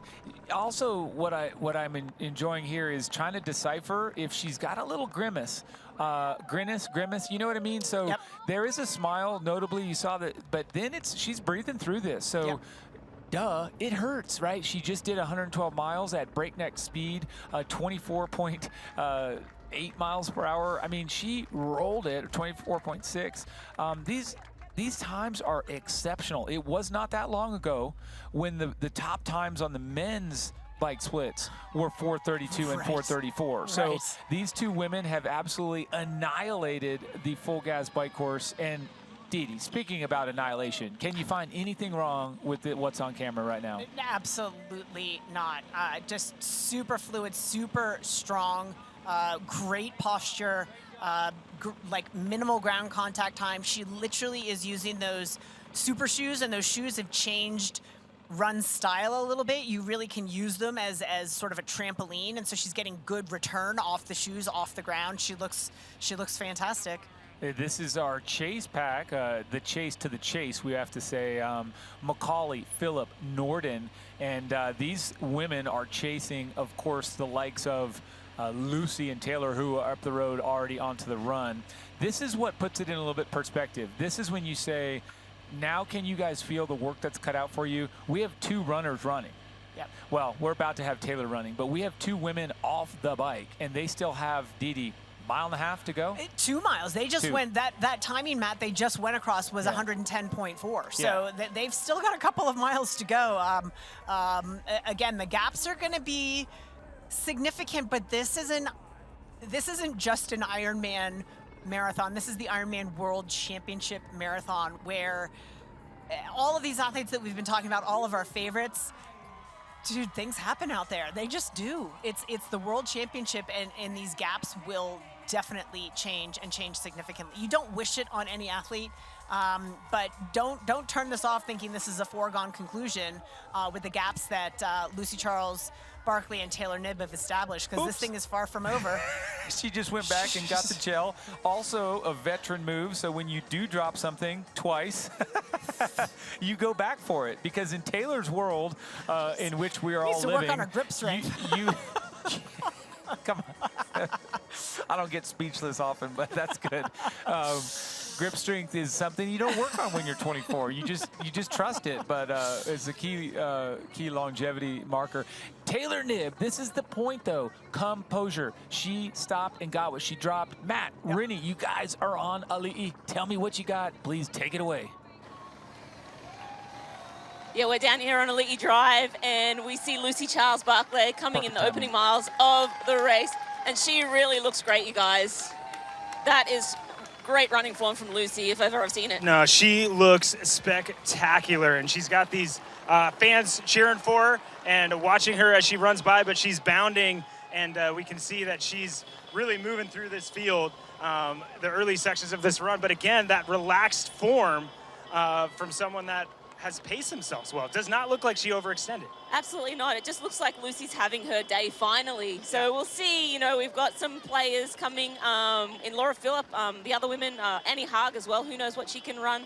And Taylor Knibb, the great unknown, right? Okay, so where we're at right now, we've got Taylor Knibb. She's going to be about 4 minutes down, and then a large gap to the proven athletes. Yes. So as the experienced person who's made up a gap like some of those proven athletes have in the past, how do you think this race is setting up for people's opportunity to take it away from Lucy? You know, I mean, I think, well, Taylor, I can't really rule her out, right? Because, you know, she is such a phenomenal athlete. But I think Lucy's put together a superb race to this point. I kind of am feeling that it's Lucy's day. The other women are going to have to do something really special to catch her, and that's run sub 250 on this course. So, yeah. Okay, so in that group, who we have left, and I know this is a hard one for you to answer. You know, shoes have changed. There's a bunch of different things. But who has the possibility to break your course record and put themselves in a position to catch Lucy? Who has that in them? I think Laura Phillip potentially has that in her. Annie Haug, too. Obviously, it's going to be a really big ask from Annie. But I think she has the pedigree, the run pedigree. It's just going to be a matter of how she looked after herself on the bike and how hard she had to go on the bike to stay within reach of that main pack.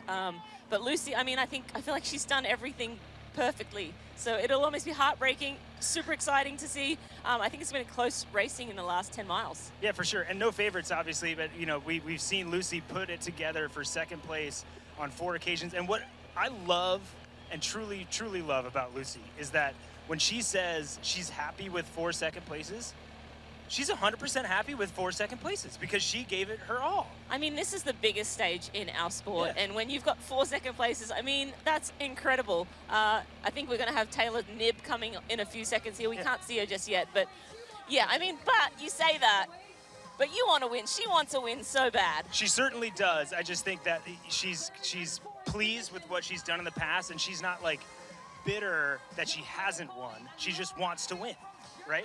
Yeah, I mean, I think it's a healthy perspective and a healthy way to come into it. But yeah, I mean, she's doing everything possible to win here. And I think, yeah, I mean, we'll see. Obviously, we still got time to go.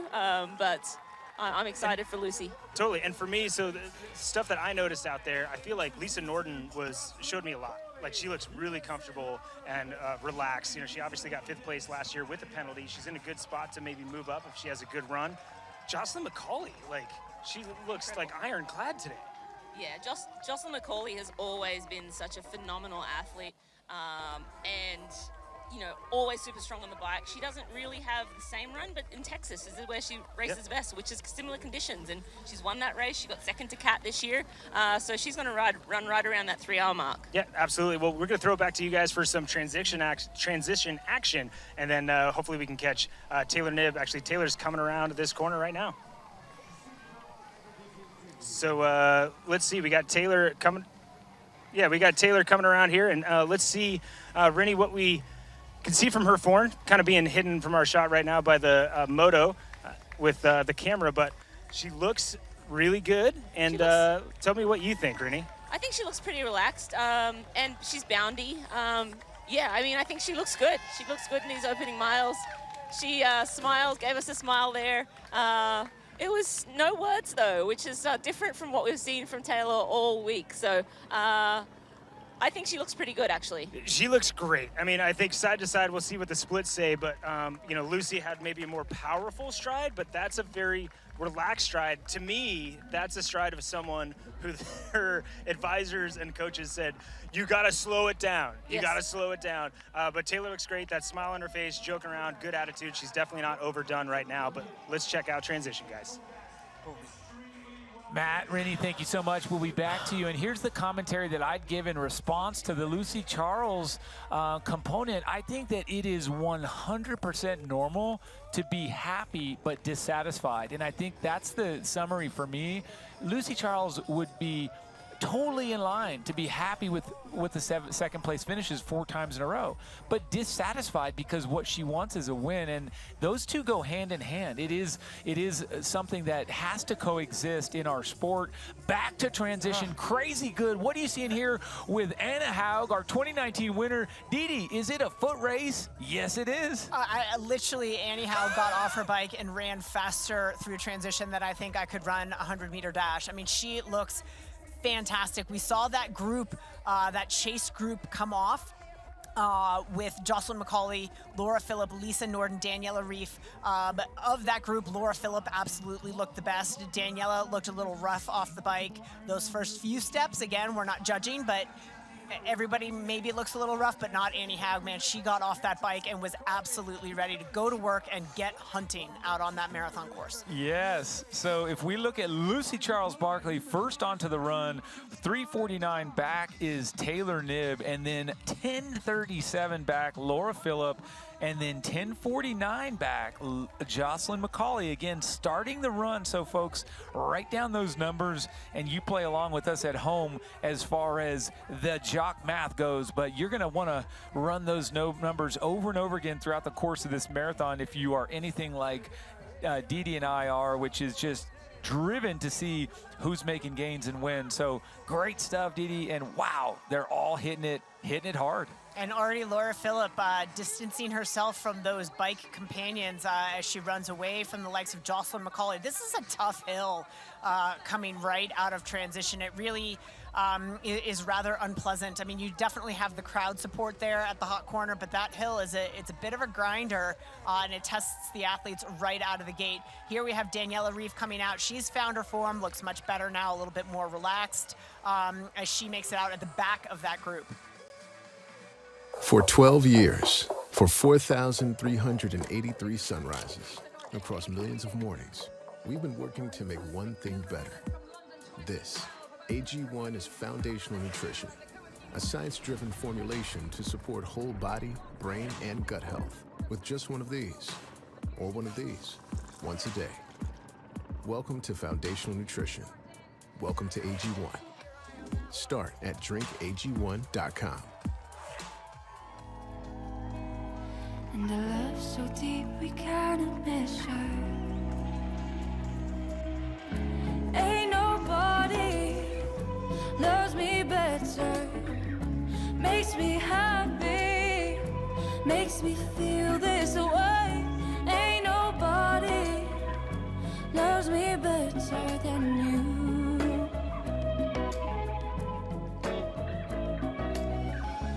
Ain't nobody. The word Malama translates to taking care. We Malama the land that feeds us.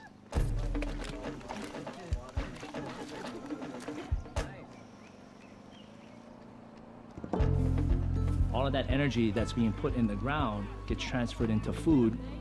It allows us as a people to thrive as well. Learn how you can Malama Hawaii at gohawaii.com/malama. Introducing the Ironman Virtual Series. Ride the best parts of 12 of the world's most iconic races. From Kona to Nice, California and beyond, there's a course to suit everyone. See how your times stack up against people in your age group. Starts November 4. Don't miss out. Available exclusively on Full Gas. Register now at fullgas.com. We are watching in the upper corner during the commercial break, just like you, and holy smokes. Yeah. Let's just get right into it. Sky Monch looks fantastic. She is flying at the start of the run. I mean, again, we tend to think of Sky as more of an Ironman specialist than a 70.3. She doesn't have the quote-unquote foot speed, but could have fooled me, man. She looks amazing. Ruth Assel from Great Britain coming off the bike with a big grin and ready to rumble. She has all the tools, 3 times an Ironman winner, and she looks like she's ready to do some business. But Dee Dee, you and I can't really get enough of the picture etched in the brain now of Anna Haug coming off the bike in full flight, and also those early strides, those early steps for Laura Philipp. The Germans are here to say this. This is our show. No to LCB. We don't want Lucy Charles Barkley getting up that second step. We go back in history to the dominance of the Germans on the bike, and I think today in this women's race, the Germans are saying, guess what? We can run too. Just absolutely phenomenal as we look at the Morton transition. 2 times Laura Philipp at 2:12, Lucy Charles Barkley at 2:20, and Taylor Knibb at 2:23. And here we are with Lucy Charles Barkley, the early Ks here as you get onto Ali'i Drive. And we're going to get onto Ali'i Drive right now. Matt, Rennie, what are you seeing on the road? Here we go, Michael. We see Laura Philipp coming right over our left-hand shoulder, and she is striving and chasing. That's not an athlete, Rennie, that wants to be in the position she's in now. No, she definitely looked like she was working from the gun. She didn't look as relaxed as either Lucy or Taylor. They felt like they were in the right position. Laura's like, I've got my game faces on already. I'm racing now. Yeah, no, absolutely. It's chasing, right? And I feel like she kind of had that from the exit of the swim, right? Because she had that gap, and she maybe lost a little bit more time than she was hoping for. So it was always this kind of like game face, right? Like we expect the athletes to have it, but she seemed like she really had it today. Yeah, well, just in comparison to Taylor Knibb, Taylor seemed like she was holding back at the start of the run, but Laura's got the game face on and she's forging forward. Jocelyn McCauley coming up on us now. Jocelyn's had a phenomenal bike. So good. And she's put herself high up in a position to be able to hold on and have a good run. And she, as you said, like she's done well in these conditions in the past. Daniela. Daniela looks really good, actually. I did not know what to expect with Daniela. Sometimes when she's found herself in this position before, she hasn't looked super happy, but she looks pretty good. Here's Lisa Norden. Lisa's laboring a little bit. She looks like she's working a little bit maybe harder or not as comfortable as the other women, but Daniela looks pretty solid. Okay, and then here's the one that always looks like it's not hard and always looks like she's running super, super fast. This is Annie Haug. What are your perceptions of how she looks right now, Rennie? Yeah, I mean, Annie Haug looks as phenomenal as she always does, and she has carrots to chase. She has women just ahead. She has Lisa, then Daniela, and a couple of spaces. 3rd place is not far up the road for Annie. No, not at all. I mean, she is a monster when it comes to the run. It's like similar to you getting on this run course. It's like, man, if you were behind an athlete, it was terrifying for them because they knew they were going to lose time. But yeah, she looks so strong and powerful. I think you mentioned Lisa Norden looked a little bit rougher, but I thought she looked pretty good for where her running history has been. Yeah, I mean, I think she's really in a great place for her, and she said a top 5 would be amazing. Top 10 probably is what she's going to be looking at. But Annie Haug has made up almost 2 minutes from getting off the bike already. We're not at mile 1 yet. That's crazy. So she booked it through transition, no time to waste. This is going to be a pretty incredible run here. No, it's crazy. And, I know folks at home are like, okay, they said they look smooth and they look comfortable. And it's important because the first mile of this run feels terrible. It feels so hot. And if they look good in any way, that's really telling. Absolutely, yeah. I love to see the athletes in this first mile or so, the athletes that look relaxed. Actually, the first 2 women looked most relaxed out of everyone. Everyone else was like putting it all out there right away. Yeah, well, a lot more to fight for and a lot more miles to do it, but let's see what you guys got for us up in the studio. We have a little bit. Dee Dee's got a lot. Thanks, guys. What is it, Dee Dee? Throw it at me. Well, I want to take you back to something that you said as our friends Matt and Rinny were discussing these athletes in the first mile or two. You said this first mile is your favorite. Why? Well, I would tell you, because unlike any other mile in this race, you haven't run anything yet, so you're fresh. No, this is why. You get to find out a lot. Are you going to, it's so informative of, not necessarily what you think, am I feeling good, but what do I have in the mental tank? Like, where am I at? There's so much crowd interaction. There's so much coming at you. All ML2 feels is the heat. All I feel is that energy. Is it good? Is it bad? What have I got? What's coming my way? So to me, that mile is just so informative and fun. But back here, as we look at Lucy Charles Barclay, this is around about 5 kilometers where she's running now, and she is dealing with everything, all of the details. She's taken in probably the electrolyte tab. She's got that fluid, and she just looks fantastic. So I mean, strong, so light on her fluid, feet. so confident. Yeah. Really, really confident. You know, in the past, we've seen her run, and she just looks different to me this time. I can't put a finger on it without making it sound the way I don't intend it for it to sound. So she just looks different. There's something different about Lucy Charles Barclay today. But Taylor Knibb, again, fearless, going into her first marathon, looks amazing. So this is what you're seeing. Lucy Charles Barclay already put 50 seconds on Taylor Knibb from the start of the run to 2 miles. It's a 25-second per mile difference in 2 miles. So Dee Dee, that's what you're seeing. Taylor Knibb's doing great. She's running 6:45s. I mean, this is on fire. Like, she's comfortable. She looks awesome.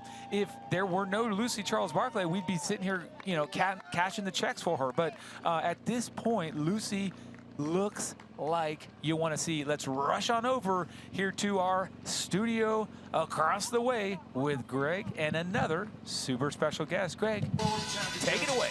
Would you say it inspired her to don't... Thank you, Michael. Thank you, Dee Dee. Yes, we have Ironman World Champion McKeely Jones, Olympic silver medalist as well, and one of the winningest women in the world and the sport of triathlon. McKeely, we're being treated to a very, very special race today. Women only, first of all, but secondly, it's just incredible to see Lucy Charles. Now it is her race to win or to lose. And McKeely, at this point in time, I see a little bit of a hitch in the step, a little bit of a limp. You know, she's been injured last couple of years, but today she is really going to have to fight for this. She's going to have a lot of pressure coming from behind. I mean, she's used to racing this style. You know, she gets out in front in the swim and she makes everyone chase her. But, you know, she is looking fantastic on the run right now. She's one of the fastest runners out there. I mean, of course, Annie Haig is about 12 minutes down right now and is running slightly better, but not by much. And I think with Taylor Knibb, you know, she hasn't been in this position. So she's going to take, I feel she's going to take a little bit to get into her stride. And she'll have a set pace that she needs to set. But, you know, Lucy looks a lot faster than Taylor, and we can see that by the splits. Laura Phillip, another one of our stellar runners. So she's going to be moving well. We've already seen that. She's had a 6:22 per mile pace. Jocelyn McCauley had an absolutely fantastic bike, showing what her true potential is. Of course, Daniela, you know, she knows how to win. She's won this race so many times, and I think she's having a great race out there. She's around that 6:37, 6:40 mile pace. And of course you have Lisa Norton, who's in that group of 6 right now. I mean, this is by far, everyone talks about having the best field ever. By far, this is the best field ever. All right, well said there. And we got Taylor Knibb now on screen, just driving those knees. You can see that she's up on those toes as well. Taylor Knibb ran out very sensibly, I thought, there, McKeely. And as she, you know, heads toward that turnaround right now, this is where the athletes will get a good look at their competition. for the very first time today. We'll get another opportunity out into the Energy Lab there before they return into town on the inward leg. But Lucy Charles right now is enjoying a nice lead of around about 4 minutes and 35 seconds. Now, getting off the bike today, Lucy Charles Barclay rode a 4:32.29, which was absolutely amazing. Fastest of the day, and it probably will be the fastest at the end of the day on the bike today. But it was a 4:34 from, Taylor Nibb, our rookie. That was with a stop at Harvey. And, and a minute on the side of the road at the penalty tent. So that was an incredible ride by the rookie. And then when the rookie went out, she had some, problems with littering out on the course, unintentional. And now on the run, she's, just had a couple of times on the run there. She had to pick up a litter as well before she went out. Yeah, definitely Taylor hasn't had the perfect race here. Out of the swim, the positioning was a little bit off, I felt. She had to push a little bit harder in the swim. And then that unfortunate penalty, and then dropping 2 gels as she was coming out of the transition. So Taylor's like calm, collected. She knows what she needs to do. She's very precise. She's very calculated.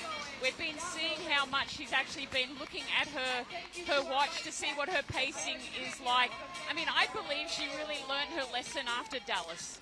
In Dallas, she went too hard on the bike.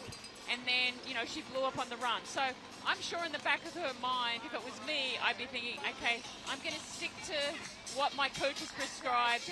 And we all know everything goes down once we get up Palani.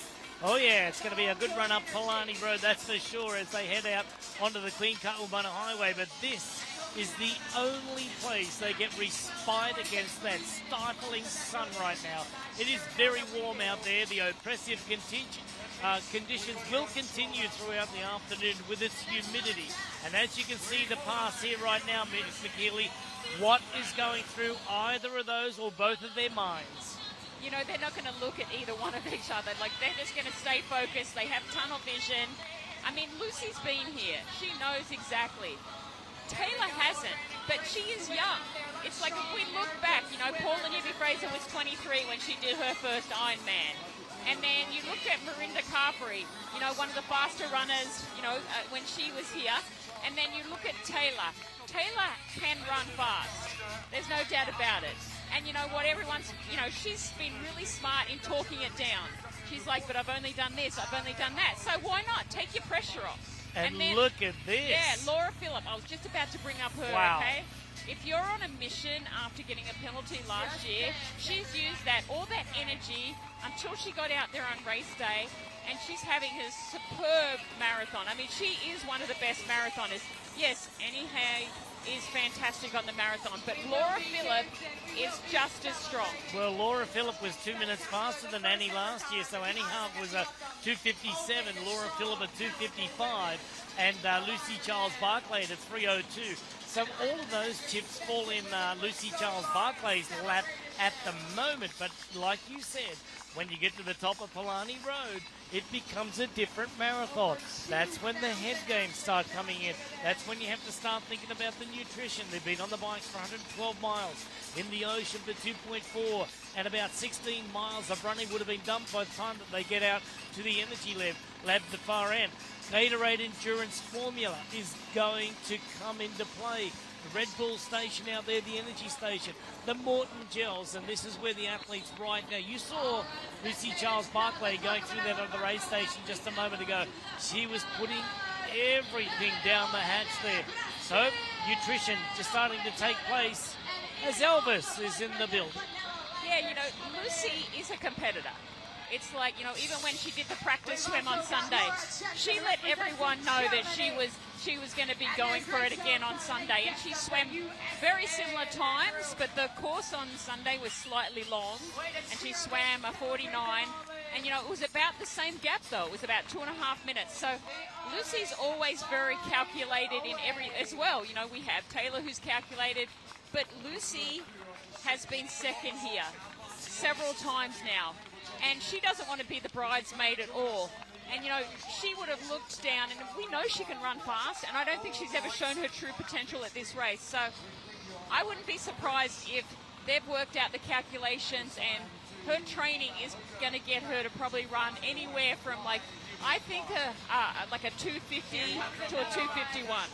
There goes Laura Phillip now sitting in third place. She's running very nicely at the moment, looking the best on course of what we've seen with our women's athletes out there on a women's only day here at the 2023 VinFast Ironman World Championship. 36 years old. She hails from Germany. She's the Ironman 70.3 World Championship. Third place in 2017. She won the South African Ironman this year. And also in 2022, she was the European Ironman champion in Ironman Hamburg. So Laura Phillip having another great day today as we overlook the beautiful shoreline here. You can see Aliti Drive there in the foreground, but it is hot. The sun is shining on a great day here, McKeely. We've got temperatures up in the 80s right now. It's going to climb up to about 88 this afternoon. The humidity will kick in right around the finish line, but once the athletes get up past Palani Drive here, Palani Road, it's going to get very hot. The crowd will thin down to a very select few out there, and that's where the head games come into play. Yeah, and I think it's been interesting to see all the changes that some of the athletes have made. Lucy Charles did her preparation for the first time at home. And then you have Laura Phillip was just in Maui doing her preparation there. It was a little bit different.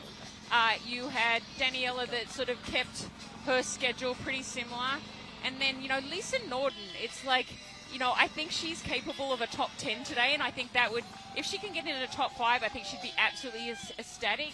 But, Annie Haig, it's like we know that she can run. She's always there. She's a little bit like, Lucy, right? We know she's always there. She's going to be on the podium. We know Laura Phillip has something to prove. We know Daniela has something to prove, even though she's won this 6 times. 5 times. So she's also one that wants to say something. So I think right now, if I was going to predict anything, this is your podium that we're looking at now. Because we have the runners in the field who are up there. We have Taylor Nebb that isn't running as fast as Laura Phillip and Annie Haig. And then, of course, we have Lucy Charles. She's running fast right now. She's a runner right now. On course, she's the best, one of the best runners. So we have 3 runners that are running very similar right now. There we get the pass with Taylor Nebb and Laura Phillip going the other way. So that's second and third just back on screen a moment ago. You're pretty right there, McKeely. I look at, Lucy Charles Barclay, and over the last couple of years, not the 2 years that she wanted. She was quite injured in both of the years, but found a way to race in the Ironman World Championship. Now, this year coming into it, we asked her the other day and said, Lucy, what is it going to take for you to, win this and stand on the top spot of that podium? She's obviously, Greg, it's going to take a great run. It's going to take for me to break 3 hours. Now, last year she ran a 3:02, which was her personal best in the VinFast Ironman World Championship. So, therefore, today is going to be the true test because she's already ridden the 4:32.5 bike ride for the fastest of the day. So, you know that she's laid it down there. And remember, last year, Annie Haug did not have the marathon of her standards. However, she only was in third place by 45 seconds. So, with Lucy Charles being a little bit further down the road, it's all her. Yeah, she's, as I said, she's set herself up for success. She's put herself exactly where she needs to be. And she's telling the other athletes, if you want to beat me, you're going to have to push harder and faster than you've ever gone. Because Lucy is running faster than she ever has so far. So, she's definitely setting the standard. That's the type of athlete that she is. And it would be absolutely, we talk about who deserves to win. I don't always like to talk about that because all these athletes train hard. It's not like one athlete trains harder than the other. They all train so hard. And it's just a matter who has the magic on the day. And it is so great to see Daniela. We know she has the legs. If she's come off the bike in this position and she's running about that 6:30 pace, she has the legs. So it would be fantastic if she could, get on the podium. But, it's going to be tough when you've got Laura Phillip running so well, you've got Annie Haig running so well, and you've got Lucy running so well. And then, Taylor's probably the weakest link right now. She's in the position to really fall off that podium. based on the splits we're seeing this early. Yeah, that's right. Well, the winners today, McKeely, are women because it is the day for women. All women's race here at the VinFast Ironman World Championship. We're going to throw it back in the studio. You think you're being treated already by two incredible disciplines? Well, wait till you see what we're in for. A great finish coming up over the next couple of hours, guys. She's running. Thank you so much, Greg and McKeely. Great stuff, as always. The 2006 Ironman World Champ together with the 1994 Ironman World Champion there. Greg and McKeely, you can guess which is which if you don't already know. But here we are up above Laura Phillip, who is matching pace, now bettering the pace of Lucy Charles Barclay. But let's state this, because Taylor Knibb fans, you just need to know that she lost a minute in the first 3.7 miles. Now, don't worry, she's also kind of probably a little bit unfazed by that, but Lucy Charles has put that minute onto second place. Laura Phillip just, I mean, from my angle, she looks really good. Like, she looks like she's saying, hey, I can't erase this 10 minutes fast enough, which isn't always the best strategy, but it's, I think it's going to get her into the second step here, by halfway through. It could, but we have not. I mean, we only saw her briefly before we went down to Greg, but Annie Haug was looking so good to me, and again was only about a minute and a half back of Laura Phillip. With Daniela Reef in between. There's so many women that are looking phenomenal out on the course. I thought Sky Monch looked amazing as she ran out of transition, running very well. And you made the point, she's back a bit. Chelsea Sodaro did not have the bike that she would have hoped back at mile 2. She's back in 16th place, but of note, right now our second fastest runner out on course. She's running, just slower than Anna Haug. So, Dee Dee, just look at this as a possibility. If Anna Haug overtakes Reef and gets anywhere near Laura Phillip, I mean, that's a dangerous duo. Greg was talking about it earlier, the number of epic battles, the shoulder to shoulders, the two women or two men pushing one another as rivals go. These two Germans, if they get together, that is going to be crazy good speed, pushing crazy good speed, and so that'll be fun. And here's a look see. Of course, that's Sky across the road in purple. She got to have a look at Laura Phillip. But without further ado, let's get with Matt Lieto on Elite Drive. Matt, take it away. Thanks so much, Michael. I'm here with Chelsea Sodaro, running really well. Obviously a different position than she was at this point last year chasing, but she's already moved up a few spots and attacking these hills on Elite Drive. We know it's a big challenge on Elite Drive. These hills are often underestimated, and she is getting cheered on and buoyed by the crowd around for sure. When you've got that number one, people are rooting for you, and they love Chelsea. They love what she stands for and how much she fights to try to continue to stay on top, and she is pushing the pace right now, and she's not okay with the position she's in, and she's running about the same pace as our leaders, so she's going to sweep up some athletes as she goes. But right now, Chelsea looks really good, warming into it, I think, so we can expect a really good run split from Chelsea Sodaro. Thank you, Matt. Thank you for the inside look here at our defending Ironman World Champion, Dee Dee. It is a heavy load that you have to carry across the pre-race festivities and the race itself. A real slowdown here for Taylor Knibb as she appropriately dumps fluids and ice down the race kit where you have the major arteries. That is a great space to cool the body. It is an effective way to bring that engine temperature down. Wow, there we go. I was going to say, this follow cam of Annie Haug is just looking fierce out there. I mean, obviously she's a great athlete. She has won this race. She's one of our defending champions in the field, but she looks so good. Unfazed by, I think, where she came off the bike. She has just gotten onto this Hoka Marathon course and absolutely gone to work. But Lucy Charles Barclay continues to impress, running with, I was trying to find the word for it. It's just a different kind of confidence that she's running with out there We've seen her in this position before, but like I said, something looks different. There's just an air of confidence about her that she is not worried about what's coming from behind. No, you know, no part of her is running scared. That's the Yes. best way to put it. She's just confident. And I want to say something, but we're going to save these splits for after our break. A little jock math coming your way. But folks, the VinFast Ironman World Championship will be back. So do stay with us for a quick break.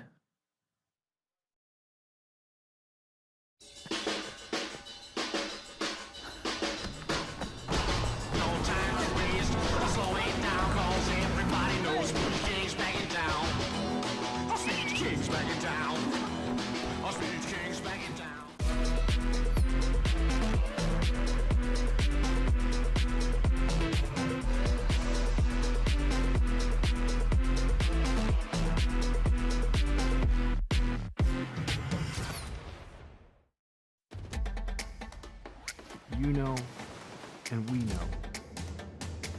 The thing about challenging yourself is you're always looking for what's next.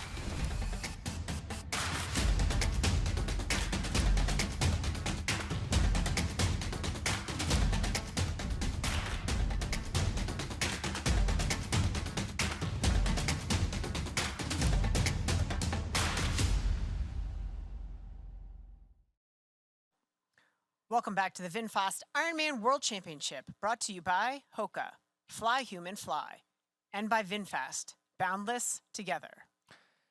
So, Didi, the woman you see on camera representing Germany, Laura Philipp, in the first 3.7 miles, this is an asterisk. She only took 15 seconds out of that gap. So Lucy Charles lost a mere 15 seconds. Either way you want to look at who took what, who gave what, but 15 seconds is that change, is that delta.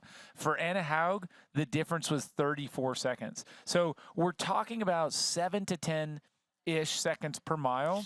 Yeah. That's something to talk about, but it's not much. We're not seeing time gaps fall apart. Not yet. Yeah. Not yet. I mean, when time gaps fall apart this early into the marathon, that's indicative of insufficient fueling on the bike. When things fall to pieces in the first 10K, you just didn't get the job done. You either overbiked or didn't fuel the bike. I wouldn't expect to see things start to drastically change. I mean, these are all hugely talented athletes until we make our way up Palani and get into the sort of the deeper teeth of this marathon course. But of note, Anne Haug has gone past Daniela Reif, now in 4th place. Yeah. And those two, in addition to Chelsea Sodaro, are the fastest movers on the course by a margin of at least 15 seconds to Lucy Charles Barkley at 6:30-ish pace. So they're moving, but Lucy continues to impress, look very strong, look calm, relaxed, and she's got the cushion. She just needs to avoid drastic, meltdowns. She needs to do what she's doing. I Yeah. mean, you slow down a little bit, and I think that the splits, we can credit our team here calculating that everybody here so far is really running under 3-hour pace. Yes. Everybody's running sub 6:51 per mile, and that could be too fast, but I think that it's also slightly calculated where you recognize that you have to some extent, smoke them while you've got them, right? You've got to run when it feels good, and you've got to slow when the body slows. But so, Didi, we just ran those numbers. In that same time, Taylor lost a minute. Yep. Whereas those other two, Philipp and Haug, have each gained 15 and 34 seconds. So a lot of shake-up, change-up. But all that to say, look, I'm impressed with everyone in this race. And in no uncertain terms, Taylor Knibb is out here really impressing on debut. And she's battling well now to Laura Philipp. Well, watching how it gets done. Camera shots there. Talbot giving a little nod to the cameraman on camera. So Laura Philipp, there she goes up the hill. Yeah, again, to the point on pacing that all of these women running significantly below 3-hour pace, which does seem aggressive, with the exception of Taylor Knibb. Again, is Taylor being smart and saying, this is the pace I think I can run a marathon, so I'm going to run the first mile at exactly the same pace that I think I can run mile 25. It's not a bad strategy, to be honest. I mean, women, I think, above all, can tend to be negatives or equal splits. Yep. So I do think it's a good strategy, and I don't see anything wrong with the way Taylor's running. I think that it could be a very smart play, and I think that also when you come down to it, this is the bonus race for her, to be totally fair. Sure. Think about it all year, but the goal was qualify for the Olympics. The goal was win Ironman 70.3 Worlds. There's no way this isn't the bonus. No, she said this was her dessert, and she loves dessert. She did. She called this race her dessert. Well, who doesn't? Someone call it the icing on the cake, but for Taylor, it's the whole It's dessert. the actual dessert. It's Yes. the cake and the ice cream and the icing. No, but it's so true. And also at this point in her career, the arrow is pointing at 3 distances for her that she can be best in the world. So.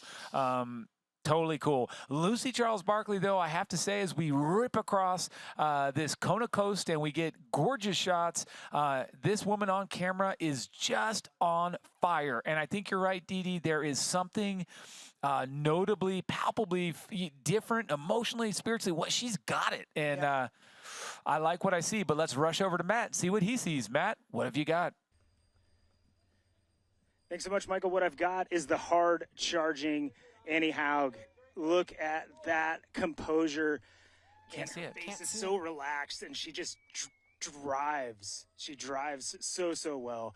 Looks fantastic, and just charging up these hills. Laura Phillip just came up this hill behind me, and was moving really quickly. But Annie always looks like she's on a totally different level, guys. Good stuff. Thank you, Matt. Thank you so much for that, Matt. More beautiful overhead shots. But as much as I like to look at that, I really greatly prefer to see LCB on camera, smooth like butter. And one of the differences that you said, and let's share it, pointedly, she doesn't look really like she's trying to prove anything. No chip on the shoulder. You said, I like that. No running scared. No try and put off the inevitable, right? So sometimes you see that. It's like, I'm gonna fight till the end. You can't take me. It's mine. Yeah. Now it's like, watch this. I've got it. She has again, this isn't the right word, but she has a scrappy style of racing, right? She doesn't play it safe. She's extremely aggressive, but there is a poise to her today that it's striking.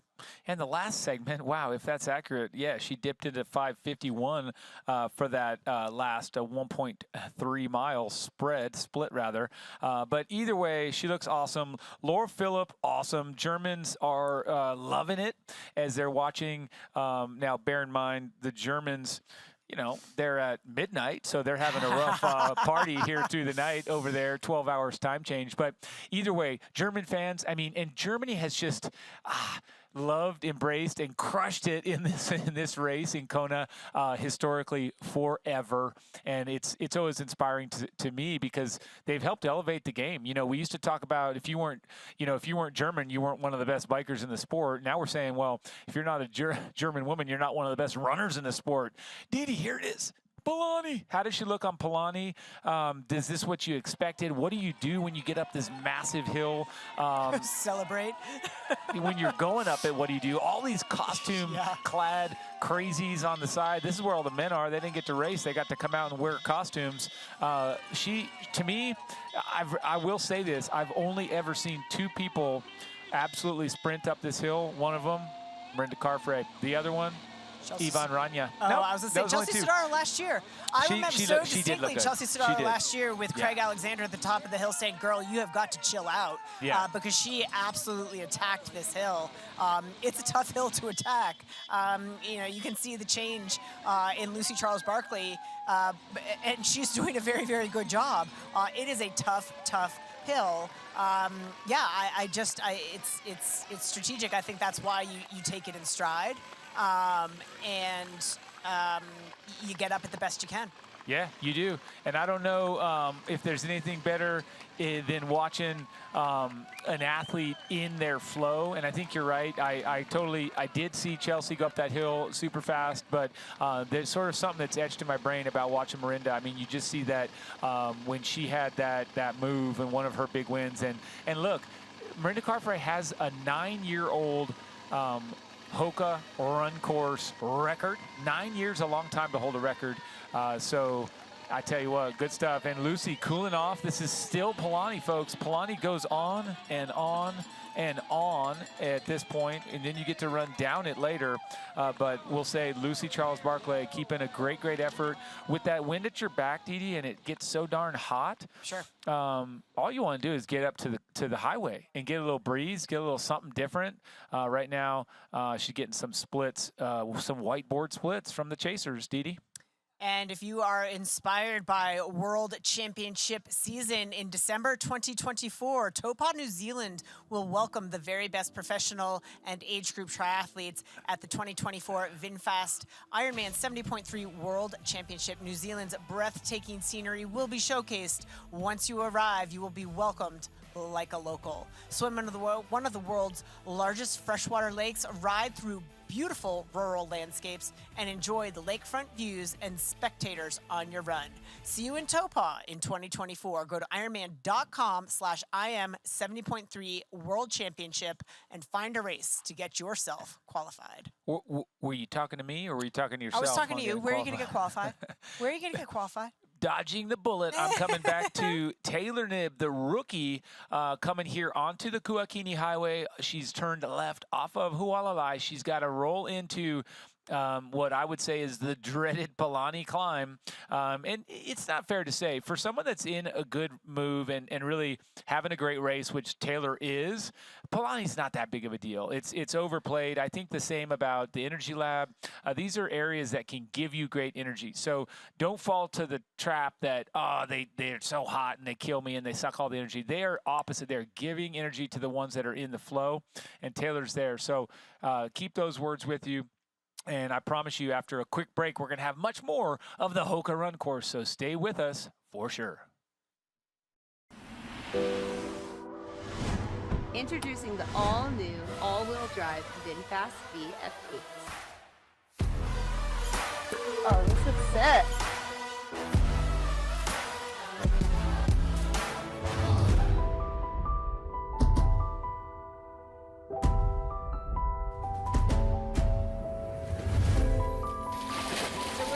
Next weekend.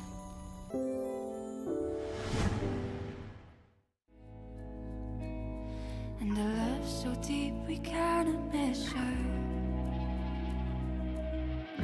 Ain't nobody loves me better. Makes me happy, makes me feel this way. Ain't nobody loves me better than you.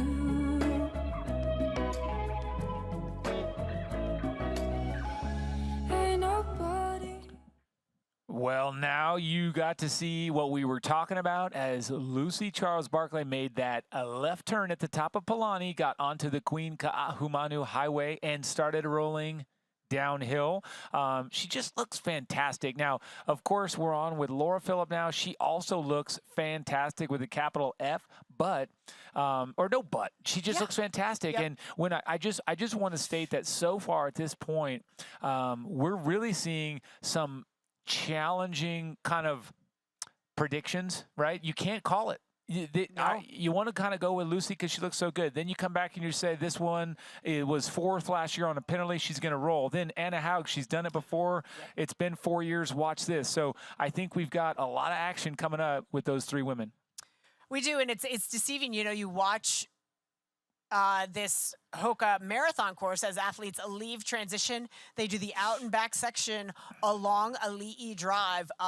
Lots of crowds out there making the athletes feel well supported. And of course, then they get to the hill at Palani. That's right. And then you navigate the rolling hills, a little steep sections, a triumphant return then along the highway and back to that downhill Palani and a triumphant finish on Ali'i Drive. A total elevation gain of 1,009 feet or 307 meters on that Hoka run course, Didi.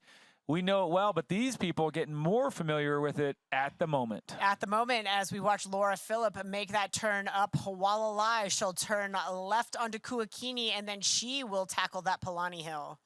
Whew, here it is, a great look, and you've got a ton of fans, a ton of spectators, a ton of cameras, and even some people trying to keep pace with Taylor Knibb. She's got that smile and some fist pumps as she rolls past. I have to say a little bit more of what you said, Didi.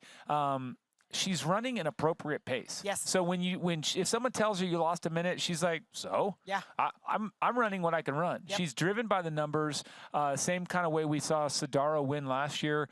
Follow the numbers. Don't even worry about the rest of the race yet. Battle later. You know, you can battle at a time when it's appropriate, but now just follow. Yeah, I really do think that, I mean, Taylor is very calculated in every single thing she does. And this is just another, I think, example of that. Yeah, very much possible. She did miss that basket. That I will hold that against her. But she's taken the appropriate moves here to tuck stuff into the kit. And everyone will remember that the rules state anything can and must be discarded at the aid stations. Otherwise, if you take anything up outside an aid station, of course, that's outside assistance. If you ditch anything outside an aid station on purpose or otherwise, that's, of course, littering. So we don't do either of those. Didi? Ironman is thankful for the support of our partners. We share common values as well. Hoka is the official running show and run course partner of the Ironman Global Series. Laura Siddle caught up with Erica Gabrielli, the Vice President of Global Marketing at Hoka, to discuss this historic week and time for women's triathlon. So it's an historic year for the sport of triathlon, and the first time that the men and women, the VinFast IRONMAN World Championships, have been at separate locations.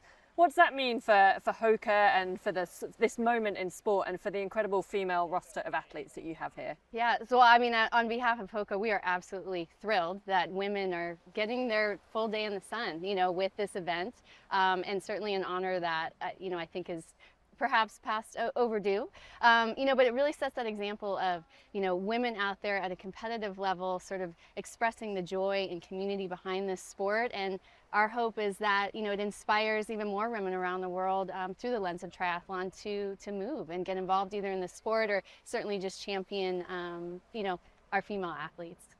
So how does Hoka support their athletes?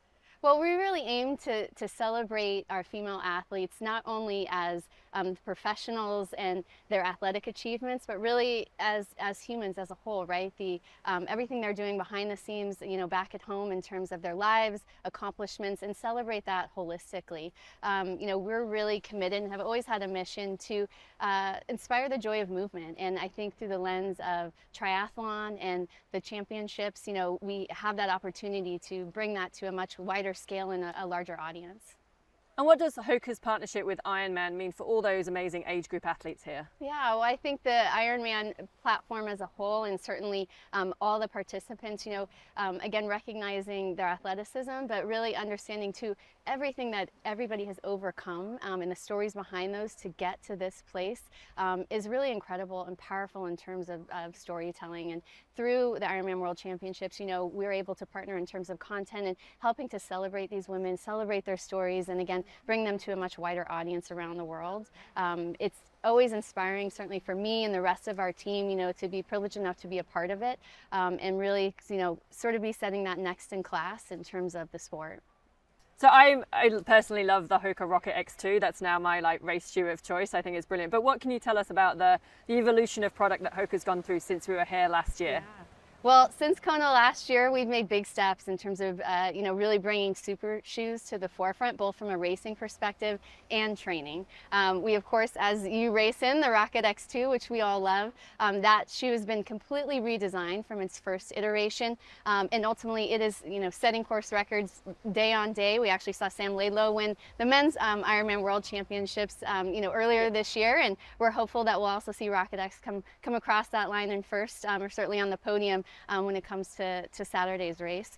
From a training perspective, our newest shoe to the line is the Mach X2.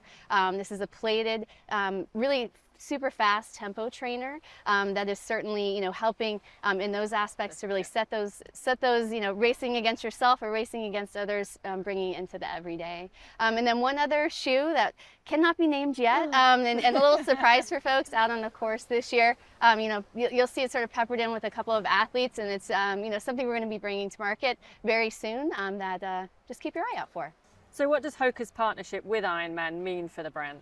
Well, we have partnered with Ironman for 8 incredible years, and it just kind of gets better and better each and every year. I think, again, really being here to support this community and, again, unlock those stories in terms of the adversity and what folks have overcome to get to this moment from start to finish line has just been so powerful and incredible. And, that's really sits at the heart of kind of our mission and I think shared values with the Ironman World Championships is to envelop and bring together community, celebrate the joy that comes around these events, even in those low times, right, on the race, and really understanding like all those hardships maybe that have come and intercepted there, but when everyone comes together, it truly is a celebration of movement, and we're so happy to be a partner and a part of it all.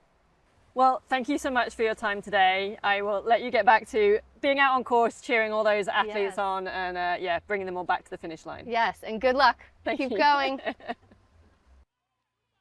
Here we are now on Polani, and this is Laura Phillip. It was back to Daniela Ryf. Wow, super fluid, super smooth, kind of classic Daniela Ryf style here, and coming in and saying, my last go on the island, my last attempt at Kona.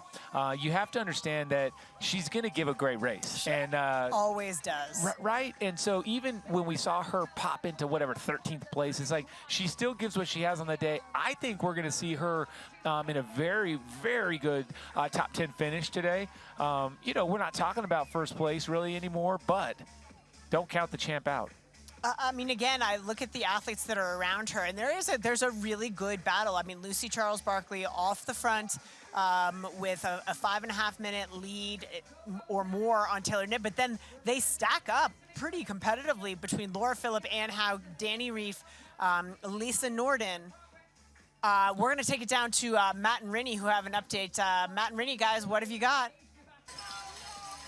Well, guys, we just saw Daniela Ryf run up. You can see her behind us run up this hill, and we had just missed Laura Phillip and Annie Haug. What did you see, Rinny? You've run up this hill pretty fast in the past.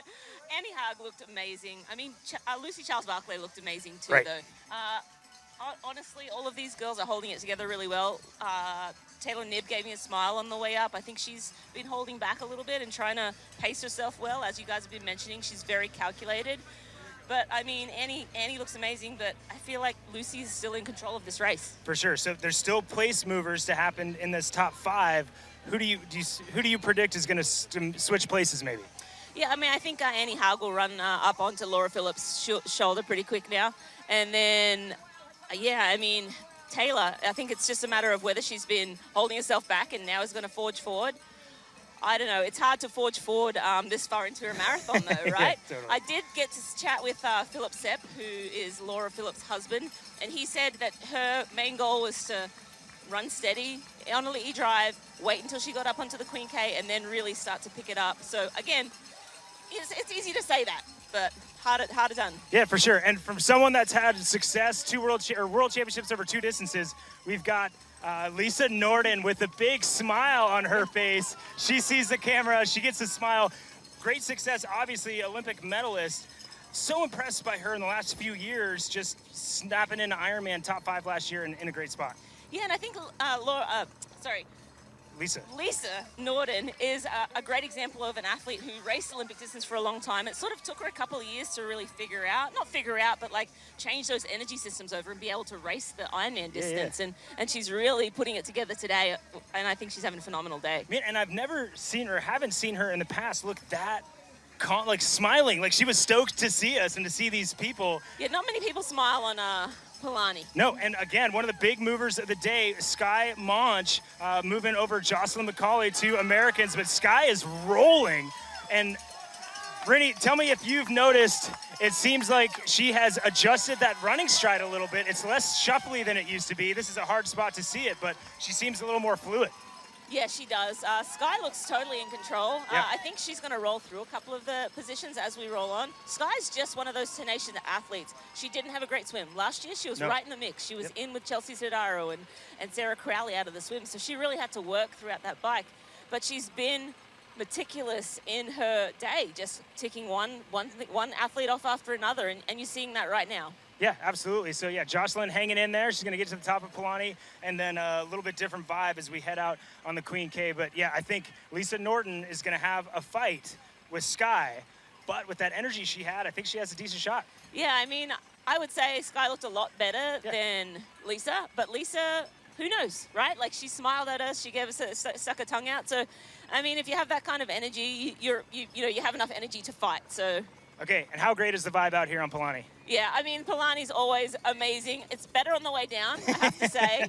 But on the way up, it's great to see people. Honestly, the athletes usually are pretty in the zone, just trying to like get through this section, collecting themselves before they get out into the lava fields. Absolutely. Well, a lot more racing to happen out in those lava fields before they get back to Polani on the way down. So I'm going to go catch up with those ladies, and we'll get some more from Rennie on course. Thanks, guys. Thank you both, and I find it really almost impossible that you're going to go catch those women, Matt, but good luck. I'm looking overhead now at Lucy Charles Barclay, and it is, to be certain, 6 minutes and 7 seconds at the last gap. So she continues to put time on Taylor Knibb. She went from 3:49 to 4:50 to 5:45, now 6:07, and Didi, she just looks flawless. She really does. I mean, she's pausing at aid stations, still running through them, but taking care of business at the aid stations, getting ice in all of the right places, and moving just incredibly well. Incredibly well, grabbing the cups that she needs, recognizing water in, recognizing water on, two valuable tactics, right? Cool the inside, cool the outside. Folks, I want you guys to have a chance to cool down the engine if you're overheating like we are. Edge of our seat racing action today. But for now, we're taking a quick break. We'll be back with the women on the highway in just a minute. You know, and we know. The thing about challenging yourself is you're always looking for what's next.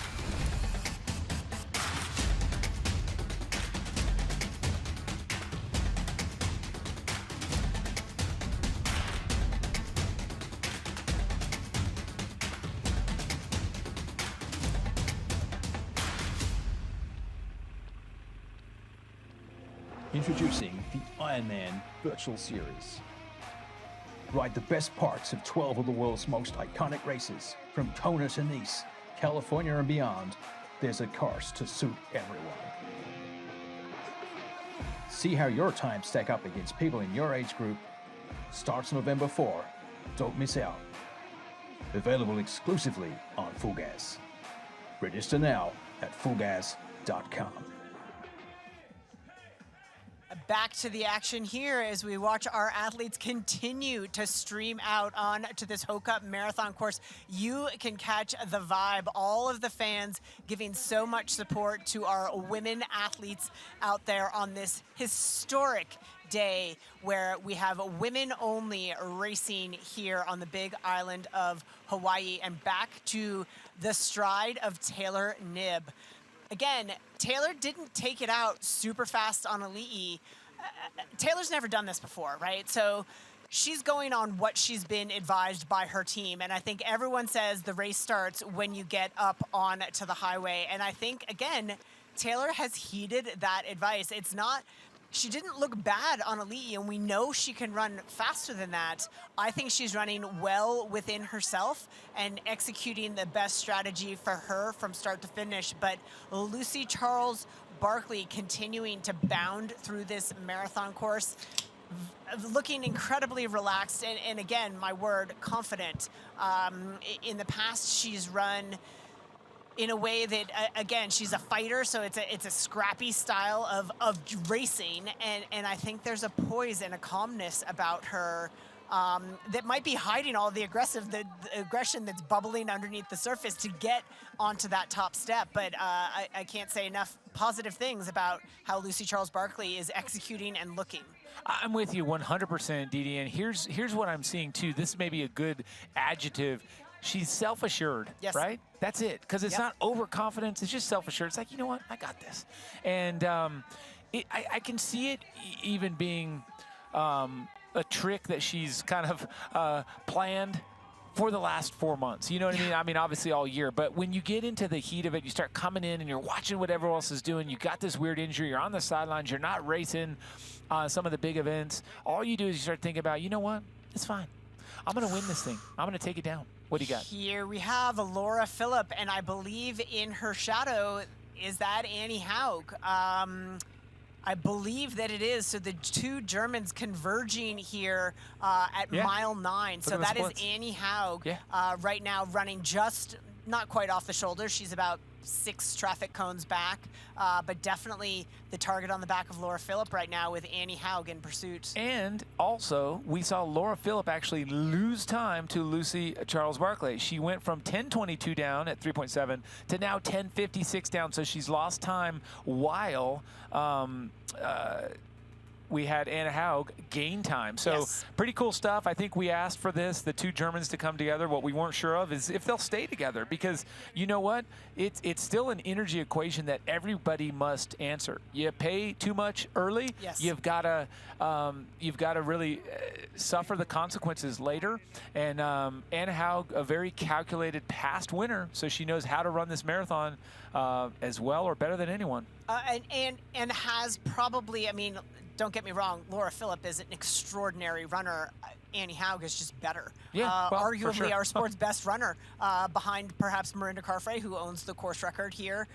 For now. For now. We'll see what happens at the end of the day. But I'm rooting for you, Rinny. But again, right now, our sport's best runner in Annie Haug, and just as a mention, that course record that Mirinda Carfrae owns, set back in 2014, 250.26. Yeah. She's run 250 twice. The first time she broke it in 2013 at 250.38. Then she bettered it a year later, notching it down to 250.26. Will we see a sub 250 marathon here today? I think we will, but here's what I'll say for Rinny. A, she's going to be cheering for these women to beat that record, because she is a woman who wants to see this level upped. She upped it, and now she wants to see someone else up it even further. So she's cheering for that course record to be broken. But the other thing is, and this one's what she can, not only has she held it, and it will always be a 3-time champion, but she ran that time before the super shoe. Oh, sure. And there's a piece of it that goes, hey, you know what could I have done if I had this technology? You know, it's back in the day in the swimming world, they put an asterisk when they had the super suits. Yeah. Then they went back to the pure textile suits, and it took a long time for those records to fall. So excellent point before the era of super shoes, which definitely helped. It took a while for Katie Ledecky to roll through every single record and crush them. So fun. Anyway, here we are on a great overhead shot that really shows two champions here, two superstars pushing their way towards the front of the race.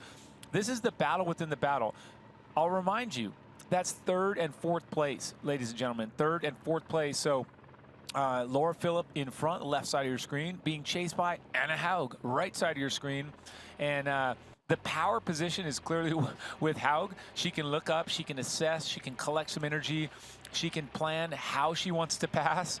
And on the other side, there's always a little piece of you as someone that's getting caught that thinks, okay, let's do some gamesmanship here. I know I feel bad. I've gotten caught. That doesn't feel good. Can I surge when she catches me? Can I tie it up with her? What can I do? What's the tactic? There might be a degree of caution from Annie Haug as well. Recall last year she made the attack up to Lucy Charles Barkley, got as close as this, and then couldn't shut it down. So perhaps lessons learned. She's being a little bit more poised in her attacks as she picks her competitors off one at a time. We don't know. We're speculating, but it's a great battle. I know that much. Well, it's tough because, you know what? We've seen that. We saw that with Rennie. She caught up to Leanna Cave, and we were just counting the seconds before she rolled by and took that, would have been 4th title. Didn't happen. Leanna Cave had a little bit better management of the fueling. Rennie had some downsides to her fueling strategy that day, accidental. But the point is, nothing is a foregone conclusion. This one looks like they're going to be shoulder to shoulder, and we have to also understand that these two know, as well as anyone, that the real racing is going to happen when they're heading back to town. Not the real racing, but the race-defining moments come in the last 6, 7, 8 miles. Not right now. No, absolutely not. As we check in on some of the splits and what's going on back at mile 9, Daniela Reef still holding on to 5th place with Lisa Norden about 2 minutes behind that. That's all the way back at mile 9. And then beyond that, Sky Monch still holding 7th place, still running incredibly well, looking very, very good. So we'll see how those splits continue to unfold as those athletes make their way through this long and somewhat lonely section along the highway. Look at that. Here it comes, folks. Anna Haug now shoulder to shoulder with her countrywoman, Laura Phillip. And Laura does nothing to surge or match the pace. I think as she slips in or tries to maybe slip in behind, she perhaps is having one of those lower energy moments, right? Where perhaps you need a Morton gel, perhaps it's just something you've got to deal with. If you're rooting for her and you're a fan of the Phillips, you can't worry just yet. I know she isn't, but often a pass like this, Dee, is forever in a race like this. Especially when you're being passed by an athlete the caliber of Annie Haug and her ability to run. Again, we've seen meltdowns before, so nothing is a foregone conclusion.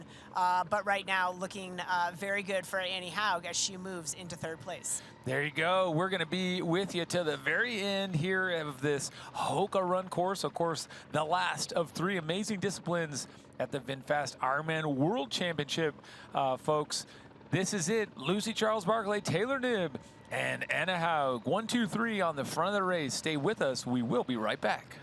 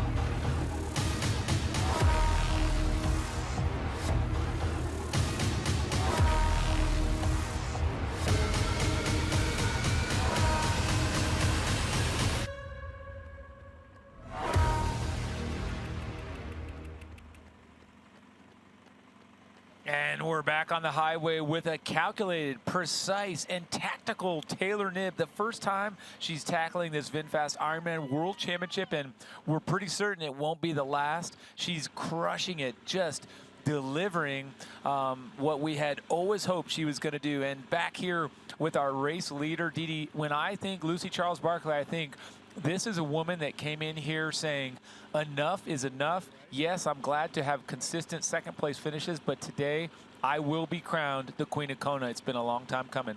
It has been a long time coming, but it's been, again, I say a source of confidence that I think she, I mean, obviously in quiet times there might be moments of doubt, but I think she was confident that it would happen someday. And someday. Today's the day. It looks like today could be the day. That's right. Let's get over to Matt Lieto on the highway. Matt, take it away. There you go, guys. Great shot here of Chelsea Sodaro running super well. She's running as fast as almost anybody in the field. I haven't seen the latest split, but she's right up there. So definitely passing a lot of athletes to move herself closer to that top 10 position. Word on course is, some of the prognosticators say if she holds this pace, she can move herself into top 5, and I believe it. She definitely has the motivation to do so. She wants to represent the hard work that she's put in, but more importantly, I shouldn't say more importantly, but importantly, she has the ability and the skill and, again, that hard work that has been put in. So Chelsea is cruising right now. And I do think she has more to give, so she's pacing it well. She's not going out too hot. She's at a pace that she can control, and then hopefully we all know if you can hold that pace the back half of the marathon, you have a pretty good shot. But right now, Chelsea Sodaro moving through the field.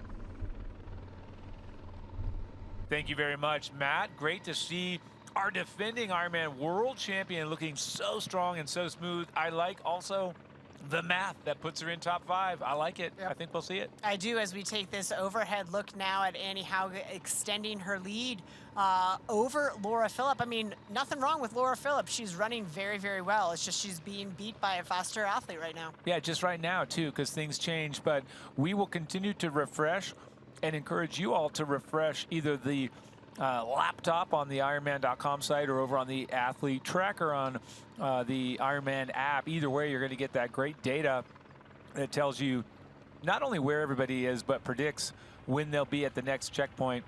But one of our first really good looks right into the grill of Anna Hauge. And you cannot say or find anything wrong with what you're seeing on camera right now. This is Ironman running to a perfect tee right there. Absolutely, and just the expression on her face, that is definitely not something you want to see in your rearview mirror coming at you.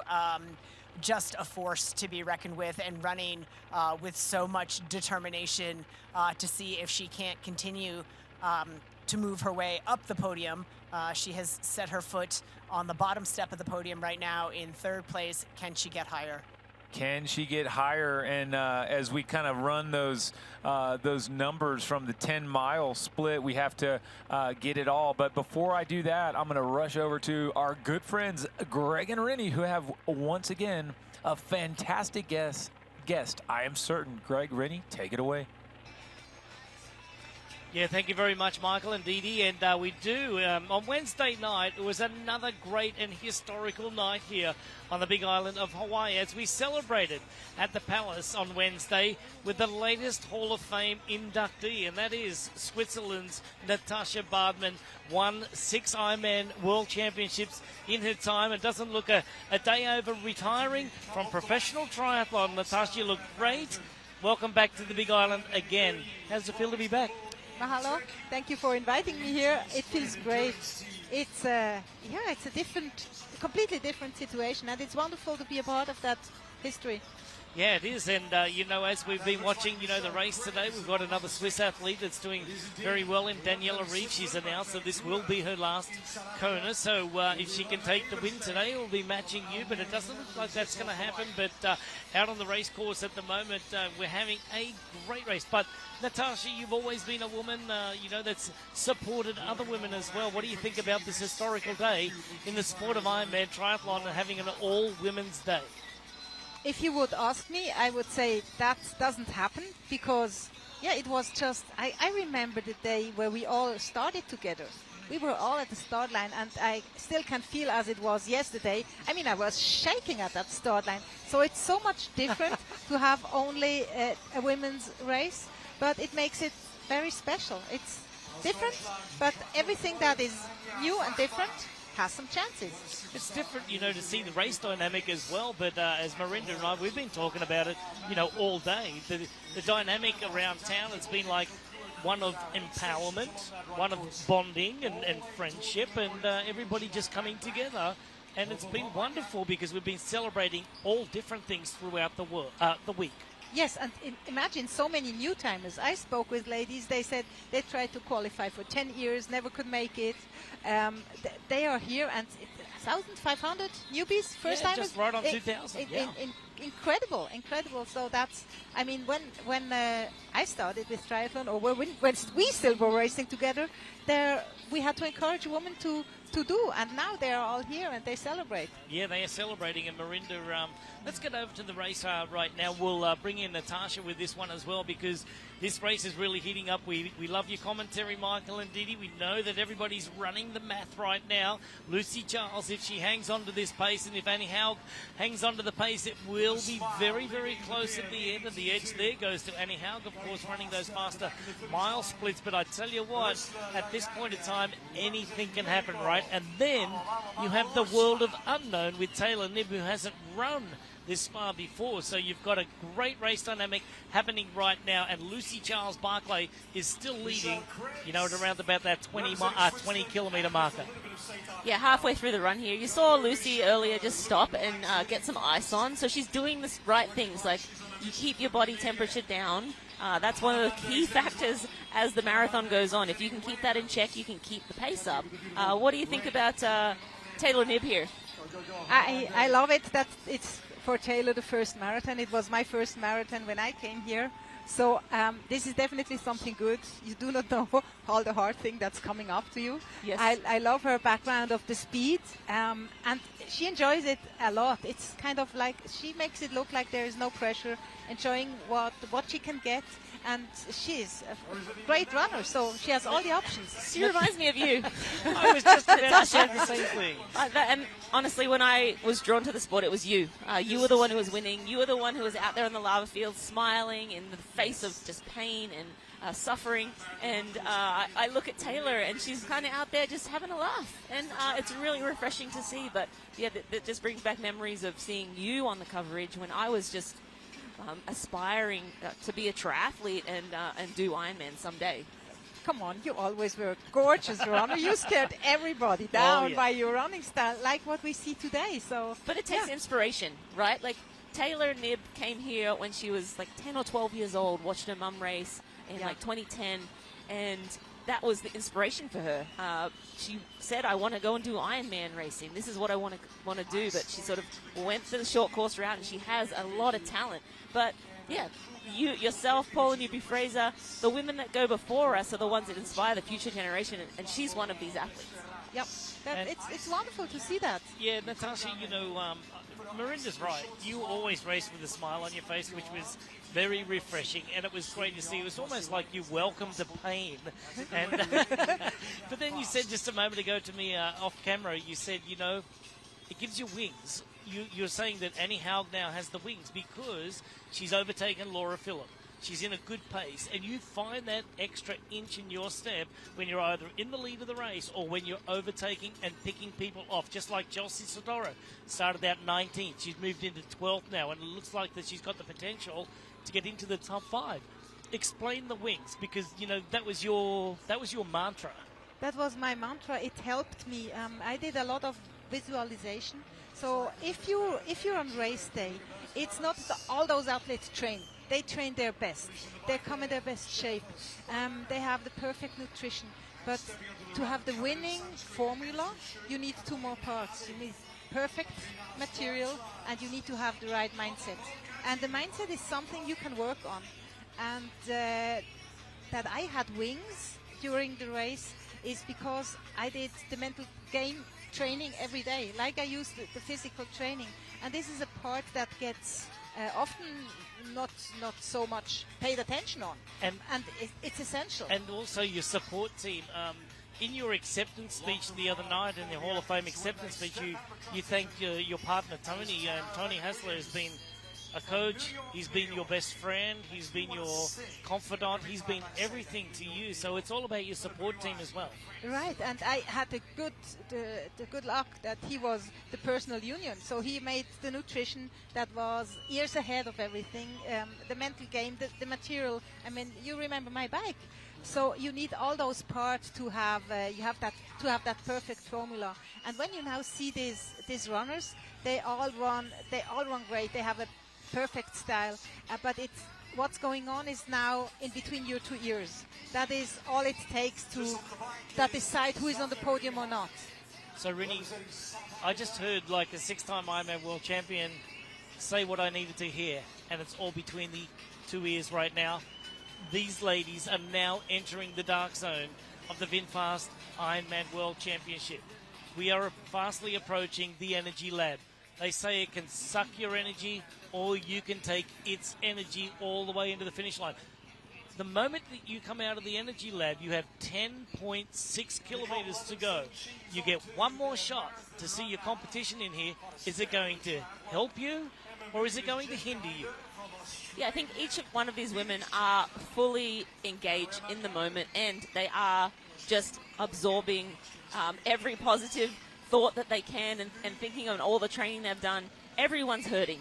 This stage of the race, the time's catching up, right? The bike, the swim, the half marathon, it's starting to catch up to you now. And this is where it's all about what's in between your ears and what's in your heart. And you have to have a little bit of magic, as Natasha said. Well, Taylor's been asking questions all day to the moto drivers, and there goes a few more questions at this point in time. It doesn't seem to me that Taylor's running out of energy, but she's running out of space if she wants to catch up and win this race. Look, if she does win the race, that's going to be an incredible day for a 25-year-old woman, but she's got a lot of competition. Lucy is running a fantastic and very controlled race after a strong bike. She had to do it all of herself. All the pressure on Lucy. Annie Howe, coming from behind there, had Laura Phillip and others, to chase on the bike. And now she's gone into that third position and now running on energy and building momentum. Natasha, you always had the fastest bike ride in your day. How was it for you to get out onto the marathon and keep everything together? So, very good question. You want to know some secrets, huh? Yes. Yep. Well, last time I checked, you were retired. Spill the beans. So it's important that you know your skills, that you know that you're capable to run fast, and I think all these athletes have it. I'm very impressed about Laura Phillip.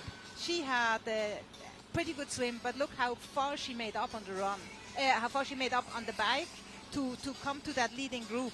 And she is an impressive runner. I think we have not seen all.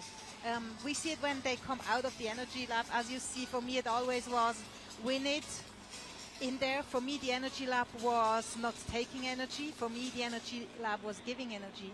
And as Rini said before, it always was that exchange of give and get. I think part of my soul is out there.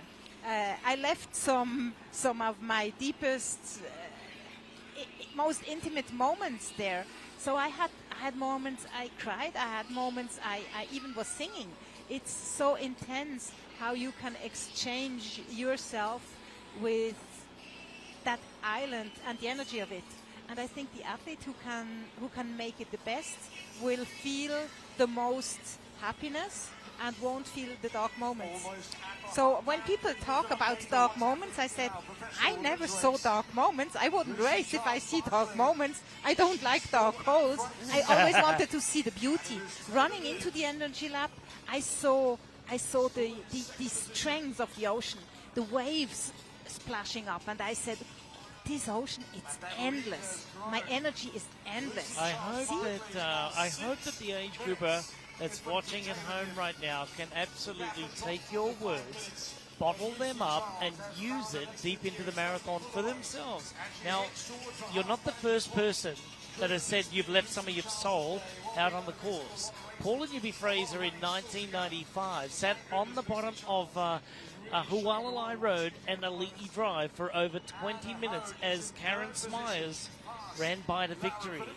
Paula said that she lost part of her soul to the course that day. She came back, won one more time, and then went into retirement. So this place is draining. However, if you take it the right way, you can run with that energy. Right, and then you definitely have the wings. But it's that spot that you do not get in. I think you agree. You're not in that spot every day. You're not in that spot every training. But if you achieve to be there at race day, it's just magic. You feel like it's never-ending energy. Of course, you need the right nutrition and everything, but it's like that energy space. Yeah, I was just going to say, I think to get there, you have to have that mental preparation all year long. And I think the athlete that has the best mental preparation is the one that can get to that place where they can appreciate the energy. They can go into the energy lab and say, I'm going to gain energy from this energy lab. I'm not going to let it take the energy away from me. So you said it beautifully, Natasha. You always race so beautifully, and we loved watching you. Thank you. Thank you, Natasha, joining us here. Natasha Bardman, the 6-time Ironman World Champion and the latest Hall of Fame inductee into the Ironman Hall of Fame. Well, on this historical day, this is Annie Howe. Can she run off to victory, or will it be another historical day, and this time for Lucy Charles-Barclay and taking the tape? We're halfway in the run. We're going to throw it back to the studio. Michael, Didi. Thank you so much to all three of you. Wow, great insight and great commentary from the inimitable Natasha Badman. Wow, I mean, and it really was cutting edge. The stuff she did was a decade and a half or more, 2 decades in front of her time. Yeah. I mean, everything. The innovation, you mentioned it, from the equipment to, and even her attitude was just sort of next level. The fact that she was able to turn the energy lab, which we all thought is such a place of doomsday, into such a place of positivity. And she used to say, oh, I can see the dolphins and the birds, and we're all like, what are you talking about? But it's taken a while to come around to that way of thinking and the positivity and finding the inspiration sometimes in the dark moments. I fall in the line a little bit with Rennie, where she was inspiring leading edge, where my takeaway whenever I saw her race was, that's how you do it. The same as Greg. Greg had a happy-go-lucky approach throughout his career, and he won this race doing so. Let's see who does it today. Come back with us. This is just a quick break. Whoa!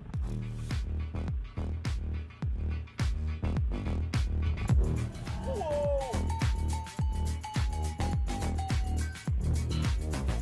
Whoa!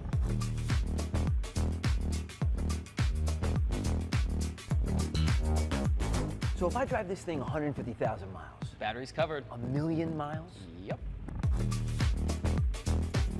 Whoa.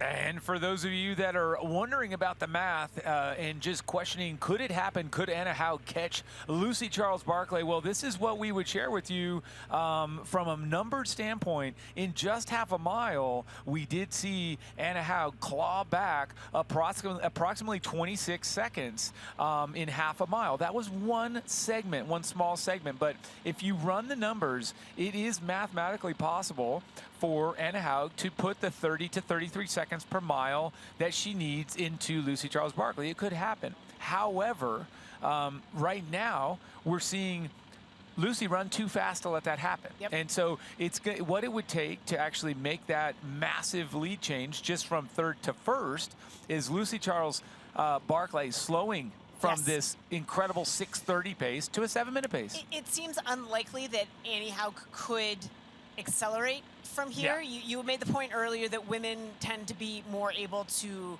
have the possibility to negative split the marathon. It seems unlikely that Annie Howe is going to accelerate much from here. What Lucy Charles-Barclay needs to tell herself right now is, you do not have to run any faster than this. Just hold it. You do not have to run any faster than this. Don't try for heroics at this point. Don't try to pick up the pace. Just keep doing what you're doing. And actually, just as we say that, it's the first time that I saw a little bit of a limp, a little bit of a imbalance. But we're going to zip over to the man, Matt Lieto, who wants to share something with us. Matt, let's hear it. Hey, we're here with Taylor Knibb.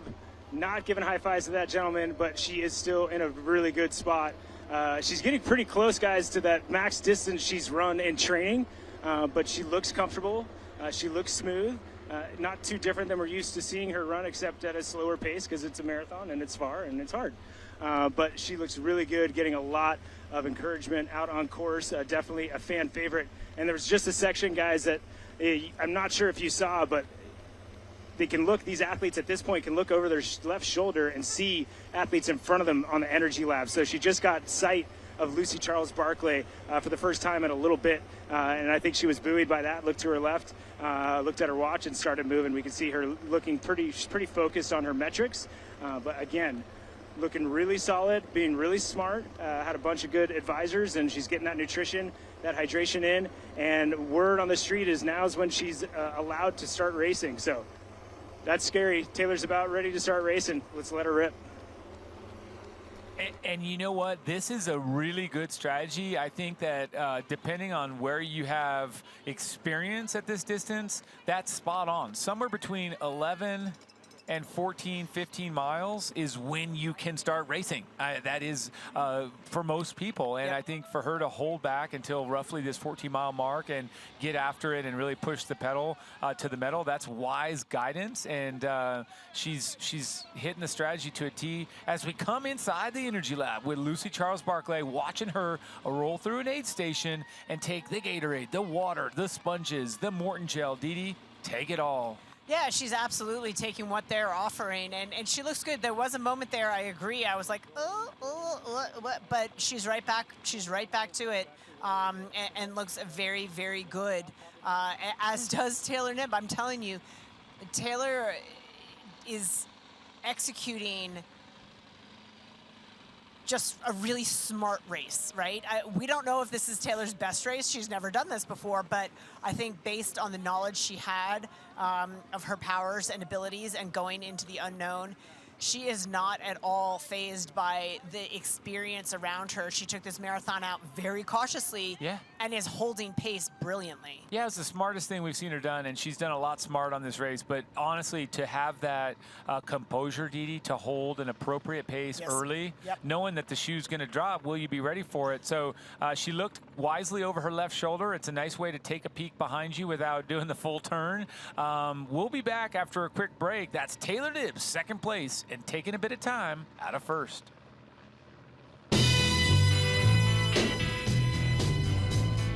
Open up the sky, 'cause I'm coming up to you. So send down your wings and let them bring me to you. You know I'm standing at the station, ready to go. Oh, big old aeroplane, I'm trusting your soul. Get on up, big bird. Malama is to cherish and protect the reefs, the fish, the birds, the winds, and the land.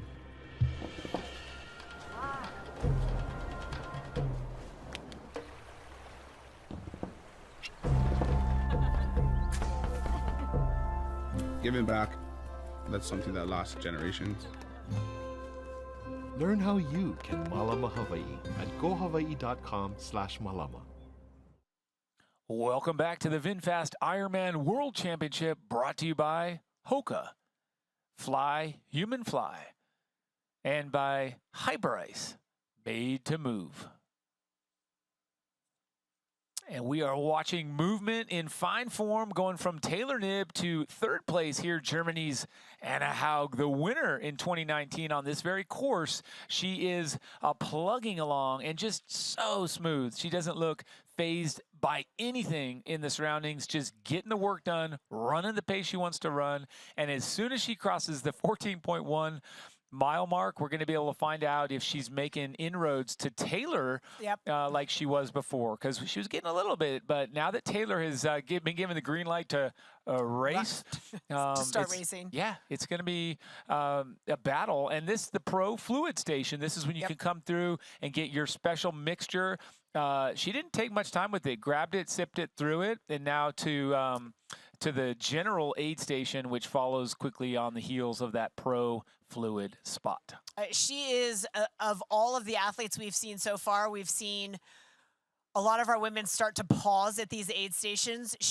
Annie Haug is running through aid stations as if her hair is on fire. Yeah. Getting the aid, so she's not neglecting the aid, but she is still running with incredible purpose and not taking extra time.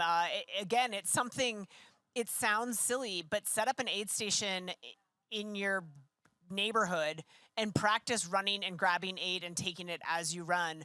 The more efficient you can be through there. I mean, Annie's picking up a couple of seconds here and there by not stalling out at the aid stations. Really important to get the aid. Do not neglect that. Do not mistake what I'm saying. But how quickly Annie is making her way through those aid stations is giving seconds here and there, and that's exactly what she needs. And through that last segment, again, Michael, another pace-wise 25 seconds per mile, Annie Haug outrunning Lucy Charles Barkley. Is it enough? Okay, and let's jump right over to Matt again. Matt, what have you got? Take it away. Yeah, guys, we're here with Lucy Charles Barkley, and she's in that lower section of the Energy Lab. You know, she's about to kind of veer right into this long out and back that we've heard so much about. And again, that Energy Lab, I've heard Michael talk to it. You can gain from it, you can get from it, or you can suffer from the energy out here. But Lucy Charles Barkley doing a great job holding that pace, holding that effort, and having a very, very smooth run as so right now she's looking to that turnaround. We can see aid stations to her left, getting supported by these folks that are out here volunteering. And she's going to get all the way, you can't really see where she turns around, but she's going to turn around, come back. And this is kind of where the athlete that's in the front sees if the work has paid off or not. So she's going to see how far that gap is to Taylor Knibb. And no doubt on that section I was speaking of earlier, she looked to her left to see how far up Taylor was. But these athletes get to look at each other. They get to have a little bit of a face-off to show who can prove who looks the best. You know, it's a poker match. They might be hiding something, but this is kind of what it's all for here. As we see Lucy Charles Barkley going for that Red Bull. She goes, grabs that, puts it in, and is continuing to run here. Again, cannot see quite the turnaround yet, but running very, very, very smooth is Lucy Charles Barkley. And she's, last time I checked, about 6 minutes. So she's in a great spot, and this is not where this is the spot where you got to make sure you keep hydrating, doing all the nutrition, all the things right, because you still have 10K back into town when you get up out of the Energy Lab, and it is hot in here. Tailwind on this climb coming out of the Energy Lab absolutely brutalizes you, gets super, super hot. So this is a tough section, and Lucy Charles Barkley is playing it very, very well. Thank you so much, Matt. And you would say it was hot on any occasion down there in Energy Lab, but that's why we love you, giving it to us straight. Taylor Knibb just executing, and we have to talk about this from a rookie that is very well guided. We are seeing excellent work. We are seeing just picture-perfect form. She's adjusting. She's essentially driving forward with exactly what she's told to do, fuel, drink, cool off, run, and have the race. I really enjoy this, and it's fun. She's a really refreshing figure in our sport. Well, just an enthusiastic student of the sport. I think so many athletes come in and they're like, oh, I got this. Like, look at how talented I am. Even though I've never done this race before, but she really studies. She studies every aspect. She's a professional who reads the athlete guide. Yeah. Every detail, absorbing it, taking it in. No detail is left to chance. So if you want to run the numbers, I've just done them. Let's check the math. At this point now, that necessary per mile difference has grown. So if Lucy Charles has now the luxury of holding 42 seconds per mile over Anna Haug. What I mean is that we would have to see that delta go crazy, that change rate go crazy, because with 12 miles to go, in each of those 12 miles, Lucy would have to be 42 seconds per mile better just to catch her. And that's good. Looking at Lucy Charles Barkley running right now, Yeah. there is no danger of that happening, certainly anytime soon. Tell me about the jock math between Taylor Knibb and Annie Haug. Yeah, so that one I hadn't calculated, but I will, because it's not too hard at this point. We're talking about 2 minutes and and 38 seconds. So I'm going to come back to you with that as we look at just a signature spot of this course. Taylor Knibb, never having been here before, rolling in to what will be a right turn, and then she gets to punch her way out to the turnaround there at the end of the Energy Lab. But you know what, Taylor, she just continues to impress. This is kind of a fun spot. You hit that 15-mile mark. You know, she's nowhere near her long run point yet, Yep. so you've got that going for her. But it's really just a spot, I think, where if you've been told to race late in the game, this is it. This is no holds barred. Do what you need to do. And she's doing it. I'll say it again, very, very calculated in her approach to this entire event. From the fact that this has been in the plans since the start of the year with foot surgery. This has been in the plans. Things had to line up, and as they did, and now she finds herself in second place. Unlikely that she is going to catch Lucy Charles Barkley. Possible that she could get caught by Annie Haug, but on debut for an athlete who is excellent at the Olympic distance, securing her spot for the Olympics for the U.S. team in Paris 2024, winning the Ironman 70.3 World Championship in Lochte. Domination across multiple distances like that is unheard of in this day and age. Taylor Knibb has a 13-second per mile cushion, so she can afford to lose 13 seconds each mile to Laura Philipp to Anna Haug. Otherwise said, Anna has to run 13 seconds per mile faster over the next 12 miles, 11 now, to catch up to Terrell. Not to get past her, but to catch up to. So a 13-second delta versus our 42-second delta for Lucy to Anna. So that's the jock math, and here's what we're saying. It's possible, and here's why. It's Ironman.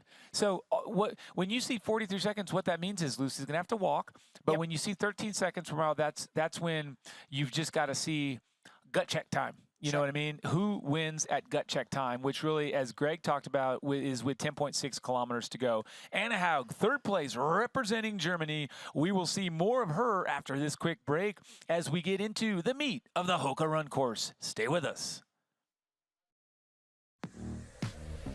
Whoa!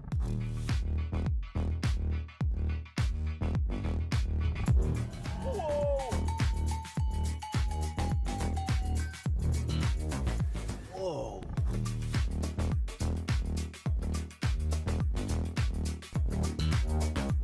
So if I drive this thing 150,000 miles. Battery's covered. 1,000,000 miles? Yep. Whoa.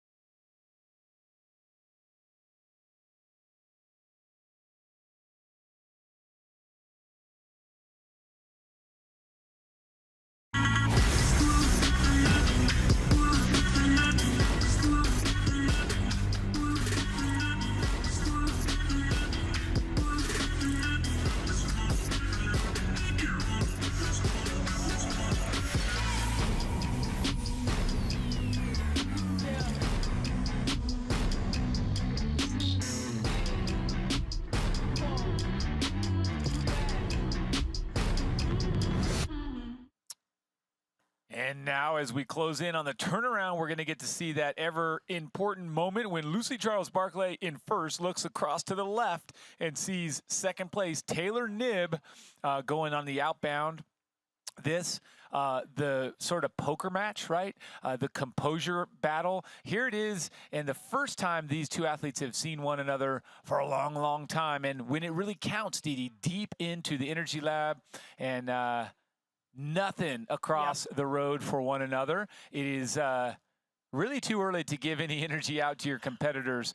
But I think what Lucy Charles has on the brain, and it's creeping to the front, is when will I see Haug? When will I see Haug? Where is Philip? Where are these others? Where is Haug? Where is Philip? Then as soon as you can see that, or where's Reef? Because let's be fair, you don't win 4 times, with a bad run. No, absolutely, and you're watching again. It's not going to happen for Daniela to get to 6th time, but we did have a chance to talk to Daniela about this race, the attempt for the 6th time, her legacy in the sport, in a fighting chance. Let's see. Let's catch up with Daniela Reef.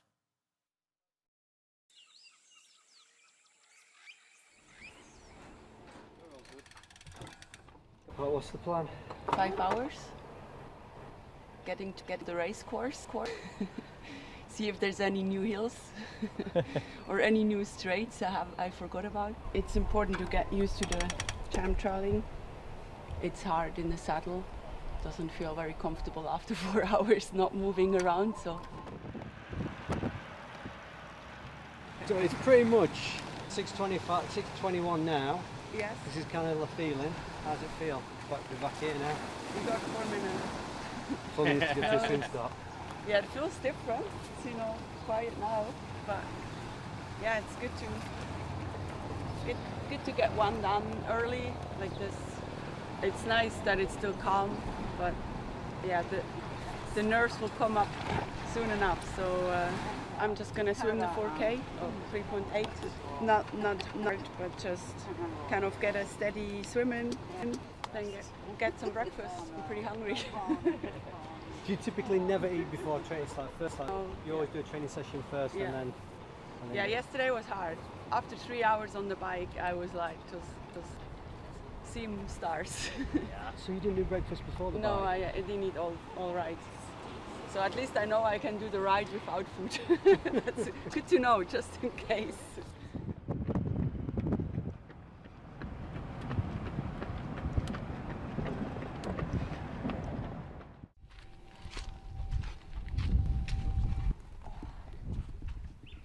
So would you usually train down here? No, never. Is this the first time you'd have done this? Well, I know that place well from races, and as soon as you're like on a course from the race, I'm in race mode. Like I really think of everything in the race, even though it doesn't have to be hard. But you're running on the course and you're thinking about. That's how I do it. I always think on the race, and how just getting ready for hell. Because we're here in paradise, but what we actually do is we get ready for hell. It's going to be a painful race, and why I also like to train on my own for that, because you're really stuck with your thoughts. Where in racing it's the same. Like on a ride like yesterday, where I felt pretty bad and like bad in the saddle, you're just thinking, how is it going to be if you feel like that in a race? And that climate, the humidity is just going to take it out of you.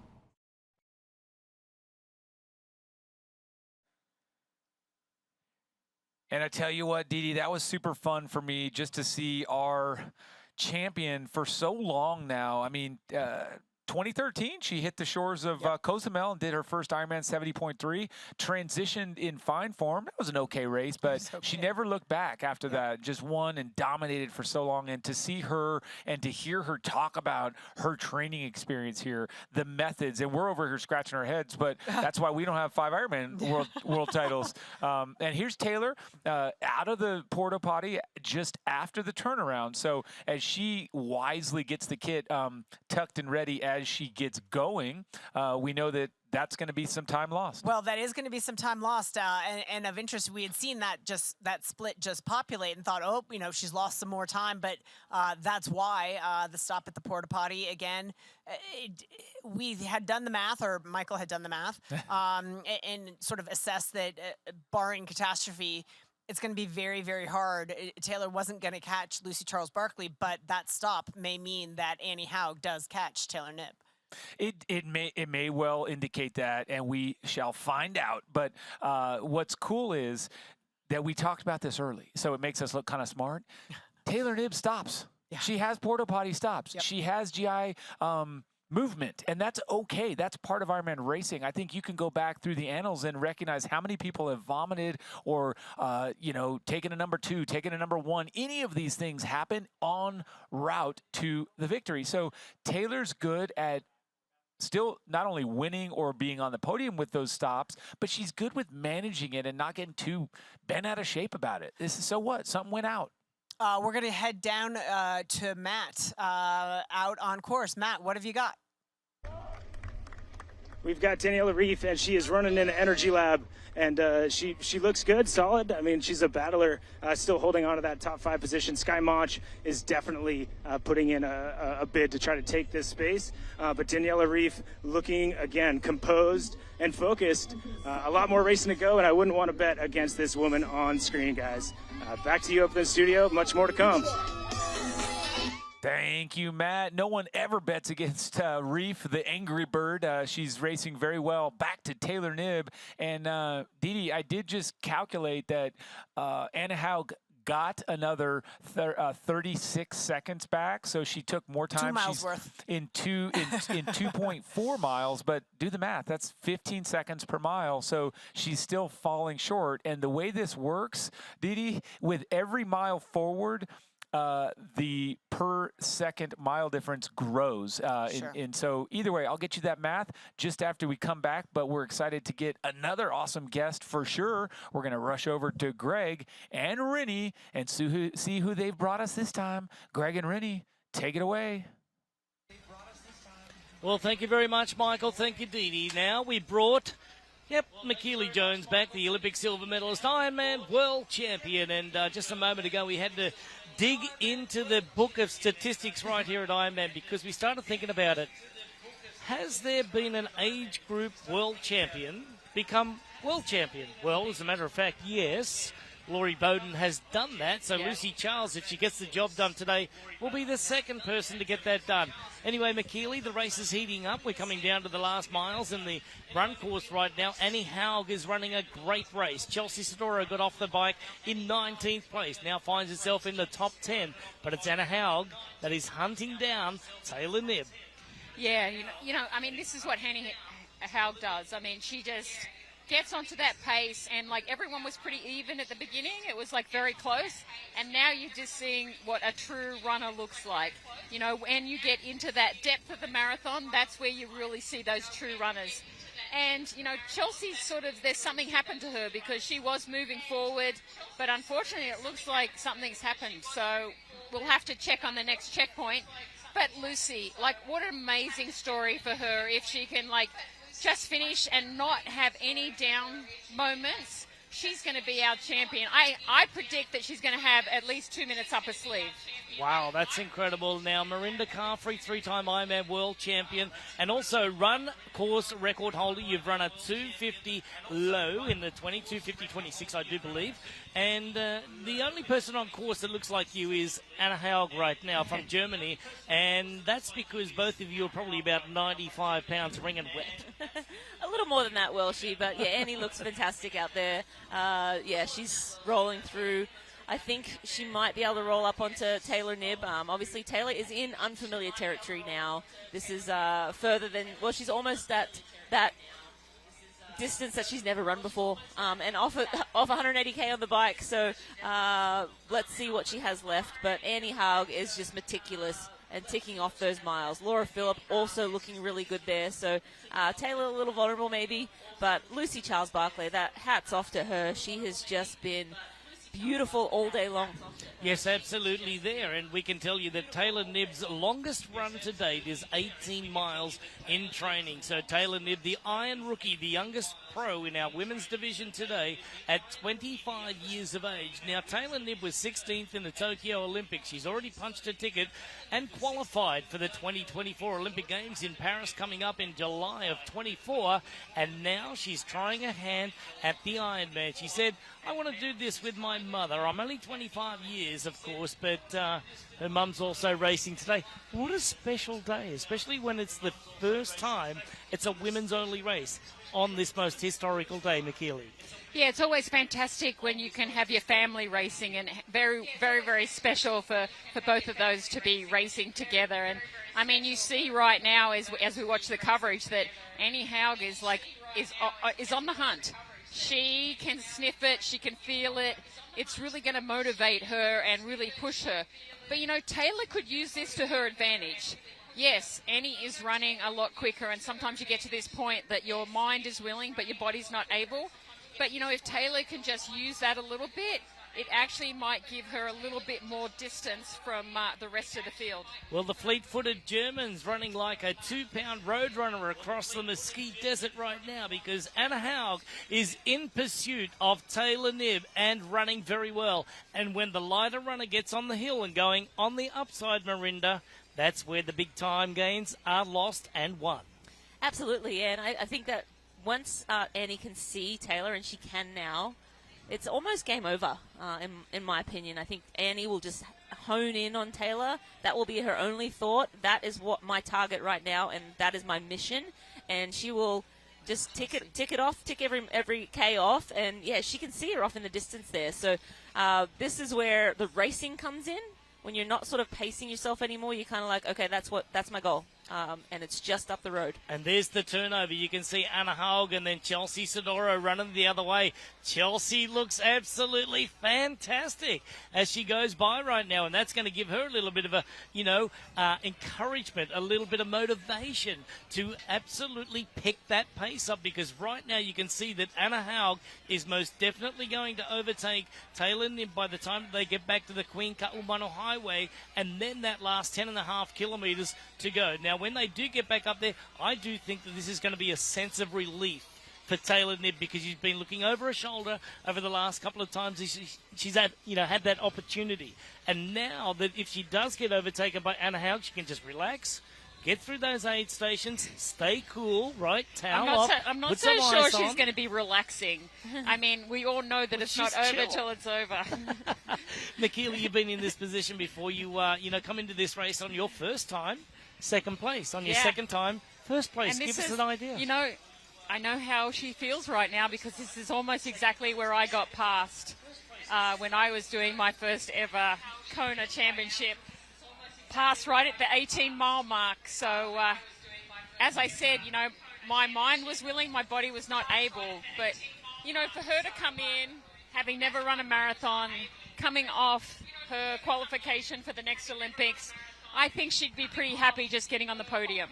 Yeah, I think I want to remember back when Marinda Carfrey was racing alongside of Leander Cave this one year, and Marinda was the closest that she had ever been off the bike to the lead. And Marinda, I saw you running out there looking beautiful as you went up Polani. You got out onto the Queen Ka'umana Highway. You started digging into Leander's lead there, and it just broke down little bit by bit. How is the pressure out at this very point? Yeah, I mean, nutrition is so important, and in that year, that was 2012 when Leander won that world title, and I was within striking distance, and I actually ran up onto Leander's shoulder that day, and then the wheels came off. I did not look after myself well enough on the bike nutritionally, and it showed, and I paid the price. I ended up third place, but Taylor Nibb here holding her own. I mean, this is an admirable finish. The first time ever racing here in Kona. If she can stay on the podium, I think she'll be really happy. She's sort of said, I want to come back here in 2025, but I wanted to come here this year and see what it's all about. Test it out and then I'll know what to expect and I can prepare properly in 2025. This is the point of the race where nutrition becomes very, very important, as we see Anna Haug now. She is the hunter coming up onto Taylor Knibb, and where we would almost imagine that you have to start counting those calories, counting the sugar intake, you count those carbs and want to get it all in. Gatorade Endurance Formula has been formulated around this race, which gives you the energy. It allows you to stay on top of your sodium. It allows you to stay on top of your electrolytes. They have refined this drink especially for this race. All right, so Anna Haug at this point here, she is now catching up and running up onto the back of Taylor Knibb from the USA. And McKeely, I would say this is good as done. Yeah, Greg, and I think it's important to address like technology right now, since we're on the Hoka run course. With the new technology and the carbon-plated shoes and the foam, the legs aren't going to get as beat up as they would, say, when we were racing. You know, it's significant because at this point in the race, normally you get a little bit of that muscle fiber breakdown, and now with these new shoes, it doesn't happen as much. So even though they are fatiguing out, they're just not experiencing that same level of muscle fatigue that we used to feel. And that's why, you know, these athletes can back up the training and be able to race at these speeds, because day in and day out, they're recovering faster, they're also running faster. And that's significant when you are trying to push the limits, because now you have an ability to push and go faster without doing the damage on your system. Rennie, the shoulders are dropping and rocking around right now for Taylor Knibb.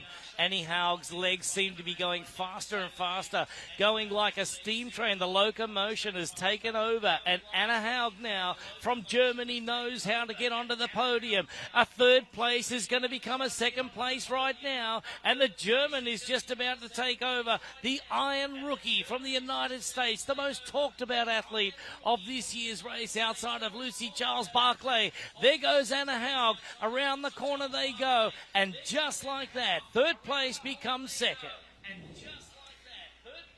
Well, not quite, Greg, but we're right there. I'm an anticipator there, Rennie.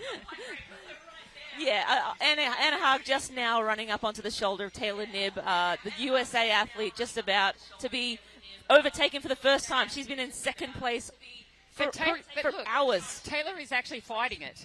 She's actually, did pick up a little bit of pace as they came down that U-turn. So, you know, Taylor doesn't look as smooth. Obviously, we know Annie is running so much quicker. So it'll be interesting to see what actually Taylor does as she come up, if she's going to be able to go. There's no exchange there's from nothing. Annie. And Annie normally does give all of the athletes a little bit of encouragement as she goes by. Today, she's all business. She's like, move aside, rookie. This is my race. I've won this one before. You just sit back there and see how it's done. Well, you know, she's still on the hunt. I mean, there's no way that Annie's going to give up at all until she gets to cross that finish line. She's now focused on trying to get Lucy, who's leading right now. And, you know, Lucy's not going to know what's happening behind, because she's still she's like about 6 minutes still in the lead. So I think for Annie, she knows anything can happen. We've seen it year after year after year. Remember the year that Paula Newby-Fraser was almost at the finish. She'd come down Polani, and she'll tell you, she got a little bit cocky, and she didn't take enough nutrition in, and the race was over, and she lost the lead. So it's like we all know how important that nutrition component is right now. All right, so Annie Haug now has moved into second place at the VinFast Ironman World Championship. As we throw it back to the studio, and not too far to go, we are closing in on the finish line here, Michael and Dee Dee. What a race.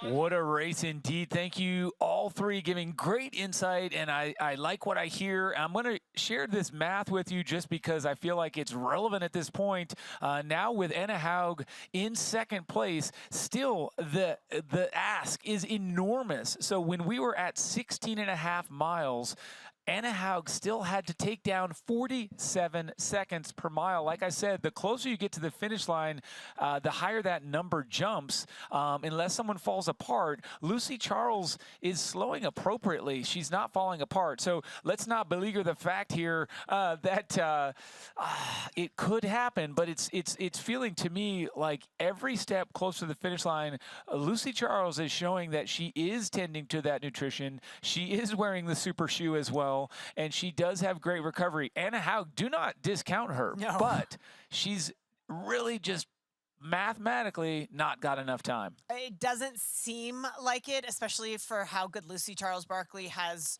looked in this marathon and continues to look as we head into a quick break. Doesn't seem likely, but Annie Haug, she's sure going to try. And she's getting some yells from the outbound traffic. Folks, stay with us. We'll be back on the highway after this quick break.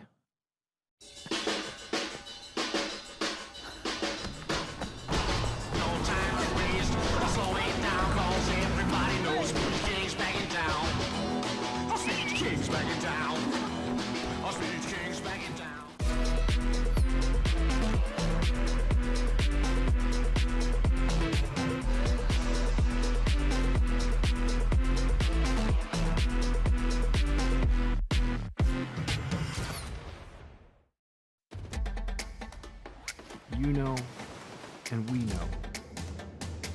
The thing about challenging yourself is, you're always looking for what's next.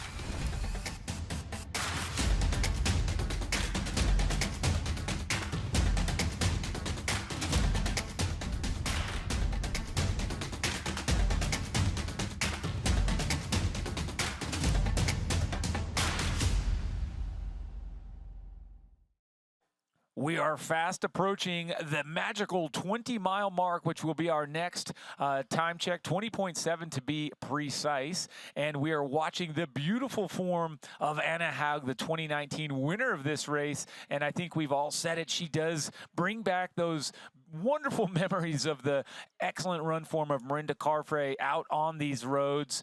And she's definitely carrying the mantle well, Didi, as this incredible top-notch best runner in our sport. And I liked also what Rennie said. Look, she basically told Taylor, watch me. This is how it's done. Yeah. You want to win this race, this is what you got to do. And I think Taylor took notes because Taylor will be back also. I was going to say, Taylor's going to be back. I mean, on debut, a podium spot is particularly given the other things going on in Taylor's life right now, like, I don't know, making the Olympic team and winning the 70.3 World Championship as well. Yeah, I mean, full credit to her, had the potential to win it. It's not going to happen. We're going to throw it down to our man on the street, Matt Lieto. Matt, what do you got? Didi, appreciate it. I'm here with Reese Barkley, husband of the woman in the lead. It's got some nerves. How are you feeling, buddy? Yeah, really nervous. Obviously, just seen her go past. She's got about 10K to go, so daring to dream, but not just yet. I'll get excited hopefully soon. And we heard that her Achilles was bugging her a little bit, which you weren't expecting? No, I wasn't expecting that. I think about 2 miles into the run, she said her Achilles. I didn't really get much more information other than that. So obviously when she says that, your heart sinks a little bit, but she seems to be holding strong and just hope she can get to the finish line. She deserves it. She absolutely does. My hope is that you can get to the finish line without throwing up, because I can feel that in you. But guys, she's still crushing it. Achilles a little bit sore, but she's record pace. It sounds like pretty close. Much more. But let's get back to you guys in the studio for all those details. So everybody can breathe easy. You do see a little bit of a limp. Okay, so maybe the Achilles is bugging her, but here's what's in her favor still. Now it is 1 minute and 8 seconds per mile that she could afford to lose to tie the race. So let's put it that other direction. Anna Haug now has to take 1 minute and 8 seconds in every mile over the next 6.3 miles to win. Now, on the road, she's past that, folks. They have less than 6 miles to run, but we go from the last split. So I just want that to be clear. When you are a math man here or a math woman on the jock math, look, it's a big, big ask. It's a huge ask, especially considering, I mean, if her husband is reporting that it's been bugging her since mile 3. Exactly. She's I coping. think she's going to, like, I don't mean to be dismissive. I'm very sensitive to Achilles issues. They're debilitating. They're terrible. But if it's been bugging her for this long, I think she can make it another 10K. She's not showing signs. There was a little limp there on and off, but you wouldn't know it based on how she's running. Yeah, the form's not even. Hey, so she's got that. And you know when that's going to hurt? Dance party tomorrow. I was saying tomorrow night it's going to hurt. Dance party tomorrow, getting to the award ceremony tomorrow. But and I don't discount it either. This is great insight, and it's fun to see a teammate, husband, and really one of the driving forces behind Lucy's success. But right now, we're watching the leader of the race has been running wire to wire. Stay with us. For 12 years, for 4,383 sunrises, across millions of mornings, we've been working to make one thing better. This, AG1, is foundational nutrition, a science-driven formulation to support whole body, brain, and gut health with just one of these, or one of these, once a day. Welcome to foundational nutrition. Welcome to AG1. Start at drinkag1.com. And a love so deep we cannot measure. Ain't nobody loves me better. Makes me happy, makes me feel this way. Ain't nobody loves me better than you.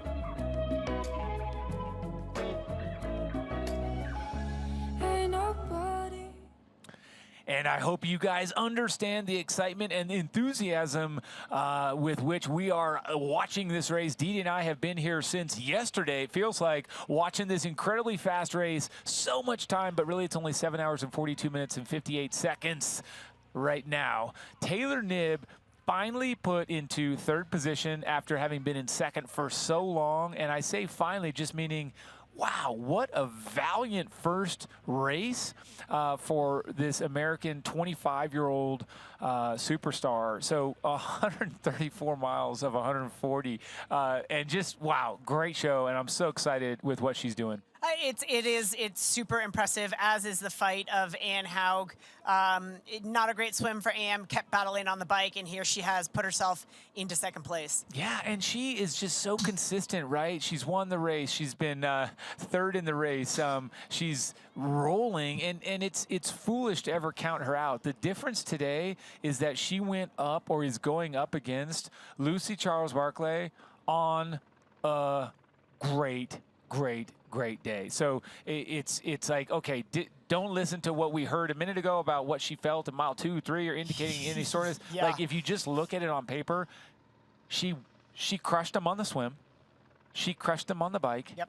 And now she's running an exceptional marathon, and she's on course record pace. A course record pace, which for her is extraordinary because, you know, where she's fallen short of winning the past, 4 times she's been in second, has been on the marathon. She just hasn't had the strength in the marathon to hold off the likes of a 250 marathoner, and now today she is.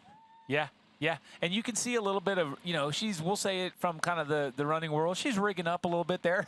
You see the little tightness, a little stiffness coming up, but if you actually take a look down on the bottom at the VinFast performance analysis, you'll see that she's still going at 6:27 per mile. So it looks like she's sort of rigged up and tightened up, but she hasn't. I was going to say, if this is a gimpy form of Lucy Charles-Barclay, I'll take a gimp like that every day and twice on Sunday. Yes, and 4 times on Wednesday. I mean, now it's just amazing. So 20.7 miles, we crossed that barrier, and we're going to get those splits and still continue to run the numbers. But it is, to me, this is just fun to watch, because when we saw her win as an age group world champ, and then debut at second, it was really just a matter of when will she win it? Right. When will she win it? And now we're seeing that day's today. Yes. It's been fun to watch her come close. It's been fun to have her win some big races, win the Ironman 70.3 World Championship. But what's going to be really fun is when we get to see her come across the line and be crowned that champion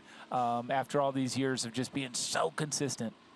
And again, you said it, she had nothing to prove coming in here, but I think while there's going to be a tremendous amount of pride and celebration, there's also going to be a little bit of relief, because it's one thing to know that your day is coming, but there's also that ounce of doubt where you think, is it? Yeah, well, yeah. Well, and look at that. That's a great work of camera angles that you can scroll back, and they're showing us exactly where Anna Haug is on the road chasing her down. So that is just what it looks like to go all the way back. But right now, I can say, there's the bike. That's how far she is. It is, okay, when we're talking about a mile, it is a mile's worth of distance between them. And 1 mile, when you only have 5 and a little bit to go, it's just not going to happen. Injury, catastrophe, she can will herself through the last, 30 minutes of this race. I was going to say 30 to 35 minutes of pain and agony, or as Daniela put it, we're in paradise, but we're preparing for hell. Yeah, you're going through hell. Again, Lucy Charles Barkley might be in hell right now, but it's not a bad form of hell to be leading the Ironman World Championship this deep into it and have your closest threat be 7 minutes behind. Be a mile back. Yeah. So as we come back to the fine footwork of our competitors, we're going to zip over to Matt, who is with this impressive racer, Sky Monch. Matt, take it away. Thanks so much, Michael. Yeah, I am here with Sky Monch, running very, very well on the exit of the Energy Lab. Daniela Reef is just in sight, a bit ahead of her. Don't have a split on her as super recently, but they've been kind of holding this pace in this gap for a little back. She's getting a split saying about a minute, but she looks really, really strong. Again, improved run form from what I've seen from her this year. She just got some cheers from Fenella Langridge going the other direction. So getting cheered on by her competitors, always a good sign, means it's a good person, well-liked out on course. Other news, just talked to folks when I was talking to Reese, and Taylor Knibb told to her agent, sorry, I think I'm going to get 4th. So she is she's still fighting, but she knows Laura Phillip is there and she's a realist. So she's trying to hang on to that 3rd place position. But right now she thinks she might be 4th. This woman on screen trying to move up into 5th, but an absolute battle out here, guys. And as you said, still a long way to go, 10K from the exit of the Energy Lab. And you can see the pier from up here, and it feels pretty far away.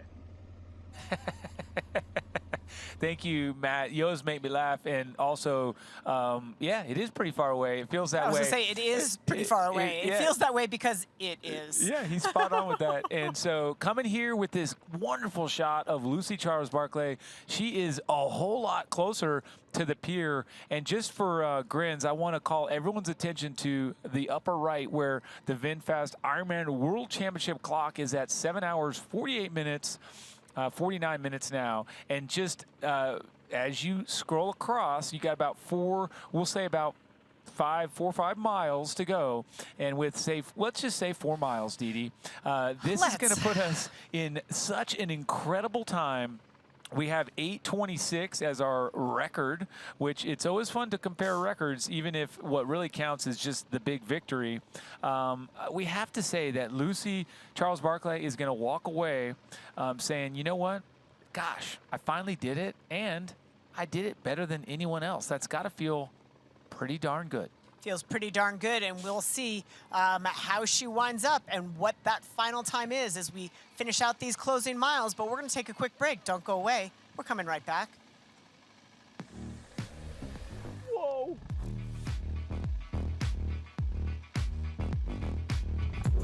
Whoa.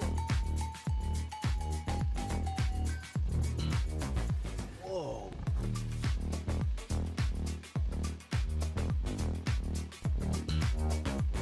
So if I drive this thing 150,000 miles. Battery's covered. 1,000,000 miles? Yep. Whoa.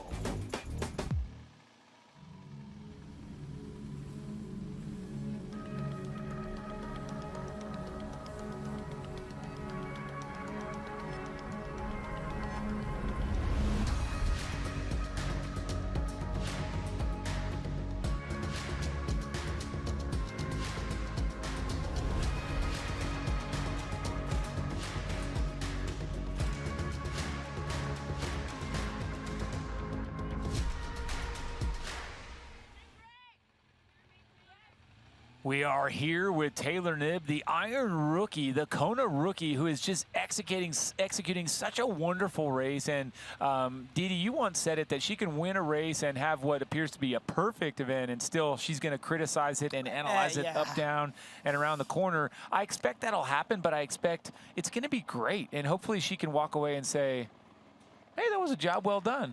Yeah, I don't think so. I think she will have enjoyed the experience, but it's the way she works that she will get more enjoyment out of the fact that she has so much to improve on. I think that is going to, in a way, fire her up, but she will see, and not in a way that beats herself up, but in a way that creates opportunity, a lot of opportunity for the future. And now back here with Lucy Charles-Barclay. I have to say, I am so excited. This has been fun. I've been a fan watching her since we saw her in Selamsi Austria, Ironman 70.3 World Champs as an amateur, just killing it. 2024 age group, going way back to 2015. Now we've got her again, just thinking back, we've got her at the pinnacle of the sport. She's been so close so many times, and right now it's cool to see all this hard work come to fruition. Without further ado, let's rush over to Greg and Rennie, who always bring us the best guests because they're so great. Greg, Rennie, take it away. Well, thank you very much, Michael. Thank you, Dee Dee. And Mirinda's my guest, and I guess I'm her guest. But anyway, that makes two of us here in the booth. But thank you very much for that wonderful introduction. Anna Haug now is trying to run down Lucy Charles-Barclay. Now, let's wind the clock back 1 month there, just over 1 month to September. And that was Sam Laidlow's day in Nice, France, for the VinFast Ironman World Championship men's race. Now, on this historical day, right here in Kailua, Kona, a women's only race for the very first time, Anna Haug is trying to run down Lucy Charles-Barclay, who has been trying to win this race for quite some time.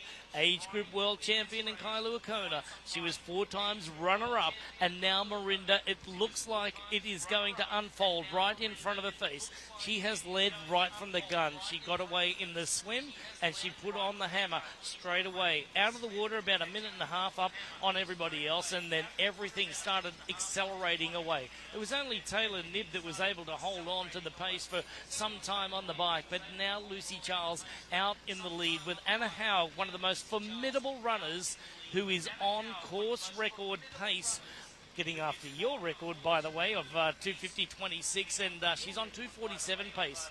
Is this one of the most impressive runs that you've ever seen put together on the lava fields?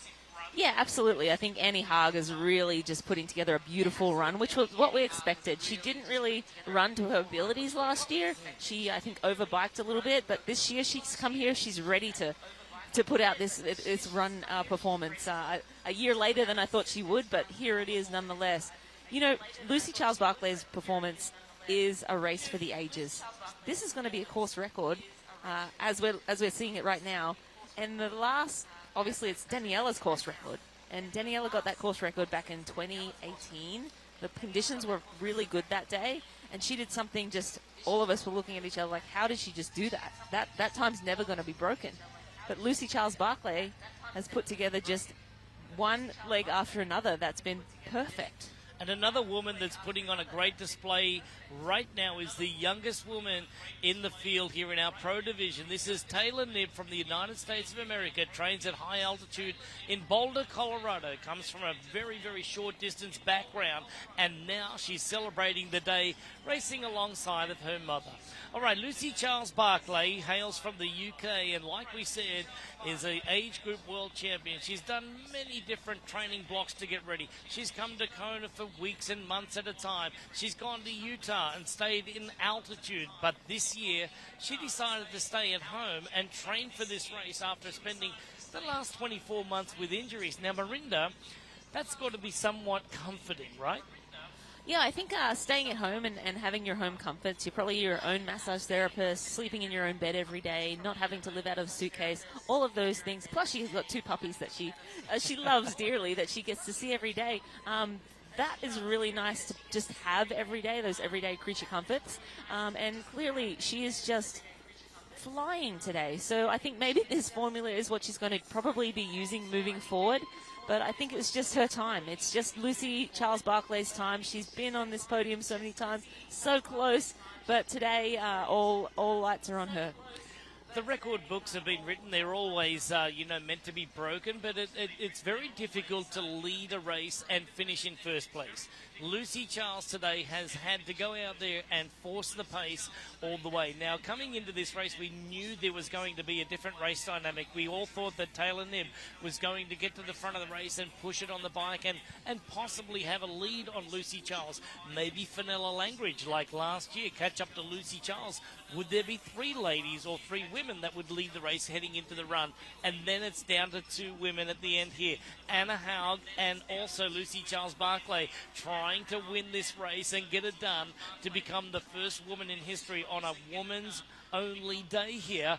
And you can see that, Taylor Knibb, an Iron Rookie, there's so many stories to unfold here and unpack, but as it's going to pan out right now, it is one for the ages. And look at Lucy, look at her run style right now. She came out of that patch that just slowed down a little bit in the energy lab, and she looks like she's found her feet, and that stride is right back out into great form.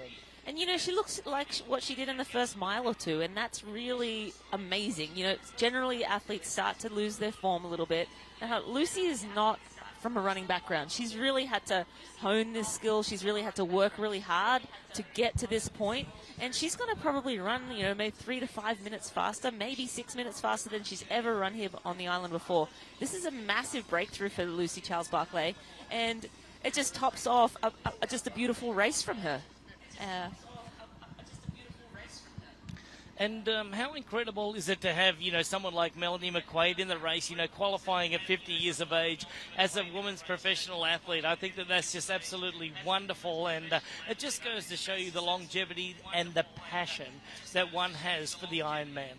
Absolutely, yeah. It's great to see Mel McQuaid in there for the over 50s. I know our co-host, Dee Dee Griesbauer, also over 50 and racing at the highest level, showing the young ones how it's done. But, back to Lucy Charles Barclay. This is her day, and all lights are on her. I'm excited to welcome her into the finish line. Getting a good look at Kailua Kona here. You can see Honokahau Harbour right at the very bottom of the picture. Kua Bay in the foreground, the airport. And we know what that means there, Marinda, that we are very close and closing in on the VinFast Ironman World Championship women's race here for 2023. And that is Lucy Charles right down there, a little speck on the road, and she will bring it home today. Anna Haug is not going to give up without a fight as she tries to stay in contention for the win. And then Taylor Knibb, do you think she's got it to hang on? I think Taylor might hang on. She has Laura Phillip at 2 minutes back.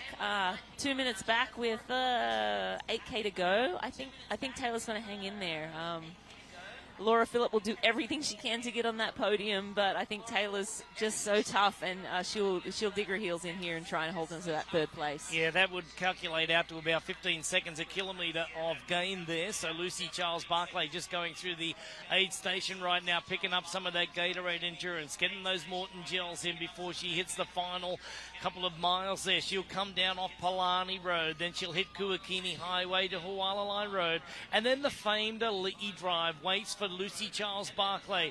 The banyan trees will lay a nice sun-shedded path right across the road there as we go over now to Melanie McQuaid from Canada, just plodding along the Queen Kaumana Highway, loving it with a smile on her face.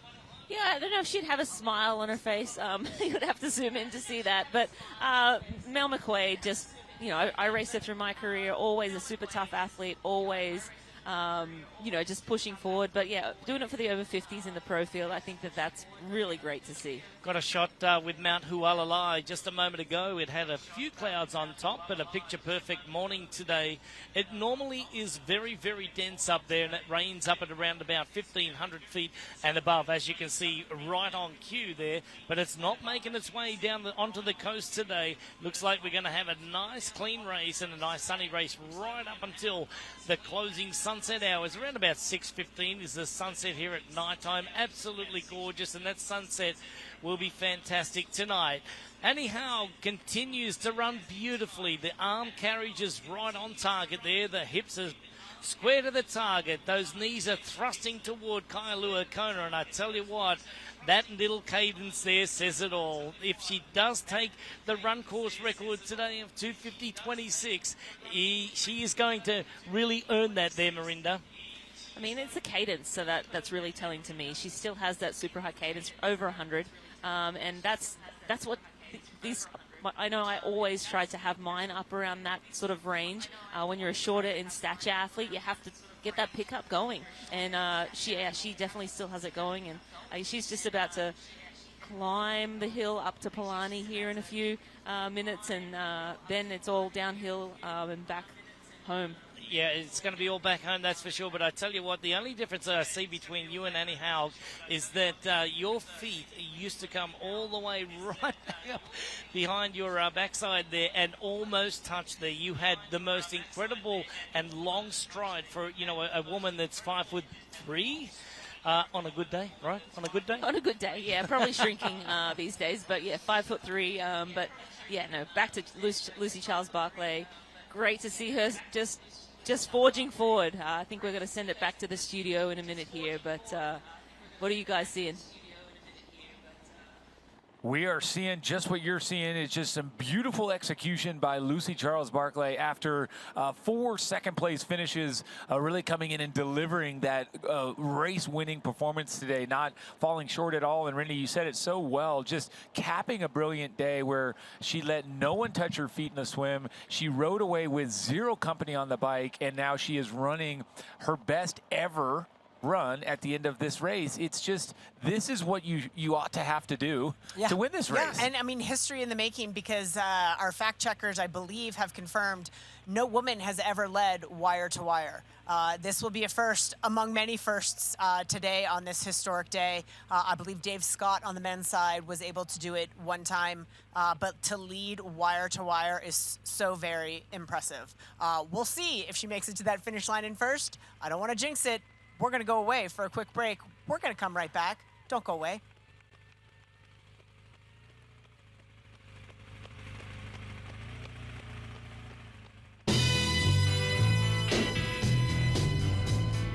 Open up the sky, 'cause I'm coming up to you. So send down your wings and let them bring me to you. You know I'm standing at the station, ready to go. Oh, big old aeroplane, I'm trusting your soul. Get on up, Big Bear. Malama is to cherish and protect the reefs, the fish, the birds, the winds, and the land.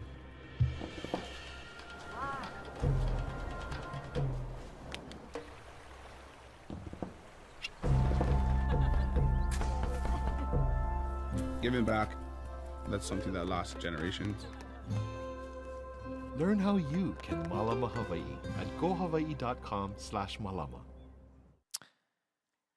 Well, here we are with Anna Haug, and we can say, at least at that point, she did manage to take 36 seconds per mile out in that 36 seconds in that 1.3 mile section. Still not enough. Nope. When you need to be taking now a minute and 15 out, it's just not happening. But kudos to Anna Haug, and I think that McKeely said it very well. She is going to race her tail off until she gets to the finish line. And this is such an admirable trait. A lot of people have, a lot of past champions have it. Not everyone has it, but she's going to give everything she's got. First, second, third, whatever she gets, she's given it. Another person we see doing that today is another runner who Matt has out on course. Matt, take it away. Thanks, Michael. I'm here with Chelsea Sodaro, who is running her way through the field. We had somebody call. She had the ability to go 5th. Right now, she's looking at 6th place in front of her. That's Sky Monch, the purple figure of Sky Monch. Again, about 60 seconds up. Last split was about 75, but she is closing hard. And again, this is one of those sections of the course where you can see the athletes in front of you, and it does look on the little rise that I'm on, that Chelsea's on right now, that she is right there. And Chelsea just has that dynamic speed and is leaning forward, pushing the pace, and doing her best to try to get into that top American spot, which I believe she would take if she gets in front of Sky. But these two will have a battle for sure. I don't think Sky knows she's quite there, so we'll see if she has a response. Yeah, again, not going to be the top American spot. That's going to go to Taylor Knibb, but definitely out there still grinding. Chelsea Sodaro, another athlete, going to run her heart out to the finish line and make the best of what has not been the ideal day. That's right. Well, and you know what? It's hard because defending this title carries a very heavy burden, and we don't see it happen very often. Last year, a brand new title winner, right? We had Anna Haug did not defend her title. Danielle Reif did. It is not easy, and so she came in here, Chelsea Sodaro, with a ton of pressure, a ton of expectation, but both inside and out, external, internal. And I think that to come in here and do what she's done is super awesome. And again, it comes back to that. You're going to be disappointed, but you've got to be somewhat happy with your efforts. You've got to take the good with the bad. Yeah, absolutely, absolutely. We're getting a lot of questions, and so we just want to address it. Questions about zippers and wardrobes. We see, of course, Lucy Charles Barclay running with the zipper down. It's to mid-torso. That is legal because the zipper is attached at the bottom. We are seeing Taylor Knibb, of course, running, not here. This is, of course, Sky Munch, and we're waiting for that pass of Chelsea Sodaro of Sky. But here we see Taylor running with her kit down around her waist. It is tucked in, and she is wearing a sport bra, so that is also in compliance with the rules. So the rule says bare torso, which is a little bit confusing, but a sports bra counts as covering what's important on your torso. Which they straight up call out as the nipples. So let's just be totally clear. That's what you have to cover. But Didi, I want to say this as well, which is important. You have to tuck it in too. When you have it unzipped, you can't have it flailing about. So that's another thing that people have seen when the kit is unzipped and flapping and flying. They don't want that, so they want that tucked in. She's done that. Taylor, again, it's going to be very difficult for me to see her break a rule she didn't know about, right? I mean, it's like unintentional littering is got her. That's unintentional. She knew it was there. She knew that rule existed. She knows this playbook inside and out. So. And again, just an update on the splits. We just wanted to clear that up because a lot of people seem to be commenting on it. But back at 22.7 miles, as we saw Taylor walking that aid station, she still holds just under 2 minutes to Laura Phillip with about 3 miles to go. So looking good for Taylor Knibb to hold on to that podium, but time will tell. It does look good, and it's also not a bad. It's not a bad thing to see an athlete walk even late in the game, right? So to see Taylor walking an aid station also can show a little bit of maturity. It can show that she knows she's going to get some very needed fuel. Let's not forget that was at 22.7 miles, almost 4.5, 5 miles more than she's ever run. Yep. And so it is something that I think is a good call. Walk, take some fuel in, get running again. So that looks good. And I don't know. For me, it's been too long since I kind of tooted the horn of Lucy Charles Barclay, and boom, right on schedule. She's on camera again. Because, man, this has just been such a show, and we've kind of tried to run the math. This is the first time that we can recall a woman or any athlete since Dave Scott running wire to wire. Faris Al-Sultan, check that. He may have won wire to wire in 2005. Check that, because he was, I think, first out of the water that year, if not second. So check my math and get the stats on there. But point being, Lucy Charles Barclay, wire to wire, it's massive. It's really hard to win this race. It's really, really hard to have the skill set to be able to do it wire to wire and have that kind of strength across all three disciplines.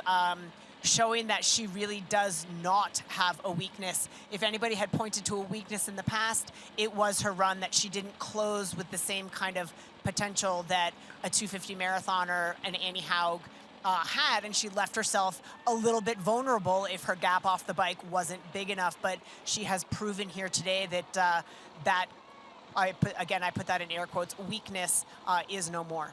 Yeah, and I just am quickly trying to look back in history, and I do know Faris Al-Sultan was with good company. Francisco Pantano from Spain swam with him. Oh, yeah. If you remember that name. Yeah. And we had a Japanese athlete, 49.26. So there you go. He was not first out of the water. We had a Japanese athlete come out in front of him in 2005. So that was quick, thanks to these folks that keep good records.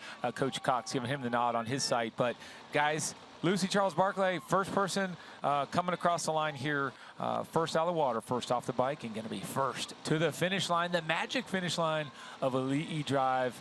And it's coming soon. It couldn't come soon enough. She's got that long Dave Scott, Mark Allen Hill in front of her, the 1989 hill right here. But otherwise, Dee, it's just one foot in front of the other. You're almost there. It absolutely is. This becomes a very sort of tortured part of the race where the miles in the beginning that seem to sort of melt away really, really quickly, and you say to yourself, okay, I've got less than 5K to go, but each mile at this stage, this deep into this intensive a race of this magnitude, it takes forever. It's like who's the guy that pushes the stone up the hill? Oh, right. Yeah. Perfect. I know. Exactly. Somebody's going to give it to me, but it is torturous that the miles just don't come quickly. Even if you're running relatively the same pace, they just don't come. They don't come by. And so now that split is 4 minutes and 41 seconds. But the good news is it's 2.5 miles to go. Good news, at least for this one, Lucy Charles Barclay. She does, of course, have to finish the climb and get down Palani, wrap around that final mile to the finish line. We'll see it soon enough, so stay with us. We're taking a quick break. This is an epic, action-packed, adventure-filled story of Athletic Brewing's revolutionary non-alcoholic beer and the founders behind it. I'm Bill. And I'm John. You see, this is no ordinary non-alcoholic beer. These are great-tasting brews that are fit for all times. And they all started with a crazy idea.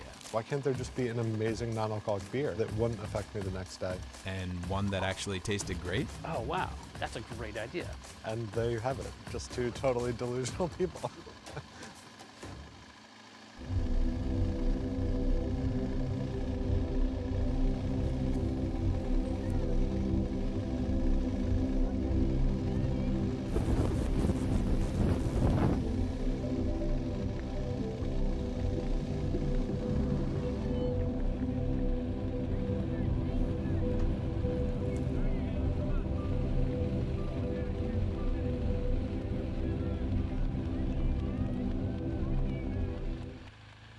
Here we are together with our rookie, our Iron rookie, Taylor Knibb. She was getting up one of those tasty little rollers at the end here, Dee, that you don't really, as you said, notice on the way out, but on the way back, they sure feel like Mount Everest.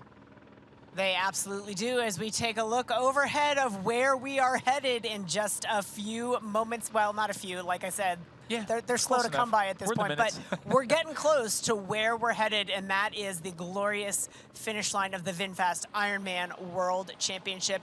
And in Lucy Charles Barclay's mind, it cannot come soon enough. Well, and there she took a look at the watch, and you get those splits, and they are essential. They are important, you know, right? You've got to know that, because ultimately you're still taking everything you've got to get forward and keeping accountability. This is the very top of that climb. We called it Mark Allen Dave Scott. Epic battle, right? This is the Iron War. Folks, research it if you don't know what I'm talking about. But that hill is brutal because it just grinds you to a halt from a pace standpoint.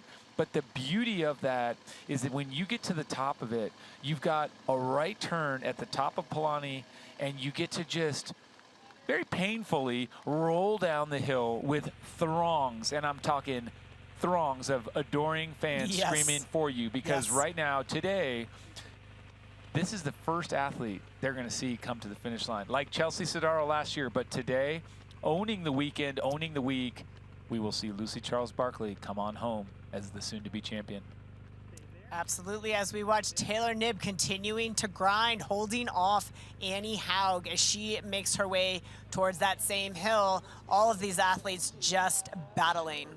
She's getting a little rah-rah there from the side. LCB coming to you straight out of Great Britain, and really just what a show. Okay, we talked about how difficult it is to come in here, difficult and encouraging to come in here as a 4-time second place finisher, and you have to balance that lack of success with also the abundance of success, and just parlay that and get to the right spot. As we said at one point, second place is a harder finish spot historically than third, and so you have to really garner all of the energy and enthusiasm, everything, to get up here and do what she's done. So, man, all over the world, people are screaming her name and cheering for her to get to that finish line and do so quickly. You can see the stride length is shortening. Of course, she is going uphill here, but it's as if gravity just starts to pull a little harder, even for Annie Haug, right? I mean, there's just a little bit less distance per stride. Annie still looks fantastic. I mean, that I would take that form, you know, always, but it gets hard. I don't think anybody runs these closing miles except for maybe Laura Phillip, who still looks very, very good. She is trying, again, you can see forever through this stretch of road, so she may have eyes distantly on Taylor Knibb, but it's going to be tough. It's actually 8 seconds at the last time check, and so that doesn't mean it's a done deal, but Laura Phillip at 9:03 back with Taylor Knibb at 8:55 back, so that doesn't sound good for Knibb's retention of the podium. But before we jump to those conclusions, we're now with Lucy Charles Barclay in essentially the last aid station, rolling down the hill here on Palani. This one is a quad and foot and toe burner, but it's worth every step.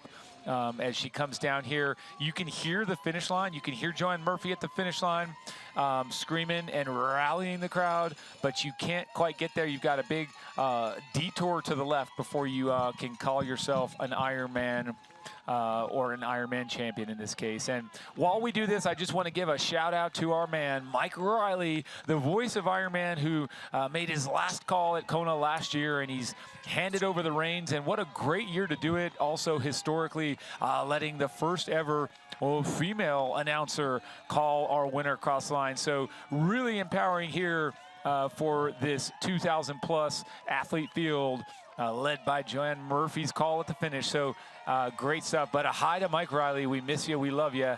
And here comes Lucy Charles Barclay. A little bit of putting the brakes on, but she's still rolling well with it, and not an ounce of emotion on her face. This is all Lady Gaga, baby. Poker face as she rolls around this left turn and takes it. You can hear it in the background. Joanne Murphy calling her, saying, Lucy Charles Barclay, you've got to get her home. This is a mile to go, folks. It is down the Kuakini, right turn on Hualalai, and the final right turn onto Ali'i Drive, where we will see this, a first-time Ironman winner at the ripe, young age of 30. This is going to be good, Didi. I cannot wait. I cannot wait. And as all of the fans and the local Hawaii community welcomes our champion, we talk about the Ironman Foundation and the good that it does in all of these communities that we come to visit. Here's a quick hit on the Ironman Foundation. Since 2003, the Ironman Foundation has provided over $55 million in charitable giveback around the world. You have the chance to support our work through the Lolima auction. Bid now to win a coveted entry at a 2024 VinFast Ironman World Championship race, a one-on-one with the voice of Ironman, Mike Riley, items signed by our amazing pros, and much more. Visit ironmanfoundation.org today to view packages and make your bids.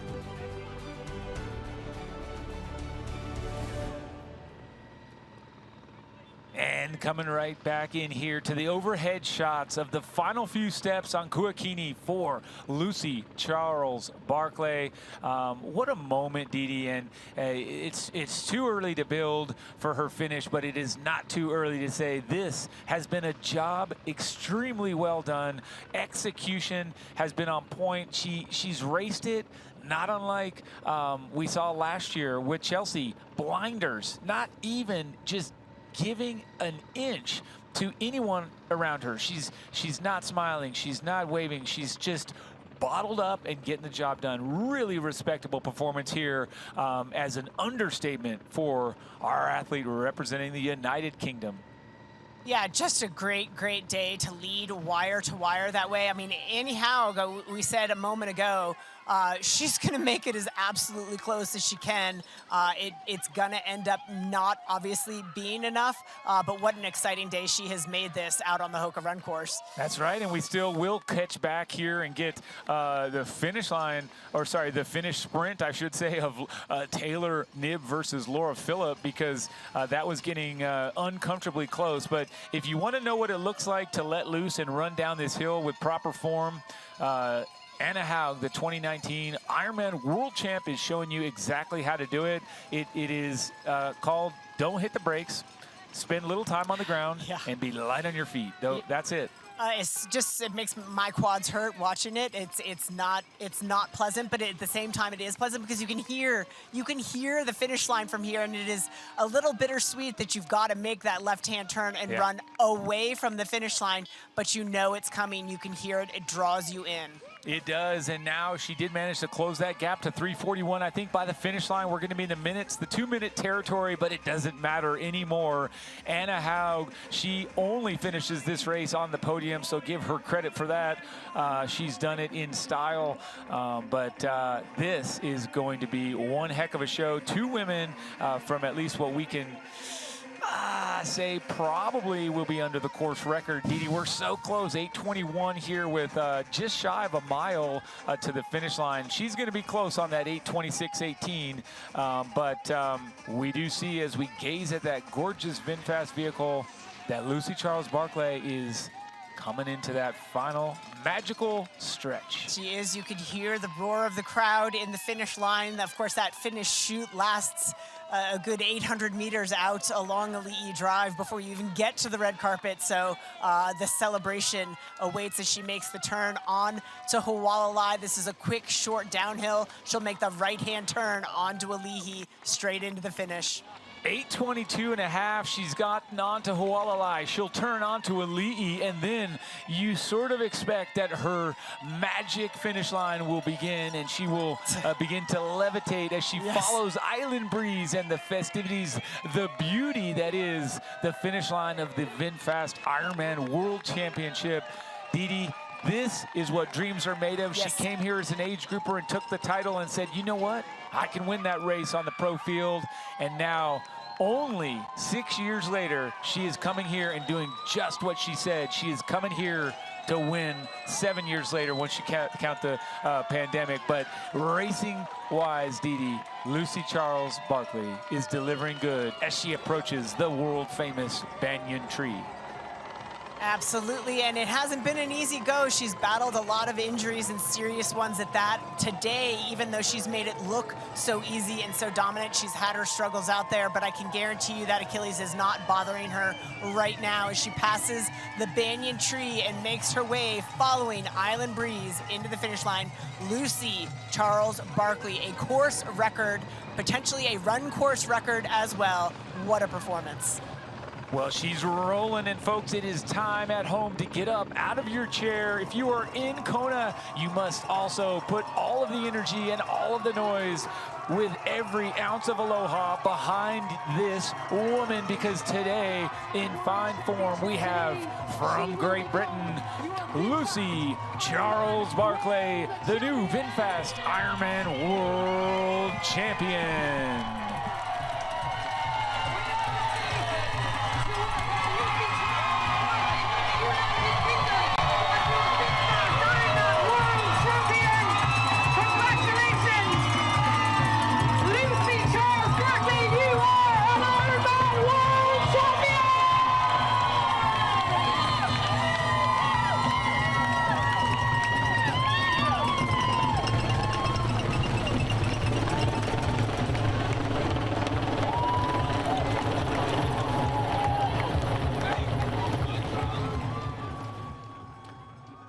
And Didi, quite literally, the first time we saw her break from that poker face and break from that concentration and that flow that took her to victory was on the finish line.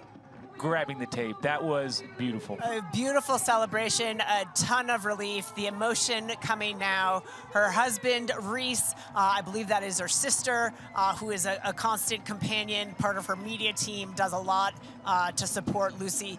This is when the entire team gets to celebrate. And celebrate they shall tonight, and there it is, the emotion that follows. And take a look at that amazing run split. Wahoo Element Rival tells me this, 2:57.38 for Lucy Charles Barclay. And guess what? Rennie called it 5 minutes better than she's ever done before after leading the swim and the bike. That was incredible, and yes, incredible. Sorry, that was an incredible show. Yep. Lucy, oh wow, we're all behind you. Well done. It's amazing, you know, Lucy is even when she won her 70.3 world title, there was emotion and celebration, but never this kind of emotion. I think the number of years this has been in the making, I think it's all just hitting her now as we come back to Annie Haug, who battled so hard, came up a little bit short of the run, but what a celebration for her. Second place here today at the VinFast Ironman World Champion for the fleet-footed German who just battled, and here she is in second place. Holy smokes. And so dangerously close to that previous record as well. But we'll say this, to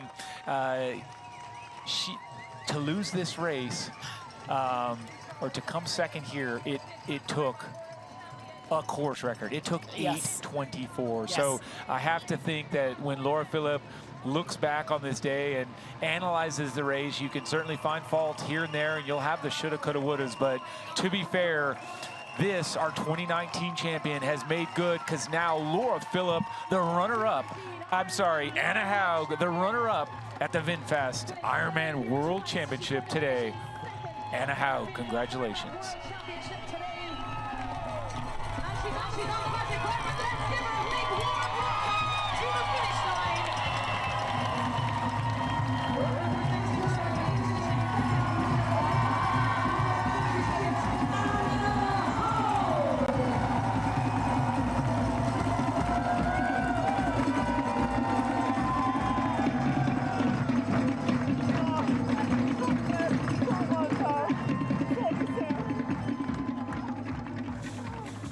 She gave it all she could. She's acknowledging she just was beat by a better athlete on the day.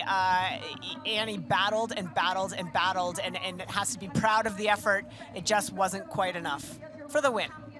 Not quite enough to take out the title, but you know what? These two have reversed the roles, because guess who was second to Anna Haug a couple years ago? Well, that was Lucy Charles Barclay. And now, Didi, I know you're going to share that here as soon as we get official word on that. As we watch Laura Philipp, the now third place finisher, she was on my brain a minute ago, obviously, but now we can really truly say third place is going to be snagged by this woman who went fourth last year. And there's Taylor Knibb on Polani, probably thinking, I'm not sure this was a good idea. I know. Just now, right? Just now. I mean, in this moment. I'm thinking sort of, thank goodness this isn't on my schedule for next year, and I've got 2 years to regroup and figure this one out. I mean, again, extraordinary race for Taylor Knibb, but full credit to Laura Philipp, who struggled in the swim, came out of the water very much further back than she had anticipated, did not give up, very aggressive on the bike, and has been extraordinary on the run. Going to run her way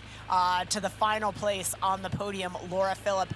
I do want to go back to Annie Haug, because unofficially 2:48.23 marathon would be under the course record, previous record by Marinda Carfrae in 2014 of 2:50.26. So 2:48.23. Wowza.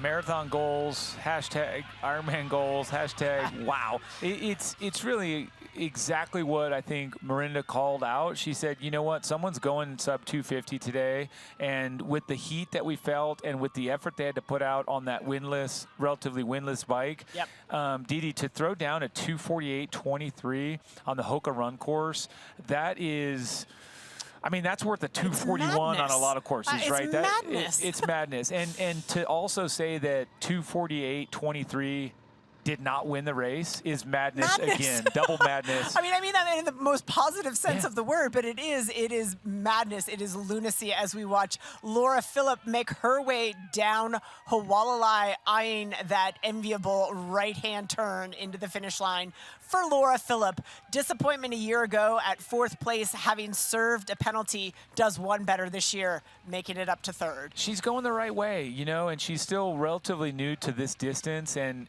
to give her kind of that encouragement and to pat the team on the back here. Laura Phillips' crew, they got her 4th, now 3rd, and guess what? That's the ascension people take. Yes. You know, you don't win this race without stopping somewhere in that podium, unless your name's Chrissy Wellington, or Chelsea Sodaro, and Chelsea Sodaro. And so, but look, it's not common. No. There is a progression that typically people must follow, and so yeah, twice having seen it go other ways is after 45 years of this event happening. So Laura Philipp, you got to feel proud. You're going the right way. Yeah, absolutely. Most people will stop on the podium before they stand on that top step. Heck, Lucy Charles Barkley did it 4 times. Yeah, and a lot of people get stuck. They Yes. come up there. They usually it's kind of typical would be somewhere in the latter half of the top 10 and then 3rd, 2nd, 1st. But a lot of people get stuck and they hit 2nd. We've sort of seen this weird flash in the pan syndrome for 2nd place finishers, and you can look at them historically. Men and women across the board have found 2nd, and that's it. It's just like, whoa, it's elusive. It's gone. The progression is much better, and Laura Philipp is on that path right now. So, boom, high five to that man with style there. High five to that dude. And she's got the smile way out here. But let's say this, today in the historic women's only event, the VinFast IRONMAN World Championship 3rd place finisher, closing out the podium in style and representing Germany, Didi. That one is Laura Philipp. Bring her across. that one is Laura Philipp, also from Germany, slightly taller than Annie Haug. But yeah, amazing performance. The smile does say it all. I think there were such mixed feelings from Laura Philipp a year ago, having served that penalty, as to what might have been had it not happened. But minus a little bit of a fragile swim, she has battled all day, and to wind up on the podium, there's the fist pump.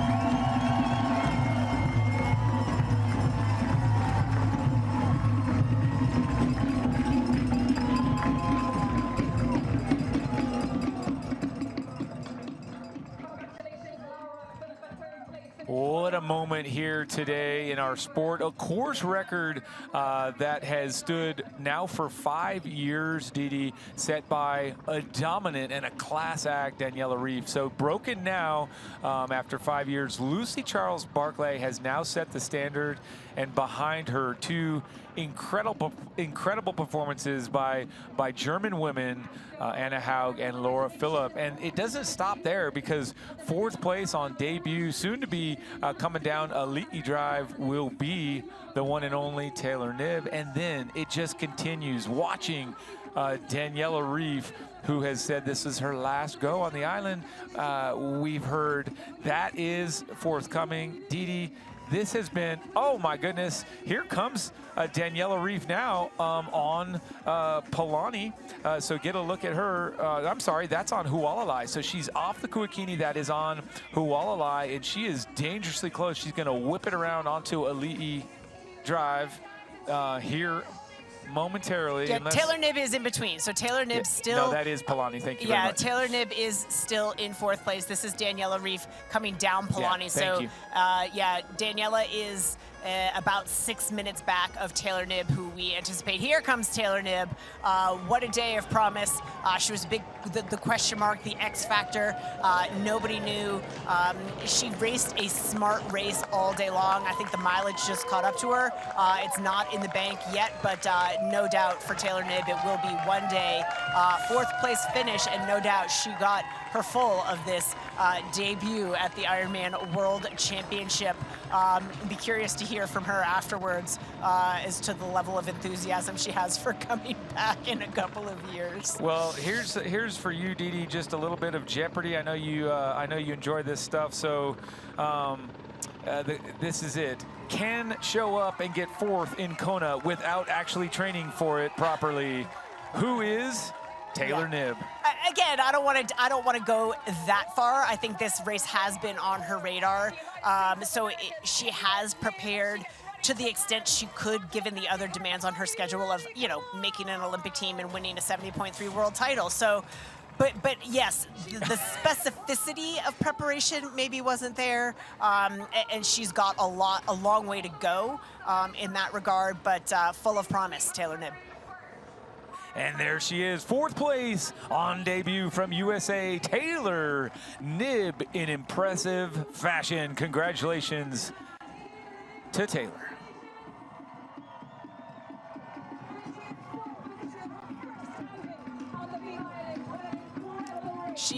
We might want to make sure Taylor's okay. She does not look great at this point. Wouldn't be a bad idea to get medical in there. Yeah, just get a little medical in there and there we go. Yeah. Check her out. But there you have always gracious Laura Phillip checking on and wanting to give her a little bit of post-race love. And Dee Dee, yeah, I say this, you know, properly preparing for the race is different than she's ready. Yes. She was obviously ready. But I think when you focus on Kona, you put a dedicated build in as your season-ending focus. Dedicated and so, preparation. What my joke was is, gosh, like at 25, you do this, kind of focusing on other things. I don't know it's going to be that much better, but I expect she can improve upon this with a really dedicated block for this race, if and when that comes, you know, because there's no guarantees in life or in Ironman. So let's see. But check it out. Another ripper down Polani, American Sky Monch coming home. Yeah, great performance from Sky today. Put the pieces of the puzzle together, and an extraordinary run in particular from Sky. Significant improvements in her run form. Certainly paid dividends for her. Gave a hard charge to try to catch the legend, Danielle Reef, but is going to come up a little bit short. We expect Danny across the finish line in a couple of moments' time as well. Yeah, I think I heard Joanne Murphy rousing up the crowd for her, and a nice little flashback here to that moment where Lucy Charles Barclay realized the long-time goal of becoming the VinFast Ironman World Champion, and man, she did it in absolute style. We get to see, of course, the Athletic Brewing podium, and I want to send you over to the one, the only Mirinda Carfrae, who does have that for us over at the finish line. And Dee Dee, what do you want to do when you finish a race? Stop moving. Yeah. So, okay, that's check number 1. Step number 2 is indulge in a post-race interview and have an athletic brew. But what she gets to do, she being Lucy Charles Barclay, is she gets to hobble up that step. It feels ridiculous, and wander on over to talk to Mirinda Carfrae about how it went. Dee Dee, great stuff. I don't think we're quite there, but great stuff, don't you think? Yeah, I think we got to give them a little bit of time. I mean, it took them, you know, record-setting pace to make their way around the course. It might take them a bit of time to get over to the hyper-race recovery zone for post-race interviews. But post-race interviews and podium celebration still to come on this historic day. I don't want to discount the impact that today will have in future generations, seeing the women take center stage, the only stage here in Kailua Kona, Hawaii today for the VinFast Ironman World Championship. It's so cool. It really is. And that's just a blanket way of saying that this has been an awesome week. This has been such a cool build, and since Nice back in September, we've all just been able to talk about Kona, the Kona race that's coming, and it's been all about the women. They always deliver, and I have to say, I didn't joke, I stated earlier that you and I kind of agree with this. The women's race is so fascinating, so fun, and it really has in the last few years exceeded the excitement of the men's race. Today was no different. This does not discount the men. I love the men's race, but the way the women are racing today, the way they have us guessing and having to run math to the very end, it's just awesome. And while we know every name, we expected these women in the top. We didn't know which order. Dee Dee, check it out. This is so class. Yeah, it is. It's an emotional moment. The contributions of this woman to the sport, if this truly is her last trip around the course here at the VinFast Ironman World Championship, it's a shame because she's still so young and could have so much to give, but what a dominant career for Daniela Ryf. For sure, and when to say when. You know, we saw this. Chrissy Wellington went out having never lost an Ironman and having won an amazing 4 races here.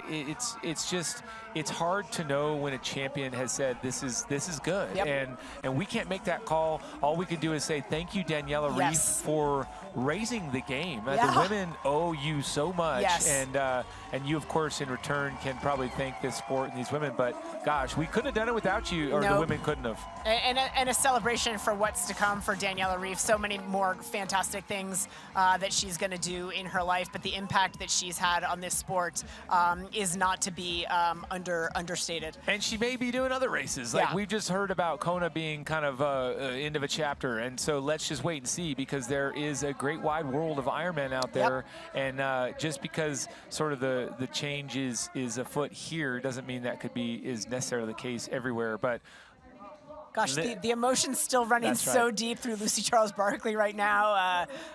Just pride, relief. Yeah, it's amazing. Let's hit that Athletic Brewing podium celebration.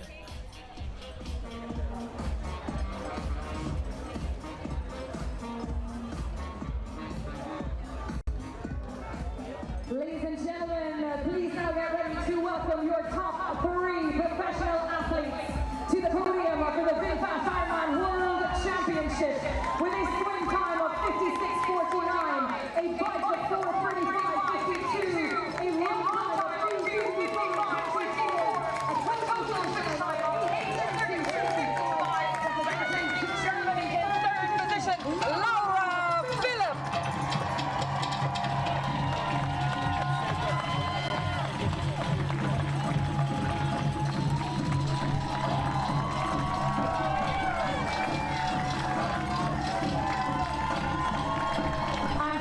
Presenting the medal to Laura Philipp, President and CEO of the Ironman Group, and Mitch Rock, the Mayor of Hawaii County, presenting Laura with the flowers. As Chelsea Savard, the 2022 VinFast Ironman World Champion, comes down the finish line, a world running to 6. With a swim time of 54:10, a bike of 4:40:23, a 2:48:23 run for a total finish time of 8 hours 27:33, representing Germany, Anna Ho in 2nd place.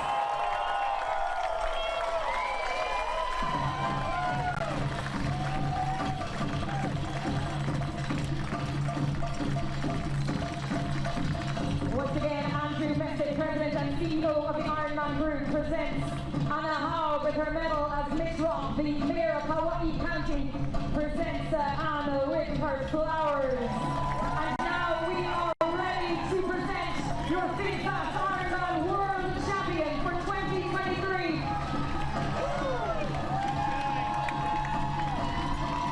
For the USA, Sky March.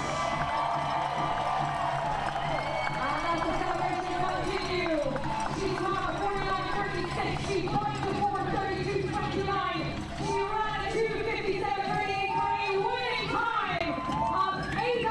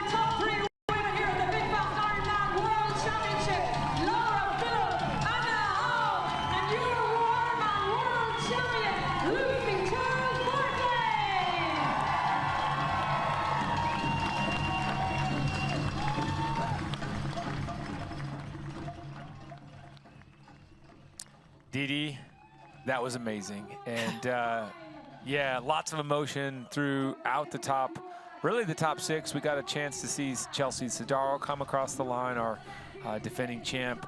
That was great. And seeing Daniela come across with such grace. And now these 3 atop the Athletic Brewing podium. That presentation was beautiful. And here, such emotion, such utter joy there for Lucy Charles Barclay. And now she's been doused and doused herself because you know what? That's what you do.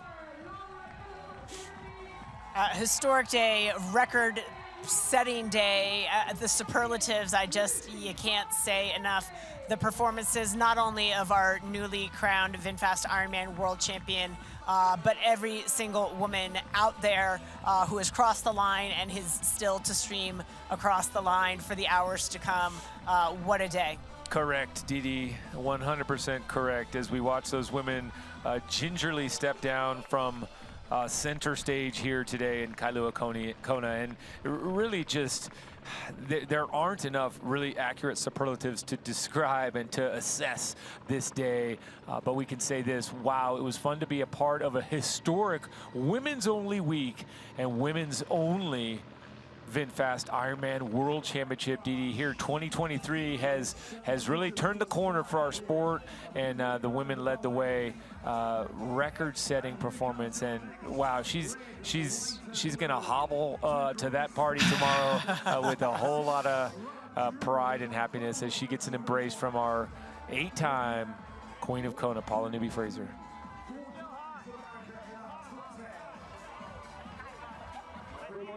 I mean, the emotion is just extraordinary as it sinks in. I mean, it's one thing we saw this with Sam Laidlow as well. It's one thing to believe that you can do it and have the confidence that you will do it one day, and then when you actually do it, it's a strange. I mean, not that I've ever had that experience, but it's a strange realization, that it all came together as we look at American Sarah True across the line. Wow, and yeah, that's a show for sure as we look down and see that finish place of 8th for her with such a great overall performance, only 22 minutes back, which realistically 8 women within 22 minutes, all just so close. But you're spot on, as this is a fun role reversal. Daniela Reeve saying congrats to the current champ, and Lucy Charles Barclay exchanging words with the woman she chased for so long. Really mutual respect, and that's what it's all about in this sport. They share the highs and they appreciate one another in victory. So great stuff there at the finish line. And there's Natasha Bodman, of course, our new inductee into the Ironman Hall of Fame, congratulating Lucy Charles Barclay as well. Well, Lucy's getting to hear from all the champs, and we do know that she will, as the new champion, get to be the first we see in the high price recovery zone, getting that interview up for Mirinda Carfrae. In the meantime, you have been watching the VinFast Ironman World Championship, which is brought to you by Breitling, Aspire for the ultimate finish line reward, and by Qatar Airways, going places together. And now we can zip on over to the high price recovery zone and Mirinda Carfrae with our winner. We have Lucy Charles Barclay, the newest VinFast Ironman World Champion. Oh my gosh, that was a race for the ages. You took down Daniela Riff's course record. That's incredible. Tell us a little bit about the day, how it all played out, and what your thoughts are. It's really hard to put it into words. I think it's been really, really tough the last couple of years, and I just have wanted this so badly since I started my career, and it's just been something I've worked so hard for, and it's taken me 5 attempts, and I've finally done it, and it's actually hard to even think about it at the moment. I don't think it's sunk in whatsoever. It's probably going to take a few days, few weeks, but I'm just over the moon. I think there are a lot of people pulling for you, seeing you get second so many times and taking the win today. You were just incredible from the start. You sort of said, oh, well, I'll see how the swim goes, but you took off. You didn't look back and led off the bike, and you put together your fastest marathon ever, 5 minutes faster than you've ever run before. Maybe the secret is getting injured and coming back. Yeah, you know what? The women out there were just amazing today. All of the pro women were cheering me on. I think they know how badly I've wanted this for so long, and to have their support, even when we're all out there suffering, it just shows how amazing this sport is and how amazing all the women are in this sport. So I thank them so much for giving me that little bit extra energy out there today. And before the race, you were kind of asked, what would you get another dog if you won the race? You sort of blew it off a little, but what are you going to do to celebrate, Lucy? I don't know, you know what, all I've ever wanted is to win this race, so to be honest, I don't want for anything else. I've got what I've always wanted, and I just can't believe it. Yeah, the best prize. Congratulations, Lucy Charles-Barkley. So happy to see you on the top of that step. Go enjoy it.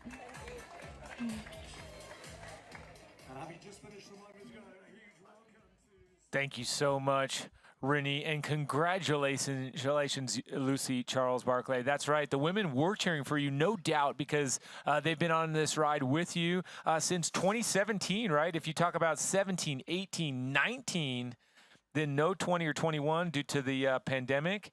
And then back in 22, those were all second places. And now here, the crowning moment and the best prize of all, the winner today, the champion. And we do get to rush back to the Hyperice Recovery Zone and Mirinda Carfrae here momentarily. So bear with us. Here she is. Annie Haag, second place at the VinFast IRONMAN World Championships. You are so consistent here on this island, and just another amazing day. Course run record, so congratulations for that. You said sorry to me. I'm like, I think it was sorry, not sorry. But tell me a little bit about your day. Yeah, it was just a fantastic day because my swim started really well, so I was exactly in the position where I wanted to be. And on the bike, I couldn't follow the attack from Laura Philipp because I just needed to go my own pace. And then, yeah, it was a bit unfortunate that I was the whole halfway on my own, but then I could pace myself really well. I spent a lot of attention to make my nutrition absolute on top, because that's what my trainer said. He said, okay, make sure you're fully fueled for the run, and then you can run a really fast marathon. And that was exactly what I'm aiming for. And yeah, it was just a perfect day. Now the medal set is perfect. 3 bronze, 1 silver and a gold. So I think I can be pretty happy with that. Oh, yeah, pretty happy with that. One other thing, you ran that fast time, but overall, 3rd fastest time ever. So that just says something to the level of the female racing right now. Anything to say about how the other women handled the race and the level of racing right now? Yeah, I think because we have so many high-class athletes now, we push each other. So you have to go faster to be on the podium, and you always have to go quicker. And that's a great development, I think. And the more athletes coming, especially with Taylor, she brings a whole different level to the racing. And everyone has to step up to keep up, and that's, I think, really good for the sport. And yeah. Awesome, Annie. So happy to see you on the podium yet again. Congratulations. Go enjoy the celebrations. There you go. Anna Haug from Germany, 3rd place 3 times at the Ironman World Championship, 1st place, and now taking out 2nd. She's really comfortable on that podium. Well, she's one of only now 5 women in history to stand on each step of the podium. Paula Newby-Fraser, Karen Smyers, Lori Bowden, and our own Mirinda Carfrae, the specialists who have been able to be that high-performing landing on the podium. And now we get to rush on down once again to Mirinda Carfrae. She will be there with our 3rd place finisher and is in that Hyperice Recovery Zone. Rennie?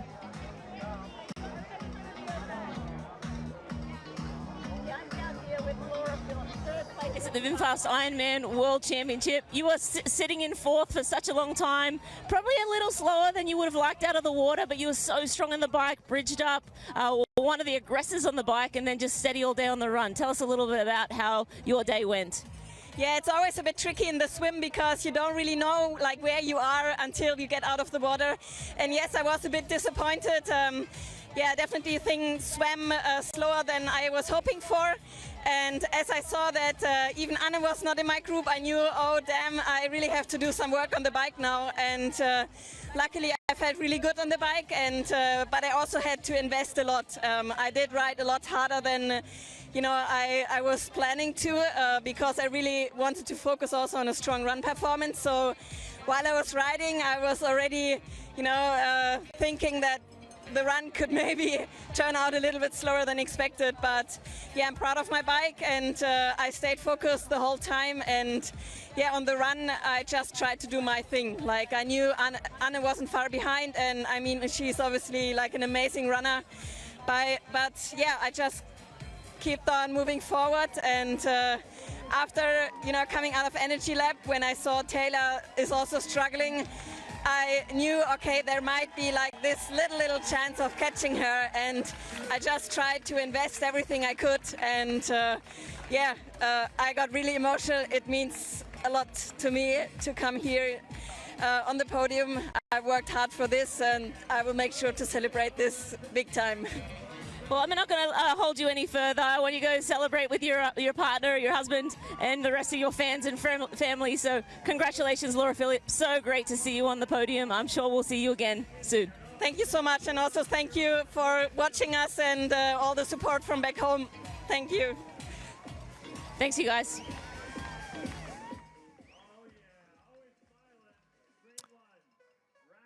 And the VinFast Ironman World Championship is brought to you by VinFast, Boundless Together, and by Athletic Brewing, brew without compromise. And Didi, we have to say this too, as you come away from that podium, we're super fortunate to say that Athletic Brewing is America's leading non-alcoholic brewery and the official non-alcoholic beer provider of the Ironman Global Series. Enjoy them anytime, anywhere, and still be healthy, active, and at your best. The Athletic Brewing lineup has earned accolades throughout the industry, even against full-strength beers, including the 2020 World Beer Award gold medal for, guess what, Run Wild. And I can think of no better name and no better way to kind of segue out of that incredible interview session and podium celebration to have the words Run Wild, because here watching Lucy Charles Barclay do what she just does so naturally, lead the VinFast Ironman World Championship. And Didi, that's her earlier today in the swim. There's a little bit more left. I don't want you guys to rush off too soon, but this is a look back at the early part of our day where today's champion set the tone from the outset. Didi, it has been a long and luscious day today. Stay with us. We'll be right back because we've got to take a quick break. You folks, we'll see you in a minute.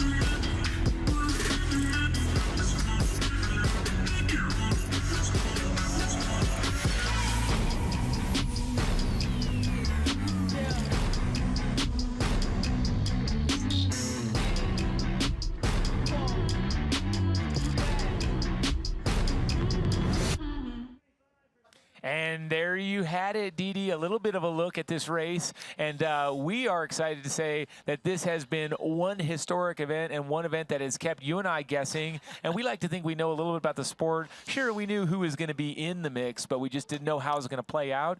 I, for one, would not have scripted a course record today, period.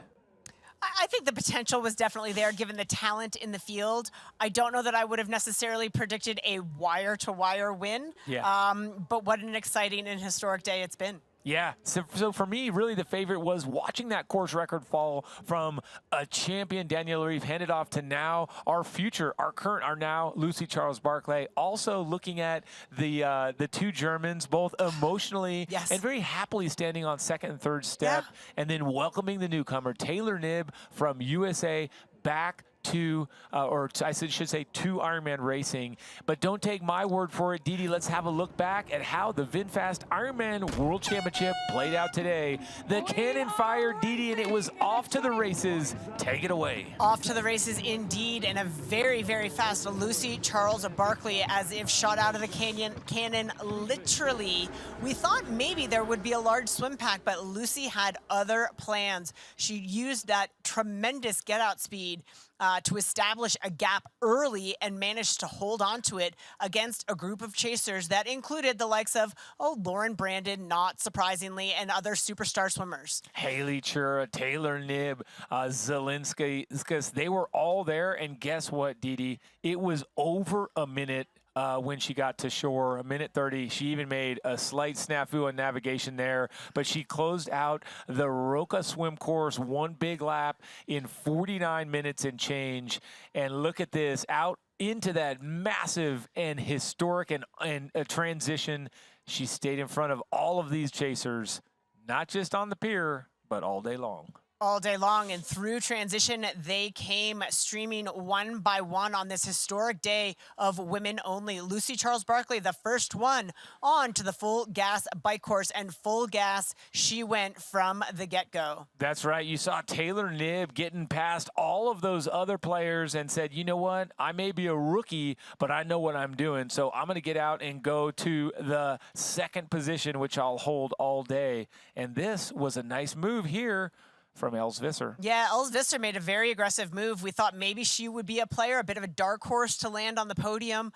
It was the turn in Hawi where Lucy Charles Barkley looked back, saw Taylor Knibb at about 2.5 minutes back, but had established a really comfortable gap on the rest of the significant chasers. She came off the bike in 4:32 with a giant lead. She just never looked back. Lucy Charles Barkley rocked it, and this woman, a 5-time Ironman world champ, Daniela Reef, tried to make a game chase. It was a quick transition for Lucy Charles Barkley, who set out on this marathon course looking fantastic. The rookie Taylor Knibb also soaking up the vibes, heading out on to the Hoka run course.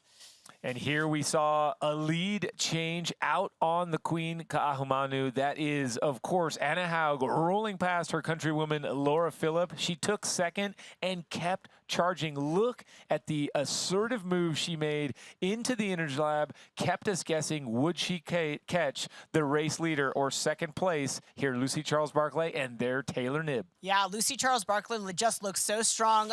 Taylor Knibb did fall to the fast-footed German coming out of the Natural Energy Lab as Annie Haug moved her way into second place. She did, and this woman did what no one's done since Dave Scott. She won wire to wire, first out of the water, first off the bike, and clearly taking out a course record here at the VinFast Ironman World Championship. First place for Lucy Charles Barkley. Congratulations.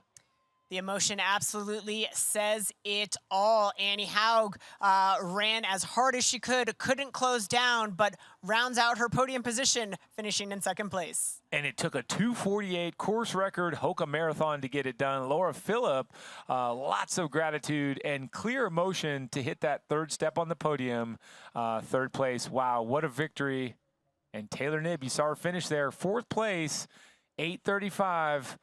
Now that is crazy good on debut. And, of course, the rest of our leaderboard, Daniela Reef, in what she has said will be her last appearance here at the Ironman World Championship, takes fifth. Our defending champion, Chelsea Sodaro, fought so hard after a really rough bike to finish in sixth. Sky Munch, the American, with a great, great performance running into seventh. Sarah True, with all she juggles in her life, finishing in the top 10 in eighth place. Lisa Norden battling hard for ninth, and Jocelyn McCauley rounding out the top 10. And let's not just hear from you and me. We've had a lot of fun, but we want to know what Greg Welch, Marinda Carfrey, and Matt Lieto think and have thought all day long. Team, take it away.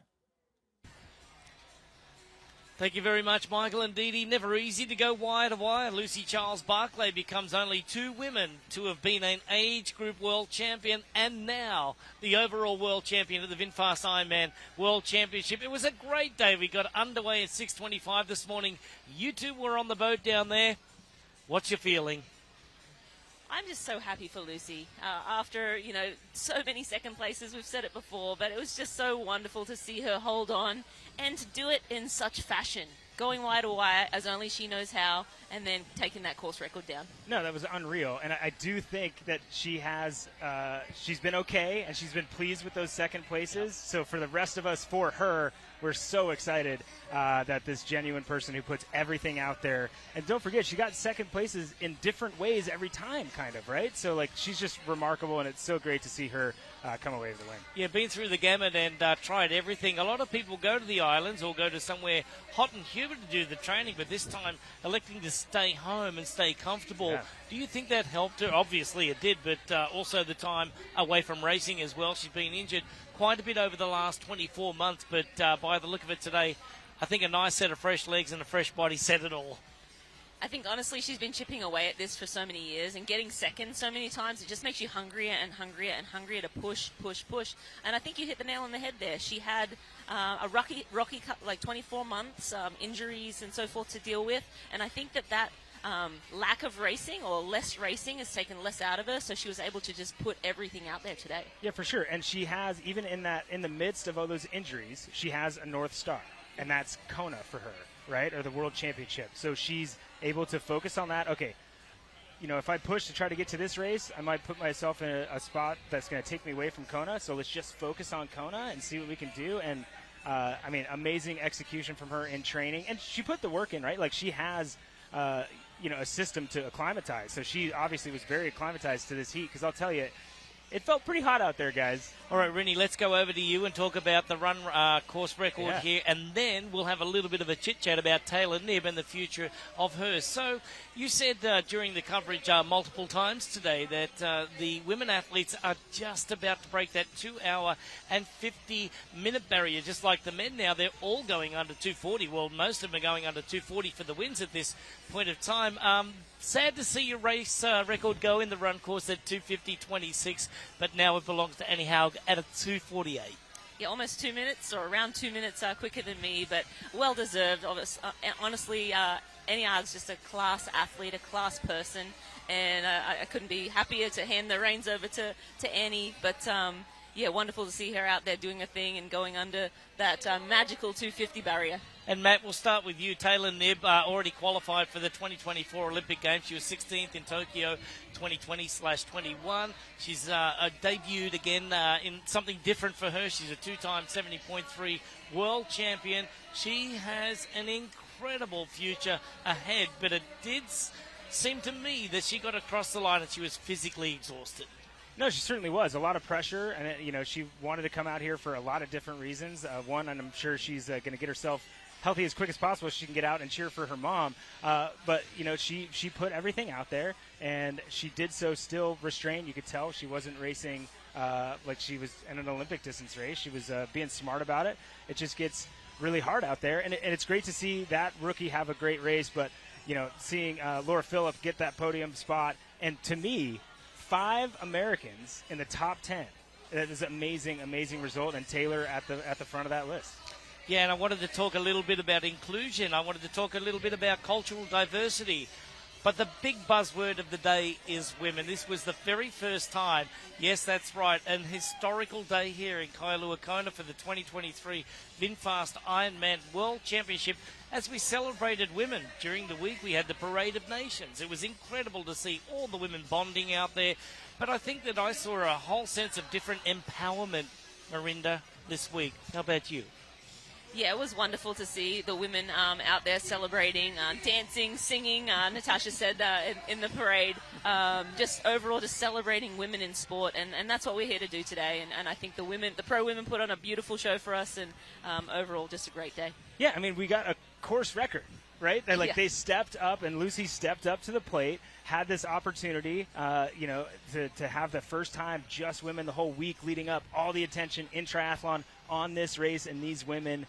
And they knocked it out of the park. They absolutely did. All right, well, that's enough from us. We're going to throw it back to you guys to wrap up the show. It's been an incredible day. It's been delightful to be down here on such a historical day. And on behalf of Matt and Marinda, I'm Greg. We're going to throw it back to you, Didi and Michael. Thank you so much, team. Always a pleasure to hear your thoughts and see your beautiful faces. And I'll say this, thank you to all of you for watching the Ironman Now coverage of the VinFast IRONMAN World Championship from beautiful Kailua Kona, Hawaii. The Ironman Facebook and YouTube channels, the French broadcast on L'Equipe Live, and the German broadcast on ARD. Today was a testament to the heart, determination, and spirit of Ironman. This was truly a historic day dedicated to the world's best professional and amateur female triathletes. Join us next weekend for our broadcast of Ironman Portugal Cassé on Outside Watch. This will mark the first Ironman broadcast on Outside Watch. The broadcast will be available in French on L'Equipe Live and in Portuguese on CNTV's digital platform. Coverage begins at 7:30 a.m. Western European Summertime and 2:30 a.m. Eastern Time USA. For Dee Griesbauer, Greg Welch, Marinda Carfrey, Matt Lieto, and the many special guests that joined us throughout the day, I'm Michael Avato. Enjoy these images from today's race.